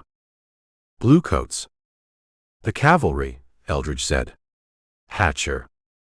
They were heading for the ranch. They were following the tracks of the bandit killers. Or they were just coming for a visit. Eldridge watched them. They would reach the house in 20 minutes. They would talk to Vance. Vance would tell them about the drifter. The stranger with the dust on his coat and the hard eyes. He'll point the finger, Eldridge said, to cover his own dirt. He checked his back trail. He checked the sun. He was in the open. The soldiers had fresh horses. They had a tracker. Time to disappear, Eldridge told the bay. He turned the horse into the rough country, leaving the road, heading for the broken rocks where a horse could break a leg or a man could hide a trail. He wasn't investigating anymore. He was escaping. The double V wasn't a ranch. It was a fortress of lies. And Eldridge had just walked through the front door and seen the blueprints. West, he said. Keep going west. He kicked the bay into a trot, putting distance between himself and the conversation that was about to happen on Colonel Vance's porch. Chapter 5. The dust cloud Eldridge Sample had seen from the ridge materialized into a column of blue wool and sweating horses that smelled of old leather and bad whiskey. Captain Hatcher rode at the front. He didn't look like an officer on parade. He looked like a man who had been slow roasted over a mesquite fire for 3 days. His tunic was unbuttoned at the collar, his neck red and peeling. He slapped his hat against his thigh, knocking off a layer of alkali dust that hung in the still air of the ranch yard. Colonel Vance didn't stand up. He sat in his wicker chair on the porch of the double V, the glass of lemonade sweating in his hand. He watched the soldiers ride in, with the detached interest of a man watching a herd of cattle he didn't own. You're making a mess of my driveway, Captain, Vance said. Hatcher pulled his horse up. The animal blew out, dropping its head. Your driveway is dirt, Colonel, Hatcher said. His voice was a rasp. And I'm too thirsty to care about the landscaping. Hatcher swung down. He didn't dismount with grace. He slid off, his boots hitting the ground heavy. He walked to the porch steps.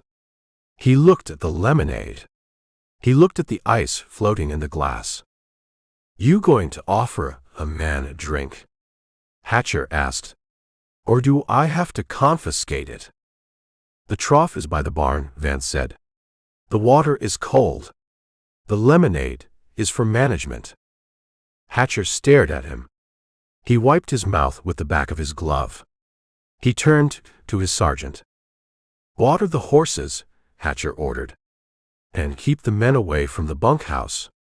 I don't want a fight with the colonel's hired guns today. The sergeant grunted and led the patrol toward the barn.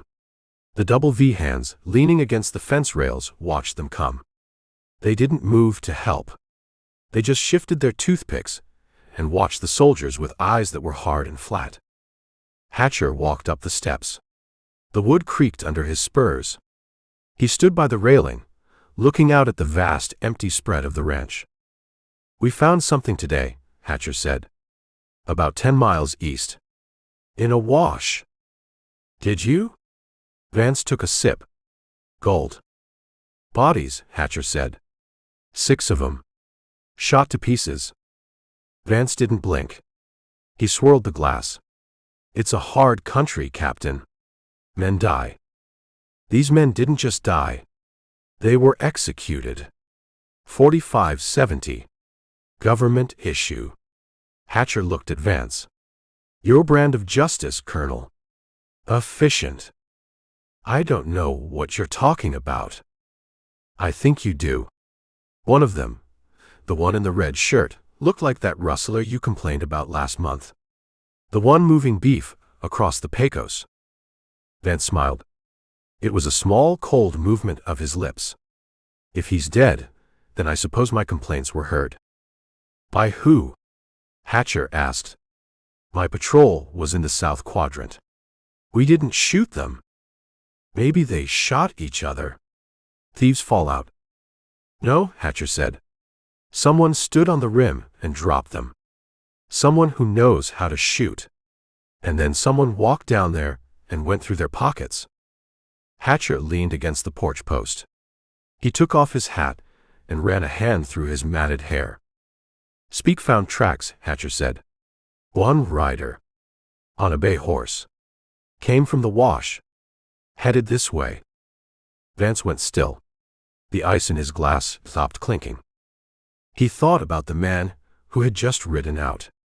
The stranger with the dust on his coat and the hard eyes.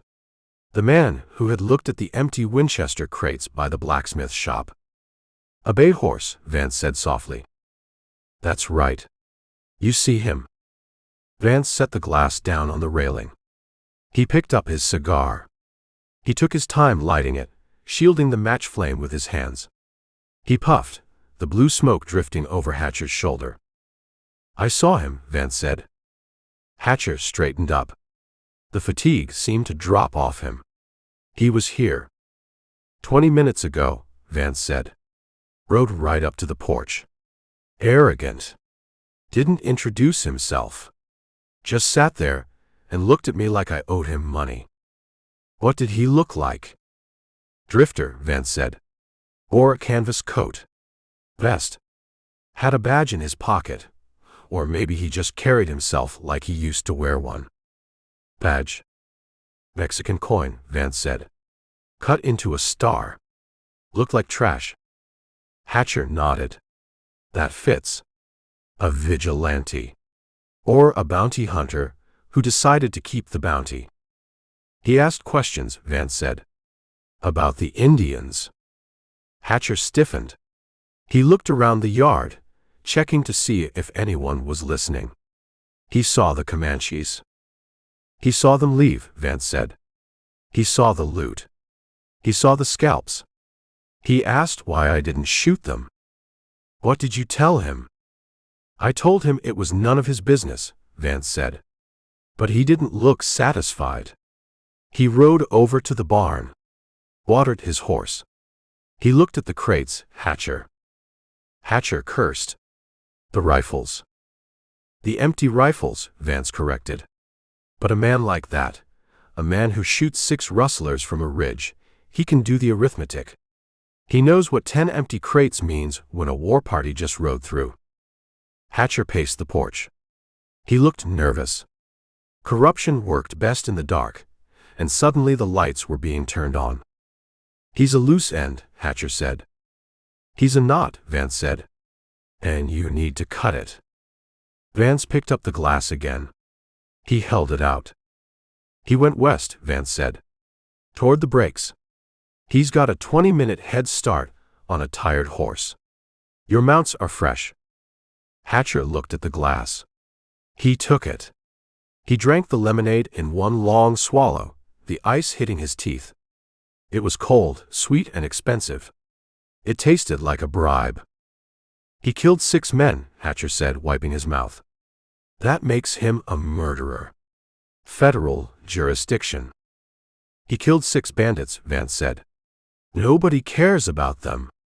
But if he talks, if he tells a marshal in El Paso about the crates or about the arrangement. He won't make El Paso, Hatcher said. He won't make the sunset. Hatcher set the glass down. He walked down the steps. Sergeant. Hatcher roared. Mount up. We got a trail. The soldiers groaned. They had just loosened their cinches. They were drinking from the trough, splashing water on their heads. Now. Hatcher yelled. Speak. Get on the sign. The mute tracker, Speak, was already moving. He was on his paint pony near the gate, looking at the ground where Eldridge had turned the bay. He pointed west. Hatcher swung into his saddle. He checked his revolver. He's armed, Vance called from the porch. Winchester. And he knows how to use it. So do we, Hatcher said. He spurred his horse. The patrol formed up, a ragged line of blue riding out of the ranch yard. They kicked up dust, obscuring the White House and the Green Valley. Vance watched them go. He picked up his cigar. He smoked, watching the soldiers disappear into the scrub. He wasn't worried about the drifter.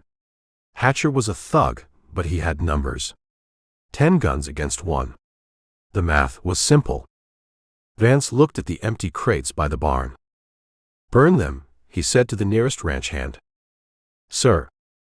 The crates, Vance said. Burn them. Firewood.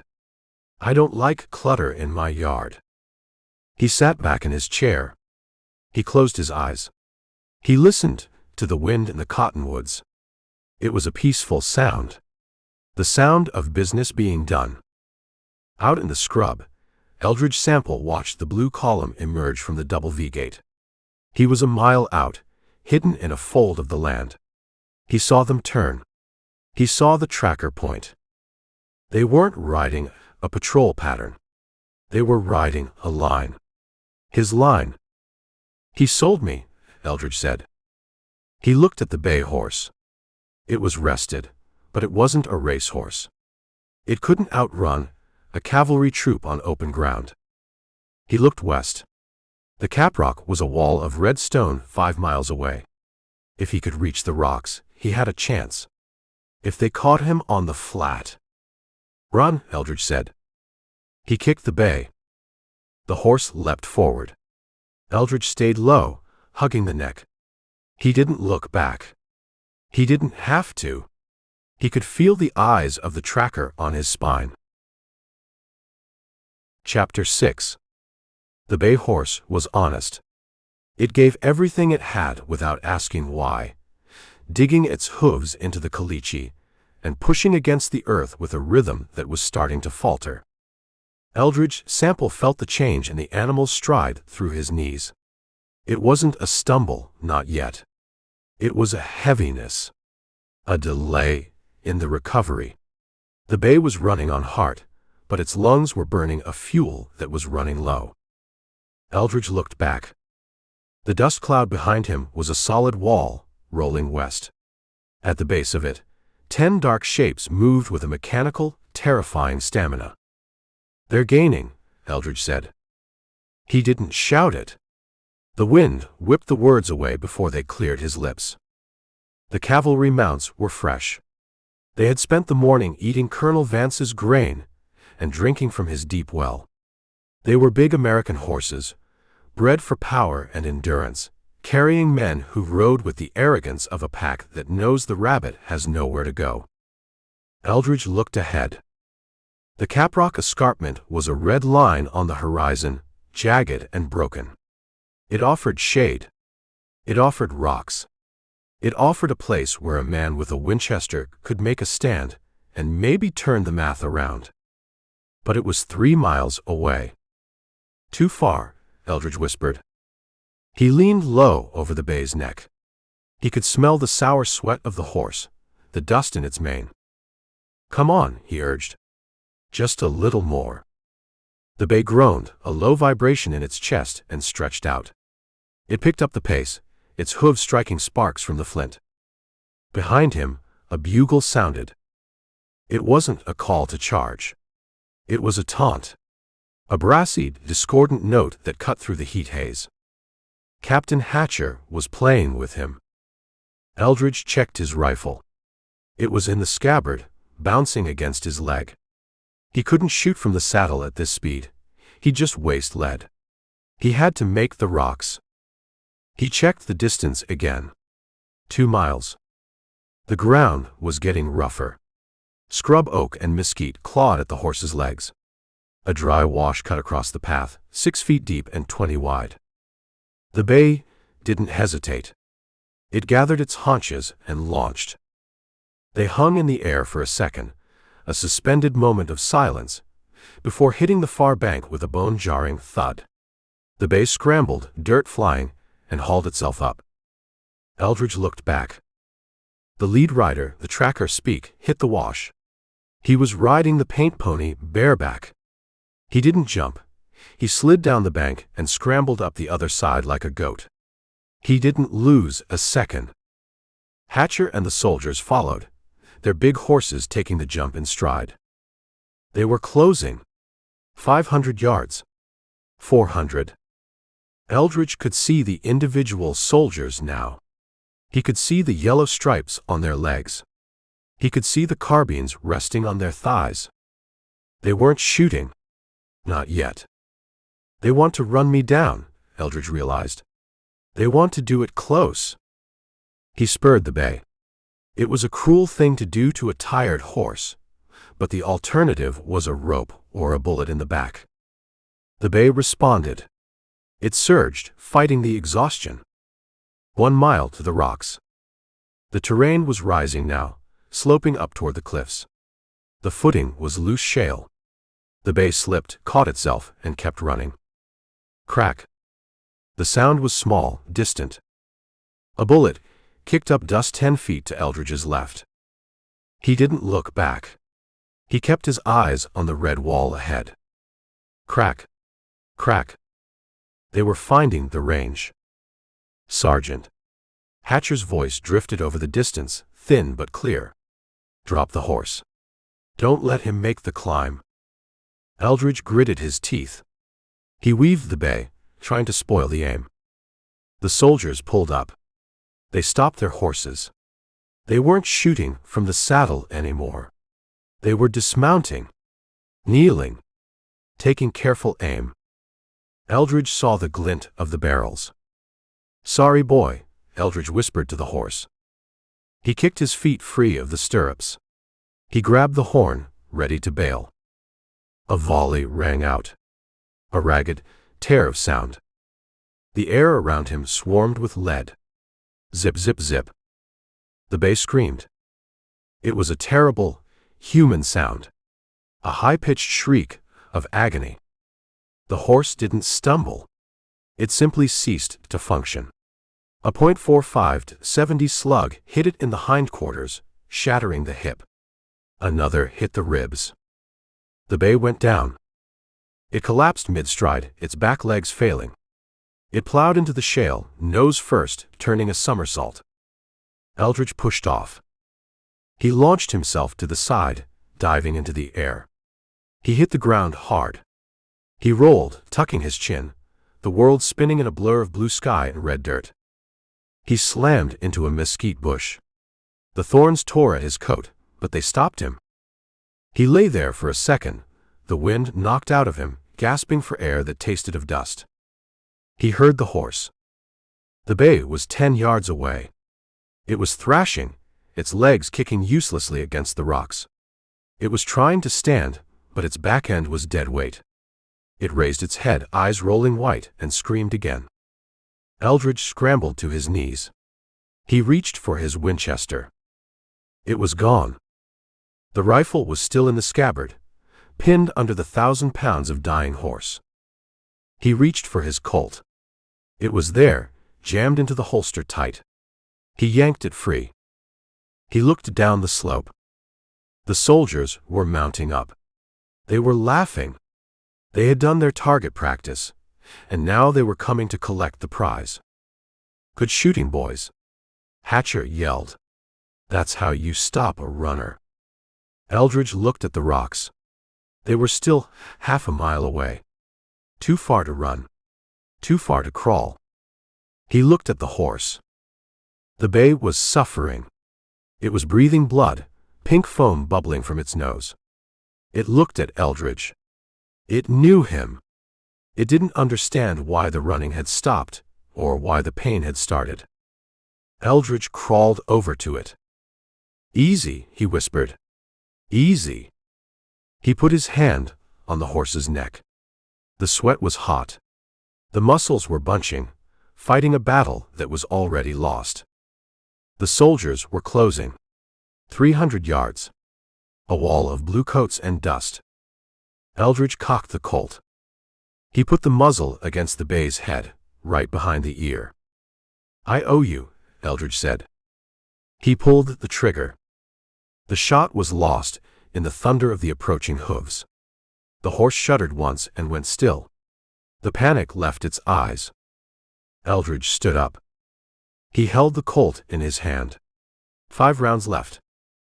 He looked at the oncoming patrol. 10 men. Carbines. Revolvers. Sabers. He could shoot. He could take 1, maybe 2 of them with him. He could put a bullet in Hatcher's gut and call it a day. But then he would die. And the men who killed the rancher, the men who were selling out the territory, they would keep riding. He lowered the hammer. He didn't drop the gun. He just held it at his side. The patrol swept over him. They didn't stop. They circled. They rode around him in a tight ring, cutting off his escape, hemming him in with horseflesh and dust. Speak, the tracker, pulled his paint pony up 10 feet away. He stared at Eldridge with eyes like black buttons. He didn't smile. He didn't frown. He just looked at the prey. Hatcher rode through the circle. The captain looked down. His face was flushed with heat and victory. He reined his horse in, forcing Eldridge to step back or get trampled. "You run good," Hatcher said. "For a drifter." Eldridge looked at him. He didn't say anything. He looked at the dead bay horse. "That was a waste of government ammunition," Hatcher said, nodding at the carcass. "But effective." "It was a good horse," Eldridge said. His voice was flat. "It was a dead horse the minute you rode out of that wash," Hatcher said. "Drop the gun." Eldridge looked at the Colt. He looked at the 10 carbines leveled at his chest. "I didn't kill those men," Eldridge said. "Drop it."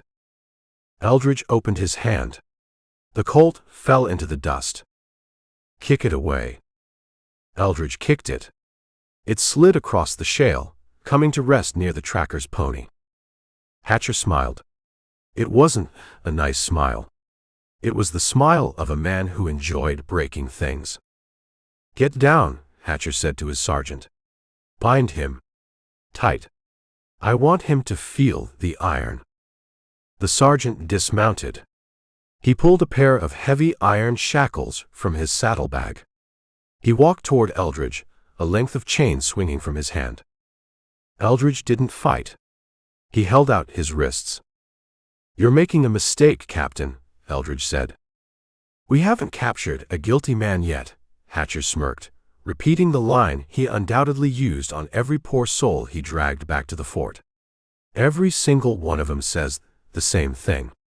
They're innocent." The sergeant slapped the cuffs on. He cinched them tight, pinching the skin. "Check him," Hatcher ordered. "Take everything. If he's got a toothpick, I want it." The sergeant went through Eldridge's pockets. He took the knife. He took the tobacco.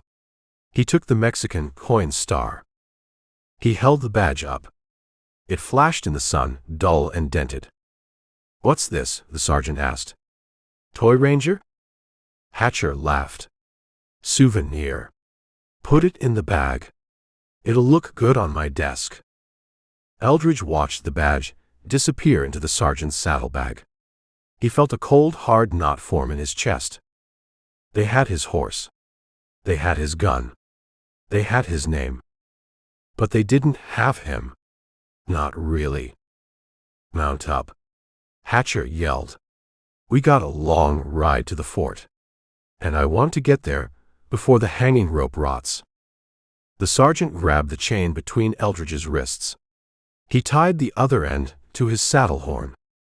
Walk, the sergeant said. Eldridge looked at the long trail back east. He looked at the dead horse. He started walking.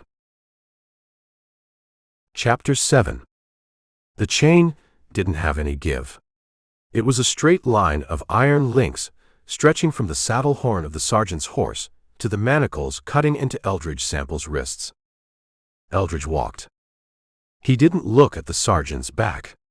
He looked at the horse's hooves. Right, left, right, left. He matched the rhythm. If he stumbled, the chain snapped taut, jerking his shoulders in their sockets.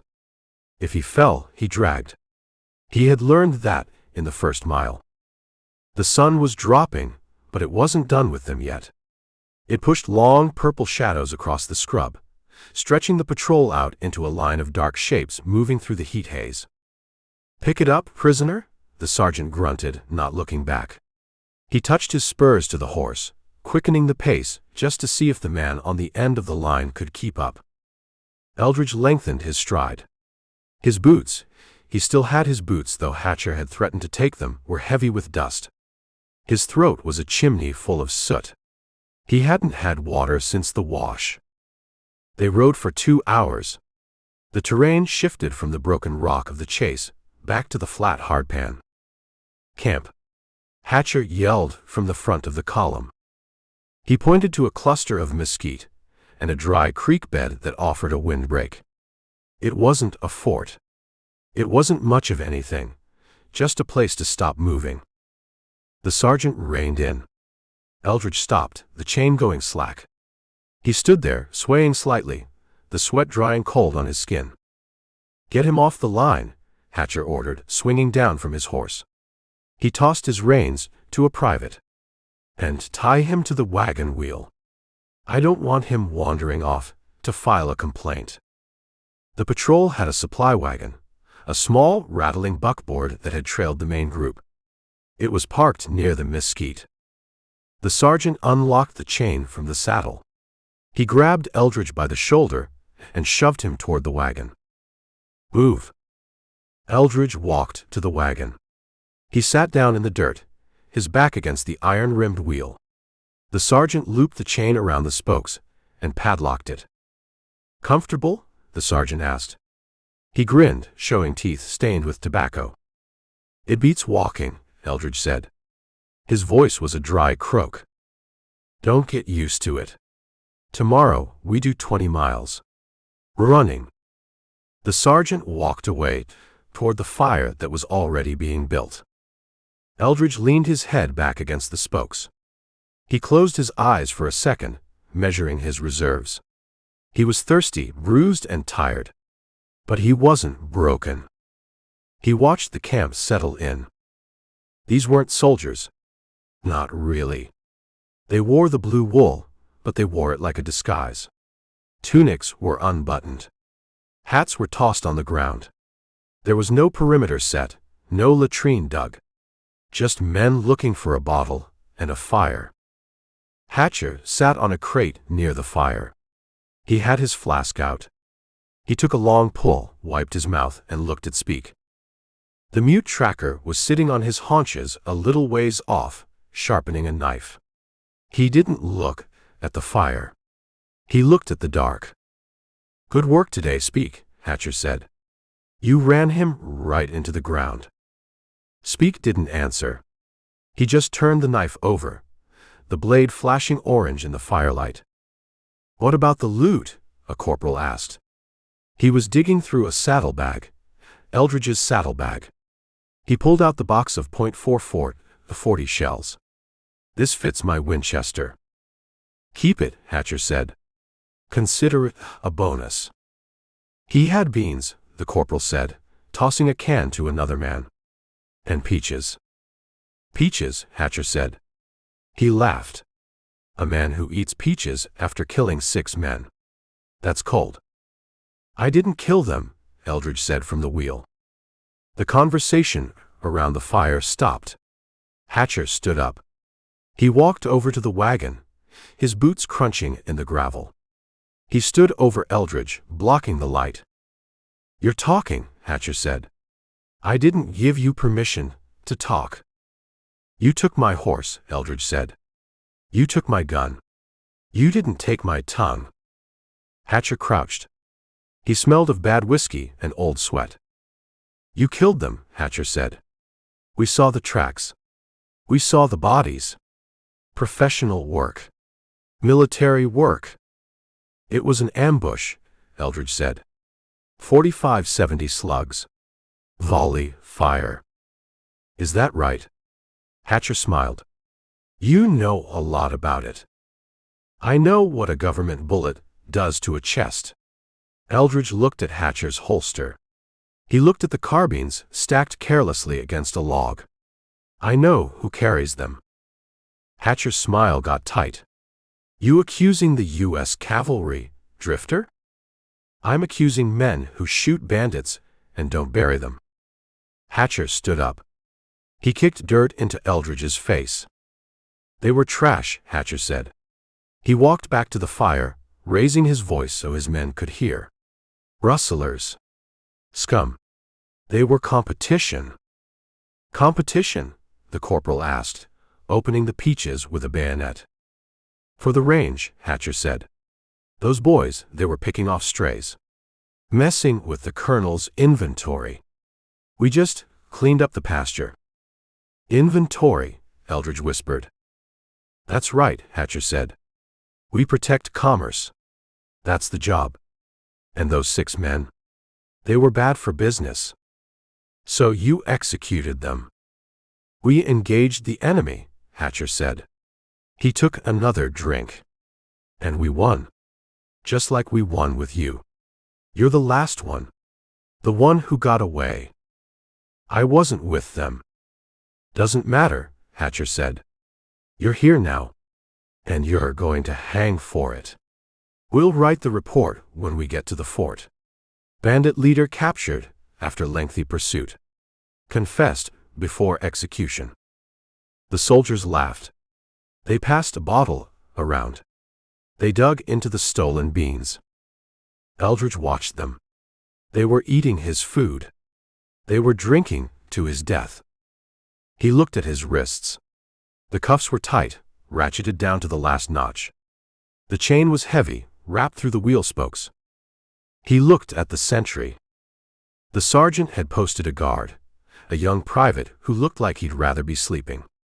He was sitting on a rock 10 yards from the wagon, his carbine resting across his knees. He was staring at the fire, watching the others eat. "Hey," Eldridge said softly. The sentry looked over. "Shut up. I need water." "You get water when the captain says."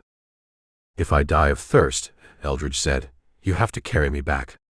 Dead weight is heavy." The sentry frowned. He thought about it. He looked at Hatcher, who was arguing with Speak about the weather. The sentry stood up. He walked to the water barrel on the side of the wagon. He dipped a ladle. He walked over to Eldridge. "One drink," the sentry said. "Then you shut your mouth." He held the ladle out. Eldridge leaned forward as far as the chain would allow. He drank. The water was warm, metallic, but it was wet. "Thanks," Eldridge said. "Don't thank me," the sentry said, walking back to his rock. "I just don't want to carry you." Eldridge settled back. He watched the camp. The drinking got heavier. The stories got louder. They talked about women in San Antonio. They talked about the price of beef. They didn't talk about duty or honor. They talked like men who had sold those things a long time ago. Hatcher eventually passed out. He didn't go to a tent. He just slid off his crate and curled up on the ground near the fire. Speak disappeared into the darkness, preferring the company of the coyotes. The fire burned down to coals. The soldiers rolled into their blankets. The sentry stayed on his rock. His head nodded. He jerked it up. He rubbed his eyes. Eldridge waited. He tested the chain. It was solid. He tested the cuffs. There was no play. He looked at his hands. They were swollen, the circulation cut off. He needed to move. He needed to be gone before dawn. Because when the sun came up, Hatcher would wake up with a hangover and a mean streak, and the walk to the fort would be a death march. Eldridge closed his eyes, feigning sleep. He listened to the sentry's breathing. It was slowing down. Even. Rhythmic. The night air cooled. The stars wheeled overhead. Eldridge opened his eyes. The sentry's chin was on his chest. The carbine was slipping in his grip. "Time to go," Eldridge whispered. Chapter 8. The sergeant didn't just tie the chain, he yanked it. Eldridge Sample stumbled, his boots catching on a ridge of limestone. He didn't fall, but it was close. He was walking in the dust of 10 horses, his lungs burning, his eyes stinging from the alkali cloud kicked up by the patrol. "Halt!" Captain Hatcher yelled. The column stopped. The dust settled on them like a second skin, gray and choking. They were in a flat stretch of scrub, miles from anywhere, exposed to the sun that was just starting to dip toward the western rim. There was no water here. No cover. Just heat and the panting of the horses. Hatcher turned his mount. He looked back at Eldridge. "Bring him here," Hatcher said. The sergeant spurred his horse, dragging Eldridge forward. Eldridge had to run to keep his feet, the chain snapping taut against his wrists. He stopped by Hatcher's stirrup. Hatcher looked down. He looked at the dust on Eldridge's coat. He looked at the sweat streaking the grime on his face. "You look tired, Drifter," Hatcher said. He uncorked his flask and took a drink. He didn't offer any. "I'm walking," Eldridge said. "You're riding. That makes a difference." "It makes you the prisoner," Hatcher said. "And it makes me the law." Hatcher nodded to the sergeant. "Get him off the line. He needs a lesson in military courtesy." The sergeant dismounted. 2 privates swung down from their saddles. They didn't look like soldiers. They looked like alley cats who had found a mouse with a broken leg. They dropped their reins and unslung their carbines. Eldridge saw it coming. He tensed, shifting his weight to his right foot. The sergeant unlocked the chain from the saddle horn. He didn't let go of the end. He whipped it. The iron links lashed across Eldridge's legs, wrapping around his calves. The sergeant pulled. Eldridge went down. He hit the hardpan with his shoulder, the impact jarring his teeth. Before he could roll, the first boot landed. It caught him in the ribs. A dull, heavy thud that drove the air out of him. "Stay down," a private yelled. Eldridge tried to push up. A rifle butt came down. It struck him between the shoulder blades, flattening him against the earth. It wasn't a fight. It was a beating. They circled him. They kicked him with the toes of their cavalry boots. They drove the steel butt plates of their Springfield carbines into his kidneys, his thighs, his back. They weren't trying to kill him. They were trying to soften him. They were working out the frustration of the heat, the bad water, and the long ride. Eldridge curled into a ball. He protected his head with his arms. He gritted his teeth, refusing to give them the sound they wanted. He took the hits. He let the pain become a distant, red noise. "Enough," Hatcher said. The kicking stopped. The soldiers stepped back, breathing hard, grinning. Eldridge lay in the dirt. He tasted blood. He tasted the copper of the earth. "Get him up," Hatcher ordered. The sergeant grabbed Eldridge by the collar of his coat. He hauled him to his knees, then to his feet. Eldridge swayed. The world tilted, then righted itself. He spat a mouthful of red dust and blood onto the sergeant's boot. The sergeant raised his hand to strike again. I said enough, Hatcher barked. I want him awake for the hanging. Hatcher dismounted. He walked over to Eldridge. He stood close, invading the space, smelling of whiskey and stale sweat. You got a name? Hatcher asked. Sample, Eldridge rasped. Eldridge Sample. Well, Sample. You killed 6 men back there. Shot 'em down like dogs. I found them dead, Eldridge said. Just like you did. Is that right? Hatcher smiled. You just happened to be riding by. Just happened to stop and go through their pockets. I was hungry. They didn't need the beans. You killed them, Hatcher said, his voice hard. You shot them from the ridge. Probably waited all day in the sun. Then you went down there and robbed the dead. That makes you a bushwhacker and a ghoul. I didn't do it, Eldridge said. He looked Hatcher in the eye. Check my rifle. It's under my horse. 44-40. Those men were killed with government lead. 45-70. Hatcher's smile didn't waver. He reached out and tapped the badge on Eldridge's vest, the Mexican coin star. Ballistics don't matter out here, Sample. What matters is who's holding the rope. Hatcher ripped the badge off. The pin tore the fabric of the vest. Hatcher held the coin up to the sun. Texas Ranger, Hatcher mocked. Made of tin. You think this gives you the right to shoot up my territory? It gives me the right to ride through it without being mugged by the cavalry. Hatcher laughed. He tossed the badge to the sergeant. Souvenir. Put it in the bag. I'm telling you, Eldridge said. I'm innocent. Hatcher leaned in. His eyes were bloodshot, glassy with drink and heat. We haven't captured a guilty man yet, Hatcher smirked.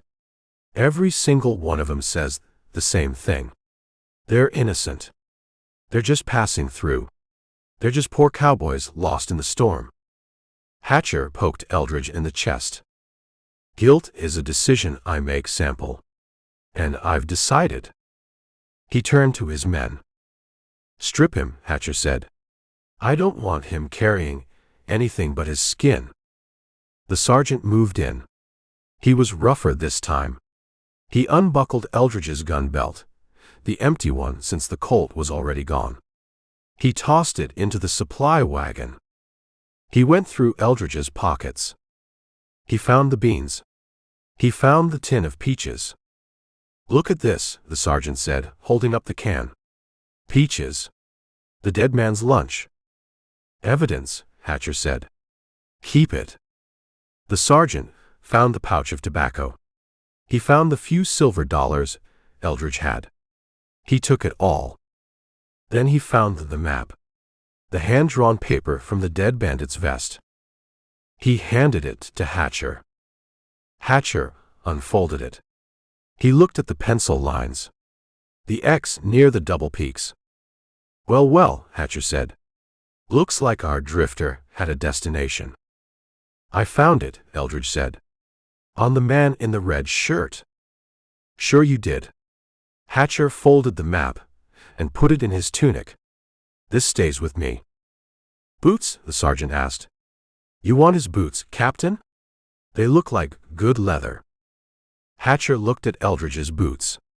They were scuffed, worn, but they were high-heeled riding boots. Good for stirrups. Bad for walking. Leave him, Hatcher said. For now. I want him to blister before we take him. Hatcher walked back to his horse. He mounted up. Put the irons on him, Hatcher said. Real ones. Hands and feet. I don't want him running again. The sergeant went to his saddlebags. He pulled out a set of heavy iron shackles. A bar linked the ankles, about 12 inches long. Just enough to shuffle. He kicked Eldridge's feet apart. He clamped the irons on. Clack, clack. He locked them. Then he pulled Eldridge's hands behind his back. He ratcheted the handcuffs tight, pinching the skin until Eldridge's fingers went numb. There, the sergeant said. Try running now. Eldridge stood in the dirt. He felt the weight of the iron. He felt the bruises on his back throbbing in time with his heart. He had nothing. No gun. No knife. No horse. No money. He looked at Hatcher. You're a thief, Captain, Eldridge said. And you're a killer. Hatcher looked down from his horse. He lit a cigar. I'm a survivor, Sample. Out here, that's all that counts. Hatcher pointed north.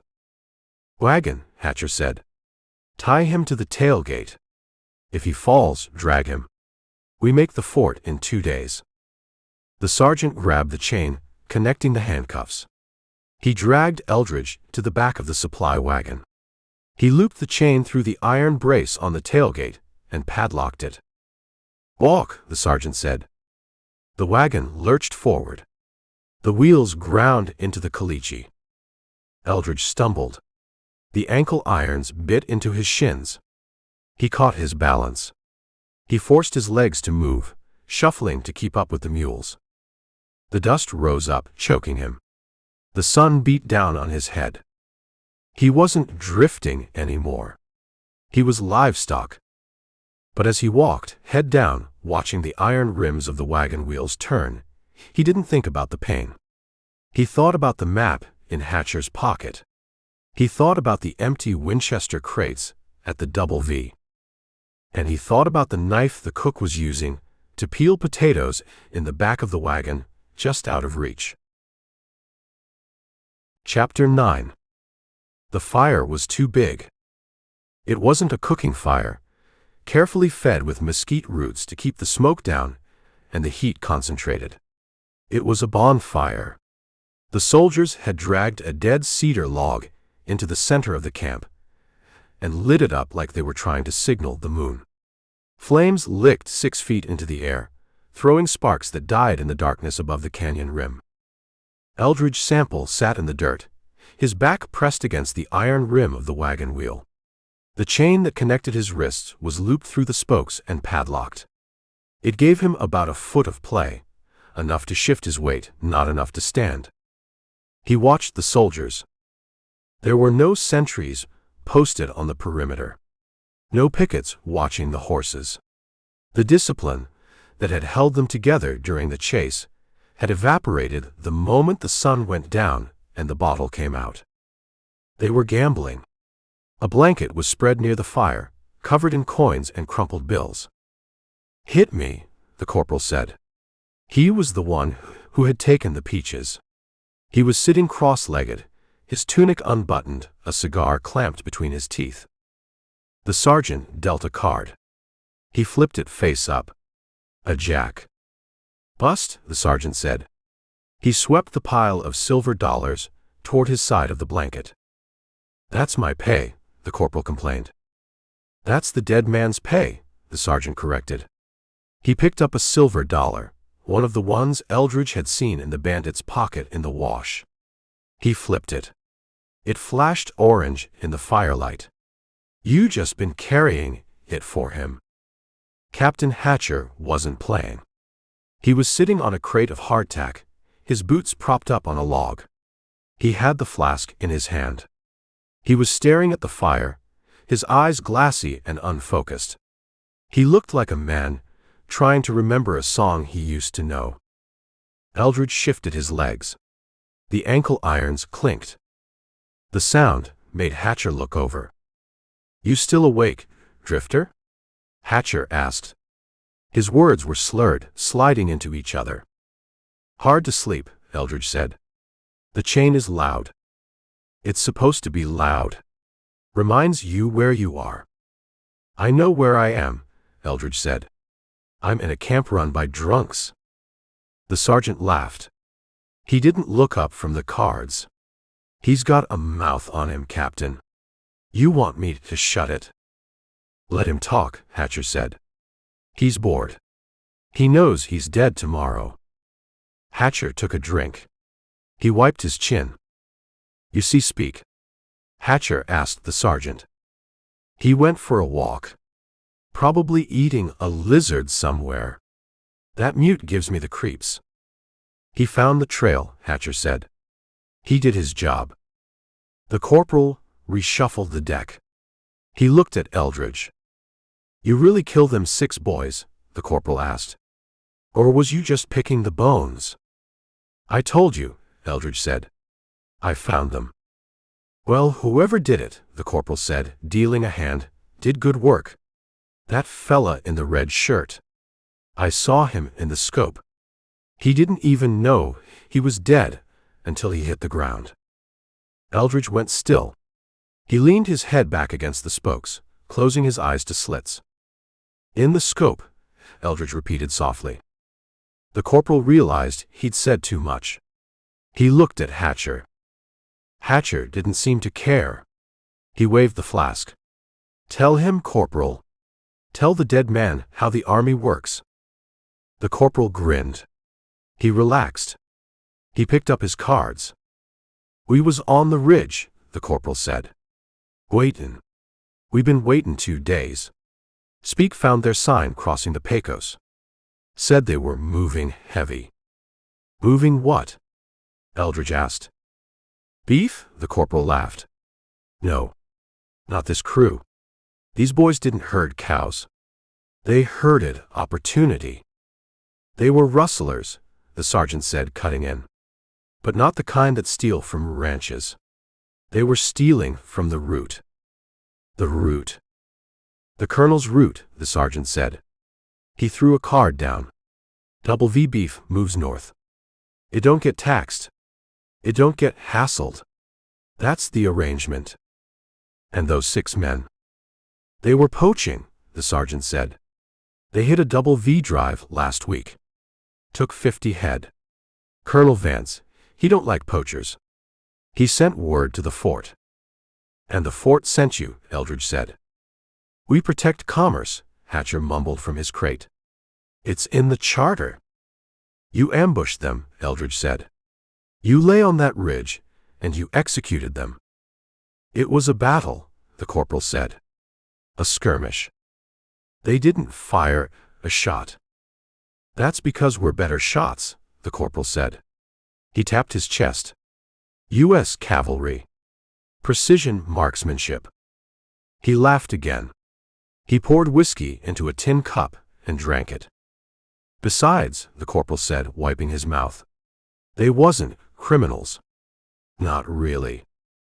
No. They were competition, the corporal said. The word hung in the smoky air. Competition. Eldridge looked at the soldiers. They weren't lawmen. They weren't even soldiers, not in the way he understood the word. They were hired guns wearing government wool. They were Vance's private army, paid for by the taxpayer and fueled by stolen whiskey. So that's it, Eldridge said. Vance owns the cows. And he owns the army. Vance owns the grass, Hatcher said. He stood up, swaying. He walked over to the wagon. He looked down at Eldridge. And out here, the grass is worth more than the flag. Hatcher leaned closer. His breath was a chemical fog. You think you're special, Sample? You think because you wore a badge once, you matter? Hatcher shook his head. You're just another obstacle. Like those 6 men in the wash. You got in the way of business. Killing isn't business, Eldridge said. It is when you get paid for it. Hatcher patted his pocket. It jingled. Vance pays in gold. Not scrip. Gold. Hatcher turned back to the fire. Deal me in, Sergeant. I feel lucky. Eldridge watched them. The picture was complete. The bandits in the wash weren't victims of a gang war. They were victims of a monopoly. Vance controlled the range. He used the Comanches to clear out the settlers, and he used the cavalry to clear out the competition. It was a neat, closed circle of blood and money. And Eldridge was the loose thread. He looked at his wrists. The swelling had gone down a little, or maybe he had just stopped feeling his hands. The metal cuffs were cold. The soldiers played on. They got louder. They argued over bets. They threw wood on the fire until the flames roared, pushing the shadows back. Eldridge tested the chain. It was wrapped twice around the spokes and padlocked. The padlock was heavy brass, U.S. Army issue. He couldn't pick it. Not without a pick. He looked at the wheel. The wagon was old. The wood of the spokes was dry, cracked from years of desert sun. He looked at the hub. The nut holding the wheel on was rusted. He looked at the soldiers. They weren't watching him. They were watching the cards. They were watching the bottle. One night, Eldridge whispered. He had one night. Tomorrow, they would drag him to the fort. They would write the report. They would hang him. And then, Hatcher would go back to Vance for another bag of gold. Eldridge leaned his head back. He didn't close his eyes. He watched the sentry, a private named Lewis who had drawn the short straw. Lewis was sitting on a rock 20 feet away, his carbine across his knees. He wasn't looking at Eldridge. He was looking at the game, wishing he was playing. His head bobbed. He jerked it up. He was tired. Sleep, Eldridge willed him. Just close your eyes. The fire crackled. The sergeant laughed at a joke the corporal told. The bottle went around again. Eldridge waited. He let his body go limp, feigning sleep. He let his breathing slow down. He was a statue in the dirt, a piece of luggage chained to a wheel. But under the coat, his muscles were coiled. He wasn't defeated. He was just waiting for the dealer to turn his back. The moon rose higher, washing out the stars. The camp settled into a drunken stupor. Eldridge watched and planned. Chapter 10. The sentry, Private Lewis, snored. It wasn't a loud snore, just a soft, wet rattle that meant he was deep in the whiskey and far away from the Llano Estacado. His chin rested on his chest, the carbine slipping until the muzzle lay in the dust. Eldridge Sample looked at his left hand. The cuff was tight. The iron bit into the wrist bone. There was no play, no slack to shimmy it over the heel of the hand. The sergeant had done his job. Only one way, Eldridge whispered. He positioned his thumb. He tucked it into his palm, squeezing his fingers over it. It wasn't enough. The knuckle was too wide. He braced his elbow against the wagon wheel. He took a breath. He pushed. He drove the thumb joint inward, forcing it against the natural hinge. Pain shot up his arm, hot and white. It felt like a nail being driven into the bone. He didn't stop. He pushed harder. Pop. The joint dislocated. The thumb folded in, lying flat and unnatural against the palm. Eldridge didn't gasp. He hissed, a sharp intake of air through clenched teeth. Sweat popped out on his forehead, instantly cold in the night air. He greased his hand with spit. He pulled. The iron cuff scraped over the skin. It caught on the folded knuckle. Eldridge gritted his teeth and yanked. Skin tore. Blood slicked the metal. The hand slid through. He sat there for a moment, cradling his left hand. It throbbed with a dull, sickening ache. He grabbed the thumb with his right hand and pulled it back into place. Snap. The joint relocated. The pain flared, then settled into a steady throb. Done, he said. He worked the right cuff. With one hand free, it was just a matter of leverage. He used the padlock keyhole. No, he didn't have a key. He used the slack in the chain to twist the cuff, using the wagon spoke as a fulcrum to snap the locking mechanism. No, that would make noise. Wait. The outline said he slipped the bonds. He slipped one.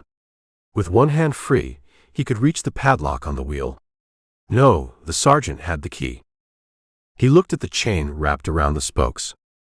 The padlock held the chain to itself. But now that his left hand was free of the cuff, The chain was just dangling from his right wrist. He was still wearing the right cuff, but he was no longer attached to the wagon. He wrapped the loose chain around his right arm to keep it from dragging. It clinked softly. He froze. Lewis shifted on his rock. He grunted, scratched his nose, and settled back into the stupor. Eldridge moved. He didn't stand up. He rolled onto his belly. He crawled. He moved away from the wagon, keeping to the shadows. He needed a weapon. The carbines were stacked by the fire, 20 feet away. Too far. The firelight was dying, but it was still bright enough to cast a shadow. If he went for the guns, he'd step on a sleeping soldier. He looked at the chuck wagon. The cook, a fat man named Cookie who smelled of lard, was sleeping under the rear axle. His bedroll was a tangled mess. Next to his head, stuck into a log, was a butcher knife. It was a heavy blade, carbon steel, stained black with use. It was close. 10 feet. Eldridge crawled. He moved inches at a time, testing the ground for twigs. He breathed through his mouth. He reached the log. The cook snorted, rolling over. His hand flopped out, landing inches from Eldridge's face. Eldridge waited. The cook settled. Eldridge reached out. He gripped the handle of the knife. He pulled it from the wood. It came free silently. He had a knife. He looked at the horses. They were picketed, on a long line 50 yards out. To get to them, he'd have to cross open ground. And horses were noisy. A strange hand, the smell of blood, they would spook. They would whinny. If he woke the camp, he was dead. He was barefoot, hurt, and armed with a kitchen knife against 10 carbines. Walk, Eldridge decided. He backed away. He moved past the wagon, past the sleeping form of Captain Hatcher, past the tracker Speak, who was curled up like a dog in the dirt. He reached the edge of the mesquite. The desert opened up before him, black and empty. He stood up. His legs were stiff. His feet were bare, the soles tender on the rocks. He looked back at the camp one last time. He looked at Hatcher. Sleep tight, Captain, Eldridge whispered. I'll see you soon. He turned and walked into the dark. He didn't run. He moved with a steady, eating stride, putting distance between his skin and the rope. He ignored the stones cutting his feet. He ignored the throbbing in his hand. Chapter 11. The sun didn't rise in the canyon. It just turned the gray light into a white glare that hurt the eyes. Captain Hatcher woke up with a mouth full of sand and a head full of bad whiskey. He sat up, groaning, pushing the blanket off his legs. He rubbed his face, feeling the grit in his stubble. He looked at the fire. It was dead ash. He looked at the coffee pot. The cook, a fat man named Cookie who moved with the grace of a lame mule, was pouring water into it from a canteen. Coffee, Hatcher croaked. Comin', Captain, Cookie said. Just got the fire going. Hatcher stood up. He stretched, his back popping. He looked around the camp. The soldiers were stirring. The sergeant was pulling on his boots. The corporal was scratching his belly, yawning. Hatcher looked at the wagon. He saw the wheel. He saw the chain wrapped around the spokes.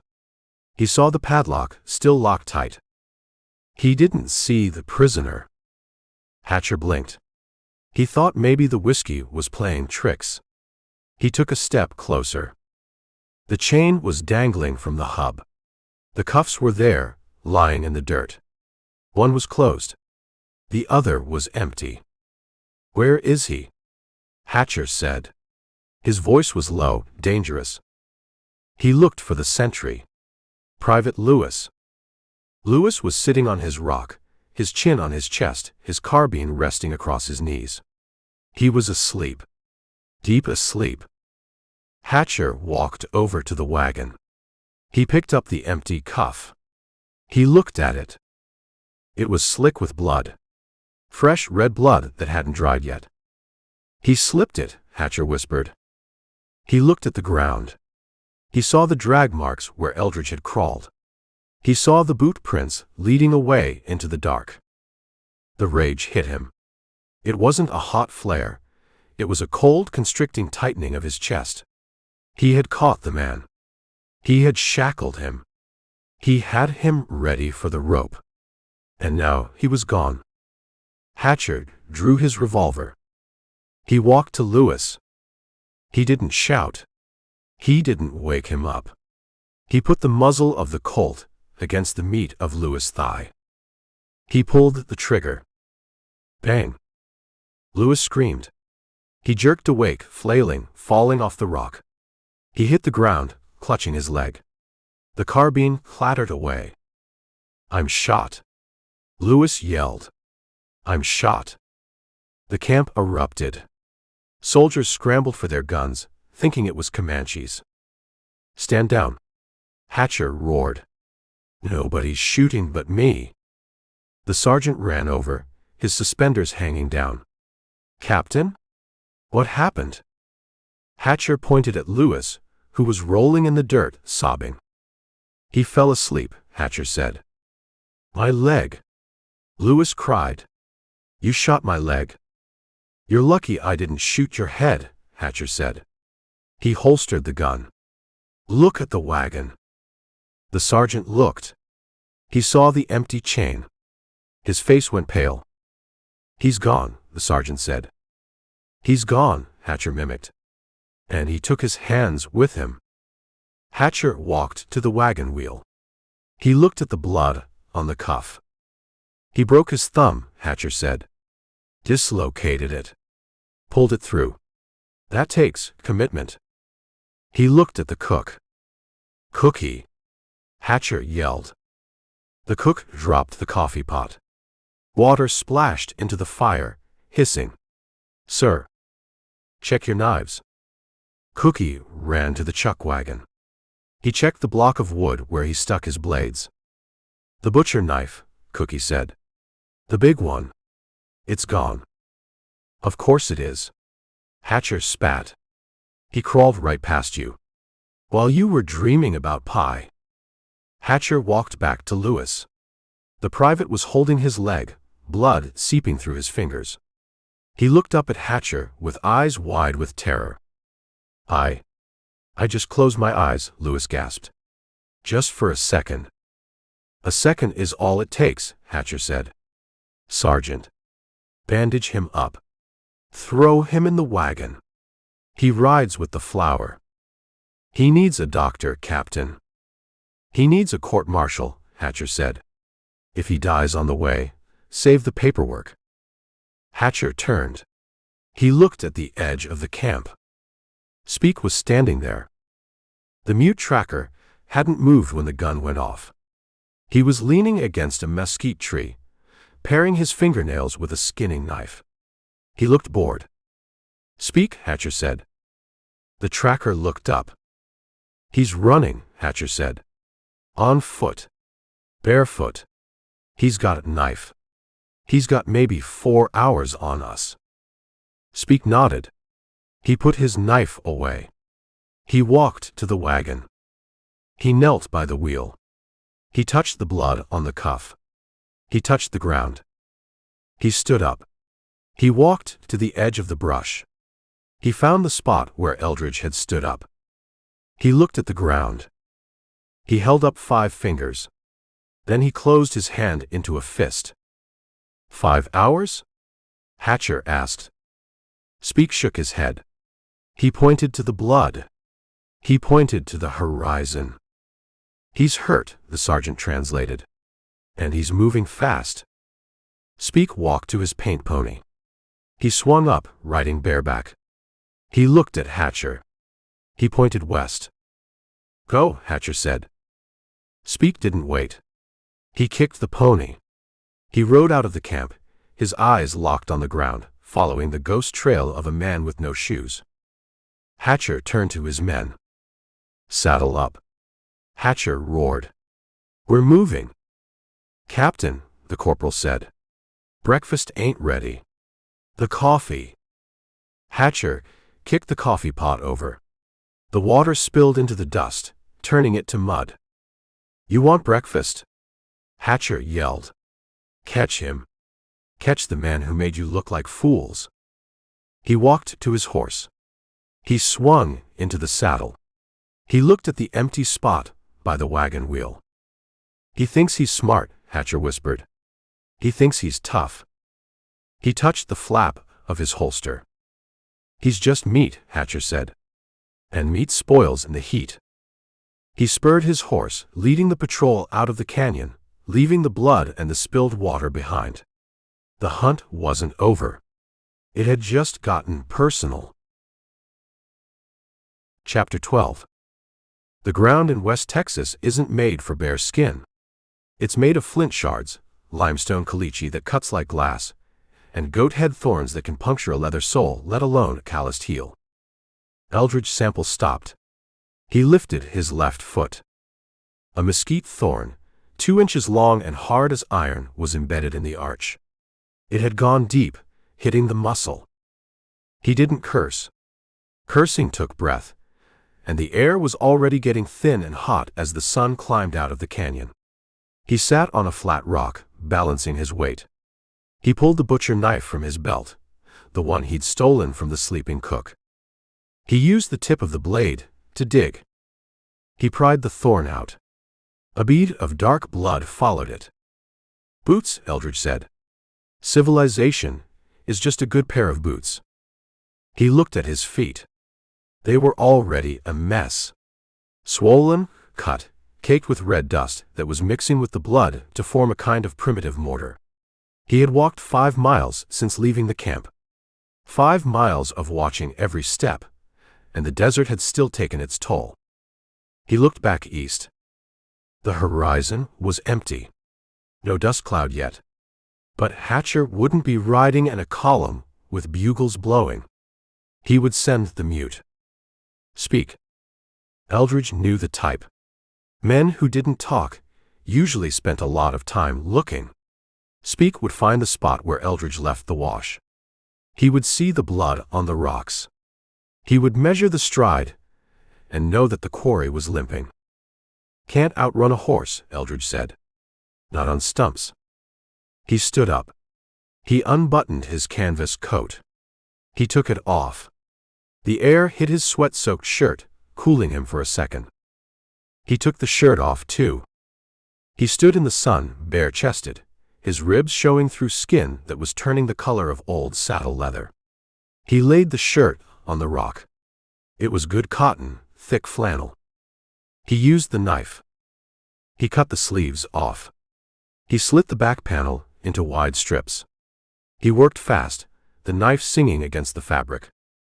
He sat back down. He wrapped his feet. He started with the toes, winding the flannel tight, layering it over the arch and the heel. He used the sleeves as the outer layer, tying them around his ankles with square knots. They weren't boots. They were ugly, bulky bundles of cloth that looked like bandages on a mummy. But they were padding.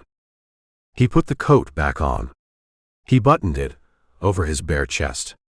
The canvas was rough, scratching his skin, but it would keep the sun off. He stood up. He stamped his feet. The cloth muffled the impact. "Better," he said. He picked up the knife. He checked the horizon again. Still empty. But the feeling was there. The itch between his shoulder blades. The sense that something was moving behind him, low to the ground and hungry. Eldridge turned west. He didn't just walk. He moved with a purpose that had nothing to do with distance and everything to do with deception. The land here was a mix of hardpan and scrub. Open patches of baked clay, interspersed with islands of prickly pear and chala. Eldridge stayed on the hardpan. It didn't take a print like the sand did. But it still left sign, scuff marks, crushed pebbles, a disturbance in the dust that a man like Speak would read like a billboard. He stopped at a patch of sagebrush. He cut a branch with the knife. He tied the branch to his waist with a strip of the shirt he'd saved. He let it drag behind him. It swept the dust. It didn't erase his tracks, but it blurred them. It turned a distinct footprint into a vague smudge that the wind would finish off in an hour. "Confuse the eye," Eldridge whispered. He walked. The sun got higher. The heat built up, reflecting off the ground, turning the air into a shimmering oven. Eldridge kept to the shade of the larger rocks whenever he could. He moved from shadow to shadow, a ghost flitting through the furnace. He came to a ridge of limestone. It was a spine of rock running north to south. He climbed it. Rock was good. Rock didn't tell stories. He stepped carefully, placing his wrapped feet on the solid slabs, avoiding the loose gravel that would slide and leave a scar. He reached the top. He looked back. He saw it. Miles back, near the mouth of the canyon where the soldiers had camped, a single figure was moving. It wasn't a patrol. It was one rider. On a paint pony. "Speak." The tracker was moving slow. He was leaning over the neck of his pony, watching the ground. He wasn't following the general direction. He was following the specific line. He stopped. He got off the pony. He knelt. "He found the blood," Eldridge said. Speak stood up. He looked west. He looked right at the ridge where Eldridge lay flattened against the stone. Distance 3 miles. Eldridge slid back below the skyline. "He's good," Eldridge admitted. He checked the knife. It was a kitchen tool, meant for slicing beef, not fighting a man who hunted people for a living. But it was steel. He looked at the terrain ahead. A maze of arroyos and washes cut through the plain, leading toward the caprock. It was broken country. Dangerous country. A place where a man could hide, or a place where a man could get cornered. Eldridge moved. He didn't go straight. He cut back. He walked 100 yards south along the ridge, stepping only on the big stones. Then he dropped down into a gully. He walked backward for 50 paces, stepping in his own tracks, doubling the print. Then he leapt sideways, landing on a flat rock in the middle of a dry stream bed. He moved up the stream bed, stepping from stone to stone. It was a game of hopscotch played for life stakes. He sweated. The canvas coat was a sauna. His water was gone. The soldiers had taken his canteen. His throat felt like he had swallowed a handful of dry needles. He saw a barrel cactus. He stopped. He used the knife to slice off the top of the plant, careful of the hooked spines. He mashed the white pulp inside with the handle of the knife. He scooped out a handful of the wet mash and sucked on it. It was bitter, alkaline juice that tasted terrible, but it was wet. He chewed the pulp, spitting out the fiber. "Dinner," he said. He kept moving. He found a place where the wind had blown tumbleweeds into a pile against a cut bank. He walked past it. Then he stopped. He backtracked. He lifted the tumbleweeds with the knife. Underneath, the ground was soft sand. He stepped into the sand. He made a clear print. A boot print? No, a cloth print. A distinct, rounded impression of his wrapped foot. He stepped out. He let the tumbleweeds fall back, covering the print. "Let him find that," Eldridge said. "If he's looking that close, he deserves a prize." He moved on. The afternoon dragged. The sun began to slide down the sky, losing its white intensity and turning gold. The shadows stretched out, long and thin. Eldridge was tired. His legs ached. The improvised moccasins were holding up, but the rocks were bruising his soles through the flannel. Every step was a reminder that he was out of his element. A man on a horse owns the ground. A man on foot rents it by the inch. He reached a box canyon. Small, narrow, filled with boulders. He went in. He climbed the wall at the back end. It was a tough scramble, using his hands, jamming his toes into cracks. He hauled himself up to the rim. He lay down. He looked back down the canyon. He waited. 20 minutes later, Speak appeared. The tracker was on foot now, leading his pony. He was studying the ground at the mouth of the canyon. He stopped. He touched a rock where Eldridge's coat had brushed against the lichen. Speak looked into the canyon. He looked at the walls. He didn't go in. He stood there, still as a statue, reading the air. He knew. He knew that a box canyon was a trap for a rider, but a ladder for a climber. Speak turned. He mounted his pony. He rode around the side of the canyon, heading for the high ground, looking for the place where Eldridge had topped out. Eldridge watched him go. He knows the mind, Eldridge whispered. He's not tracking the feet anymore. He's tracking the intent. Eldridge stood up. He was exposed on the rim. He needed to vanish.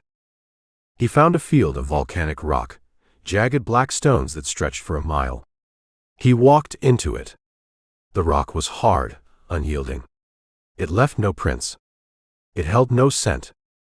He moved fast now, hopping from slab to slab. He zigzagged. He circled. He created a knot of movement that had no beginning and no end. The sun touched the horizon. Eldridge stopped. He was in the middle of the lava field. He crouched behind a ridge of basalt. He looked back. The plain was empty. Speak had lost the line. For now. But the tracker wouldn't quit. He would circle the lava field until he found the exit point. He would pick up the trail on the other side. Tomorrow, Eldridge said. He looked at his feet. The flannel was shredded, stained with blood and dirt. He unwrapped the left one. The skin was raw, blistered, but the cut from the thorn hadn't infected yet. He rewrapped it, tying the knot tighter. He had no water. He had no gun. He had a knife and a coat and a head start that was shrinking every hour. But he was alive. He looked at the moon rising pale in the east. You want me, Eldridge said to the invisible tracker. Come and find me. He stood up. He didn't rest. He turned west, moving into the twilight, a ghost shuffling through a graveyard of black rock, covering his tracks with nothing but the night. Chapter 13. The moon was a white skull, grinning down at a man who was walking dead. Eldridge Sample stopped. He didn't stop because he wanted to. He stopped because his legs refused the next order. He leaned against a spire of black basalt, the stone still warm from the day, and slid down until he was sitting in the dirt. He licked his lips. His tongue was a piece of dry leather. It scraped against the roof of his mouth, finding no moisture, just dust and the taste of his own decay. He looked west. The horizon was a flat, empty line. There was no water that way. Not for 20 miles. Maybe 30. In boots with a canteen, it was a hard walk. Barefoot, wrapped in bloody flannel, with veins pumping sludge, it was a suicide note. You aren't going to make it, Eldridge whispered. The sound was a dry rustle, like wind in dead grass. He looked at his feet. The shirt bandages were shredded, dark with old blood and fresh seep. The rock had eaten the cotton. He looked back east. He couldn't see them, but he knew they were there. Hatcher. The tracker. The 10 men in blue coats, who had water in their canteens and coffee in their pot. They were camped somewhere on his back trail, resting their horses, waiting for the sun to come up so they could finish running him into the ground. They have horses, Eldridge said. They have water. He realized the math. He had been doing it wrong. He had been subtracting miles from the horizon, trying to reach a zero that kept moving away. He needed to change the equation. If he kept walking west, he died of thirst. If he surrendered, he died at the end of a rope. But if he went back, they wouldn't be looking behind them. Hunters look forward. They look at the tracks. They don't look at the ground they've already covered. The circle, Eldridge said. He stood up. It took 2 tries. He swayed, the world tilting gray at the edges, then steadied himself against the rock. He didn't turn west. He turned north, then cut hard east, moving in a wide arc. He was going back to the wolf's den. He moved slow. He had to. He picked his way through the lava field, stepping on the flat slabs, avoiding the sharp edges that would slice through his wrappings. He used the moonlight, keeping to the shadows of the ridges. He walked for 3 hours. The thirst was a constant, screaming presence in his head, drowning out the pain in his feet. Then he smelled it. Smoke. Mesquite wood burning low. And something else. Coffee. Eldridge stopped. He flared his nostrils, pulling the scent in. It was faint, drifting on the night breeze, but it was there. He moved toward it. He crested a low rise and looked down into a shallow draw. The camp was there. It was smaller than the wagon camp. A fly camp.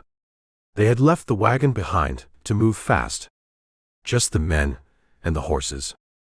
A small fire burned in the center, just a bed of coals now. The soldiers were bedded down in a circle, wrapped in blankets. The horses were on a picket line, heads low, resting. Eldridge crouched. He watched. There was a sentry. He was walking a slow perimeter, his carbine shouldered. He looked bored. He looked at the west, at the empty dark where the fugitive was supposed to be running. He didn't look east. Eldridge licked his lips again. He needed water. If he didn't drink soon, he wouldn't have the strength to fight, let alone run. He looked at the water bags hanging from the saddles on the ground near the fire. Canvas lister bags, sweating cool moisture. He had to get close. He crawled. He moved on his belly, using his elbows and knees, dragging his body over the hardpan. He became a lizard. A snake. He moved only when the sentry turned his back. 20 yards. 10. He reached the edge of the firelight. He was behind a saddle pile. He could hear the soldiers breathing.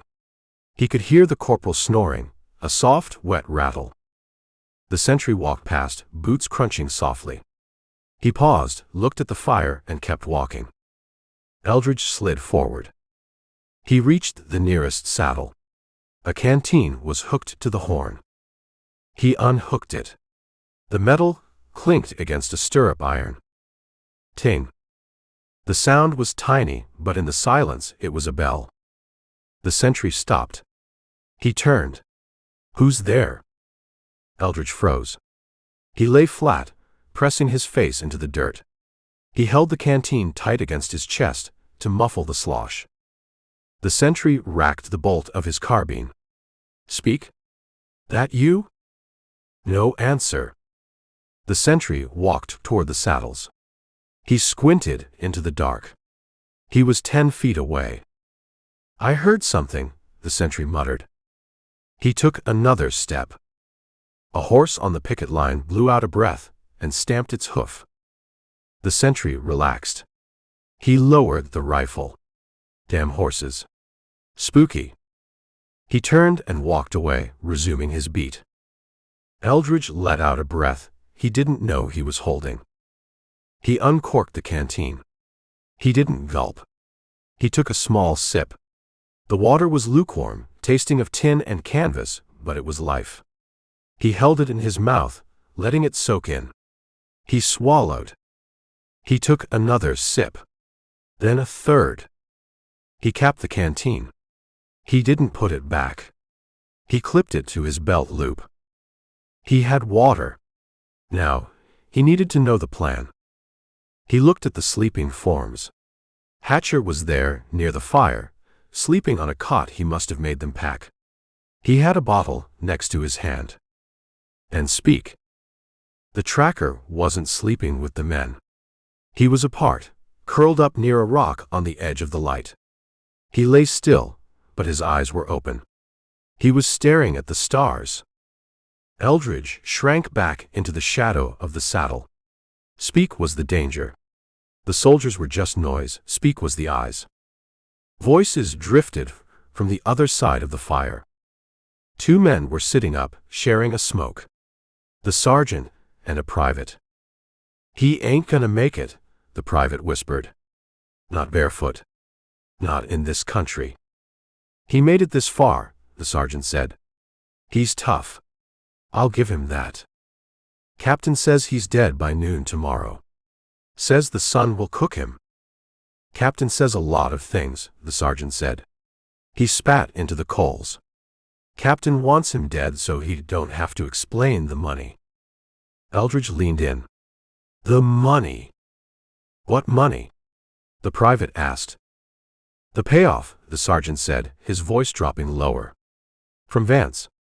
You think we're chasing one drifter across hell because of duty? We're chasing him because he saw the ranch. He saw the crates. The rifles." "The rifles," the sergeant agreed. "Vance is arming the Comanches. Hatcher is looking the other way. And getting paid in gold to do it." "Jesus," the private said. "If the army finds out." "The army won't find out," the sergeant said. "Because nobody is going back to tell them. Except us. And we're getting a cut." The sergeant tossed his cigarette into the fire. "Get some sleep," the sergeant said. "We meet Vance tomorrow.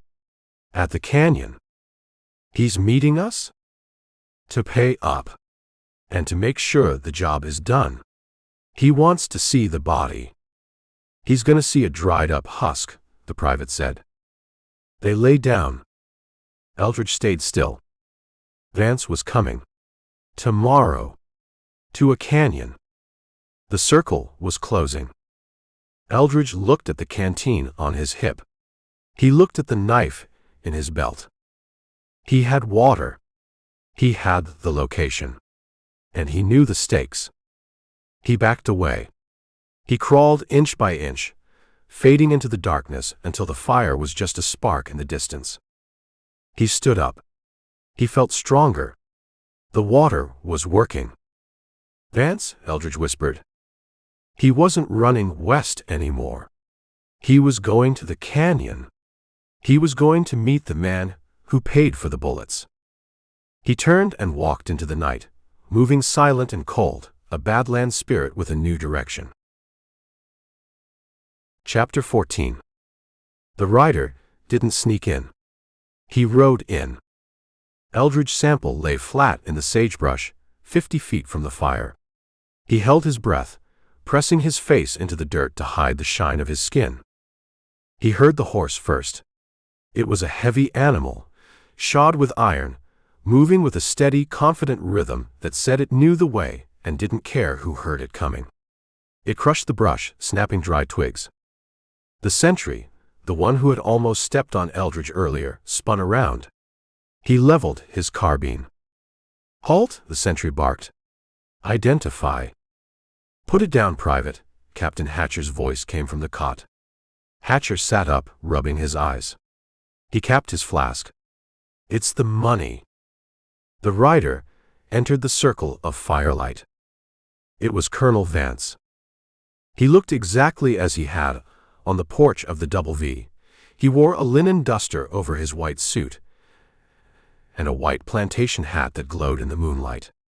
He rode a massive gray gelding that looked like it ate better than most of the soldiers. Vance pulled up. He didn't dismount. He sat there, looking down at the camp like a landlord inspecting a tenant's pigsty.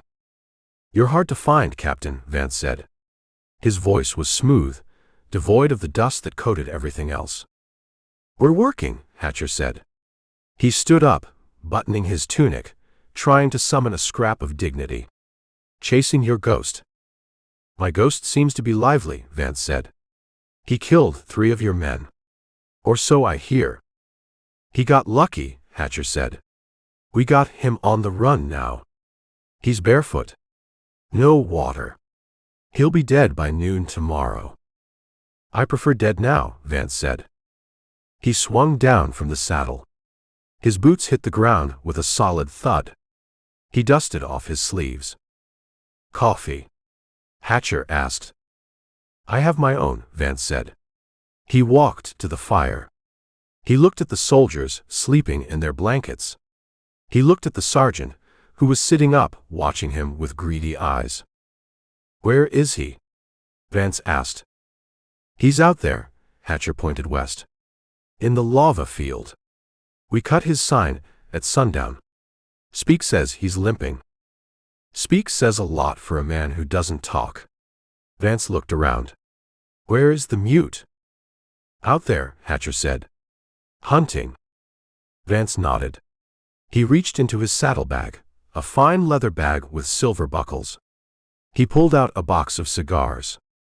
He offered one to Hatcher. Hatcher took it. Thanks. Vance lit his own with a gold lighter. The flame flared, illuminating his face. It was calm. Unbothered. The delivery is scheduled for Tuesday, Vance said. Eldridge, lying in the dark, inched forward. He needed to hear the numbers. Tuesday, Hatcher repeated. He lit his cigar from a twig in the fire. That's tight, Colonel. My men are tired. We've been chasing this drifter for 2 days. The drifter is a distraction, Vance said. The delivery is the business.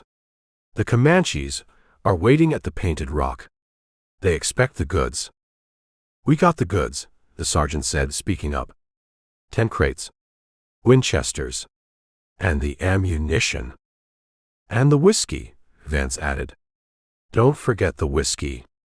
It greases the wheels. Why? Hatcher asked. He blew a ring of smoke. I mean, I get the land grab. You want the range. But arming them? That's risky. They could turn those rifles on us. Vance smiled. It was the same cold smile he'd given Eldridge on the porch. They won't, Vance said. Because they need the ammunition. As long as I control the lead, I control the trigger. Vance walked to the edge of the firelight. He looked out at the dark desert. It's a simple arrangement, Captain. I give them the means to hunt. They hunt the things I don't want. The settlers, Eldridge whispered to himself. Sodbusters, Hatcher said. Fences. Sheep. Vermin, Vance corrected. They come out here with their plows and their Bibles, and they think they can tame the land. They carve it up. They ruin the grass. Vance turned back to the fire. The Comanches, they're just a force of nature, Vance said. Like a drought. Or a blizzard. They scour the land clean. They burn the shacks. They scare off the weak. And when they're done, the land is empty. Ready for cattle. And the army? Hatcher asked. What happens when the general finds out we're supplying hostiles? The general sees what I tell him to see, Vance said. He sees raids. He sees the need for more troops. More funding. He gets his war. You get your pay. I get the grass. It's a neat circle, the sergeant said. It's an ecosystem, Vance said. He reached into his saddlebag again. He pulled out a heavy canvas sack. It clinked when it hit the ground. Half now, Vance said. The rest when the rifles are delivered. And when I see the body of Mr. Sample. Hatcher looked at the bag. He licked his lips. We'll get him, Colonel. Don't worry about that. I don't worry, Vance said. Worry is for poor people. Eldridge watched. He had the confession. He had the motive. Vance wasn't just a rancher protecting his herd. He was an architect of slaughter. He was using the Comanches as a demolition crew, clearing the way for his empire, and using the U.S. cavalry as his personal cleanup squad. The rifles are in the wagon? Vance asked. Buried under the flour, Hatcher said. Safe. Good. Tuesday. Painted Rock. Don't be late. Chato gets impatient. Chato, Eldridge mouthed the name. It was the same chief. The same war party. The connection was solid. Vance finished his cigar. He dropped the butt and ground it out with his heel. "I'm riding back," Vance said. "It's cooler at the ranch." "You want an escort?" Hatcher asked. "I have my own men waiting on the road," Vance said. "Besides, the Comanches won't touch me. They know the brand." Vance walked to his horse. He swung up. He looked down at Hatcher. "Bring me his ears," Vance said. "What?" "The drifter," Vance said. "Sample. Bring me his ears. I want to nail them to the barn door. A warning to the next man who trespasses on the double V." "Consider it done," Hatcher said. Vance turned the gray horse. He rode out of the camp, disappearing into the night as quickly as he had arrived. Hatcher stood there for a moment, looking at the bag of gold on the ground. He picked it up. He weighed it. "Heavy," the sergeant said.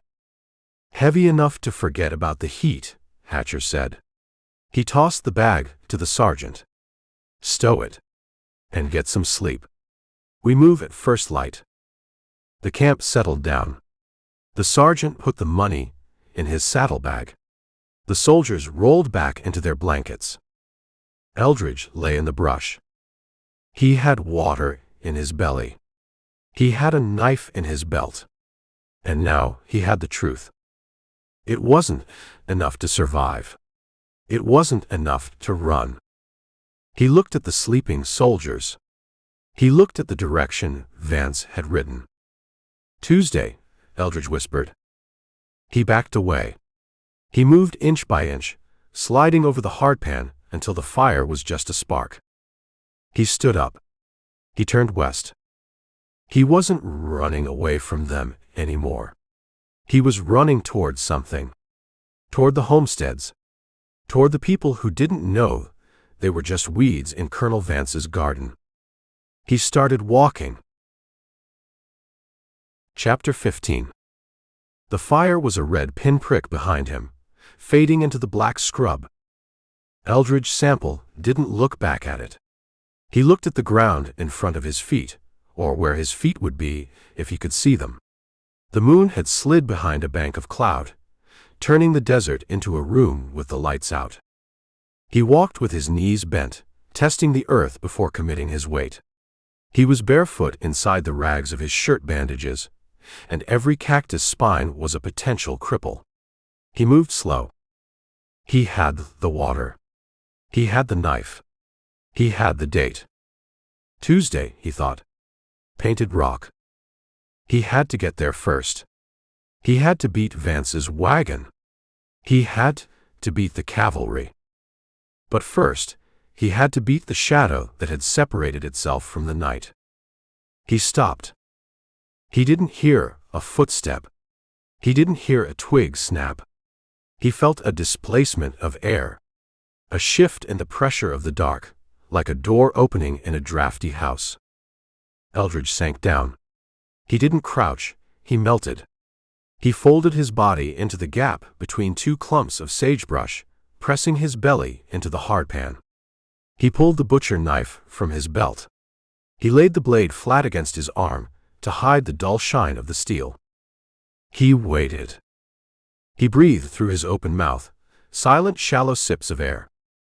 A lizard skittered across the sand a few feet away. It stopped abruptly. Then a boot. No, not a boot. A moccasin.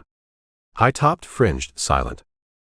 It stepped into the small clearing Eldridge was watching. It planted itself 6 inches from his nose. Eldridge froze. He stared at the beadwork on the leather, white and blue glass beads sewn in a zigzag pattern. He smelled the man. Old grease. Smoke. The musk of a predator that doesn't wash because the scent of soap alerts the prey. Speak. The tracker stood there. He was looking out toward the west, scanning the horizon for movement. He didn't look down. He didn't know that the man he was hunting was lying between his feet like a snake. Eldridge tightened his grip on the knife handle. If he struck now, he could hamstring him. He could drive the heavy blade into the back of the knee, sever the tendon, bring him down. But Speak wasn't alone. Hatcher and the soldiers were 300 yards back. A scream would bring them running.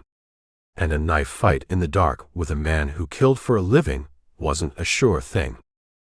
Speak shifted his weight. The leather of the moccasin creaked, a tiny sound. He turned his head. He looked down. He didn't look at the ground, in general. He looked right at the gap in the sagebrush. He knew. Maybe he heard a heartbeat. Maybe he smelled the fear. Or maybe he just felt the eyes on him. Speak didn't jump back. He didn't shout. He leaned down, slow, peering into the shadows. His hand went to his belt. He drew a knife. It was a skinning blade, curved and sharp, the steel dark. Their eyes met. In the gloom, Speak's eyes were black holes. There was no surprise in them. No anger. Just recognition. There you are. He smiled. It was a terrifying expression, a baring of teeth that had nothing to do with humor. He raised the knife. He wasn't going to call the soldiers. He wanted this for himself. Eldridge didn't wait for the downward stroke. He rolled.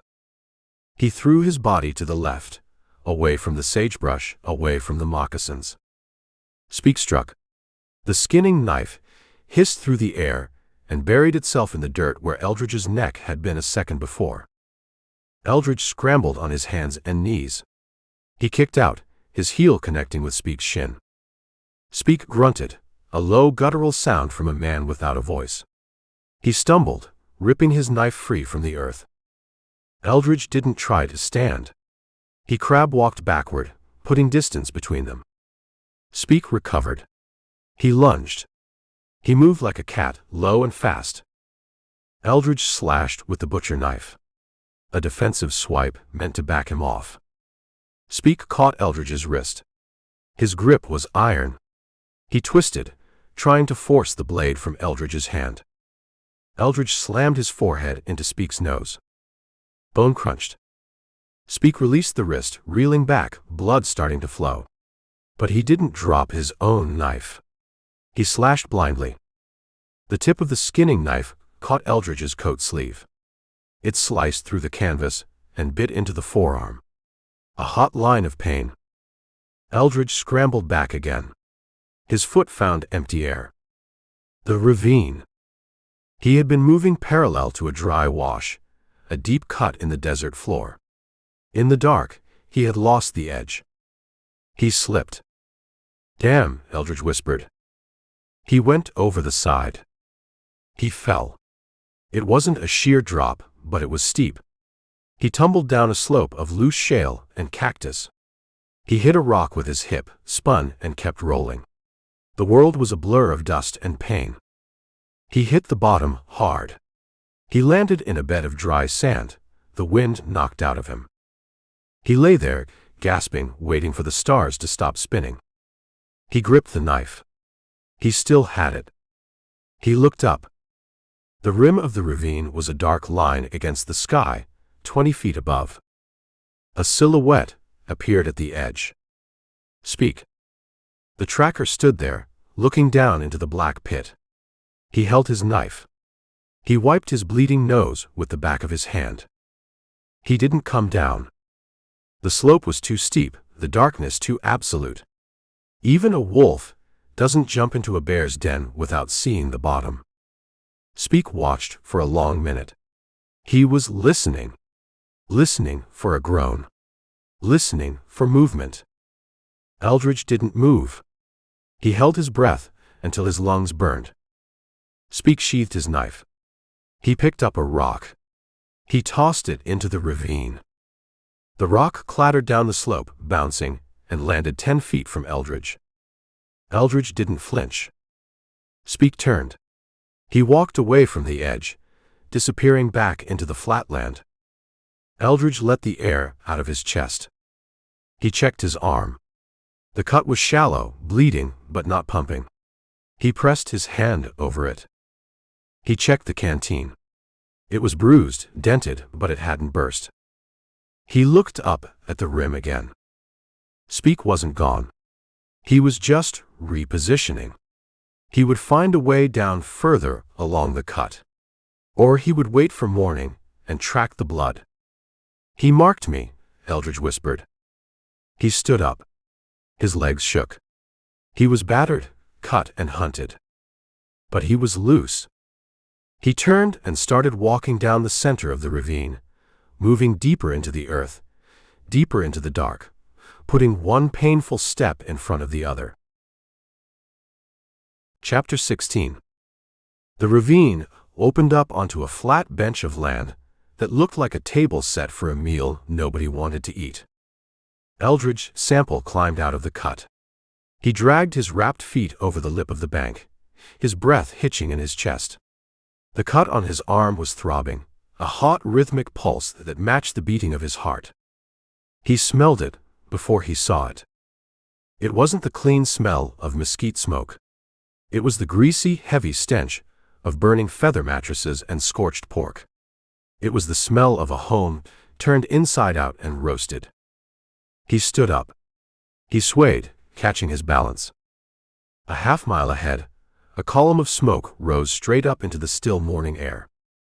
Homestead, Eldridge whispered. He didn't run. He couldn't. He walked, forcing his legs to scissor forward, ignoring the fire in his soles. He reached the edge of the clearing. The cabin had been a soddy, earth walls with a timber roof. Now the roof was gone, collapsed into the interior.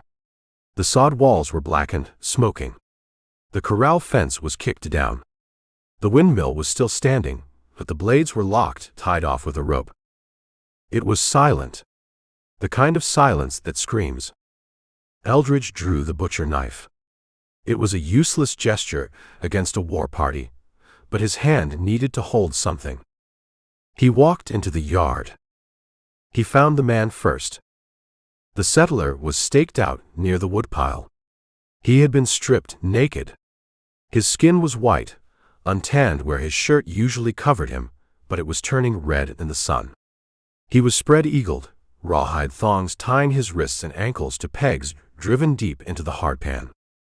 Eldridge didn't look at the face. He looked at the chest. It was a ruin of cuts. Precision work. They had taken their time. They had peeled him like an orange while he was still alive to feel it. Slow, Eldridge said. They were slow. He walked past the man. He found the woman near the well. She was face down. She hadn't been staked. She had been used, then clubbed. Her dress was torn, fluttering in the slight breeze. Her hair was gone. A raw, red circle on the back of her skull showed where the knife had done its work. Eldridge knelt. He touched her shoulder. The skin was cold. Last night, he said, while I was stealing water. He stood up. He scanned the yard. He saw a tricycle. It was crude, made of wood with iron hoops for wheels. It was lying on its side near the door of the burning soddy. Kids, Eldridge said. He looked around. He didn't see any small bodies. He walked to the corral. The ground was a churned mess of hoofprints. Unshod ponies. Dozens of them. He saw the tracks of the big roan stallion, the one the leader in the blue vest had been riding. The one he had seen, leaving the double V. Same bunch, Eldridge said. Vance's partners. He looked closer at the tracks near the gate. He saw boot prints. Small ones. A child's boots. 2 sets. They weren't running away. They were walking. Being led. He found a spot where a pony had stood. Next to it, the small boot prints stopped. There were drag marks in the dust, heels digging in. Then nothing. Lift it up, Eldridge said. Tied on. He followed the trail a few yards.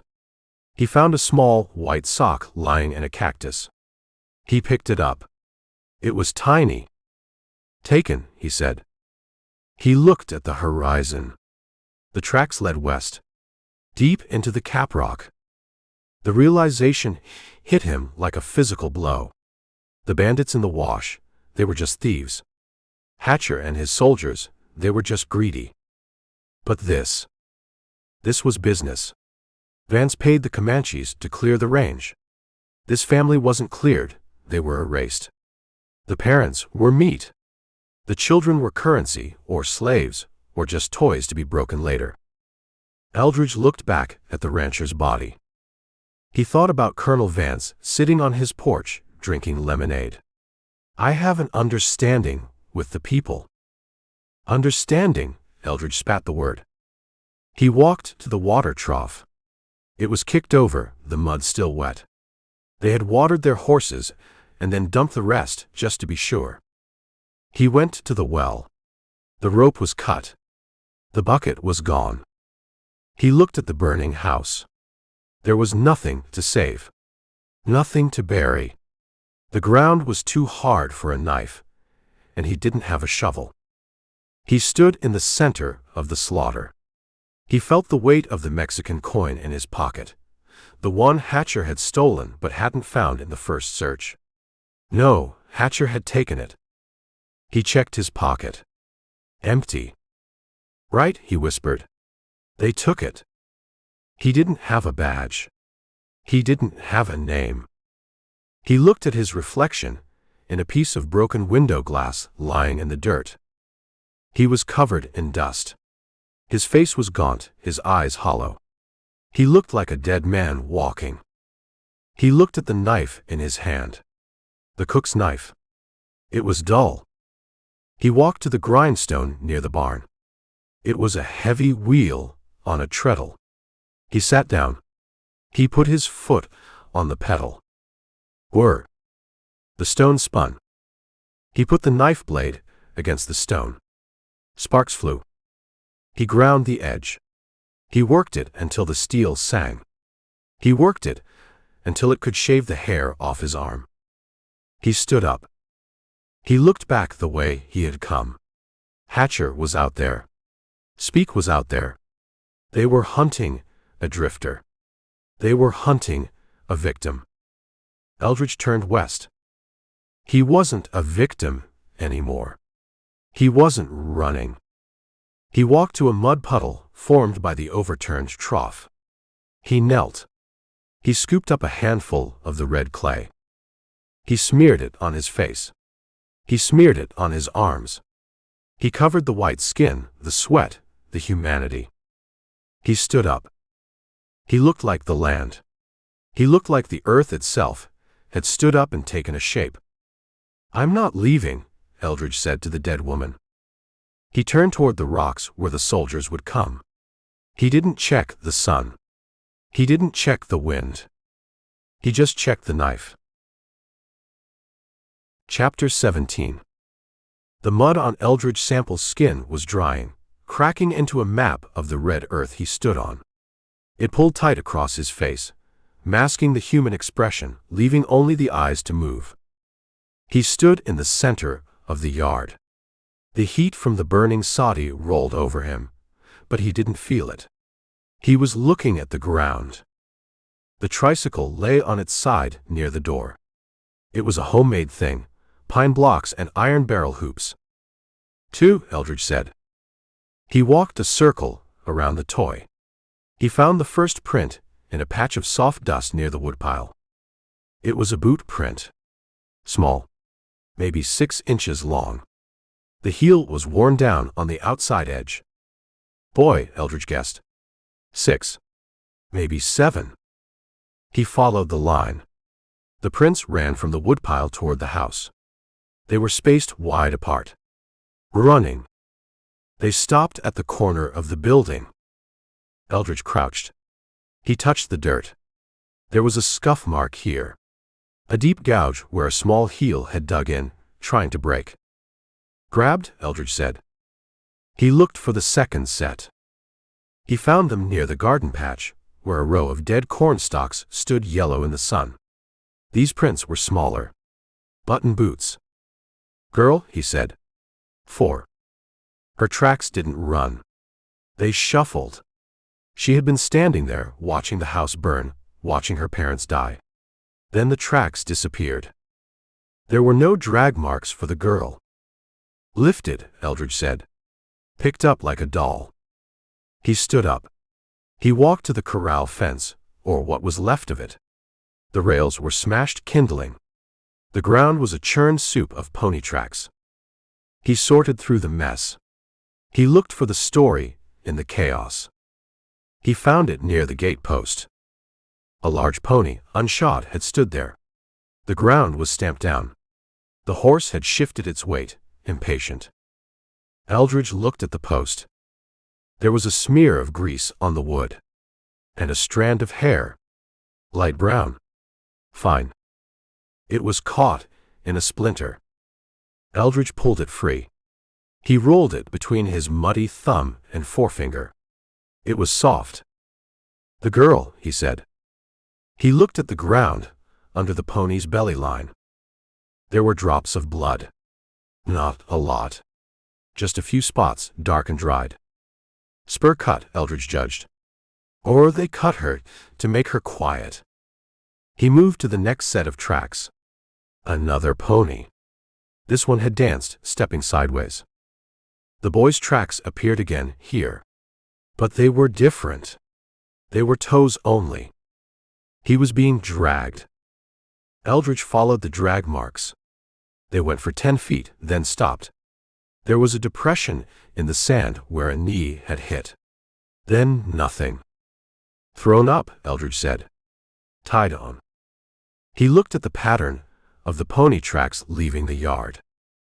The main body of the war party, 20 riders, had gone west. They were moving fast, a solid column of destruction. But 2 horses lagged behind. The tracks were deeper, carrying double weight. "Cargo," Eldridge said. He walked out to where the trail straightened out. He found a piece of rawhide thong lying in the sage. He picked it up. It had a knot in it. A slip knot. "Wrist size," he said. He looked west. The children weren't dead. If they were dead, they would be here with their parents. The Comanches didn't carry bodies. They carried trophies. They carried slaves. "They took them," Eldridge whispered. The realization settled on him. It wasn't just a raid. It wasn't just clearing the land for Vance's cows. It was a harvest. He looked at the sun. It was pushing noon. The shadows were short, hiding under the rocks. The children were out there, tied to the backs of ponies that smelled of blood and smoke, heading into the caprock breaks where the heat would cook a man's brain and his skull. Eldridge dropped the rawhide. He looked at his hands. They were covered in the red mud. He looked like the land itself had stood up and taken a shape. He checked the edge of the knife. It was razor sharp. He wasn't hunting soldiers anymore. Not just soldiers. 2, he said. A boy and a girl. He turned his back on the burning house. He walked to the edge of the yard where the tracks led out. He didn't run. He didn't hurry. He moved with a cold, mechanical purpose. He set his feet in the tracks of the ponies. He was going to get them back. Or he was going to pile the bodies so high the buzzards would have to climb to eat. Chapter 18. The grindstone hissed. Yes. Eldridge Sample sat on the wooden bench, his foot working the treadle with a steady, hypnotic rhythm. He held the cook's butcher knife against the spinning wheel. Sparks flew, hot and orange, dying in the red mud at his feet. He wasn't looking at the knife. He was looking at the heat waves, shimmering on the eastern horizon. Hatcher was out there. Speak was out there. They were following a trail of blood and bare footprints, thinking they were tracking a wounded animal that was running for its life. They were wrong. Eldridge tested the edge of the knife with his thumb. It bit the skin, drawing a thin red bead. Sharp enough, he said. He stood up. The burning soddy had collapsed into a pile of smoldering turf.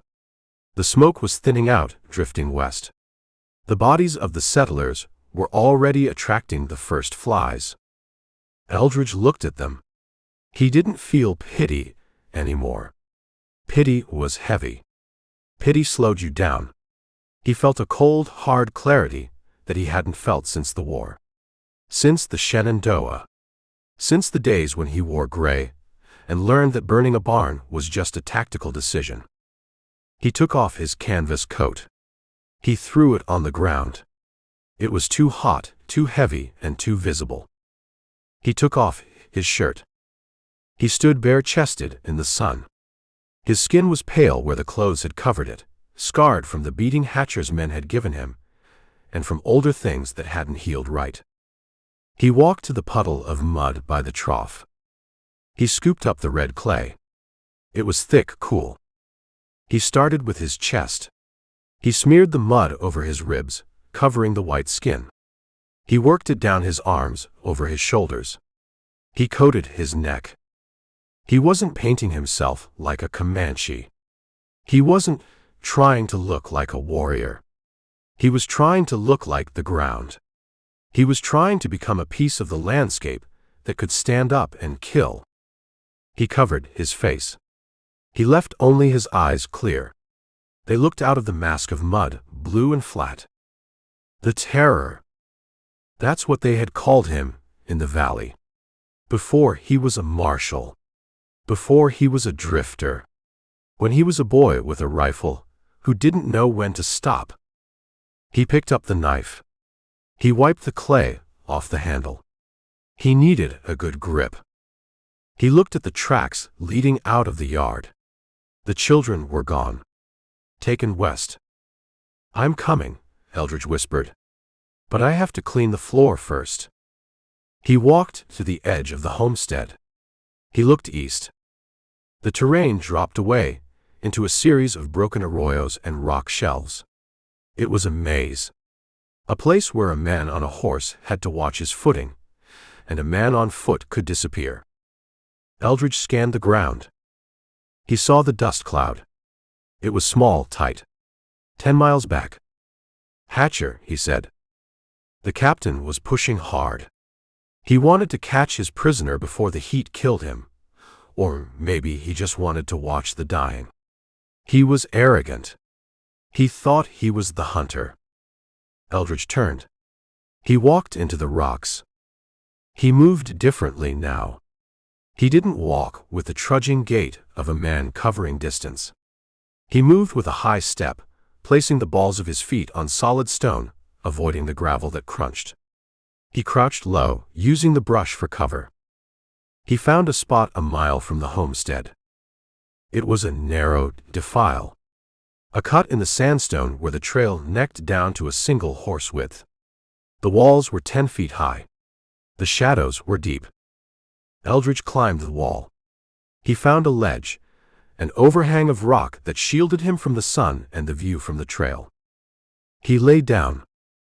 The rock was warm against his belly. The mud on his skin began to dry, tightening, turning him into a statue. He placed the knife on the rock next to his hand. He waited. Time stopped mattering. The sun moved. The shadows lengthened. A scorpion crawled past his nose, its tail curled. Eldridge didn't blink. He breathed shallow, expanding his back instead of his chest, keeping his profile flat. He let the drifter die. He let the lawman die. He went back to the beginning. To the silence. To the breath before the trigger. He heard them. It wasn't a hoofbeat. It was the jingle of a bit chain. The creak of leather. Then the voice. "I smell smoke." Speak didn't say it, but the sergeant did. "Captain, I smell smoke." "Homestead," Hatcher's voice drifted up. It was rough, impatient. "Probably the Comanches. We're close." "Tracks are fresh here," the sergeant said. He was running. "He's panicking," Hatcher said. "He knows we're on him. Keep pushing. Speak says he's bleeding." The horses came into view. Speak was in the lead on his paint pony. He was leaning over the neck, his eyes scanning the dirt. He stopped right below Eldridge's ledge. He looked at the ground. He frowned. The tracks stopped here. Or rather, they vanished. Eldridge had stepped from the trail onto the rock face and climbed. Speak looked around. He looked at the brush. He looked at the sky. He didn't look up. Not straight up. He signaled to Hatcher. Lost sign. Hatcher rode up on his big bay. He was red-faced, sweating. What do you mean, lost? Hatcher demanded. He can't fly. The soldiers crowded into the defile. 10 men on horses jammed into a chute. They were hot. They were tired. They were looking at the ground, at the tracker, at the captain. They weren't looking at the rock wall.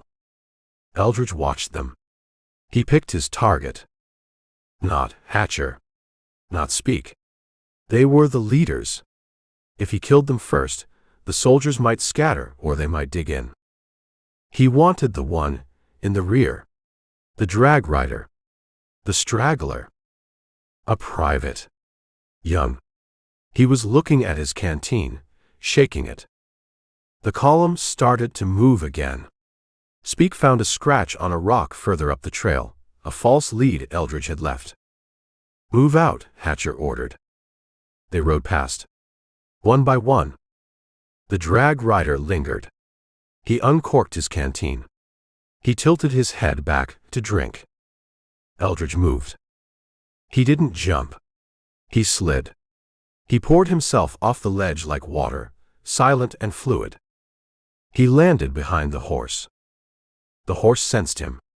It started to swing its hindquarters. Eldridge stepped in. He reached up. He didn't stab. He grabbed the private's belt with his left hand and the soldier's hair with his right. He pulled.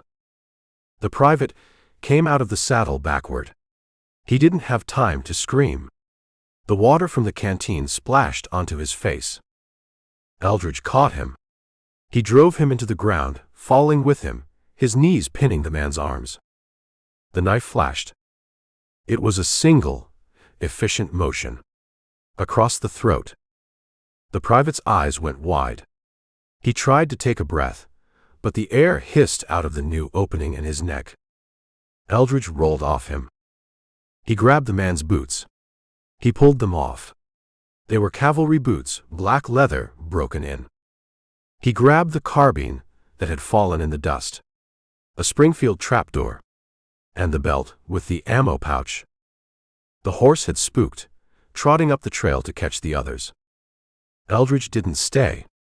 He didn't loot the pockets. He took the weapons and the boots, and he scrambled up the opposite wall, disappearing into the rocks before the dust had even settled. He sat on a high ridge, pulling the boots on. They were a little big, but they were leather. They were protection. He checked the carbine. Single shot. .45 to 70. Heavy. Reliable. He looked down at the trail. The column had stopped. Hatcher was shouting. They had found the empty saddle. They were turning back.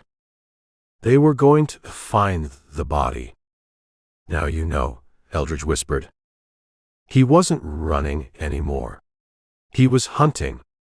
And the terror was back in business. Chapter 19. The riderless horse trotted up the trail, its stirrups flapping against its ribs like broken wings. It stopped 10 yards from Captain Hatcher, blowing hard, its eyes wide and rimmed with white. That's Private Miller's mount, the sergeant said. His voice was tight. Hatcher stared at the horse. He looked at the empty saddle. He looked at the trail, winding back into the shadows of the defile they had just ridden through. Where is he? Hatcher demanded. Where's Miller? He stopped to drink, a corporal said. He was right behind me. Go back, Hatcher ordered. He pulled his revolver. Sergeant, take 2 men.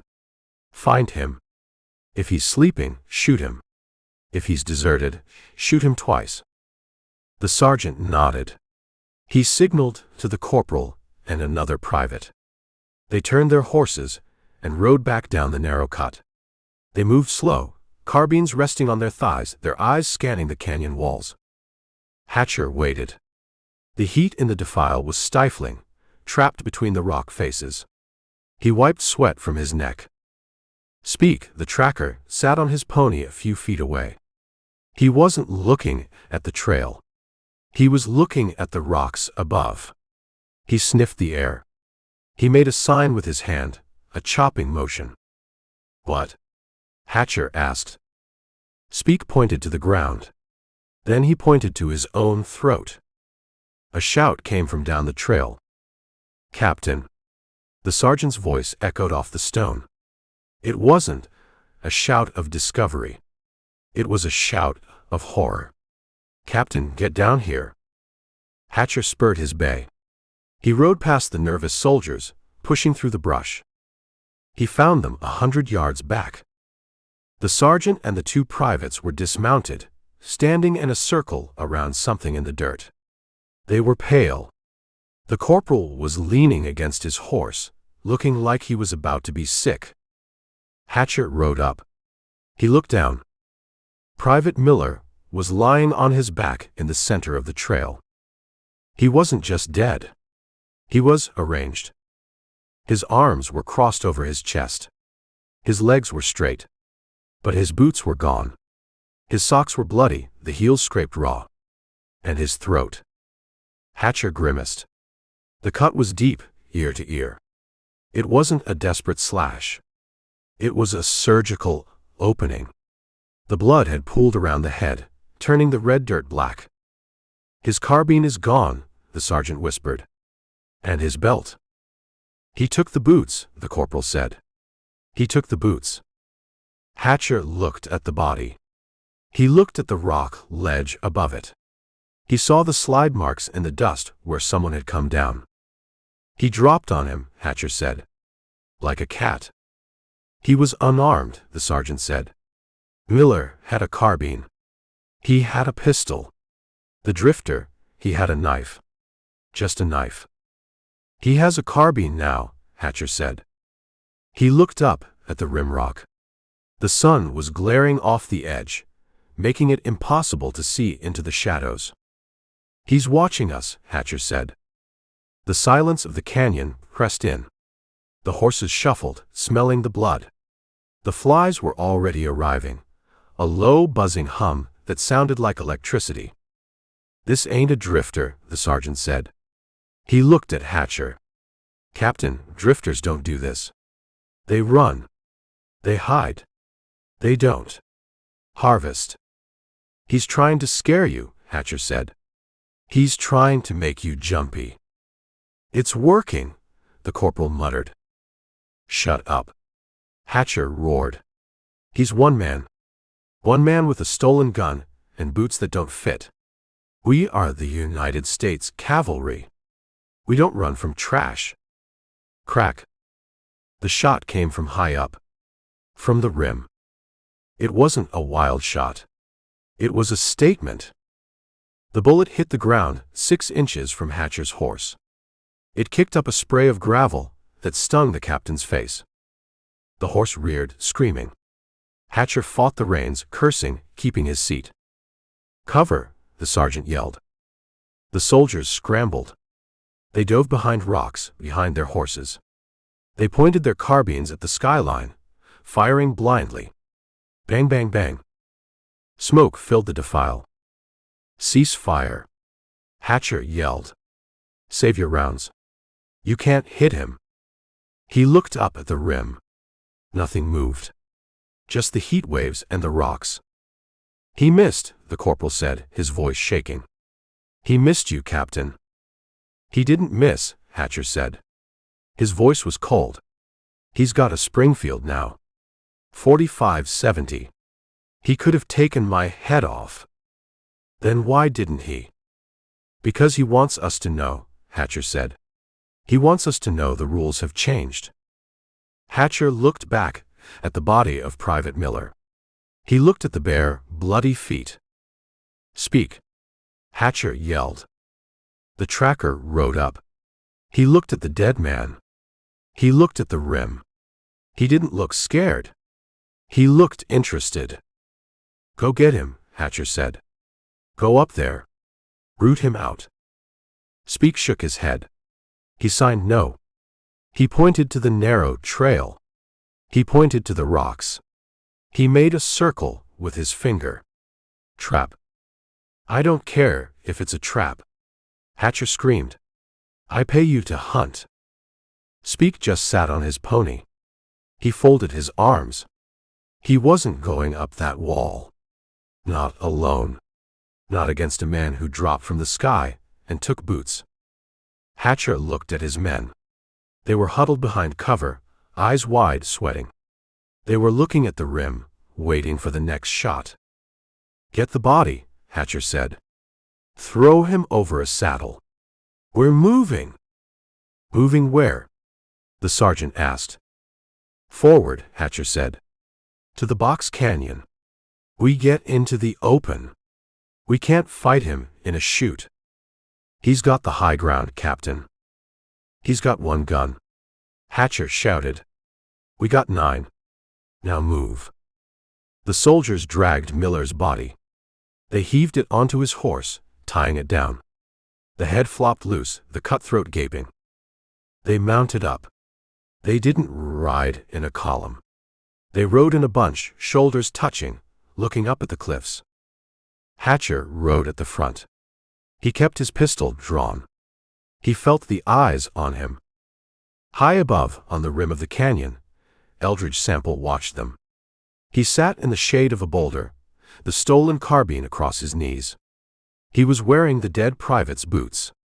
They were a little loose, but the leather was thick. He worked the action of the Springfield. He ejected the spent shell. He picked it up. He put it in his pocket. "One," Eldridge whispered. He watched the blue coats scurry down the trail like ants escaping a kicked hill. They were panicked. They were sloppy. He stood up. He didn't run. He walked along the rim, matching their pace. He was the hawk now. They were the rabbits. He touched the mud on his face. It was dry, hard. "Keep walking, Captain," Eldridge said. "The day is long." He moved into the rocks, vanishing into the landscape, a shadow with a rifle and a debt to collect. Chapter 20. The body of Private Miller was a dead weight, tied across the saddle of his own horse, his head bobbing with a loose, rubbery rhythm that sickened the men riding behind him. Captain Hatcher rode stiff-backed at the front of the column, his eyes fixed on the heat waves shimmering off the canyon floor. He didn't look back. He didn't have to. He could hear the muttering in the ranks. It sounded like dry leaves scraping together, a friction of fear that was ready to spark. "He took the boots," the corporal whispered to the sergeant. "Why did he take the boots?" "Because he's barefoot," the sergeant said. "And because he wanted us to see it." "See what?" "That he didn't just kill him," the sergeant said. "He undressed him. He took the time. While we were 5 minutes up the trail." The patrol moved through a landscape that felt hostile. The red rock walls of the defile had opened up, but the feeling of being watched hadn't left. It sat on their shoulders like a wet wool coat. Hatcher pulled his flask. He shook it. Empty. He threw it into the brush. "Speak," Hatcher rasped. The tracker rode up on his paint pony. He looked different. The boredom was gone from his face, replaced by a tight animal alertness. He kept looking at the skyline, his eyes darting from rock to rock. "You said he was limping," Hatcher said. Speak didn't answer. He just stared at Hatcher. "You said he was bleeding," Hatcher said, his voice rising. "A bleeding man don't drop 20 feet off a ledge and cut a throat without making a sound." Speak signed he is a ghost. "He ain't a ghost," Hatcher shouted. The sound cracked in the dry air. "He's a man. A drifter. A saddle tramp who got lucky. The soldiers jumped. They looked at their captain. They saw the sweat stains on his tunic, the wild look in his eyes. They saw a man who was losing the grip on his own command. "Captain," the sergeant said, riding forward. "We need to stop. The horses are blown. The men, they're spooked." "We stop when he's dead," Hatcher said. "We don't even know where he is," the sergeant argued. "He could be anywhere. He could be right there." He pointed to a cluster of boulders on the ridge. "He's heading for the Box Canyon," Hatcher said. "It's the only water for 10 miles. He'll go there." "He just drank a canteen full of Miller's water," the sergeant said. "He ain't thirsty no more." Hatcher turned on him. He put his hand on his revolver. "You questioning me, Sergeant?" The sergeant looked at the gun. He looked at Hatcher. He looked at the dead private draped over the saddle. "I'm questioning the intel," the sergeant said carefully. "You said he was a rustler. A bandit." "He is." "Bandits shoot back," the sergeant said. "They run. They don't do this." He gestured at Miller's throat. "This is war work. This is Shenandoah work. Or Apache work." "He's white," Hatcher said. "He's been to school," the corporal chimed in, his voice shaking. "He knows how to unjoint a man. Look at the cut. One motion. No hesitation." The panic was spreading. It wasn't a panic of running. It was a panic of realization. They had thought they were hunting a rabbit. Now they realized they were in the cage with a tiger. "Shut up," Hatcher hissed. "All of you." He looked at the terrain ahead. The trail widened, leading into a bowl of rock surrounded by high mesas. The Box Canyon. "We get to the canyon," Hatcher said. "We bottle him up. We use the long guns. No more close work." "He's got a Springfield now," the corporal said. "He's got range." "He's got one shot," Hatcher lied. "He didn't have time to take the belt." "He took the belt," the sergeant said. "I checked. Miller's ammo pouch is gone. He's got 40 rounds of government, 45-70. Hatcher stared at the sergeant. He wanted to shoot him. He wanted to shoot something, just to hear the noise and feel the recoil, to prove that he was still the one holding the hammer. But he needed them. "Move out," Hatcher ordered. The column started again. It was slower now. The horses sensed the rider's fear. They pinned their ears, fighting the bit. Speak rode point. But he rode differently. He hung back, keeping the soldiers between him and the high ground.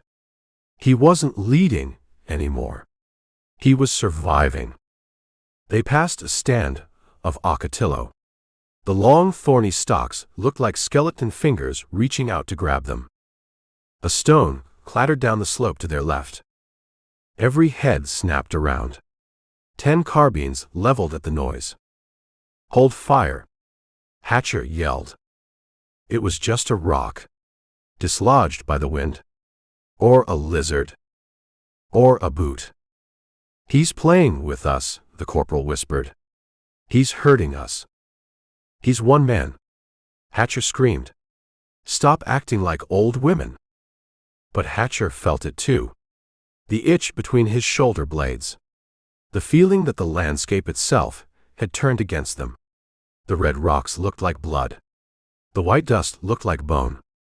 They rode into the mouth of the Box Canyon. It was a trap. Any fool could see it. Steep walls on 3 sides. One way in. But Hatcher pressed on. He had to. If he turned back now, he admitted defeat. If he turned back, he had to explain the dead private to Colonel Vance without a head to show for it. The sergeant rode up beside him.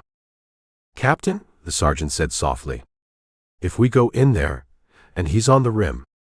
"We have superior numbers," Hatcher said. It was a prayer, not a tactic. Numbers don't count when you're shooting fish in a barrel, the sergeant said. And we're the fish. Hatcher looked at him. He saw the insubordination rising behind the sergeant's eyes. It was close. One more push, and they would mutiny. They would turn their horses and ride for the fort, leaving Hatcher alone. He's tired, Hatcher said. He's hurt. He's barefoot. No, he has the boots. Hatcher rubbed his face. He felt the grit. We go in, Hatcher said. We sweep the floor. If he's there, we flush him. If he's not, we wait for him to come to us. He's already coming to us, the sergeant said. They rode into the shadow of the canyon. The air was cooler here, but it smelled stagnant. It smelled of trapped heat and fear. Private Miller's horse stumbled. The body shifted, the head flopping against the saddle fender with a wet thud. The sound echoed off the canyon walls. Thud. Thud. Thud. It sounded like a drum. A slow, steady beat, calling them to the slaughter. Hatcher drew his revolver. He thumbed the hammer back. Keep your eyes up, Hatcher whispered. But nobody looked up. They looked at the ground. They looked at their own hands. They were afraid to look at the rim, afraid to see the muddy face of the man who had turned the hunter into the prey. Chapter 21. The canyon walls closed in like the jaws of a stone trap, shutting out the wind and holding the heat until the air shimmered like oil. Captain Hatcher rode at the front, his revolver drawn, the hammer cocked. He kept turning in his saddle, looking at the rimrock 300 feet above, then looking back at his men. His neck was red, the skin peeling in strips from the sunburn. Keep moving, Hatcher said. He's in here. I can feel him. We're running out of room, Captain, the sergeant said. He was riding a nervous roan that kept skittering sideways every time a pebble rolled. This is a box. We hit the back wall, we're done. We hit the back wall, we turn around and sweep it, Hatcher snapped. He's on foot. He can't fly. He came down that cliff back there, the corporal whispered to the man next to him. Maybe he can fly.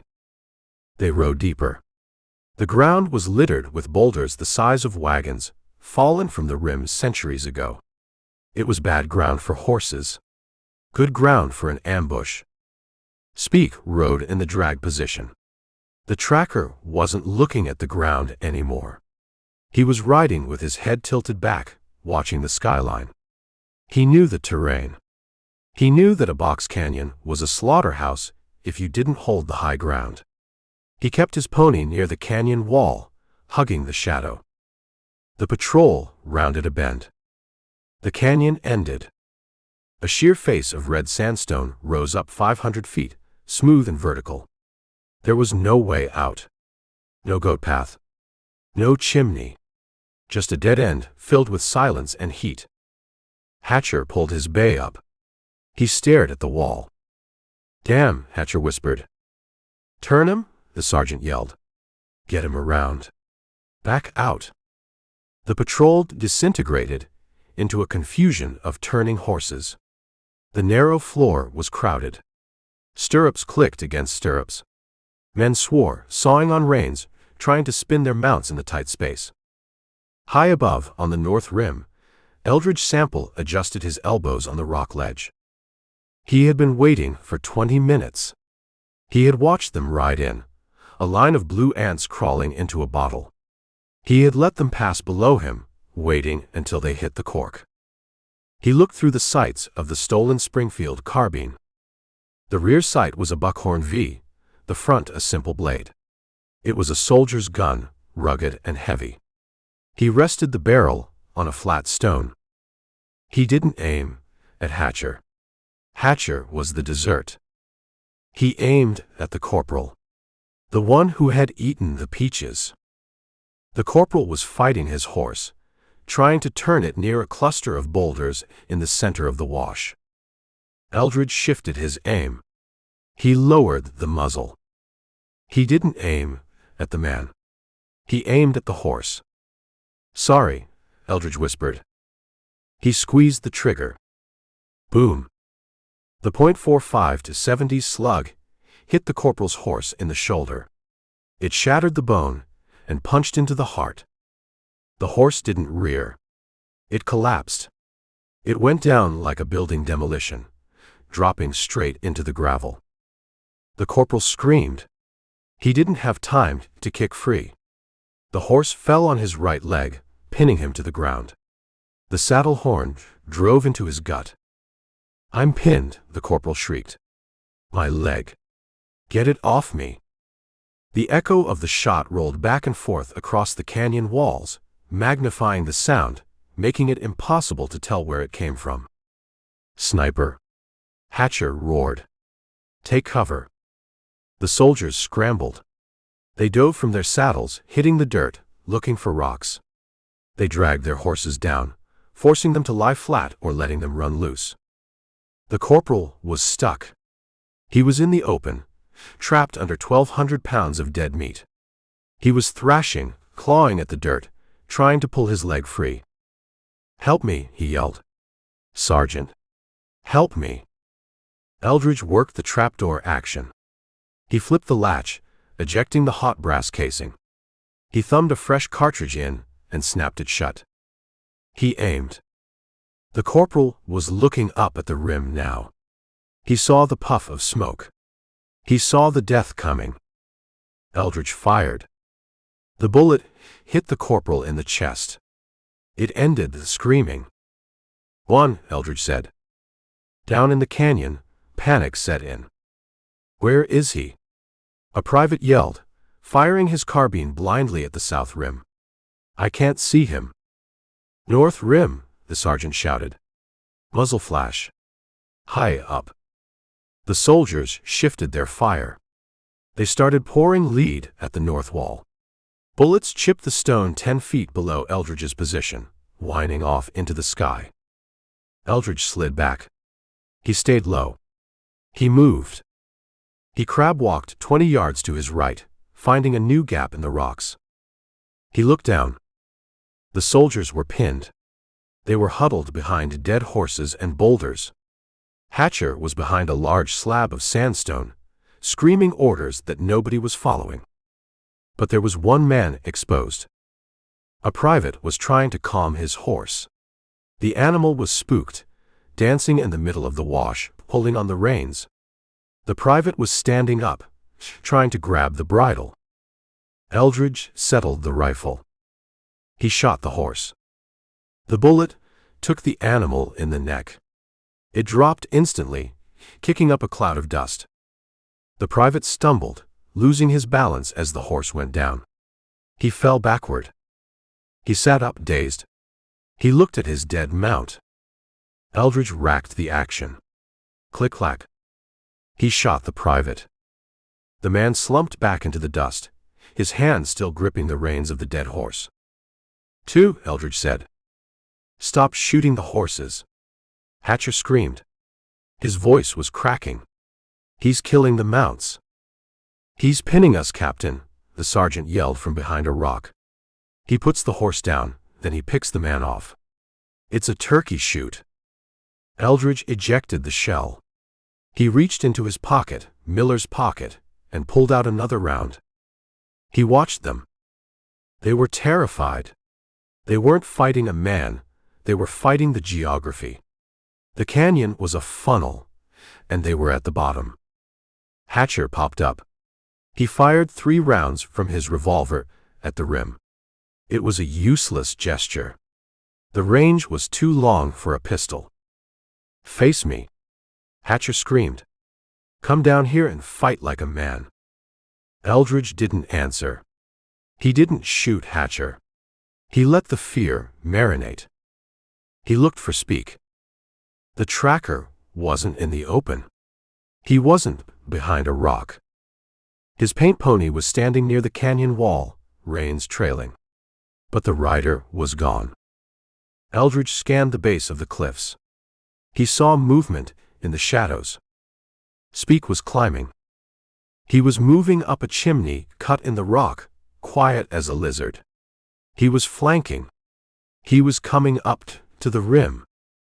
Smart, Eldridge said. If Eldridge stayed here, shooting fish in a barrel, Speak would pop up behind him and put a knife in his kidney. Eldridge looked at the sun. It was high overhead. He had thinned the herd. He had taken 2 guns off the board. He had them pinned, scared and bleeding. He stood up, keeping below the skyline. He turned his back on the canyon floor. He looked at the terrain on the mesa top. It was broken rock, fissures and caves. Good ground for a knife fight. "Come on up, tracker," Eldridge whispered. He moved away from the edge. He didn't run. He walked, picking his spot. He needed a place where the rifle didn't matter. A place where it was close. He found a narrow ravine that cut back into the mesa. Dark. Shadowed. He stepped into it. He leaned the Springfield against the wall. He drew the knife. The cook's butcher knife, sharp as a razor. He waited. Chapter 22. The ravine was darker than the inside of a closed fist. Eldridge Sample stepped into it, letting his eyes adjust to the gloom. The air smelled of damp earth and bat guano. The walls were narrow, pressing in on his shoulders, forcing him to turn sideways in places. He didn't need the rifle here. A rifle was a stick in a closet. He leaned the stolen Springfield against a rock near the entrance, hidden in the shadow. He would pick it up if he walked out. He drew the knife. The blade was heavy in his hand. The edge honed on the grindstone until it could split a hair. He held it low, edge up. He moved deeper. Speak was coming. Eldridge didn't hear him. He felt him. The pressure in the air changed, a subtle shift in the draft that moved through the fissure. Someone was pushing the air ahead of them. Eldridge stopped. He found a spot where the wall recessed slightly, a shallow cave eroded by water. He backed into it. He pressed himself against the cold stone, becoming part of the geology. He waited. Time stretched. A minute felt like an hour. His heart beat against his ribs, slow and heavy. Thump, thump, thump. A pebble clicked. It was a tiny sound, no louder than a beetle walking on dry leaves. But in the silence of the ravine, it was a shout. Speak appeared. He was a shadow, moving within a shadow. He didn't walk, he flowed. He was crouched low, his paint pony left behind, his skinning knife held in a reverse grip. He scanned the ground, looking for a footprint, a disturbed stone, a drop of sweat. He was 10 feet away. He stopped. He looked at the empty path ahead. He looked at the walls. He sniffed the air. He knew something was wrong. The prey had stopped moving. The prey was waiting. Speak turned his head. He looked right at the recess where Eldridge was hidden. He couldn't see him. The darkness was absolute. But he sensed the void in the pattern. Speak smiled. It was the same baring of teeth Eldridge had seen in the desert. He stepped forward. He didn't rush. He moved with the confidence of a man who had never lost a fight in the dark. 5 feet. Eldridge lunged. He didn't slash. He drove his shoulder into Speak's chest, slamming him back against the opposite wall. The impact drove the air out of the tracker. He grunted, a wet animal sound. But he didn't drop his knife. Speak twisted, bringing his knee up into Eldridge's stomach. It was a hard, vicious blow. Eldridge gagged, doubling over. Speak slashed. The skinning knife hissed through the air. It caught Eldridge on the left forearm, slicing through the canvas coat and the flesh beneath. Pain flared, hot and sharp. Eldridge ignored it. He grabbed Speak's knife hand with his own bleeding arm, pinning it against the wall. They locked together. It was a test of strength, 2 men straining in the dark, boots scrabbling for purchase on the loose gravel. Speak was strong. Wire muscle strong. He pushed back, his breath hot and sour in Eldridge's face.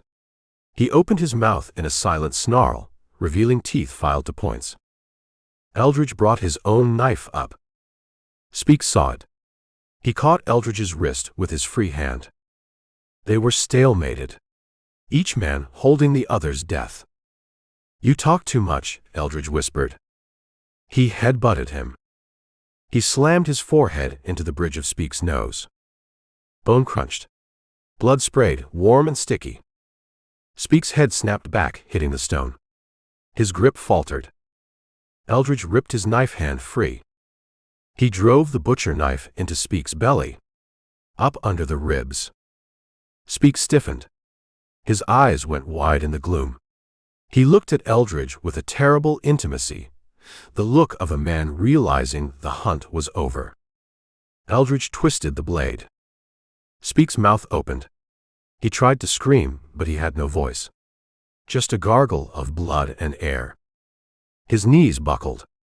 He slid down the wall, his weight dragging Eldridge with him. Eldridge pulled the knife out. He stepped back.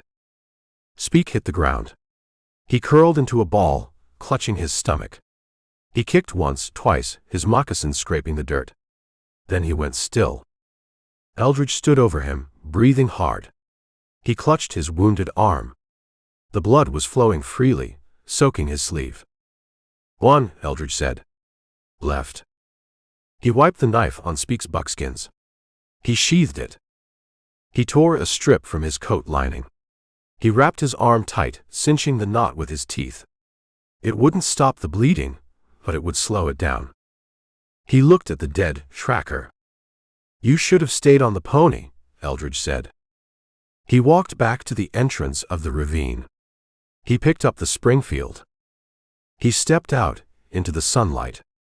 It was blinding after the dark. He blinked, adjusting to the glare. He looked down into the box canyon. The soldiers were gone. Dead. Or fled. No, dead. The bodies were still there, in the dust. But Hatcher was alive. The captain was down there. Alone. Eldridge checked the carbine. One round in the chamber. One in his pocket. He started down the trail. He didn't hide. He walked in the open, his boots crunching on the rock. He wanted Hatcher to see him. He wanted Hatcher to know who was coming. He touched the mud on his face.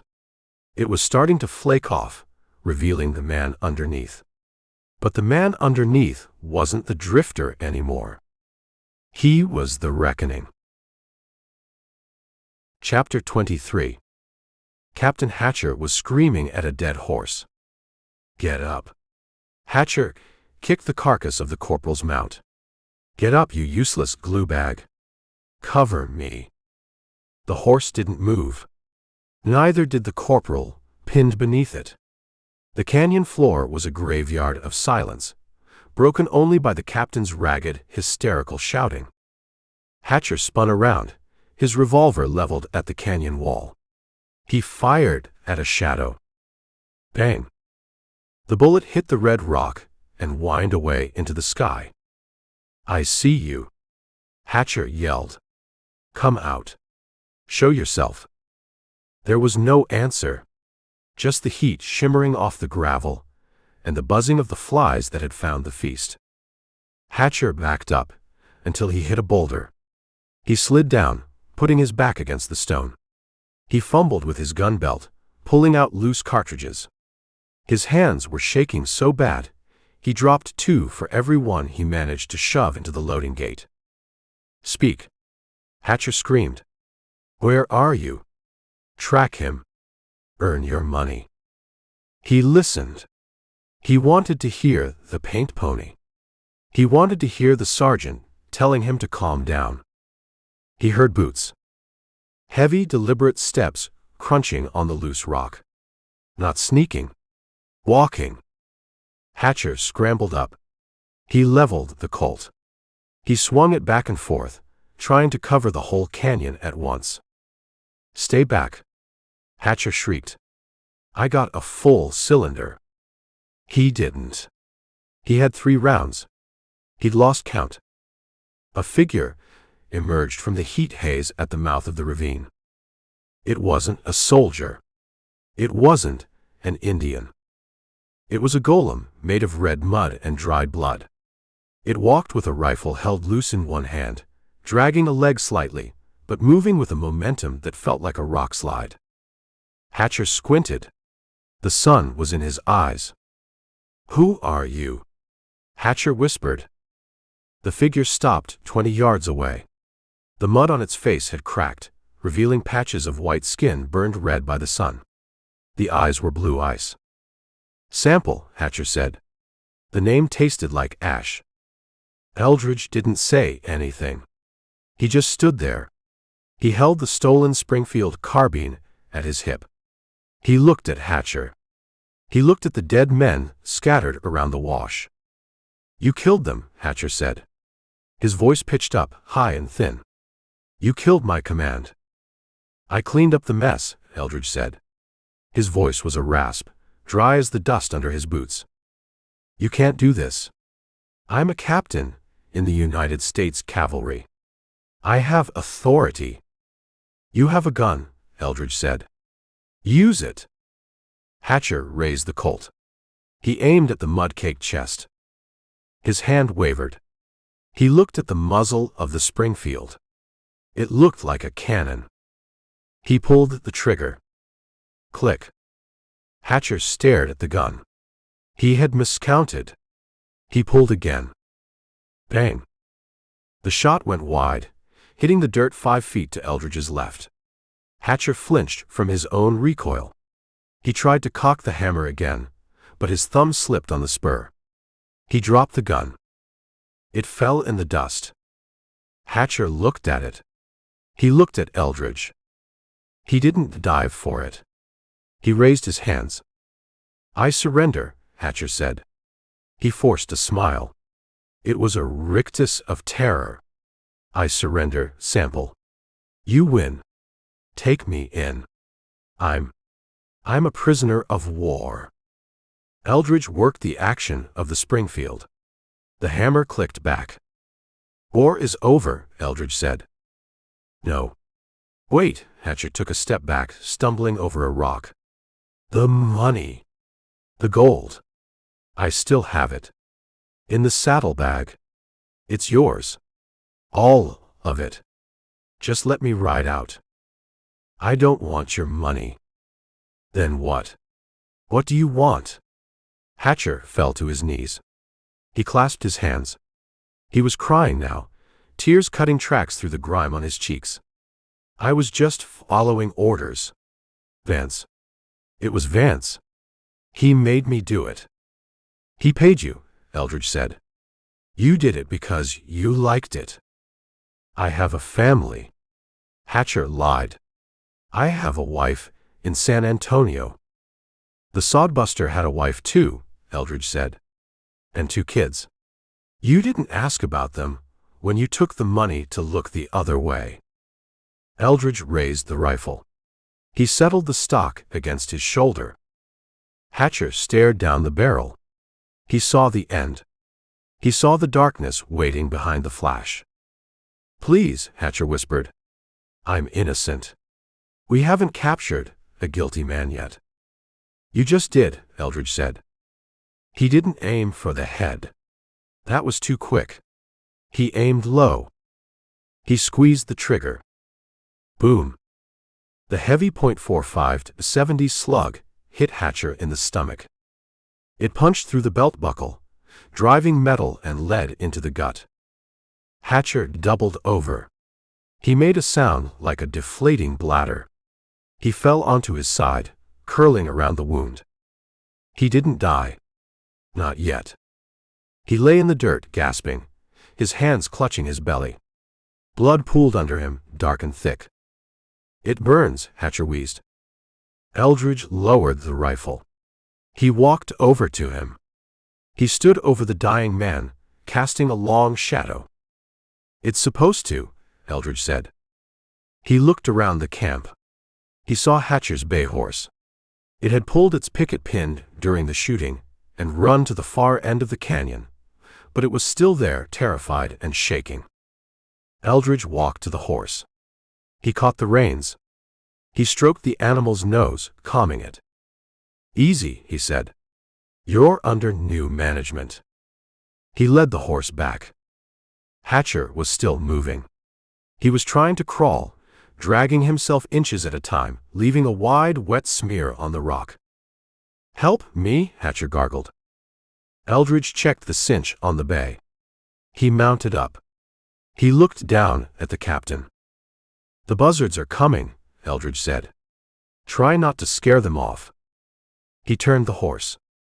He rode out of the box canyon, leaving the dead soldiers and the dying officer to the silence of the caprock. He had a knife. He had a horse. He had a rifle. And he had an appointment at the Double V. Chapter 24. Chapter 24. The bay horse smelled the grain in the Double V barn 3 miles out. It picked up its pace, its ears pricked forward, eager to be home. It didn't know its master was dying in a box canyon, bleeding into the dirt. It just knew that the sun was going down, and the oats were waiting. Eldridge Sample let the horse have its head. He sat loose in the saddle, the stolen Springfield carbine resting across his thighs. The mud on his skin had dried into a hard red shell. It cracked when he moved, flaking off in dusty patches around his eyes and mouth, but it held. He looked like something that had clawed its way out of a riverbank to walk on 2 legs. He rode out of the breaks and onto the grass of the valley floor. The ranch lay ahead. It was a white island in a sea of darkening green. The main house was lit up, yellow squares of window light spilling onto the veranda. The bunkhouse was noisy, the sounds of men eating, plates clanking, a fiddle scratching out a tune. They were comfortable. They were safe. They were paid. Eldridge checked the load in the carbine. He checked the Colt tucked into his belt, Hatcher's Colt. He felt the weight in his pocket. Not the Mexican coin star. That was gone, sitting in a sergeant's saddlebag in the canyon. He reached into his other pocket. He touched the object he had cut from Hatcher's tunic. It was wet. "Time to deliver the mail," Eldridge said. He rode toward the gate. He didn't sneak.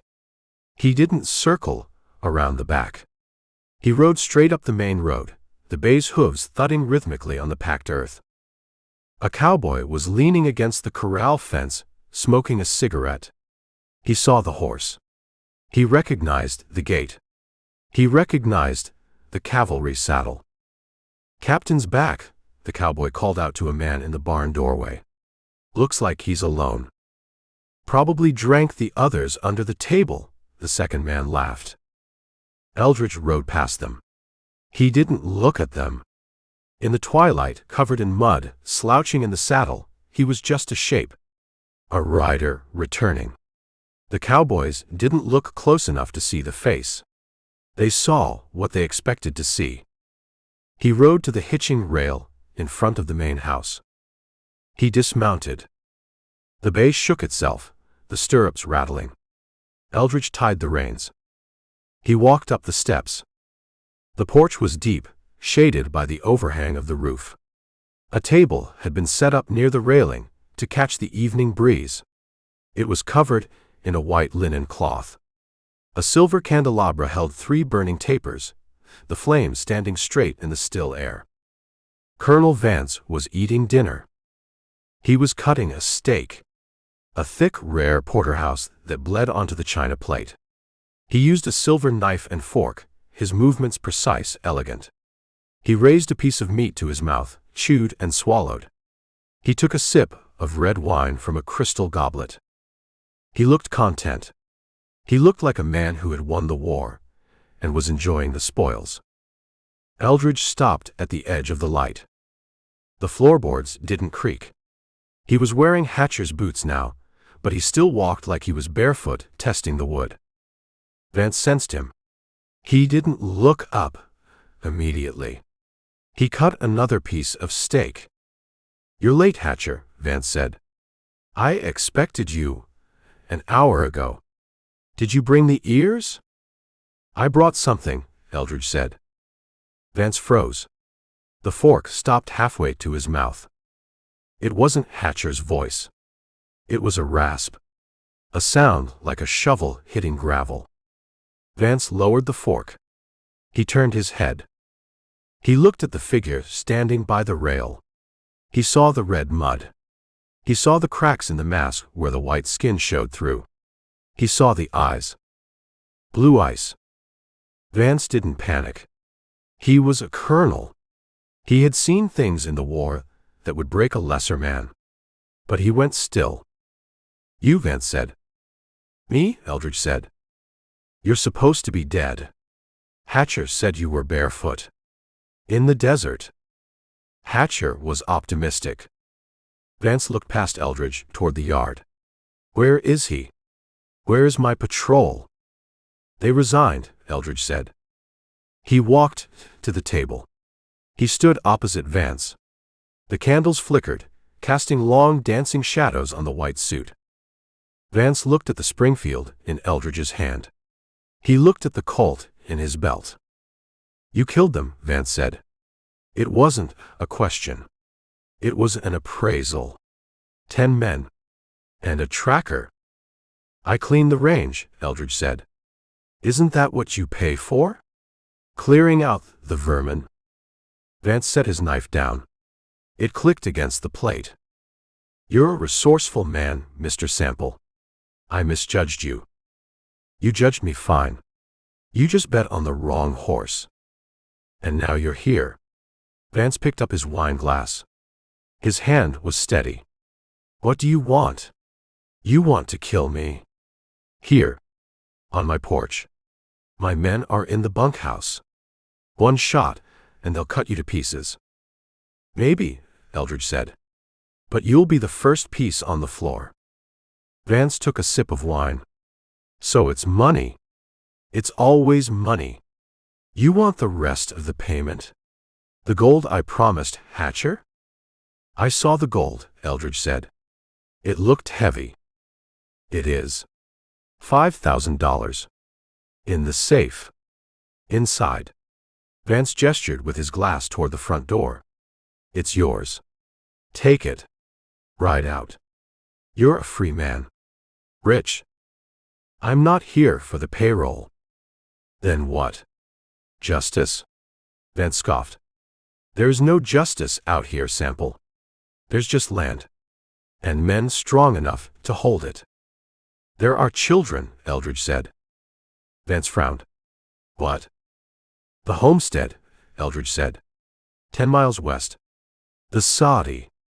The family you paid Chateau to erase. I don't pay for specifics, Vance said coldly. I pay for results. Collateral damage is unfortunate but necessary.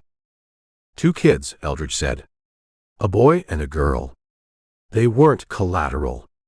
They were taken. Comanches take slaves. It's their way. It's your way, Eldridge said. You bought the ticket. You own the ride. Eldridge reached into his pocket. His hand came out holding something dark and wet. He threw it on the table. It landed on the white linen tablecloth with a heavy wet splat. It slid a few inches, leaving a streak of red slime, and came to rest next to the crystal goblet. It was a pair of shoulder straps. Captain's bars. Wool backing, gold stitching. They were soaked in blood. Vance stared at them. He looked at the blood, spreading into the weave of the linen. He looked at the gold thread, tarnished with gore. Hatcher, Vance whispered. He wanted you to have them, Eldridge said. He was wearing them when he died. Crawling in the dirt. Vance looked up. The arrogance cracked. For the first time, the colonel looked at the mud-caked man and saw something he couldn't buy and couldn't order around. You're insane, Vance said. I'm awake, Eldridge said. He stepped back. He raised the muzzle of the Springfield. That steak looks cold, Colonel, Eldridge said. Vance pushed his chair back. The legs screeched on the wood. You can't do this, Vance said. His voice rose. I am a colonel. I own this valley. I am the law. You're a cattle thief, Eldridge said. And a murderer. And tonight, you're just another bandit in a red shirt. Vance looked at the bunkhouse. He opened his mouth to scream for help. Eldridge racked the hammer of the carbine. The click was louder than the shout would have been. Don't, Eldridge said. Finish your dinner. Vance slumped back in his chair. He looked at the bloody insignia. He looked at the gun. What happens now? Vance asked. Now, Eldridge said, we talk about the price of beef. Chapter 25. The steak on the china plate was cooling. The blood from the meat mixing with the blood from the shoulder straps Eldridge Sample had thrown onto the linen. Colonel Vance looked at it. He picked up his napkin, heavy damask, white as a cloud, and dabbed his lips. He didn't look terrified. He looked annoyed, like a man who had found a fly in his soup. The price of beef, Vance said. He set the napkin down. It fluctuates. Market forces. Drought. Supply and demand. And murder, Eldridge said. Overhead, Vance corrected. He leaned back in his wicker chair, the wood creaking. You think you're the first man to come onto my porch with a gun and a grievance? I built this ranch on grievances. I bought this land from the Mexicans with lead, and I held it against the Comanches with iron. Now I hold it against the world with gold. Hatcher thought the gold would save him, Eldridge said. He died in the dirt. Hatcher was an employee, Vance said dismissively. Employees are replaceable. But vision is rare. Vance reached into his inside coat pocket. Eldridge leveled the Springfield carbine.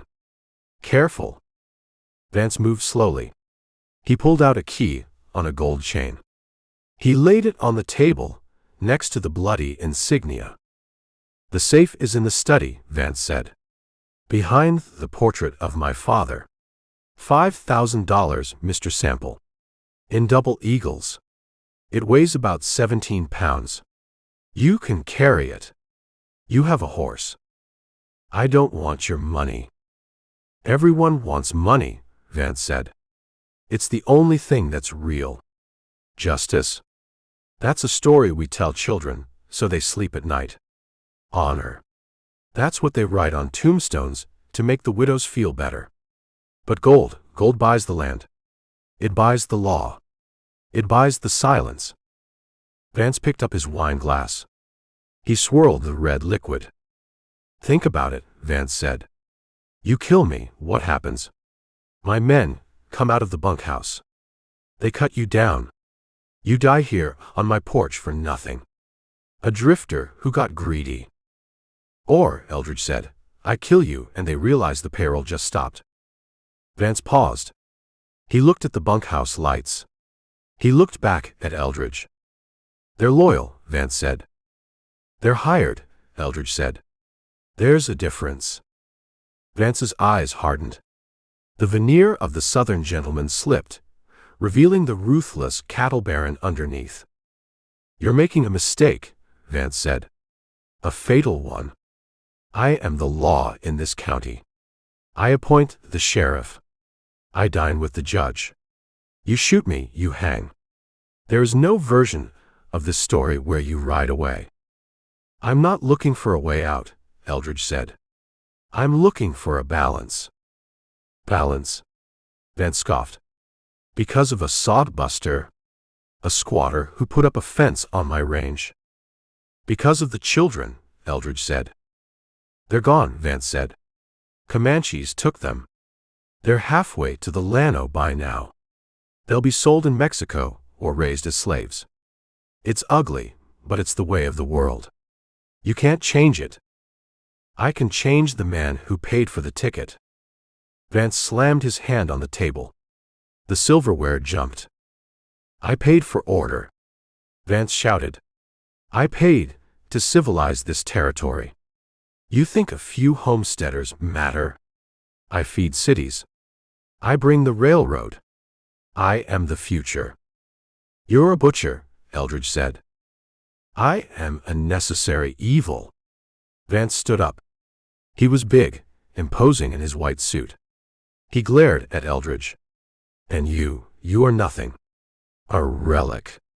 A man with a stolen gun and dirt on his face. Vance reached for the bell on the table. A small silver bell used to summon servants. I'm calling my men, Vance said. Put the gun down, Sample. Take the money. Or die. Those are your choices. Eldridge looked at the man. He looked at the arrogance that shielded him like armor. Vance truly believed he was untouchable because he wrote the checks. Eldridge racked the hammer of the Springfield. I didn't come for the money, Eldridge said. I've killed men for money. I've killed men for the law. I've killed men because they were trying to kill me. He raised the rifle to his shoulder. But I can't stomach the killing of innocents, Eldridge said. Vance's eyes went wide. He saw it then. He saw the thing that gold couldn't buy. He rang the bell. Ting-a-ling. It was a small, delicate sound. Eldridge squeezed the trigger. Boom. The shot was deafening on the enclosed porch. The .45 to 70 slug hit Vance in the chest, right through the lapel of his white linen coat. Vance was thrown backward. He hit the wall of the house, knocking a picture frame askew. He slid down, his legs splayed. The white suit turned red. He looked at Eldridge, his mouth opening and closing like a fish on a bank, but no words came out. Just blood. The bell rolled across the floorboards, ringing softly until it hit the rail. Shouts erupted from the bunkhouse. What was that? Gunshot. At the main house. Doors banged open. Boots crunched on gravel. Eldridge didn't run. He grabbed the candelabra from the table. The 3 tapers were still burning. He threw it. He tossed it through the open front door into the hallway. It landed on a rug. The dry wool caught instantly. The flames licked up, grabbing the velvet curtains, climbing the varnished wainscoting. The house was a tinderbox of seasoned wood and expensive fabric. It wanted to burn. Eldridge grabbed the tablecloth. He yanked it. The china, the crystal, the steak, and the bloody insignia crashed to the floor. He kicked the table over, blocking the door. Fire! A cowboy yelled from the yard. The house is on fire. Eldridge vaulted the railing. He landed in the flower bed, crushing the hydrangeas. He ran to Hatcher's horse. He untied the reins. He swung into the saddle. The cowboys were running toward the house, bucket brigades forming, confusion reigning. They saw the fire. They saw the colonel down on the porch. Get water. Where's the colonel? He's hit. Someone shot the colonel. Eldridge turned the bay horse. He rode into the light of the burning house. A cowboy saw him. Hey! Who's that? Eldridge leveled the Springfield one-handed. He fired a shot into the air. He's dead, Eldridge yelled. The payroll is gone. Burn it down. The cowboys hesitated. They looked at the dead man on the porch. They looked at the flames consuming the roof. They looked at the stranger on the cavalry horse. They didn't shoot. They were hired hands. They fought for wages. With Vance dead, the wages stopped. Let it burn, one of the older hands said, dropping his bucket. I never liked him anyway. Eldridge spurred the horse. He rode out of the yard. He rode under the double V arch. He looked back once. The ranch house was a torch. Flames shot 20 feet into the air, lighting up the valley. The roof collapsed with a roar of sparks. The empire of grass and beef was ending in smoke. Eldridge turned west. He didn't have his badge. He didn't have a name. He was just a man covered in dried mud, riding a stolen horse. But he had a direction. The tracks of the war party were still there, cutting through the dark, heading for the Caprock. Heading for the place where they held the children. Eldridge Sample settled his hat. He checked the load in the carbine. "I'm coming," he whispered to the wind. He kicked the horse into a gallop, riding away from the fire and into the deep cold night of the high plains. The war wasn't over. It had just moved west. The end. Time of Wrath. A Wild Western Adventure. Chapter 1. The Caprock didn't invite you in. It dared you to cross it. Eldridge Sample rode the bay horse along the rim of a canyon that dropped away into a jagged purple bruise of shadow. The sun was behind him now, pushing his shadow out long and thin across the red dirt, stretching it until it looked like a stain. He wasn't looking at the view. He was looking at the ground. The bay was a good animal, U.S. Cavalry issue, stolen from a dead captain named Hatcher back at the Double V Ranch. It had a long stride and a hard mouth, but it knew how to pick its way through a field of chala without getting stuck. Eldridge sat loose in the saddle, the stolen Springfield carbine resting across his thighs, his thumb rubbing the oil-smooth wood of the stock. "They're moving fast," Eldridge said. He said it to the wind. The horse didn't care about speed. It cared about water, and there hadn't been any for 10 miles. The trail was a highway of unshod hoofprints cut into the caliche. Chato wasn't hiding. The Comanche war chief had 20 riders, fresh mounts stolen from the Double V, and he was heading deep into the Badlands where the army wouldn't follow.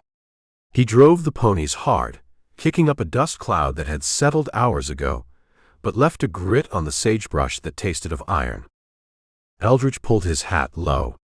He checked the sun. 3 hours of light left. He had been tracking them for 2 days, since the slaughter at the homestead. He hadn't closed the gap. If anything, Chato was gaining. The Comanches rode relay, switching to fresh horses from the remuda they drove ahead of them. Eldridge had 1 horse. He had to rest it or walk, and walking in this country was just a slow way to die. He stopped. The trail dipped down into a dry wash, a scar in the earth where water ran once a year during the summer storms. The banks were steep, crumbling red clay. Eldridge dismounted. He didn't slide off. He stepped down, his knees protesting the impact. He was stiff. The mud he had plastered on his face and chest back at the homestead had flaked off, leaving his skin raw and burned, but the mindset hadn't flaked off. He still felt cold inside, a kind of numb efficiency that scared him when he thought about it too hard. He led the bay down the slope. The horse slid on its haunches, sending a cascade of shale rattling to the bottom. The floor of the wash was flat, paved with dried mud that had cracked into geometric tiles like a church floor. "They stopped here," Eldridge said. He walked to the center of the wash. He saw the sign. The tracks milled around. Ponies had stood here, shifting weight. Men had dismounted. There were moccasin prints in the dust, high-topped, soft-soled. Eldridge knelt. He touched a pile of horse droppings. Dry on the outside, barely damp in the middle. 4 hours, he estimated. Maybe 5. They had stopped to adjust packs. Or maybe just to laugh at the empty horizon behind them. He looked for the children. He found the prints of the pack pony, the one he had seen leaving the homestead with the double load. The tracks were deeper here. The animal was carrying weight. But there were no small boot prints on the ground. "They didn't let them down," Eldridge whispered. The children, the boy and the girl, were still tied to the animal. In this heat, with the sun beating down on them and the dust clogging their noses. He stood up. He walked a circle around the stopping point, widening his arc, looking for anything that didn't belong to the desert. A scrap of cloth. A dropped canteen. Nothing. Chato was disciplined. His warriors didn't drop gear. They didn't leave trash. They moved through the land like smoke, taking everything and leaving only silence. Eldridge walked back to the bay. He uncorked his canteen. He took a sip, swishing the warm water around his mouth to cut the dust before swallowing. He poured a little into his hat for the horse. The bay drank greedily, licking the felt. "That's it," Eldridge said. "Until we find a tank." He was about to mount up when he saw it. It wasn't on the main trail. It was off to the side, near a cluster of dead willows that marked where a seep used to be. The pack pony had drifted over there, maybe looking for a green leaf. Eldridge walked over. The mud near the willows wasn't fully dry. It was tacky, holding the shape of the hoof perfectly. And pressed into the edge of the print, half buried in the red clay, was a white speck. Eldridge crouched. He reached out with a finger, brushing the dirt away. It was a button. Small, round, made of mother of pearl. It caught the light, iridescent and clean against the ugly earth. He picked it up. It was tiny, the size of a ladybug. He looked at it in his palm. It wasn't a soldier's button. It wasn't a cowboy's button. It was delicate. It belonged on a Sunday dress or a child's blouse. He remembered the girl's tracks at the homestead. The button boots. The white sock he had found in the cactus. "She's alive," Eldridge said. The button hadn't fallen off. The thread holes were clean, torn.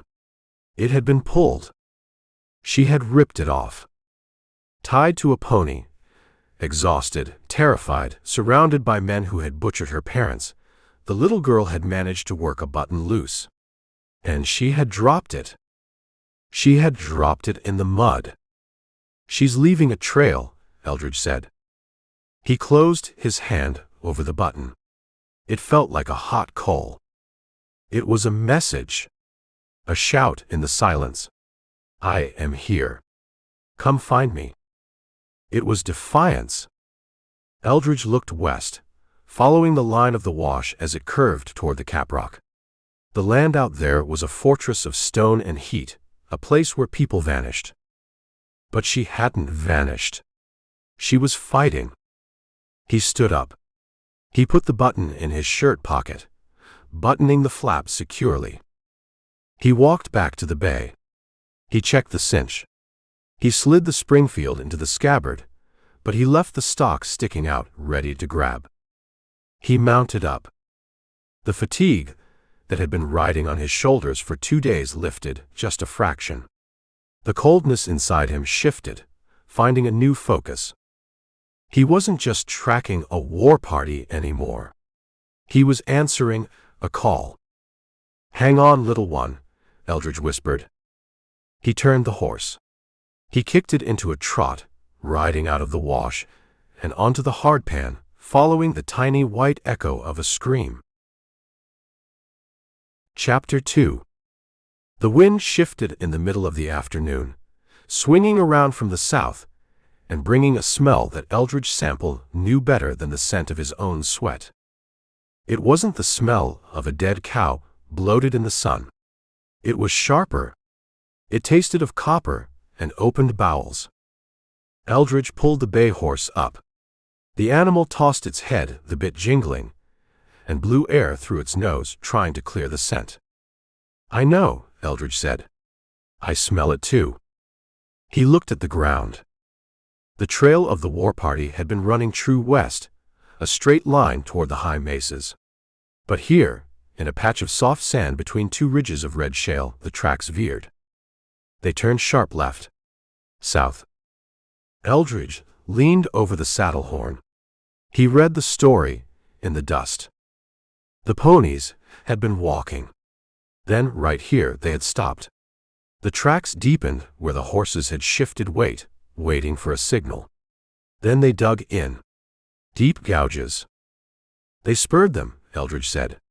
They went from a walk to a gallop in 10 feet. He looked south. The terrain was broken, a tangle of cedar breaks and gullies that fed into the main canyon. He couldn't see anything but rock and heat haze. But he could hear the flies. It was a low, steady hum, like a telegraph wire singing in the wind. Eldridge checked the Springfield. He checked the Colt. He loosened the thong on the hammer. He neck-reined the bay. He followed the tracks south. He rode for a quarter mile. The brush got thicker, the mesquite tearing at his stirrups. The humming got louder. He came over a rise and looked down into a shallow bowl of earth protected by a stand of cottonwoods. It had been a camp. It wasn't a village. It was a hunting camp. Temporary. 5 or 6 brush shelters, wickiups made of bent willow branches and covered with hides or blankets. A central fire pit. A rack for drying meat. Now it was a butcher shop. Eldridge didn't ride in. He stopped on the rim of the bowl. He scanned the perimeter. He looked for the flash of a rifle barrel, the movement of a horse. Nothing moved. Even the wind seemed to die at the edge of the clearing, afraid to go in. "Clear," Eldridge whispered. He nudged the bay down the slope. The horse resisted, placing its hooves delicately, trembling. It didn't want to step on the dead. There were bodies everywhere. They weren't white settlers. They were Indians. "Tonkawa," Eldridge said. He recognized the markings on a shield lying in the dirt, a turtle painted in red ochre. The Tonkawa were the outcasts of the plains. They scouted for the army. They fought the Comanches, and the Comanches hated them with a special, virulent poison that went back generations. This wasn't a raid for horses. This wasn't a raid for captives. This was an extermination. Eldridge dismounted. He tied the bay to a dead branch on the upwind side, sparing the animal the worst of the stink. He walked into the camp. The first body was an old woman. She was lying by a metate, a grinding stone. She had been grinding mesquite beans. The stone was still covered in meal. She had been clubbed. Her head was a ruin. She hadn't even tried to run. She had probably looked up, seen the charge, and accepted it. Eldridge stepped over her. He walked to the fire pit. 3 men lay there. Warriors. They had died fighting. One still gripped a rusted Henry rifle that looked like it hadn't fired in years. Another held a knife. They were riddled with arrows. Not 1 or 2. They looked like pincushions. "Sport," Eldridge said. His voice was flat in the silence. He looked at the angles. The Comanches hadn't swept through. They had circled. They had ridden around the camp, firing arrows into the men playing with them, making it last. He checked the Henry rifle. The lever was jammed. A bad cartridge caught in the breech. "Bad luck," Eldridge said. He moved to the wickiups. They had been slashed to ribbons, the hides torn down, the frames kicked over. Inside one, he found a dog. A yellow cur. It was pinned to the ground by a lance. The lance was broken off, leaving 2 feet of ash wood sticking out of the animal's ribs. The dog had snapped at the shaft until it died. There were splinters in its teeth. Eldridge walked a circle. He counted. 12 bodies. Men. Women. No children. "They took the little ones," Eldridge said. "Just like the homestead. Or maybe there were no children here. The Tonkawa were a dying tribe, their numbers thinned by pox and war. Maybe this was all that was left of this band." He stopped by a man who had been dragged away from the others. He was staked out, spread-eagled in the sun. He had been skinned. Not all of him. Just the chest. Strips of skin, peeled back to reveal the red muscle underneath. Eldridge looked away. He had seen things in the war. He had seen things in the territory. But there was a specific cruelty to this that turned his stomach. It wasn't efficient. It was artwork. He looked at the tracks around the skinned man. Pony prints. Unshod. They had ridden close. They had stopped to watch. He saw a boot print. A cavalry boot. Eldridge froze.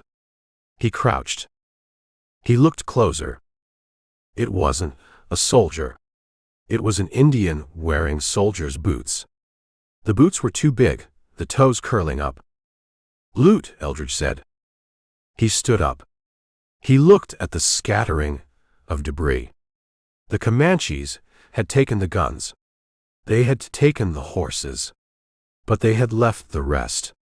Blankets, pots, food. They had smashed the pottery and poured the cornmeal into the dirt. They didn't need the supplies. They had plenty from the double V. This was just spite. They saw the smoke, Eldridge reconstructed. They were riding west. They saw the cook fire. Chateau said, "Let's go kill some Tonkawa." And they turned. It was a detour. A pastime. Eldridge walked to the edge of the camp. He looked at the trail leaving the bowl. The tracks were heavy again. The ponies were rested. They had spent an hour here, maybe 2. Killing was thirsty work, but it energized them. He found a spot where a horse had stood for a long time. The rider had dismounted. There were markings in the dirt. Lines drawn with a stick. A map. Eldridge stared at it. It was crude but clear. A line representing the river. A triangle for the mountain. And a series of notches. "He's planning," Eldridge said. "He's not just running. He's drawing a picture." Chateau was showing his men the route. He was showing them where they were going. Eldridge looked at the notches. 5 of them. 5 days, Eldridge guessed. Or 5 riders. He rubbed the map out with his boot. He didn't want anyone else reading Chateau's mail, if anyone else was crazy enough to be out here. He walked back toward the bay. The sun was hammering down into the bowl, baking the blood, raising the smell to a level that made his eyes water. The flies were a black cloud, hovering over the meat. He passed a body he hadn't seen before. It was half hidden under a collapsed shelter. It was a young woman. She was face down. Her dress was ripped away. Eldridge stopped. He looked at her back. There was a design carved into her skin. A jagged lightning bolt. "Chateau's mark," Eldridge whispered. He felt the cold settle in his chest again. The same cold he had felt at the homestead. It was a useful cold. It numbed the horror and left only the mechanics of what had to be done. He didn't have a shovel. He couldn't bury 12 people in this rock-hard ground. "Fire," he said. He could burn it. He could drag the brush over the bodies and light it. It would be a pyre. It would keep the coyotes away. But the smoke would rise straight up. It would be a signal fire, visible for 20 miles. It would tell Chateau that someone was behind him. Someone was cleaning up his mess. Eldridge shook his head. Can't do it. He couldn't risk the children. If Chateau knew he was being tracked, he might kill the captives just to lighten the load. "I have to leave you," Eldridge said to the dead woman. "I'm sorry." He walked to the horse. He untied the reins. He checked the saddlebags. He had the beans. He had the ammunition. He had the button. He looked at the camp one last time. It was a painting of hell in red and brown. "You picked the wrong friends," Eldridge said to the Tonkawa. "And you paid the rent." He put his foot in the stirrup. A sound stopped him. It wasn't the wind. It wasn't the flies. It was a voice. Low. Raspy. Singing. It was coming from the far side of the camp, near a pile of rocks where the garbage was thrown. It wasn't a melody, Eldridge knew. It was a rhythmic, chanting drone. A song without hope. Eldridge dropped his foot to the ground. He pulled the Springfield from the scabbard. He walked toward the sound. He moved quietly, stepping over the debris. He rounded the pile of rocks. There was a man there. He was sitting up, his back against a boulder. He was covered in blood. His scalp was gone, a raw red cap on his skull where the knife had circled. One side of his face was a swollen ruin. His left eye was a bloody socket. He was naked to the waist. His chest was slashed. But he was alive. He was rocking back and forth, holding his own knees, singing to the sun. He didn't see Eldridge. His good eye was swollen shut, or maybe filled with blood. He just sang. Hey-ya, hey-ya, hey-ya. Eldridge lowered the rifle. He stared at the man.